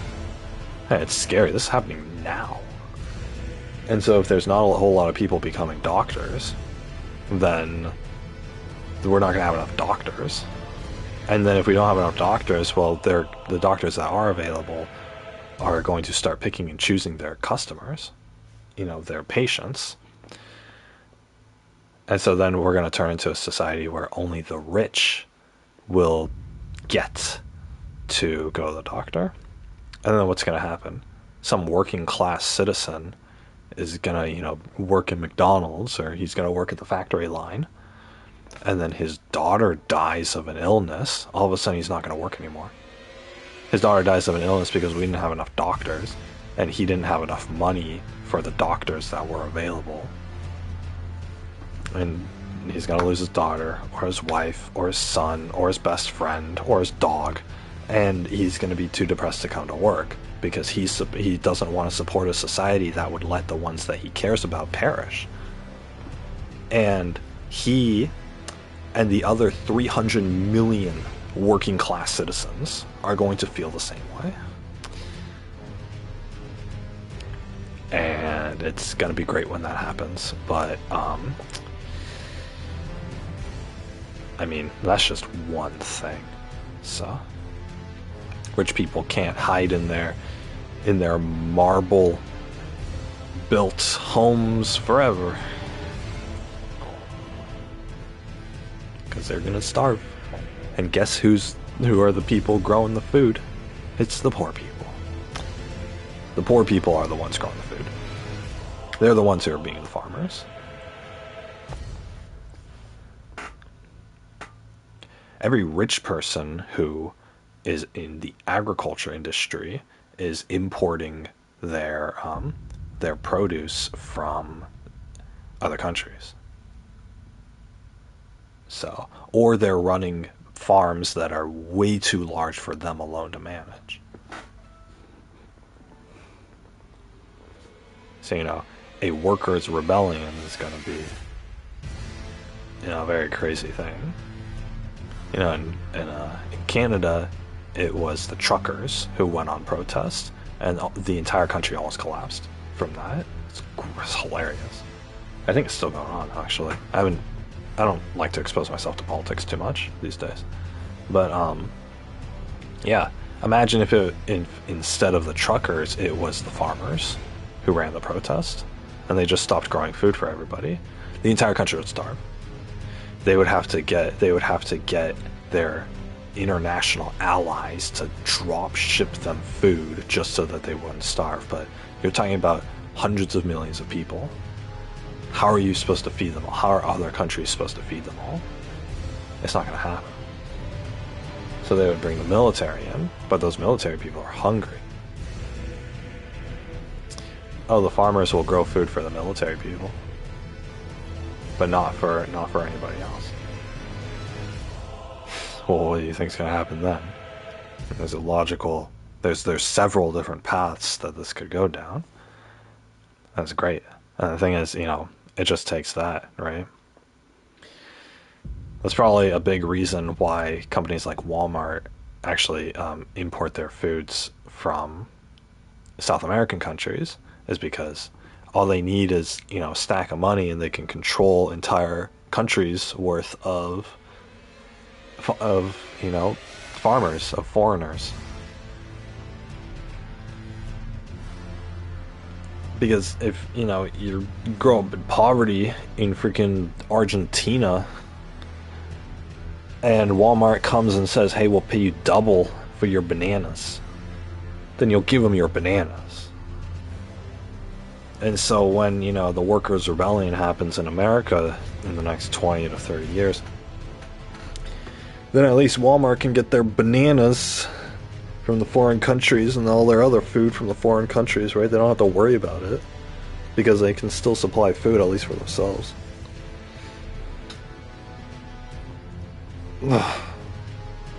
Typically, when you look at like anarchist ideology in that sort of community, a common phrase with that is seize the means of production. Right, basically it's a very literal statement. Take control of all the factories and all the farms. That, if the poor people do that, then that means the rich people don't get their food and products. The rich people are going to go crazy, and they're going to try to hand over money. They're going to be like, hey, no, we'll pay you for the food, and we'll pay you for the products. And the anarchists will say, no, we're tired of being controlled by money. And then the rich people don't get their food. And then the military comes in. The anarchists still have control over their food. It creates a very tense situation. So I don't know, it's interesting to think about. Even though I say 20 or 30 years, that's the current predictions. And I don't think it's going to be specifically economic reasons why society collapses. It's going to be other ones too. 20, 30 years is a lot of time. So.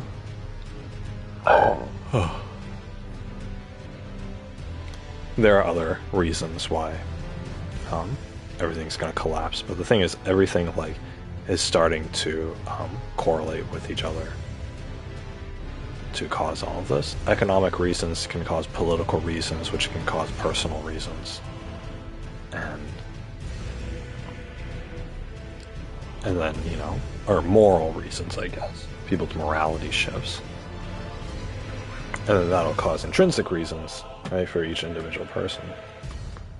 And, you know, you're going to have this whole thing, so. Which I think, again, is fantastic. But, I think it's fantastic because I'm hopefully not going to be involved in it.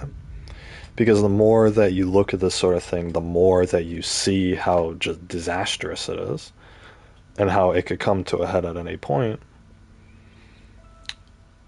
But it's like you can't do anything about it, right? I spent all my teenage and early young adult life analyzing and learning about the different like cultural and societal effects of everything that's going on. And you know, you're able to see what direction it's going in, and lo and behold, you know, like 6 or 8 years later, you know, I'm looking at it again. And it's like, oh, well, yeah, I continued down the direction that I thought I was going to. It's like, oh boy, Big Pasta, you're so smart. It's not going to change anything, though. It's not going to change anything. It's not going to help me to worry about it. It's not going to help me to spend 2 to 3 hours on a YouTube stream complaining about it.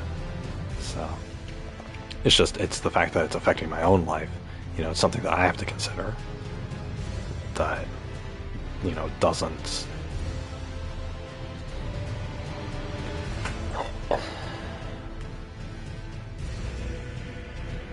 It makes me worry. It makes me worry. And I don't... When it doesn't affect you, it's interesting to look at. But when it does affect you, then it's scary to look at. So... And then you try everything you can in order to, like, get out of it and avoid it. But...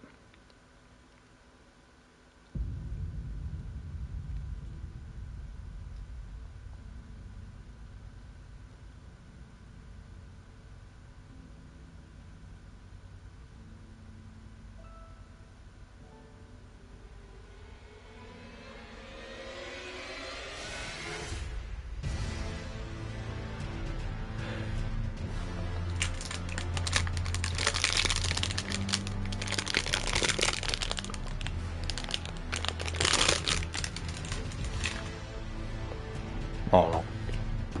And obviously the solution for every person is, oh, you just need to work a whole bunch of hours at your job and you'll be able to afford to keep yourself alive. That's the solution, obviously. And yeah, if push comes to shove, I'll do that. It's not going to be a good life, that's for sure. It's going to be a life where I'm constantly looking for a way to escape it. Even if I got to work that situation for 5 or 10 or 20 years, I'm going to be constantly looking for a way to escape it. But as you grow older and you get sicker and the conditions start piling up and developing,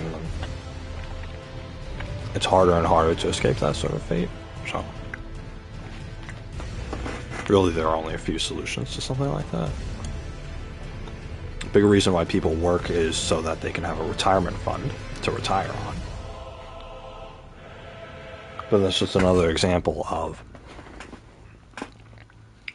you know, you do a good job and you be a good citizen and the government's still not going to take care of you. So you gotta, you know, take care of yourself. And how do you do that? Well, you make money. Because apparently money has value. If the government collapsed and the US dollar meant, or was worth nothing because of it, because that's what would happen in a government collapse, all of the elderly people would die. Like, almost all of them would die.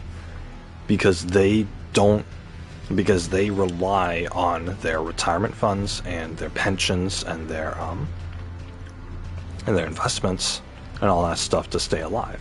They rely on the value of the money that they have saved for themselves in order to stay alive, because that's the only thing that they can use to support themselves now, because they're too old to go get a job. They're too old to you know, work for themselves, or maybe they have health conditions that they gotta pay to get treated. And so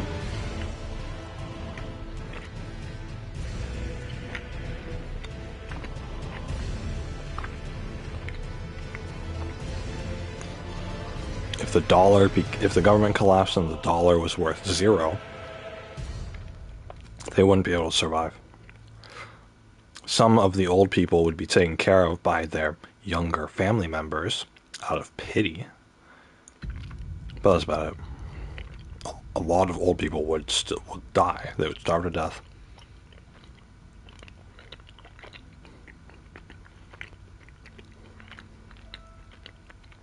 You know, they can't buy anything at the grocery store because money's not worth anything anymore, right? A lot of other people would suffer and starve, but, you know, the elderly people would be the first to go. The elderly people and the ones with medical conditions that aren't getting immediately treated. So, you know, that's something that I'm trying to avoid, right? If you have your own farm, you're growing your own food, and you're able to do that consistently, then, you know, until the day I become bedridden, I'll be able to sustain that. And hopefully, like, once I'm bedridden, one of my kids will be able to, you know, will help me out. You know, it's, you know, just, you don't have to care for me, but could you at least, you know, pick the vegetables and butcher the animals like I taught you, so that you could, so that, you know, your old pops can have a meal. God, what a sad situation. God, hopefully I'm dead by now. Hopefully I live. Hopefully I'm able-bodied until the day I die. That's what I want for myself. My wife doesn't need to be like that, but I need to be like that. That's what my grandpa was. My grandpa was still able to get out of bed every morning and make himself breakfast and all that good stuff, and still like actually enjoy his life. So his old age came to him. His heart just gave out one morning, and it just ended for him. So that'd be preferable, because that, you know, with him, like, he didn't have to be in a wheelchair. He didn't have to, you know, he wasn't bedridden on a hospital bed with a bunch of machines hooked up to him, like how a lot of old people are. Some young people are. You know, he was able-bodied enough. So, like, if he was working a farm and stuff, yeah, he might have needed assistance, but he at least would have been able to take care of crops and, you know, feed animals and all that stuff. So, of course, he was that kind of person. So,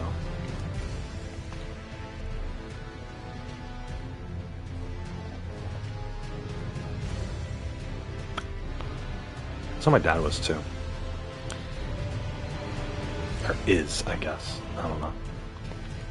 My dad's probably going to be able-bodied enough until he passes. So. But, you know, that's a little bad insurance.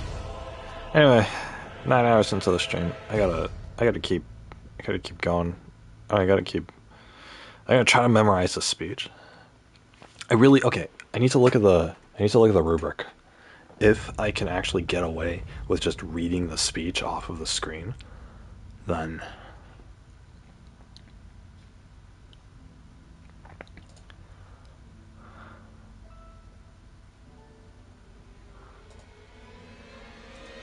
okay. After practicing as much as possible, you'll want to do a positive visualization and relaxation exercises, along with any other techniques to calm your nerves and prepare you to give a confident and energized speech. I don't need to do that. Recording in front of a camera, it doesn't require that. I'm just going to pretend I'm making a video that nobody's going to watch. That's what I do. Remember, you're not permitted to use your outline for your final speech, and you will not be permitted to record yourself glancing away from the camera to look at your outline. Likewise, you cannot use your computer screen to read your outline, and you're not encouraged to memorize it.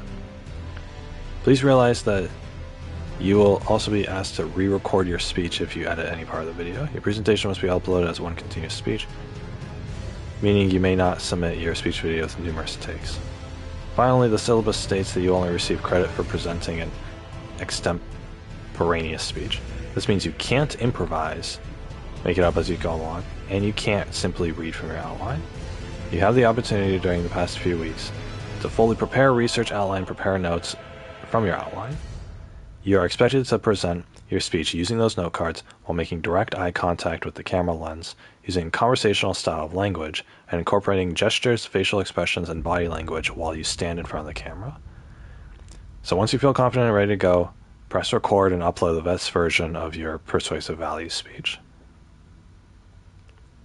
Review the following if you need assistance with location and lighting, as well as recording, captioning, and uploading a speech video. Well, considering that this teacher didn't actually talk to us about, like, anything that we needed to, like, consider. We've recorded speeches and stuff before, but she's given us no feedback on, like, what we did right, what we did wrong, what could be improved. She gave us nothing. Even a college professor would, because I took a speech class before, this guy is cool, but what he would do is he would just, you know, a kid would give their speech. A kid. We were all like 19 years old. Like, you know, a student would give their speech and he'd be like, oh, that was really good. Just one thing to note, he, you know, give some criticism, or like he'd write it down on their, you know, whatever, right? He would actually be taking notes of their speech, or of their, like, speaking style and everything while they were presenting, because he's grading them, and then he would give them feedback. And that's invaluable, right? It's so necessary. And the thing is, this, my teacher for this class hasn't done any of that. I haven't received a single comment. In fact, she hasn't even talked to me since she hasn't even talked to me since I joined her class. So even though it's a public speaking class where you kind of need communication with the instructor, she hasn't done any of that, so.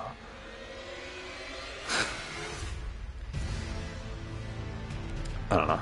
Anyway, it says you will not be permitted to use your outline for your final speech, and you will not be permitted to record yourself looking at your outline. So I'm guessing that, like, with this, with the note cards that I'm using, I'm just going to basically, in the same way that it came naturally to me to write all of the my whole outline from my head, I'm going to recreate that. I'm going to recreate that, but just verbally, essentially. Is I'm going to pretend like I'm just filling out this outline again. Which means I have to change my note cards. Because my note cards, I just wrote, like, the first couple words of every sentence in order to, you know, try to guide myself through a memorized speech. But I'm going to redo my note cards for this. It's probably a good opportunity to do that.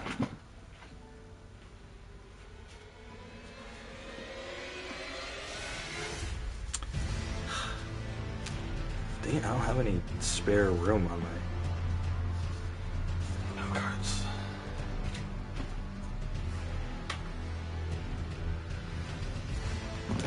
Okay, I have an idea on how to do this speech then, based off of what she's saying.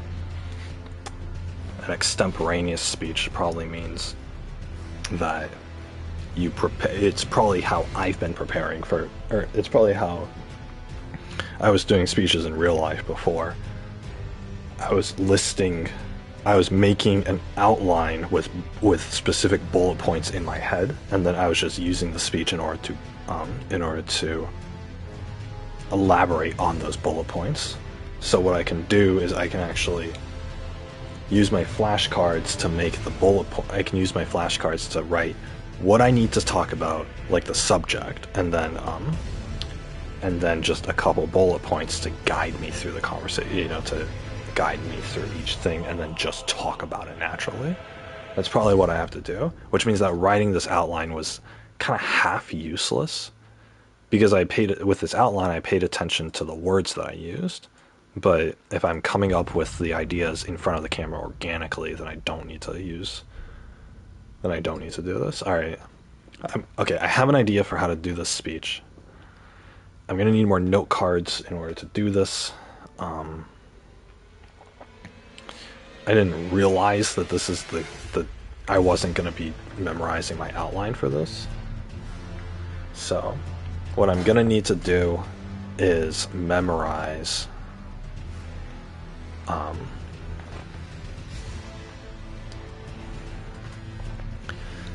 gonna need to memorize my introduction.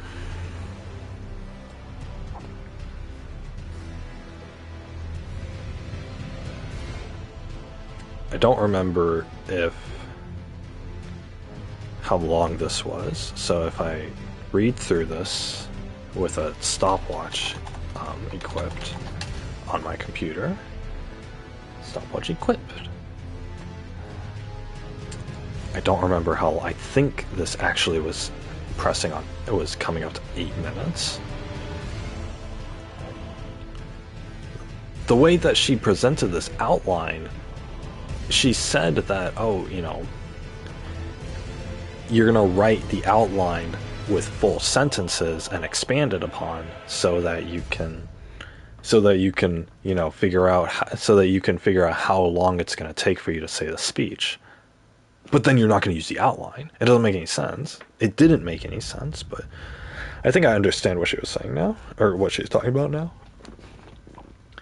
But damn, if it took me, you know, a few different lookings at this. Because I would be fine just memorizing, or I wouldn't be fine just memorizing this speech.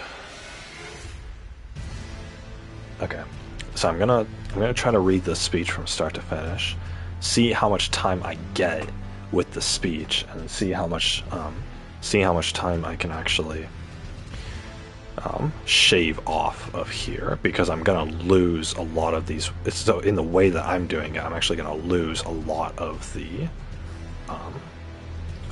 content of the outline, because there's no way that everything's gonna come to my mind.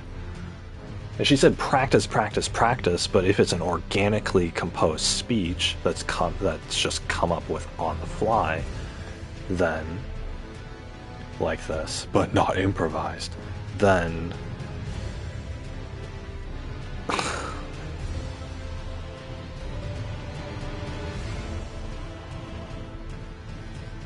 then that means that every single attempt that I do at recording this speech is going to be a different it's going to be different words. It's going to be a different speech that comes out. But I guess that's kind of true. When a teacher teaches the same lesson to 6 different classes, the way that they present, is the same, but the specific things that they say, the specific sentences that they say in their school lesson is going to be different for each class. You guys probably know that from middle school or high school, you know, having the other class of students say like, oh yeah, you know, they taught us, you know, the teacher said this thing, but apparently didn't tell you guys, or, you know, something like that. You guys have had all that. You guys have all had that happen. I've had that happen with almost every single teacher that I've had. So the teacher will at some point teach the lesson better to the second class, and then say, oh, I wish I told the first class that. And then if you're the second class, then great. And then if you're the first class, then, well, you got to hear it from the second class, right? The second class. It sounds like I'm talking about second class citizens. Anyway, I know how to do this speech now, but it's still going to take me probably quite a bit. I need to memorize the attention-getting device and the personal credibility.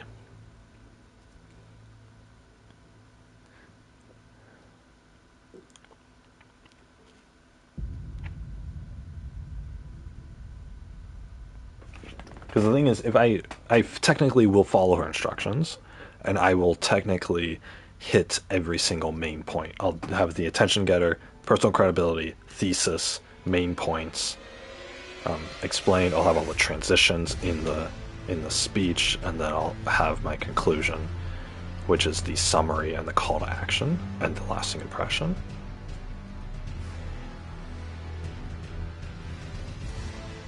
So I just need to, the only thing I'm memorizing is what specifically I'm talking about in each section. I just have to write that down, write each section down on a note card with bullet points to help guide me on what I'm supposed to talk about. And then and then using that, I'll have, as my outline, I'll have to make it up on the fly. Which she said it won't be improvised, but really it is improvising. Having a conversational style speech is improv, because conversations are improv, right? What I'm doing right now what I'm doing right now by talking to you guys is I'm improvising what I'm supposed to say. I have an idea that I want to communicate. I didn't plan to communicate a specific idea, and so I'm just coming up with words on the fly in order to communicate that idea, right? And talk about that topic. And of course, everything that I talk about is very unorganized, and it's, it sounds like a bunch of mumbo jumbo, because I talk extensively about things that don't need such extensive detail. But that's just kind of the way I hold conversations, right? Conversations are spontaneous, and because they're spontaneous, that makes them similar to improv. Improv, when you talk about improvising, you talk about improv, which is comedy. But comedic improv is basically just you come up with you're thrown into a situation and you come up with something funny on the fly, right? You didn't write jokes beforehand, you didn't plan this out beforehand, right? You're just thrown into the situation and you come up with comedy. If you situational humor, when you're not doing a comedy stand-up comedy, right? When you're talking with somebody, or you're going on a date, or you're hanging out with friends, and you're having a laugh with them, most of the humor that you're using is situational humor. You're commenting on things, and you're commenting on things in a funny way. That's improv, right? Because you didn't plan that in advance, right? You didn't plan that there would be a funny looking, fat man across the street who's acting all goofy, right? You didn't plan that, but you look at it and you come to, you spontaneously come up with a funny observation and a way to communicate that, right? That's the basic psychological process of having conversations with people and talking to people. So that's improv.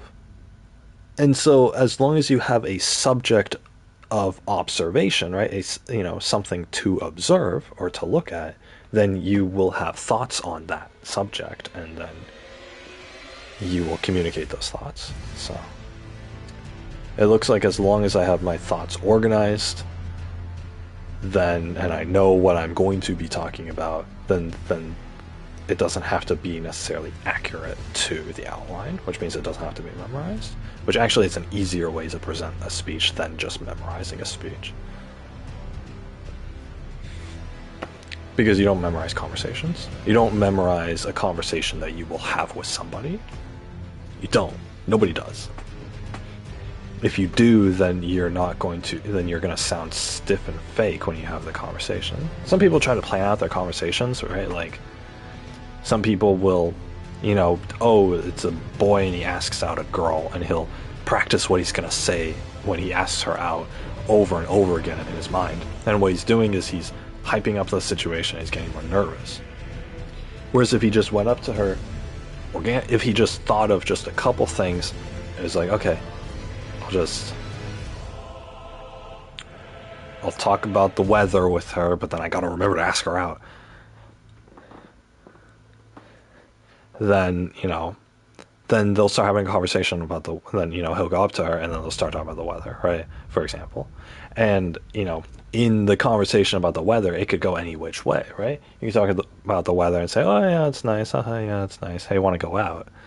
And that's pretty funny because, it's kind of obvious what's happening there, and it's comical, right? You just you come up to somebody, you talk about the weather, which is namely the most boring subject ever, and everybody knows it. But it's a point of irony at that point, and then you could just say, hey, how about that weather, huh? Yeah, it's nice. Yeah, it's nice. Hey, want to go out?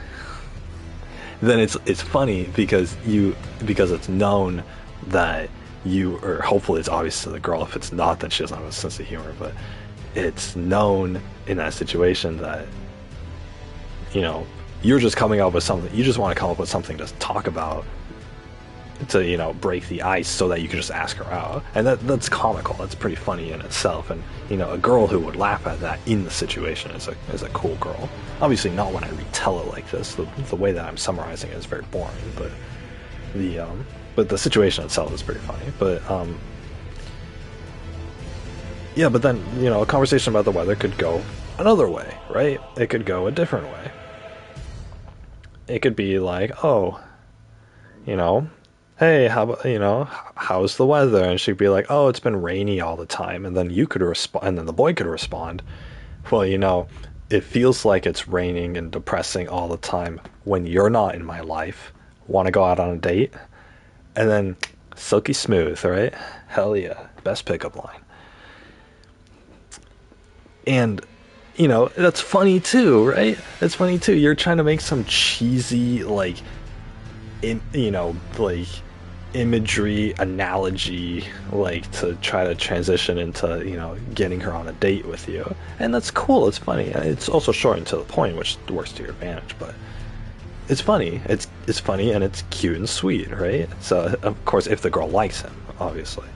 If the girl doesn't like him, then it's weird and creepy, and he's gonna burn in hell. But the point is that the conversation could go any which way, depending on her response to your initial question, hey, how's the weather?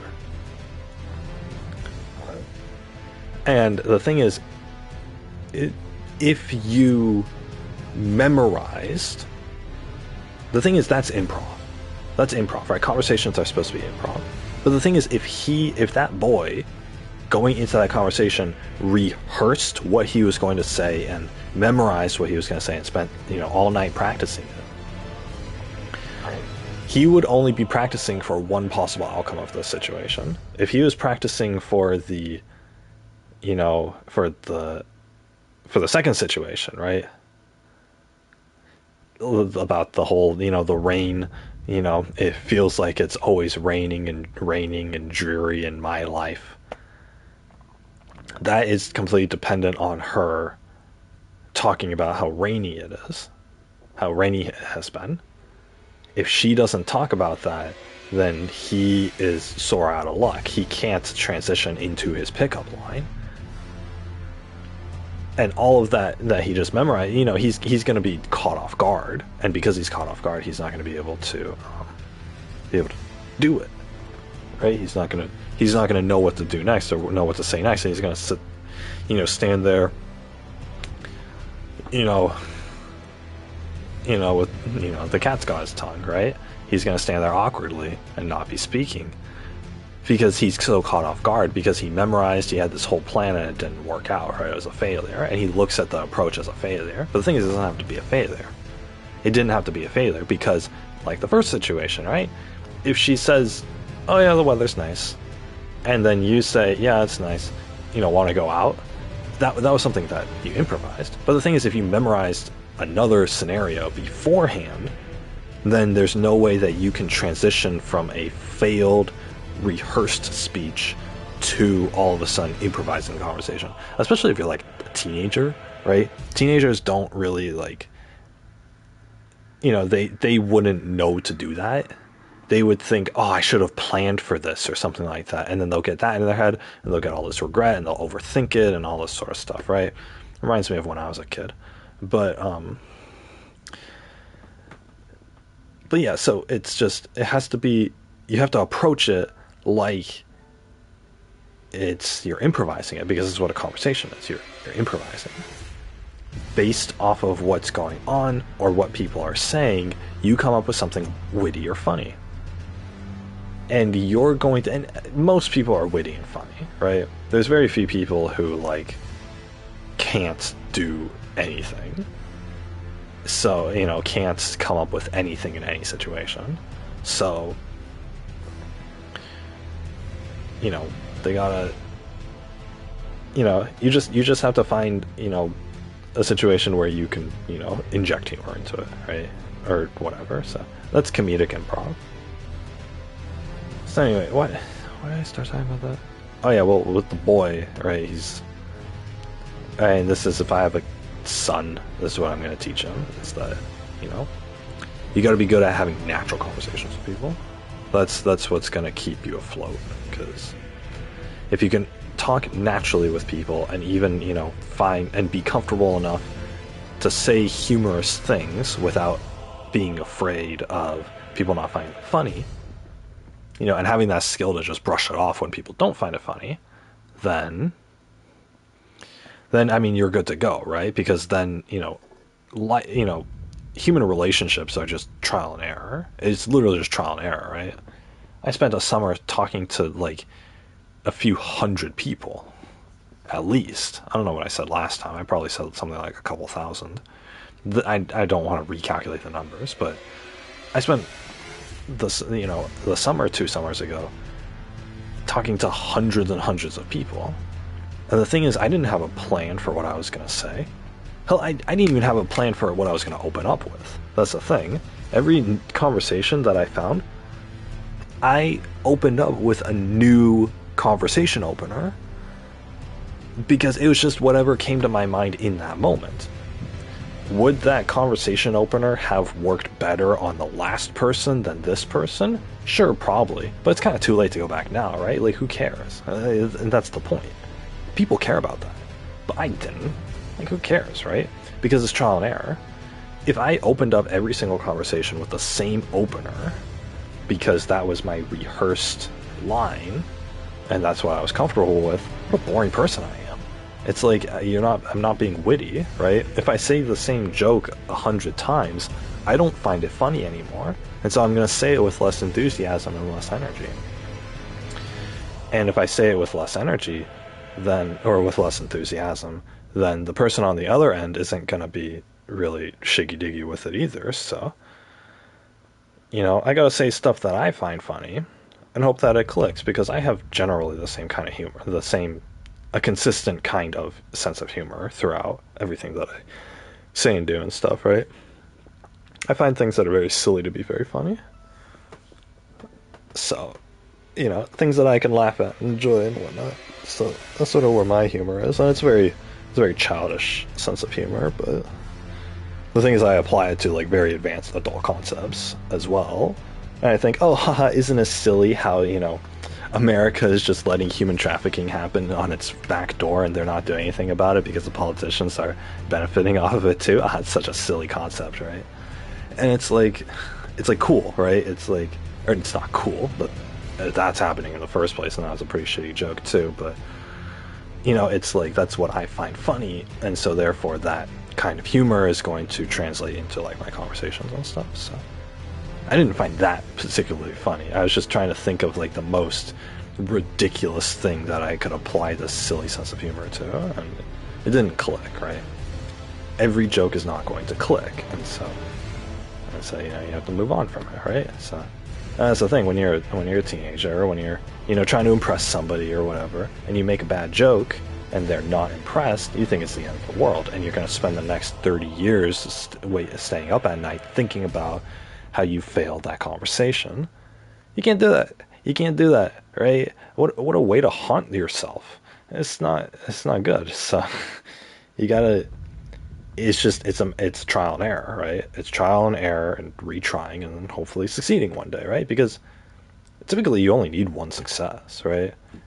If I want a girlfriend and I go out and I ask out 100 girls, it's okay if 99 of them don't like me, because I only need one yes in order to get what I want. If the 100 girls today, if all 100 of them said no, I'll go out to a different place and I'll ask out 100 different girls in a different place, right?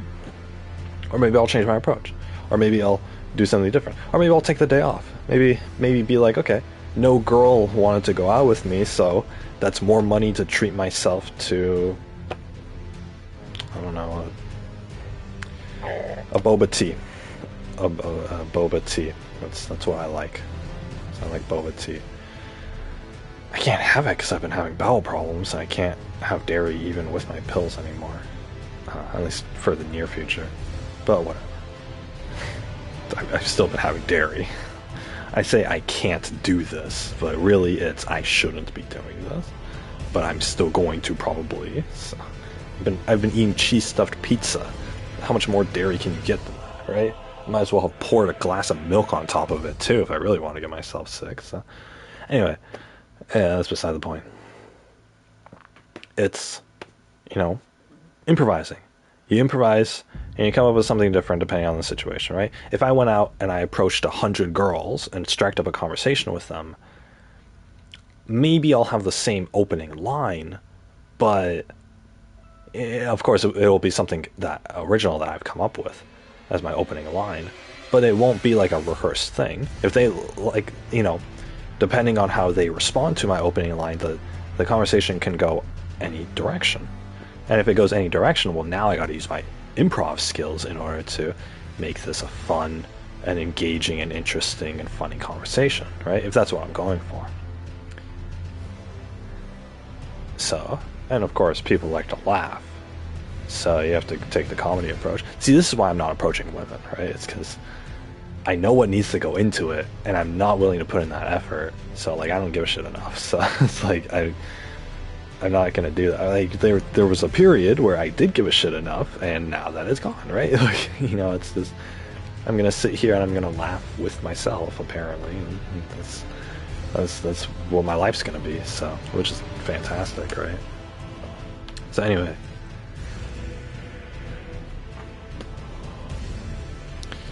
but yeah, it's just.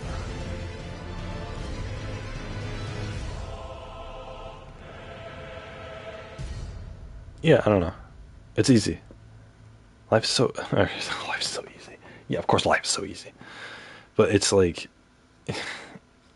improvising, right? I don't know. I just thought about all this. I really wish someone had explained this to me when I was a teenager.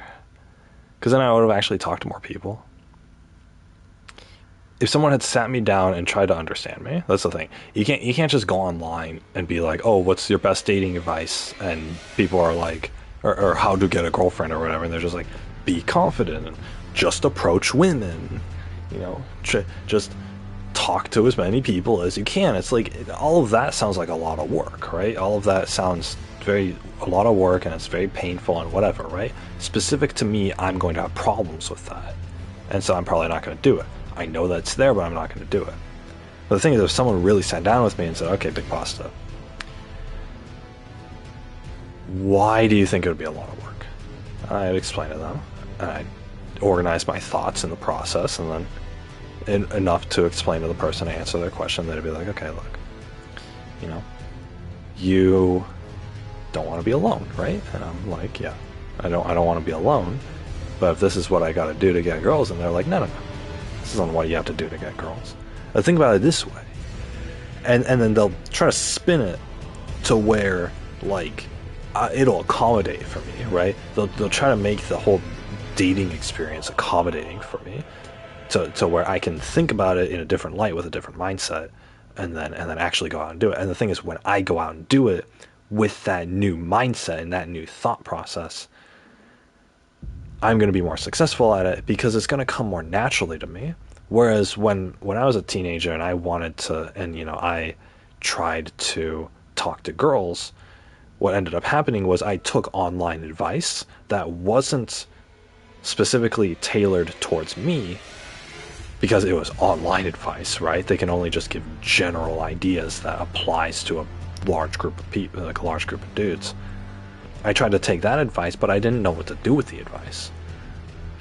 Oh, just go up to a girl and just start a conversation with her. Just sit down next to her, stand next to her, and blah, blah, blah, right? And they got into this whole thing about oh, you should be touching her physically, just very slightly, find an excuse to hold her hand or to, give her a handshake, but it's, hold it for a little bit longer than normal to establish physical intimacy, yada yada, right? It's all this stuff, and it's like, first of all, I was thinking man, okay, that sounds like a good idea, but I'm not really comfortable with physical intimacy, so maybe not, right?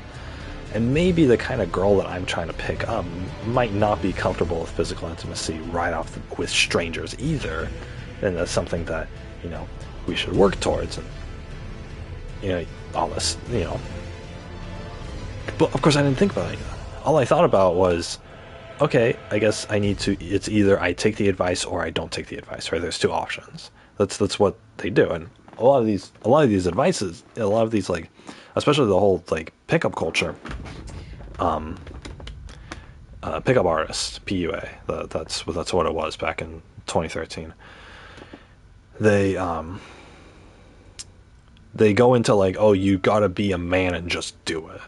And it's like, okay, look, it's like, first of all, this approach isn't going to work with everybody. Second of all, it's not going to approach with every dude who you give the advice to, because it's going to look bad, right? Like, they were trying to transform every person into one specific person that happened to work. And it's like, you can't do that, right? People who like get girlfriends and all this stuff, and who are successful dating, don't do this. They do something similar, but they do it in their own way. That's what it is. It has to be in your own way, which means that somebody one-on-one has to sit down with you and try to understand who you are, and try to understand this approach, which I really wish somebody had done that with me. But of course, as a kid, nobody cared about me, so that's beside the point. Nobody cared about me enough to do that, right? Feeding and sheltering a kid doesn't constitute care. But yeah, just whatever. I'm gonna start getting angry.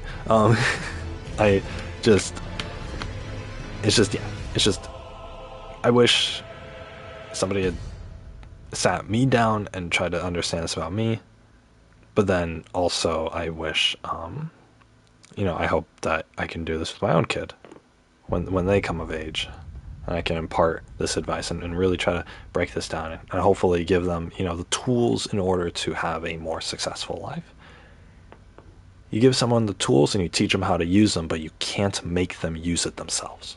That's what it is. It has to be their choice, and if my kid chooses not to use them, that's on them, right? It's not like they're gonna have a worse life because of it. Maybe they just don't want to. Maybe they want to find their own way, right? Maybe they don't want dad breathing down their neck, at every problem that they have, and that's totally fine, right? They can be free and do that if that's what's going to work for them, right? The parent facilitates happiness, but happiness is dependent on what the kid wants.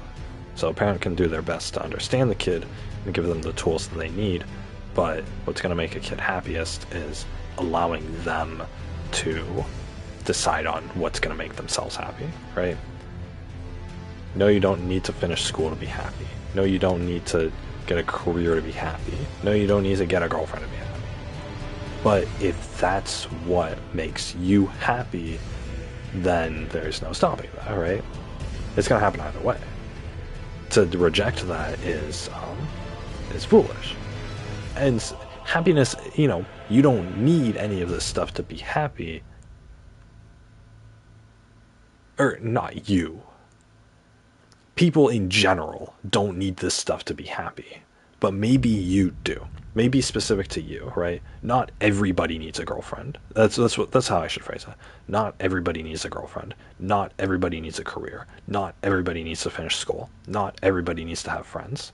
So, but if you want one or more of those things, then good on you, right? You pursue them, right? And if that's what you want, if that's what you've decided, then as the parent, you understand that, and then you provide tools on how to get that. You want a girlfriend. Well, here's how you should think about your approach to getting girls, right? You can give the vague answer, and then you can also give the detailed solution, and then see what the kid takes, right? And if the kid takes some of it, then fantastic. If the kid takes none of it, fantastic, right? They can, they're determining that they have all of this available to them, and they're determining that it's not going to be for the best for them, and it's fine, right? They understand themselves, especially a teenager, especially a young adult. They understand themselves a lot better than they let on, so, or than a normal person would think. So that's what it is. You facilitate people understanding what they want. But the thing is, a lot of people, what ends up happening is they get told their whole life, you don't need to date in order to be happy. You don't need this or that to be happy. And it's like, if you tell somebody that, then you're making them question their own decisions. You're making them question their own identity. Wait, if I don't need a relationship partner, but yet I still think it would make me happy, but maybe I'm wrong then because you're telling me I don't? But then I'm still really lonely. But then my loneliness is contradicting what you said, and they end up all confused, right? You have an identity crisis, right? And you don't need a 16-year-old to have an identity crisis, right? You need a 16-year-old to like figure out what they want in life, and and foster and nurture those desires, because that's what they want. If those desires end up leading into a life of suffering, well, I was going to say so be it, but then you've learned that, okay, these desires aren't, that maybe you shouldn't act on these desires, right? Because it's not making you happy. And so then let's sit down again, right? Let's say you were 18 and you thought, oh, I can just go do this, right? I'm going to be happy with a career, let's say. I'm going to be happy with a career, and your parents foster that as they should, and then the kid turns 24, and they're like, I'm not happy working all the time. You're like, okay, cool.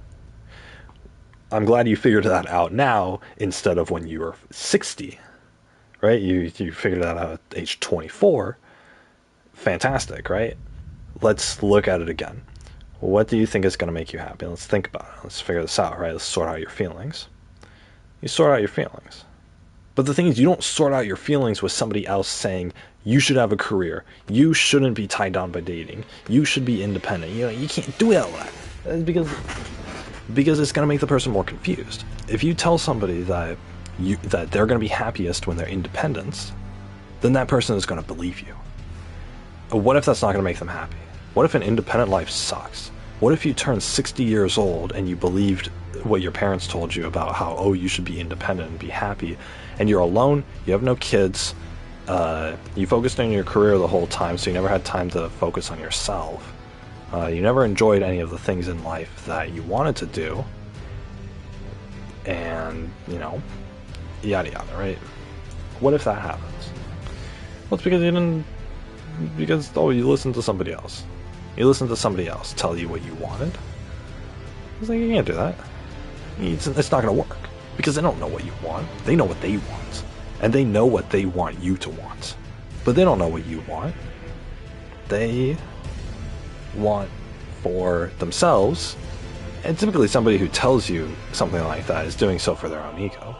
I want this, therefore she wants this, or therefore he wants this, right?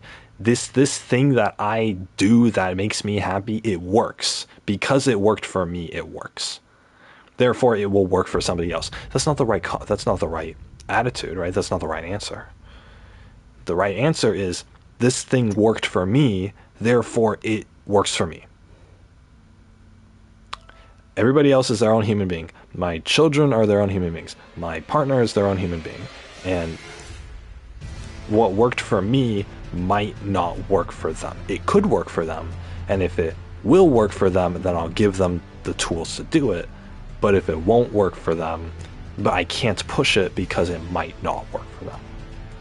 And if they come home one day and they say, Mommy, I want to be independent.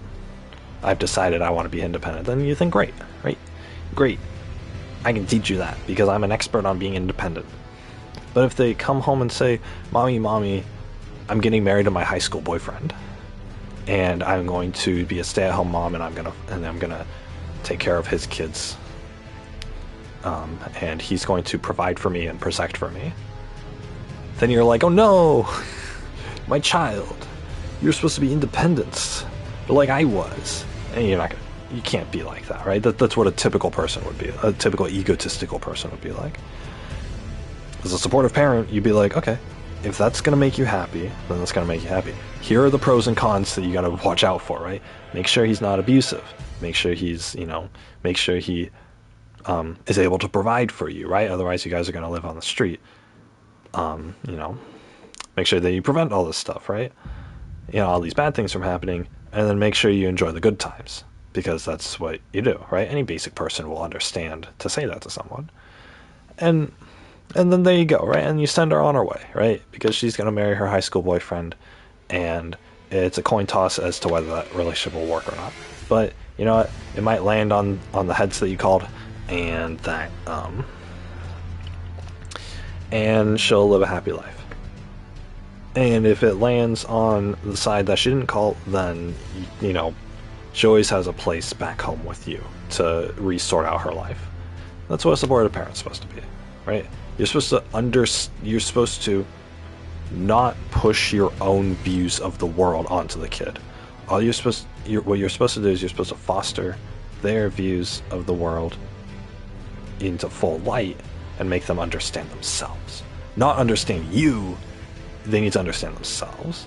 And to understand yourself means that you delve into your own desires, right? You look into your own mind and your own heart, and you see, okay, what's going to make me happy. And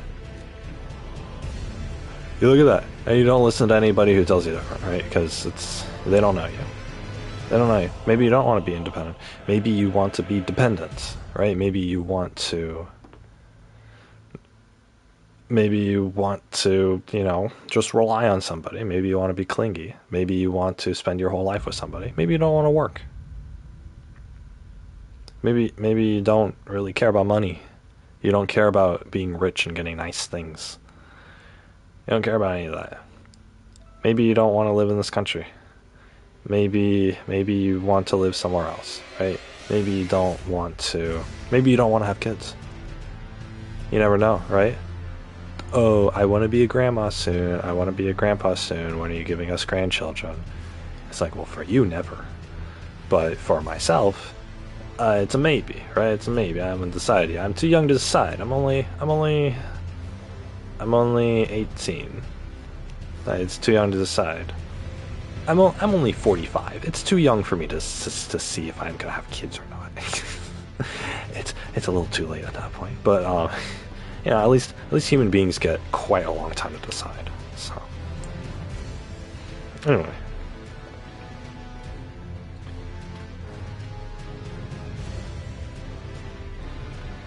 There, I gotta clean these.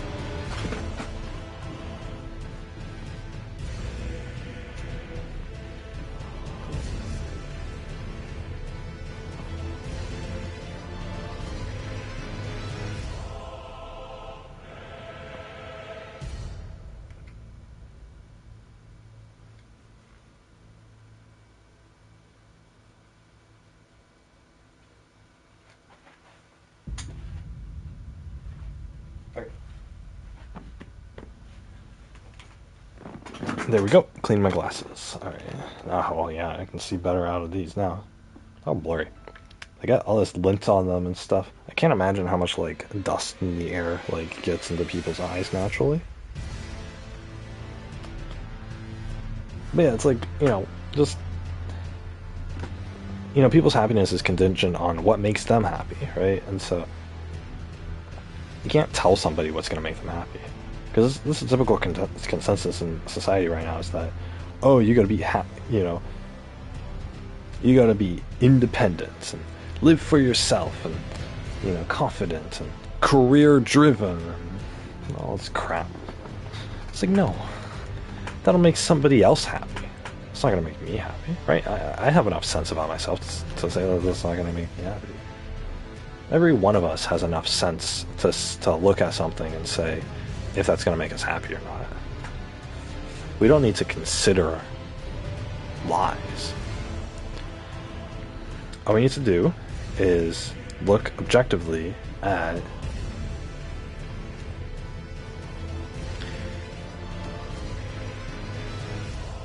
what you know, what we want, right? We need to look introspectively.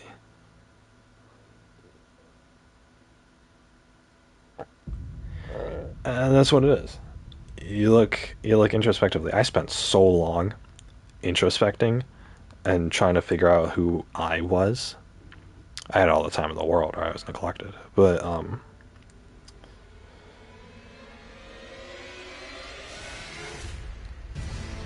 you know,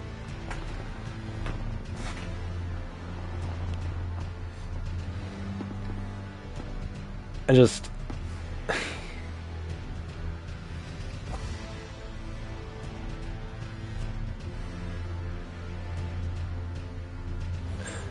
what was I gonna say? Oh yeah, I had the luxury of nobody breathing down my neck. I had a couple people. Nah, it was just a lot of external pressure. That's what it was. It wasn't pressure from anybody like immediately close. It was pressure from like what I saw in society. Because I was sitting here thinking like, oh, I'm lonely. I want a girlfriend. I look at Google search how to get a girlfriend. Of course, there's a whole bunch of crap answers up there, but obviously this is a question geared towards 13-year-old guys. But the main advice was to be like, oh, be confident and be independent and love yourself and yada yada. And I get that all the time, and then I go out and I ask people, and they're like, yeah, no, just be confident and be independent and be yourself, right? Just act naturally around people and yada yada, right? It's like, okay, well, you just told me to be confident, which I'm not 100% right now, and you told me to be independent, who's not me, and that's not me. But then you also told me to be myself, which I'm not independent, so obviously I can't be myself if you're requiring something else of me, right? So it is an oxymoron, right? Tell somebody to be something specific, but then also tell them to be themselves. It doesn't be yourself, except change these parts about yourself. That's what it was. And it's like, that's such shit advice, right? So anyway, that's what I believed, though, is because I didn't, there wasn't any other option. There wasn't any other opinion out there. Other people exist, though. That's the thing. That's, I'm 27. That's what I realize now, is that other people exist. But,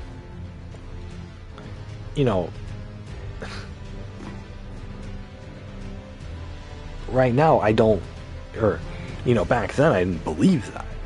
I didn't believe that other people exist. I thought, oh, if the internet's saying it, then literally every single person in society has agreed to this doctrine, and I'm the odd one out. That's what I thought. And it's a hard thing to deal with, especially as a teenager. As a teenager, it's the whole like identity versus confusion thing. You're trying to find your own place in this world. And when the world around you is a certain way and you don't fit into that way, well, you fall into despair, right? You're confused. You're thinking, oh, what's up with this? Why am I not? Why don't I fit in? Why can I not, why don't I fit in? Why am I different than other people? And you hate yourself for it. It causes insecurity. It causes self-hatred. It causes depression and suicidal thoughts. I went through all of that. Oh my god, did I go through all of that? Holy crap. And it sucks. It absolutely sucks.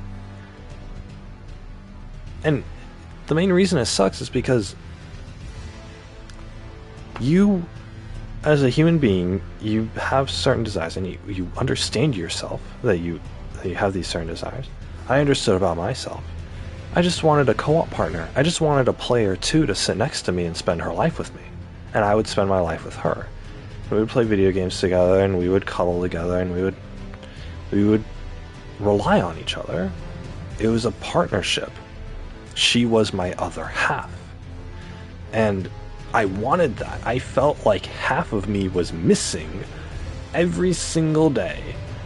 That I didn't have a relationship. I felt like half of me was just gone. It wasn't there to begin with. It's gone now, and I need that, right? And I looked up this problem on the internet, and everybody was like, "Oh, you can't think like that. You're too needy. You're too dependent." I'm thinking like, what the fuck? Like, okay, I guess just I'm the only one who feels this way, or oh, I guess it's only needy, insecure guys who feel this way, and those are unmanly traits. And it's like, I can't deal with this, right? I can't deal with this. And so what it was is I fell into despair. I fell into depression because I was thinking, my desires aren't going to change. I want something, and I thought what I wanted was very basic. But apparently it goes against the entire world order of what I want. And it's like, and I didn't have anybody around me to reassure me. that that wasn't the case. I would have gotten a 10-year head start on life if I had somebody around to reassure me that that wasn't the case. But my own parents had told me that when I asked them about it, they had told me that, you know, oh, you have to love yourself before you can love another person. And the thing is, for some people that applies. The thing is, for other people that doesn't. You can have a dependent personality and, you know, not love yourself until you get in a relationship. But then when you're in a relationship, you can love yourself for being accepted by somebody else. And if you marry the person, then it's gonna work, right? It's like 50% divorce rate. I don't think that applies to dependent people. I don't think that applies to clingy people.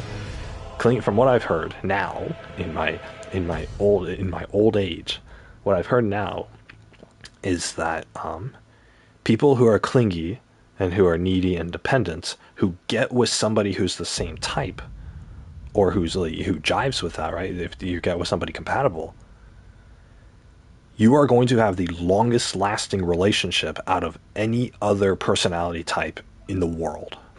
Like, you are going to have the happiest, longest lasting romantic relationship out of any other type of person in the world. You're going to feel the most connected and the most intimate with your partner, and you're going to enjoy life the most. So if you're clingy and you get with another clingy person, or if you get with somebody who's compatible with that, obviously, right, then you're set for life. But that, heightened happiness and positivity that you get when you're in a relationship, the opposite occurs when you're out of a relationship. You're exceedingly depressed, and you're confused, and you're down on yourself, and you're one half of a whole, right? You're living half a life, you feel like, and you're missing something, and you're not going to be able to live life to the fullest until you find your partner.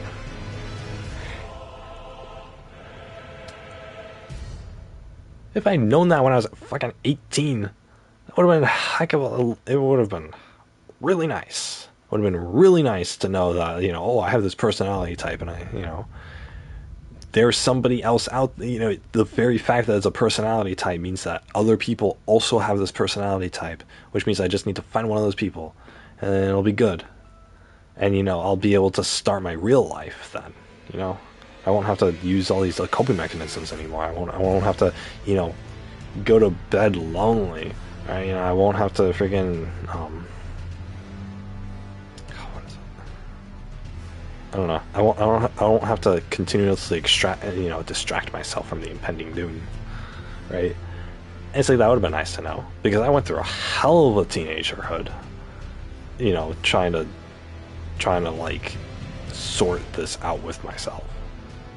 Whereas if I had known this beforehand, then I would have spent my entire teenagehood and young adult life searching for somebody I was compatible with. I would have had, a 10-year head start on all this. I would have found, I would have searched for somebody who is also clingy, who I could be with.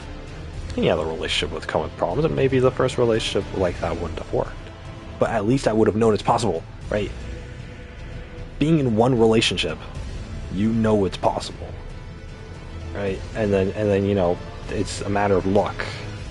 It's a matter of luck and effort, but mostly luck, that you find it again, which is fantastic, right? It's like you have that comfort. But virgin men are probably the most manic people, or not manic. God, I really wanted to use the word manic, but doesn't apply here. They're the most they're the antsiest people and the angstiest people when it comes to relationships, because they don't know if they are qualified to get into a relationship, because they've never been in one. They don't know if anybody's going to like them, right? Especially people who've been neglected, in whatever way, whether it's by their parents or by their father or by their family or by their by their social circle at school, or by their peers or whatever. They don't know if somebody's going to, if you know, somebody of the opposite sex is going to accept them as they are. And you know, it's despairing because you're in this state of like tense confusion of like, do I get to have what I want in life? Will I ever be satisfied in life? Do I ever get to be happy? It's this, you know, it's this cloud over your head. Do I ever get to be happy? And that's why the advice online is, oh, you gotta focus on being happy with yourself, and you gotta be able to live your own independent life before a girl is gonna like you. It's like, fuck off. Like, fuck off with that advice, seriously. I can live my own independent life and still be a sorry sack of shit emotionally. And you're just telling me to repress it. And you're just telling me to, you know, oh, make sure that, you know, they don't notice you. They don't have, you know, they don't notice you being needy or clingy because they're going to find that to be a turnoff. And she's going to go out and complain about it to her friends and maybe cheat on you. It's like, well, I'm not going to get with that kind of girl, right? Why would I suppress all of my emotions just to get in a relationship with a girl who only likes the fact that I have suppressed all my emotions, or who likes the fact that I don't act like I truly am, right? It's the equivalent to, like, you know, girls who wear makeup, right? Girls wear makeup, but when they find a boyfriend, they want to be able to take off the makeup. If their boyfriend leaves them the instant they take off their makeup because the boyfriend realizes how ugly she is, they're gonna cry about it, right? It's like, it's how a shitty thing. What a shitty thing, right? The boyfriend didn't love her. He only loved how she looked with the mask on. With a mask and makeup, that's for sure. It's like a clown mask almost. But, you know, with all this makeup that's out there. But, you know, it's the same thing. It's the same thing, right?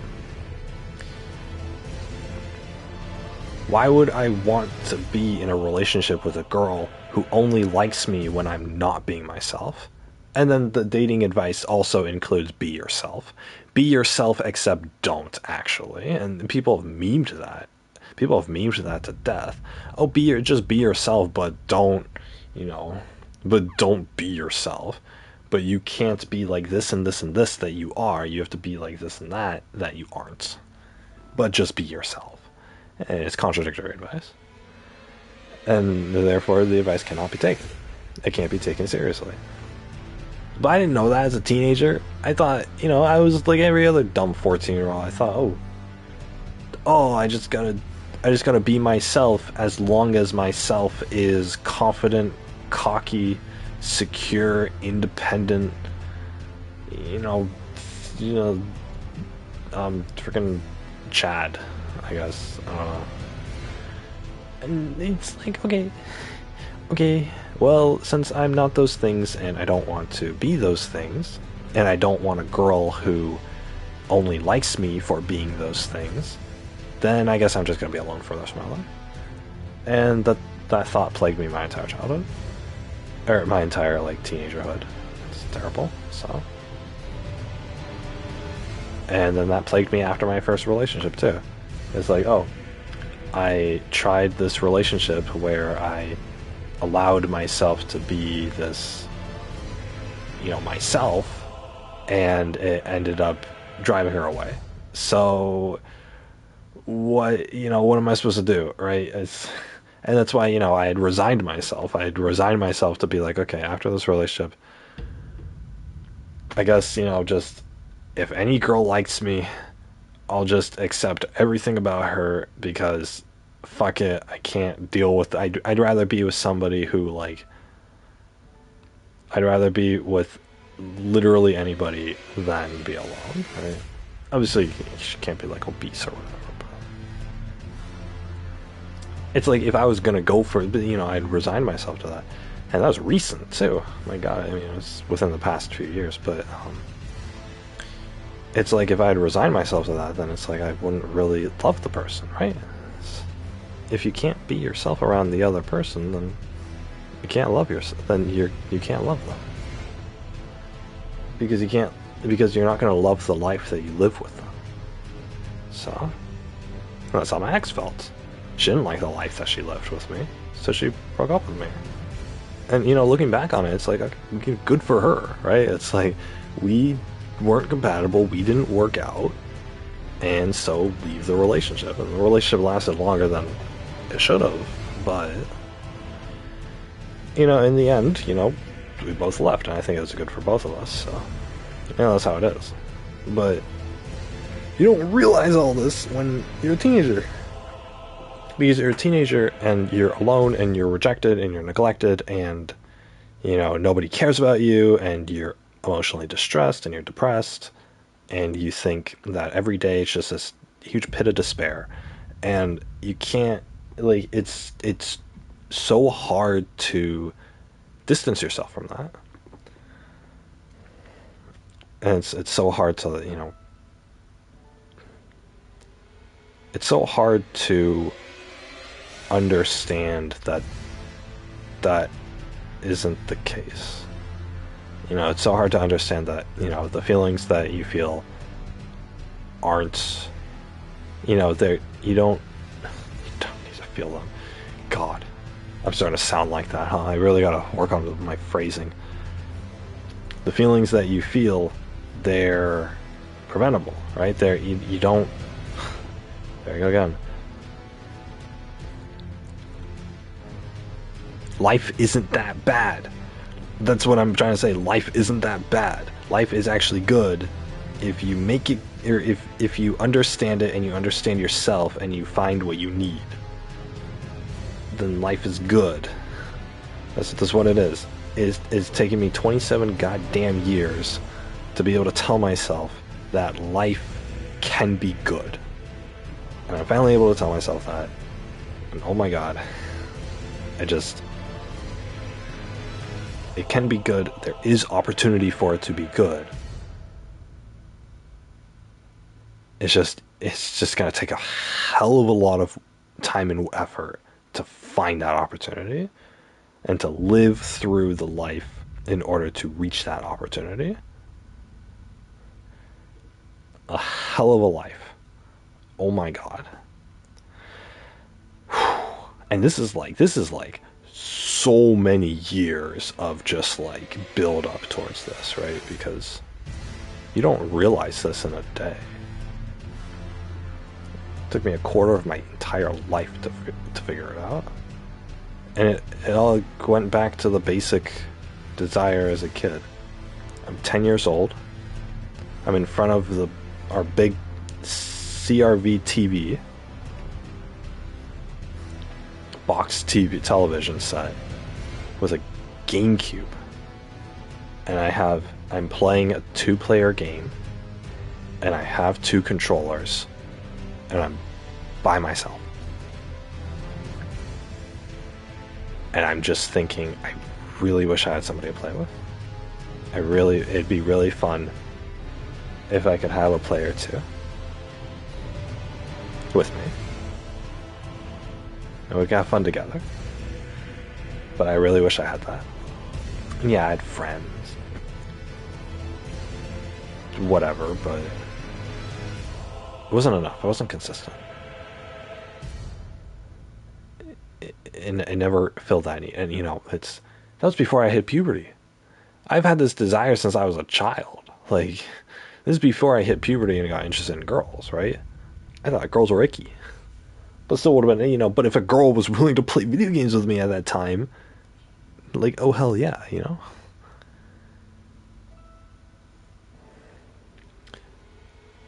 But it never happened, right? So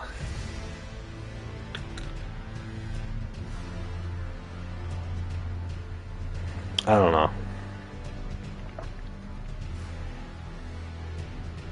I don't know where I was going with all this. I guess I'm just complaining.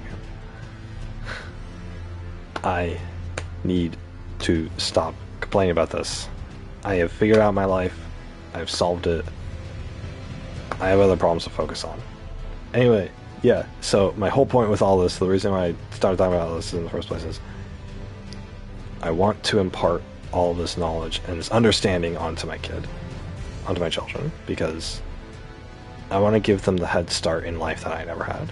I want to save them from the despair of life that I had to go through. And my child will need it. Especially if he's my kid. Oh my god. So, you know, that'll be nice. I'll feel like I've accomplished my duty in that sense. But again, if I don't have a kid, or if I don't have a boy, I guess, that's fine. I don't care.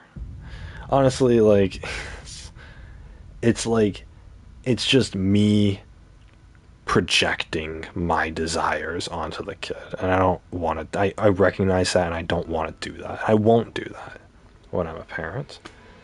Only when the kid needs the guidance will I give it to him, and I'll give it to him as an understanding party, not as a strict father, but as, you know, as somebody who wants to help him through life. That's what I'll do. But again, if, you know, I'm not going to do this for my own ego. I'm not going to do this so I can live vicariously through my children, as a lot of parents do.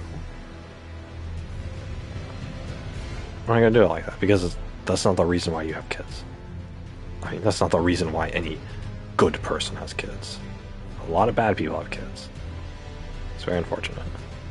That's not the reason. That's not the reason why a good parent will have a child. A good parent will have a child so that they can help the kid live happy, right?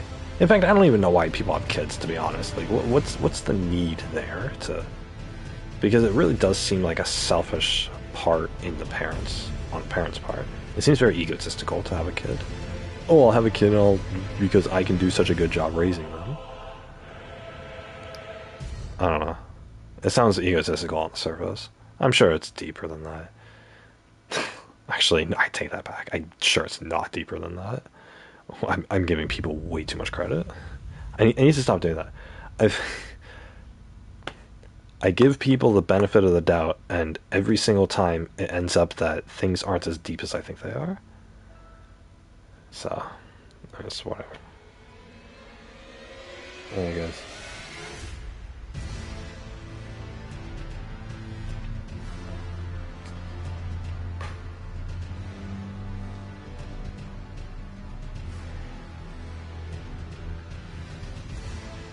Yeah, anyway, if I don't have kids, then it's not too much of a loss on me. If I do have kids, then fantastic, but, you know, I have a lot of knowledge on how to raise them, but if I don't have kids, then so be it, right? You know, if that's what happens, then, you know, it can't be helped, so. Either way, I can still live a happy life. There are positives and negatives to everything, so I don't need to have children. I can, though, but it's not like I think I'd be a good father, especially with all this foresight that I have on raising kids.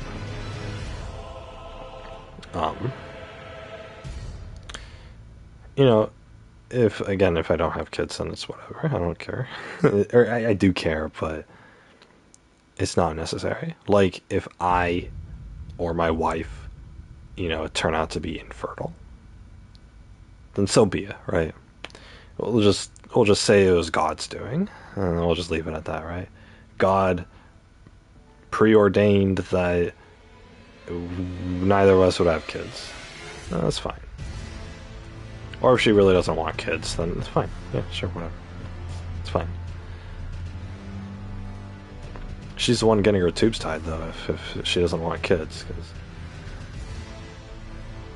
there are people who don't want kids, and yet they don't do the surgery to prevent themselves from having kids. It's weird. And then they end up having a kid because of that. It's odd. I don't know why. Like, a dude who doesn't want a kid, all he needs to do is get that little surgery where he gets the tube snipped.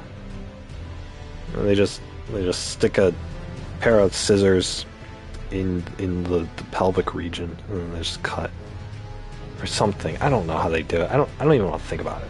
They put you under for it. And with girls, the easiest surgery is that they where the uterus goes to the ovaries. There's like it goes down 2 tubes. They're fallopian tubes. They go to the ovaries. That's where the ovaries are, where they produce eggs.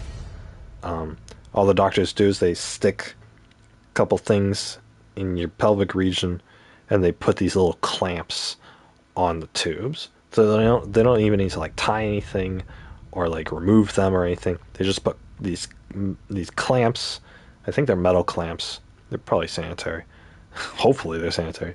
They put these clamps on the tubes that go from the ovary to the uterus, so that the girl, the girl can never get, so that the eggs never make it to the uterus, right? And if the eggs can't make it to the uterus, I think they stop making them or something. I don't know how it works. I don't know how it works. But anyway, they put the tubes there, or they put the clamps there, so on both of the fallopian tubes, and that prevents the girl from making a baby. So I don't know too much about the surgery. I just know that that's the basic process. There's probably a lot more advanced stuff and things to consider, but anyway, it's super easy, right? I'm sure the surgery costs a few $1,000s per person.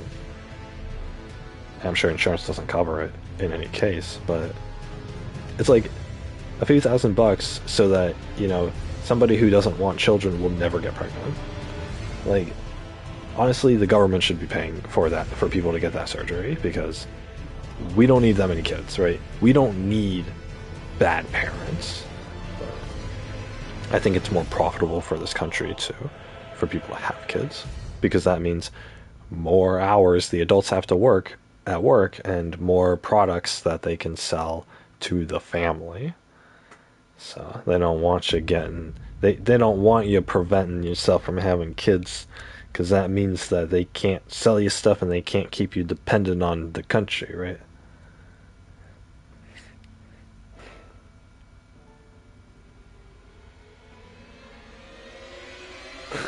It's like a kidnap victim. Oh boy. It's like a kidnap victim, if you kidnap somebody, then they themselves don't have any particular attachment to the place that they're being held captive. But if you force them to have a kid, then now they have a kid to look after. Actually, no, never mind. In every kidnapping story that I've read, the mother who's the kidnapper, or who is the victim, whenever she has kids, she actually uses the kids as more motivation to escape. So I know why, but it's like, it seems like the logic could go either way. But I guess I'm only looking at the stories where the escape was successful, so, because that's the only stories we know about. We don't know about the 90,000 Americans who are still missing in the country. I think it's 90,000. It was either 90 or 190,000, something like that. Anyway, people were complaining about it when the whole what was her name? Abby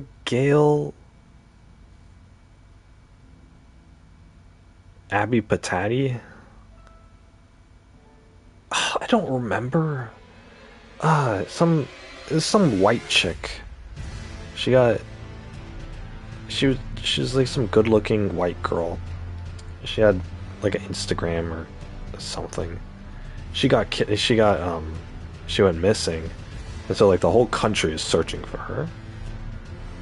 It ended up that the boyfriend took her to the middle of the woods and killed her, and then he ran away and killed himself a little later. So that's it got national attention or something. I don't remember her name, but this is recent. This was like a few months ago. When I say recent, it's relative to how long I've lived. So if something's happened in the past year, then it might as well have happened yesterday, because it's pretty recent for me. So obviously if I was like 14, something that happened last week was an age ago. So it's weird. Perceptions of time and stuff. That's why like the days are going to go by so much faster for me. That's why I haven't worked in a year. It's because it hasn't felt like a year. It just felt like, I just got this long vacation where I've just been dicking off all day, which I love, by the way, but I gotta stop this soon. Anyway, yeah, why did I bring up, oh yeah, her case brought to light that, okay, there's a lot of missing persons cases. Why is mainstream media only focusing on hers? Well, it's because of white privilege. There were a bunch of black people who are coming out complaining that, the police and society don't take their black daughters' missing cases seriously. They don't get national attention because it's a pretty white girl who's getting media attention now. Abigail Picotti? Bukadeki? Bukadbeppo. I don't know. It's some case. Anyway, yeah, so there's like 100,000 people missing, probably. And of those 100,000 people, I'm sure at least like 5% of them are like kidnap victims. 5% is a really low number. I'm sure it's something like half. But you never know. Anywhere from 5 to 50,000 people could have been kidnapped and just never found, right? Because they always report on the ones that have been found, but they don't find that many kidnap victims. So, maybe it's like once a year that they'll find them, but then for every year, every one that they find, another 1,000 get kidnapped. So it's like we don't hear about all the ones who stay kidnapped, and the ones who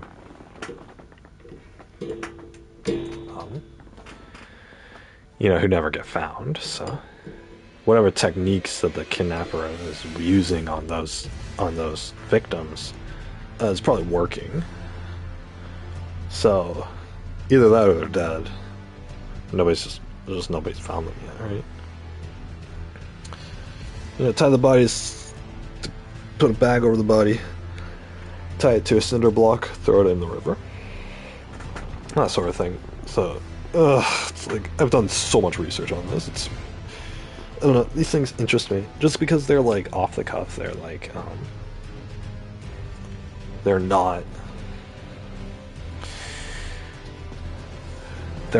based on, or they're not based on, it's weird stuff. I like weird stuff. So you guys know how like girls are really into like true crime stuff and they're interested in that? I don't like that. Not the true crime stuff.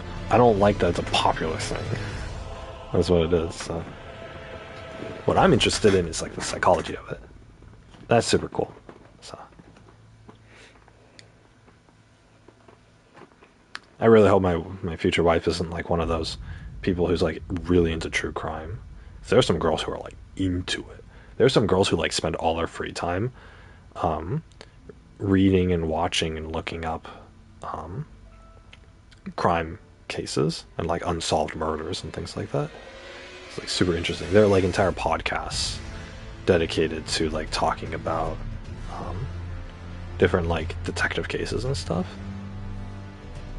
It's too popular. That's what it is. It's too popular. It's like it's so popular that I have determined, and yes, that's a thing. When I've determined it's official, I've determined that, from what I've observed, it's a natural phenomenon for girls to be interested in true crime stuff, or for some girls to be interested in true crime stuff, which means that it's a typical biological behavior, and typical behaviors in people are boring to me, right? Oh, it's normal for guys to play video games. It's boring to me, right? Oh, if I talk to a guy and yeah, of course he's a gamer, right? And gaming still is popular, but it's not like, some guys still don't do it, or they don't focus a lot of time on it, or whatever, right? It's the minority of guys who, will spend 10 or 12 hours on a video game. Actually, I don't know about that anymore, especially with this new generation. I don't know about that anymore. Anyway, that's not what annoys me. What annoys me about guys is, I'll go on a tangent here. Guys who complain about, like, not being able to get the girl. I hate that. It's so obvious to me, but it's so, like, stereotypical at the same time. Oh yeah, of course he's freaking, he's sad about, he's such a nice guy, and, the girls just date assholes. Why don't they want to date him? I'm sick of hearing about it. Like, it's a problem that applied to me. But I think it's because it's a problem that applied to me that when I figured it out, the answer to the problem, I just get irritated at people who haven't figured out the answer to the problem. And what's the answer to the problem, you might ask? How can guys get girls? It's about personality types. That's what it is. You find somebody who's compatible with you, and then they'll be compatible with you. Oh yeah, sure, more girls are inclined to sleep with the alpha Chad buff, overly confident asshole type. You're not going to avoid that. Hopefully you're not associating with that type of person. You're not associating with the dude who sleeps with a bunch of girls, and you're not associating with the girls who sleep with that kind of dude. Hopefully you're not doing that. And if you are, well, you're going to make yourself depressed. And the thing is, I find those kind of girls who fall for, they fall for the popular guy. I've complained about this to you guys before. The girls who fall for the popular guy. Oh, even the shy, quiet, nerdy girl, has a crush on the cool, attractive, popular guy because he, like, talked to her once and he was really nice to her. And now she has a crush that lasts 2 years and he's never going to talk to her. And, if they were adults, then he'll sleep with her and then never call her again. And it's like, even someone like that would fall for that. And it's like, okay, I don't like those kind of girls either. The kind of girls who fall for that. I mean, no matter what their other personality types are. The kind of girls who fall for the guy who all the girls fall for. That kind of girl's boring. It's boring to me. That's what it is. I don't like it, obviously, for reasons you guys can probably guess, but also it's boring to me. It's so boring. You're so normal. It's the normal thing to do. Yeah, the best guy gets all the girls. That's so boring. Life doesn't have to be that boring. And it's the same thing. The guys who complain about, complain about how, they can't get any girls because blah blah blah. That's so boring too. Like, no wonder girls don't like you. It's because you're the same person. I feel like I've talked to, because I've talked to so many people, I feel like I've talked to the same person like 100 times. When they reveal that to me, when they're like, they're frustrated about blah blah blah, it's like, okay, like, yeah, we can, if you're actually gonna sit here and then, analyze the dating market and how, like, Tinder has screwed up our entire, like, sex culture and dating culture, then yeah, that's interesting, right? We're actually going to be analyzing something that's a cultural problem and that's going to have adverse consequences. But if that's actually interesting. But if you're just going to sit here and whine and complain about how you don't have any success on Tinder because you're 5'8", then save it. Save it, right? It's so boring. It's so boring. Because you're the same as everybody else. It's so boring. I like people who have personalities. And to me, somebody who does the same thing as everybody else, they don't have a personality. Right? The basic bitch. The lonely guy. The whatever, I don't know. The girls who fall in love with the Chad, with the alpha dude who's the popular dude who's all the girls have a crush on him. You're so boring. Why are you so boring? Life doesn't have to be this boring, right? Why don't you think about things critically? Why don't you do a little introspection? Oh, maybe you did happen to get a crush on the popular guy, But if you can get yourself out of that by doing some introspection and critical thinking on the logic of the situation, I will have insane respect for you. Like, honestly, any girl who's able to, like, logically convince herself out of her initial, or out of her instinctual biological needs, deserves an insane amount of respect. And I will forever look up to that kind of person, because it's a hard thing to do. But what it does is it makes you interesting. It makes you interesting because most people aren't doing that. Most people are just falling head over heels, and they're just giving themselves to whatever carnal desire that they have, that they were born with. It's like a pack of wolves, right? It's like fucking, like, it's like watching a colony of monkeys. It's stupid. Use your human brain to look at things like a human being, and use your vast intellect that we have gotten, that has set us apart from other animals, in order to remove yourself from your intrinsic desires, right? And make yourself human. That's what being a human being is about, right? Being able to communicate with other people and being able to have intellectual thoughts. Those are the two things that make a human being. If you're not able to do those, then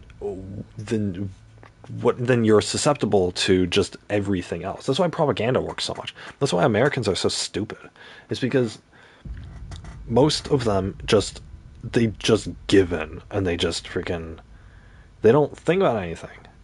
If you're in a relationship and you give in because you're the submissive type, or you have a dependent personality, then yeah, that's fine, right? Obviously, right? I advocate for that kind of lifestyle if that's what makes you happy. But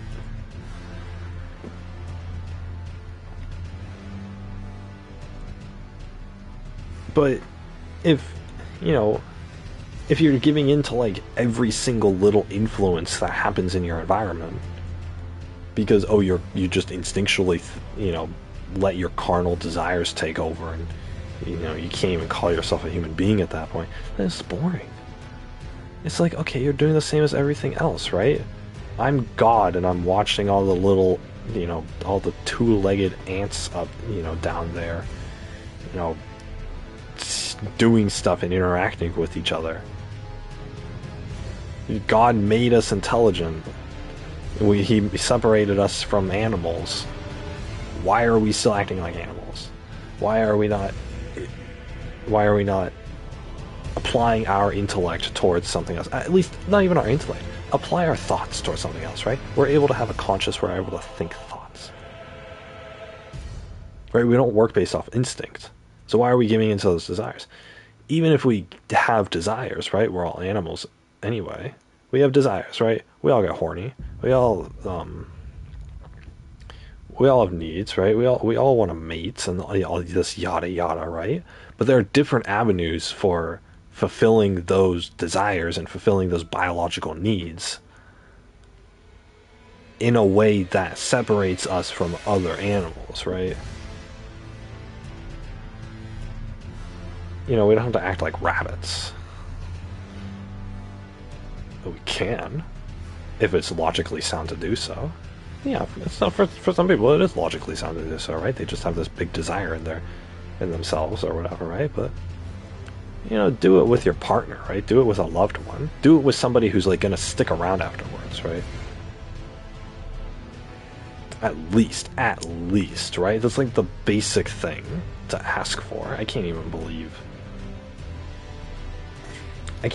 like you'd have to ask for that. But it's like, at least that's the basic thing, right? And a girl who can, like, convince herself out of the whole crap or whatever, and of whatever she wants, and convince herself that, okay, she wants something, let's deliver it in a different way so that we can have a more fulfilling and happy life. That takes introspection, and that takes understanding of yourself, and that takes critically thinking about, okay, what's going to make you happy.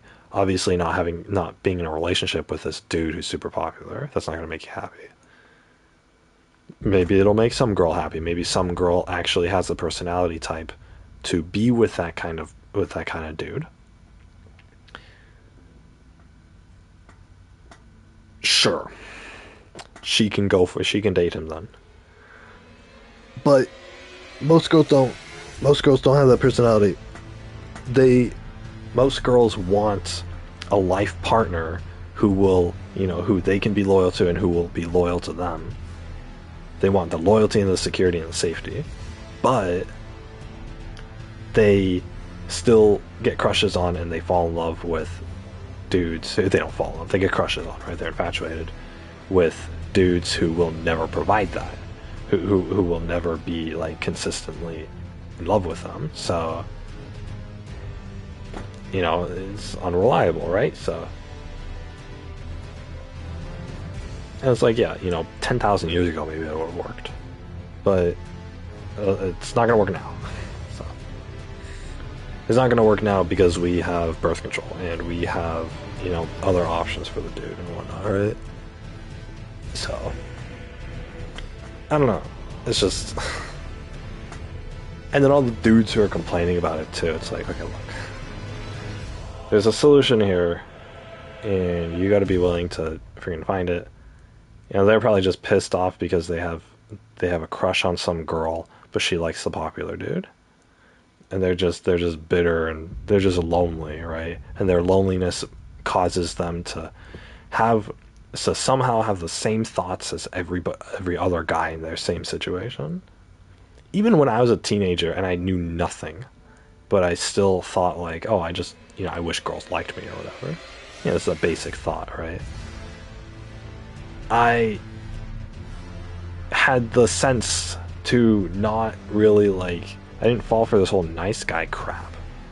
I believed it, but I didn't for once think that it applied to me. I didn't think like, oh, girls aren't dating me because I'm too nice.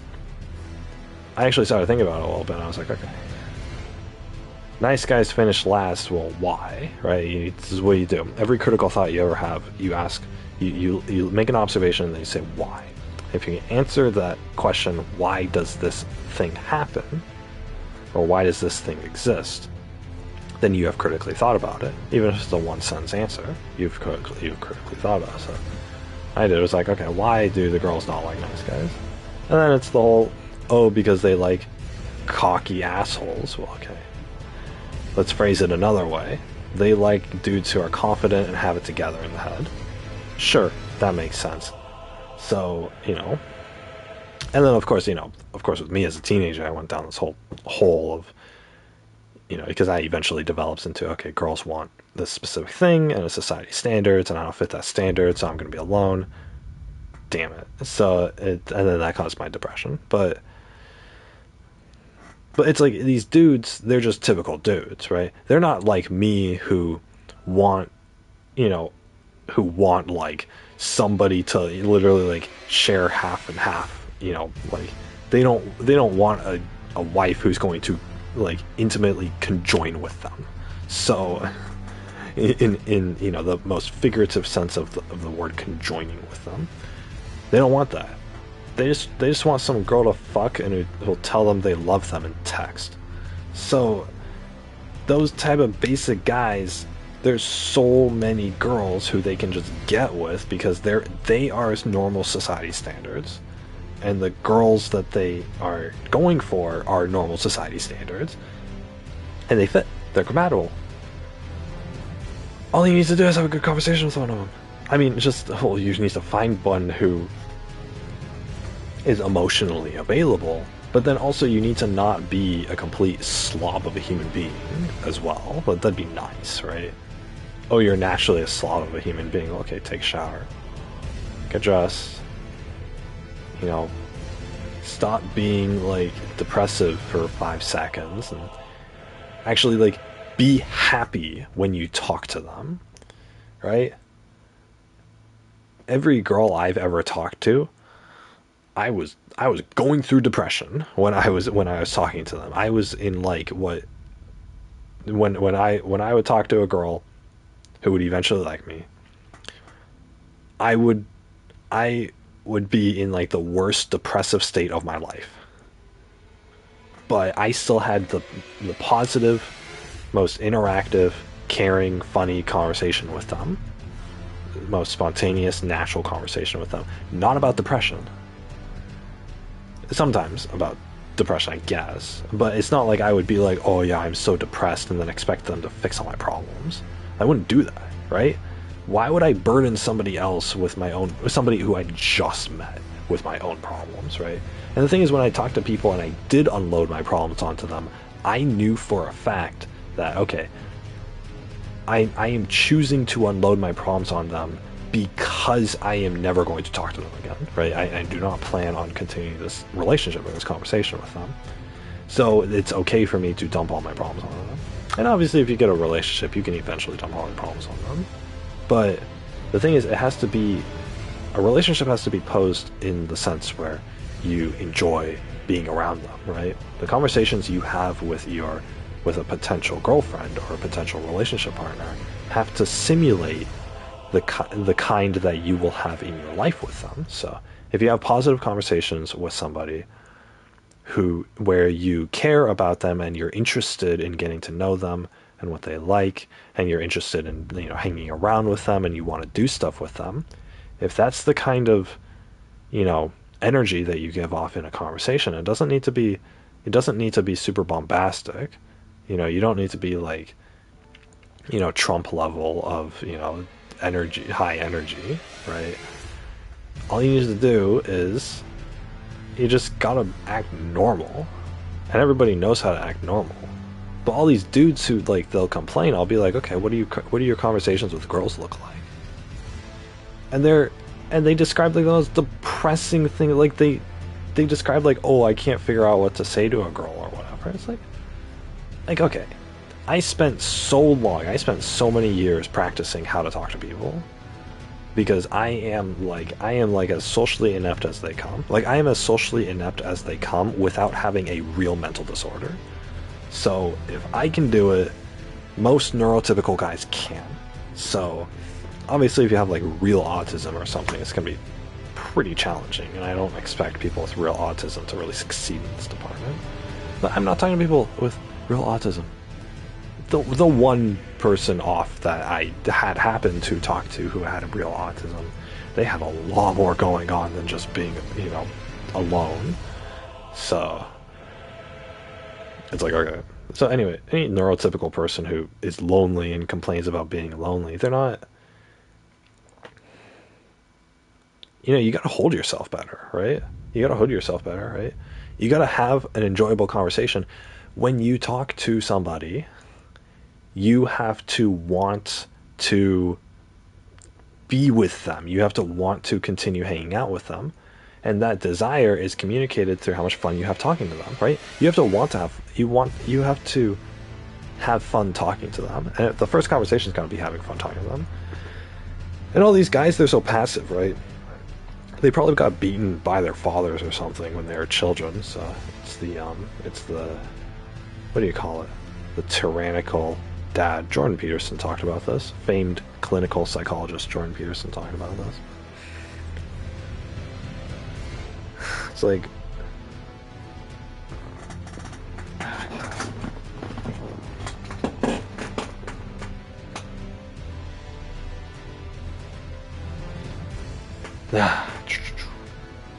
do I have more of my protein bar, by the way? I'm hungry.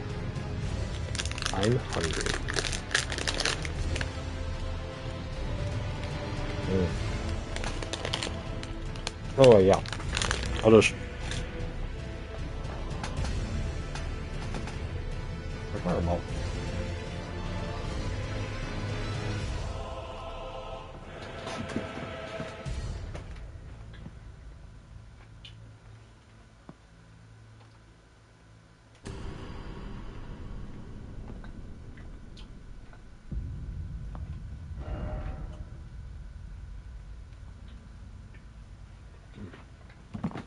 But yeah, it's like, you gotta be able to express yourself. I mean, the tip for guys that I would typically give is, you need to be able to express yourself. And when they say don't fear rejection, it's don't be afraid to say what you want to say, thinking that she might not take it well. Because the kind of girl that you want to be with is the girl who, or is the kind of person you want to be with, is the kind of person who will accept you when you are talking to them without a filter. They will like you when you express yourself. Guys who girls get a crush on are the ones who express themselves. So, anyway, that's my advice for any guys out there again.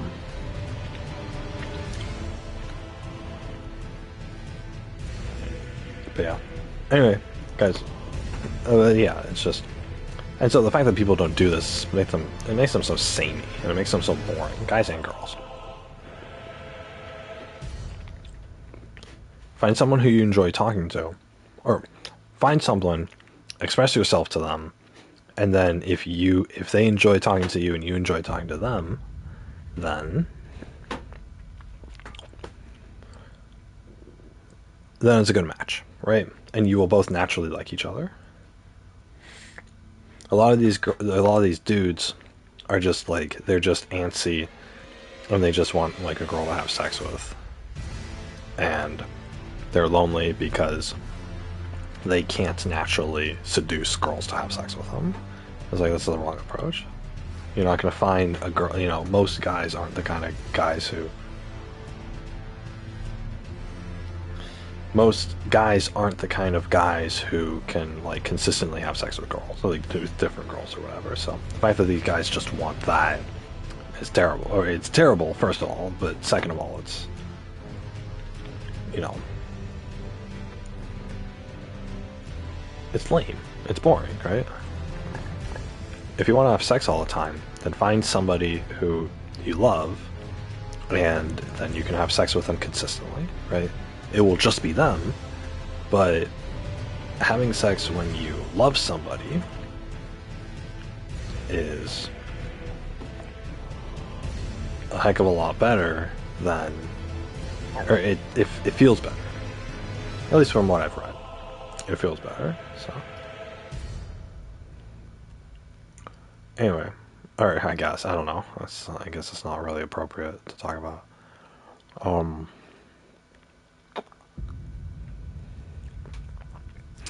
But yeah.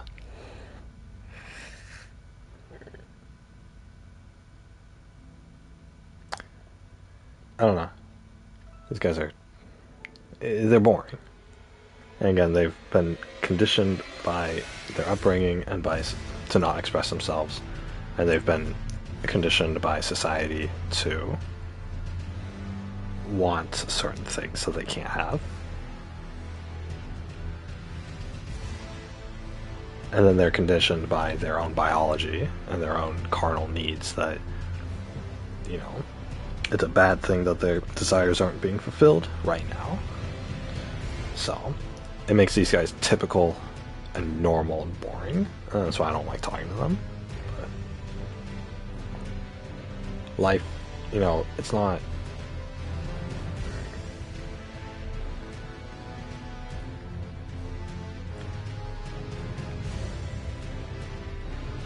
You know, it's whatever, right? So,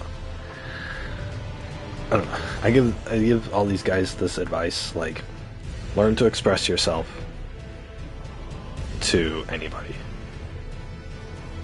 But hardly anyone take it. So it's like, I can't save the world, right? You know, nobody's gonna take advice that they don't want to follow, so, including myself. So that's why they call it unsolicited advice. But anyway, I give them unsolicited advice because I'm so bored hearing about them complain about their girl troubles. And I haven't talked to someone like that in a while, like in a long while. But you know, it's just whatever. Anyway, guys, with all that said, I'm gonna stop there. I'm gonna stop the stream there. I'm gonna go do these flashcards again. I'm gonna try to memorize my speech, and I'll probably actually end up doing it tonight. Hopefully. I don't want to make any promises, but hopefully I'll end up doing it tonight. So, yeah. But yeah, that's my whole thing about all of that. My opinions and stuff, I guess. I don't know. But, God. But yeah, I gotta head off. I wanna get this work done, and I gotta stop talking in order to do that. So it's pretty late anyway, so I shouldn't be talking this much anyway. So but yeah, yeah. So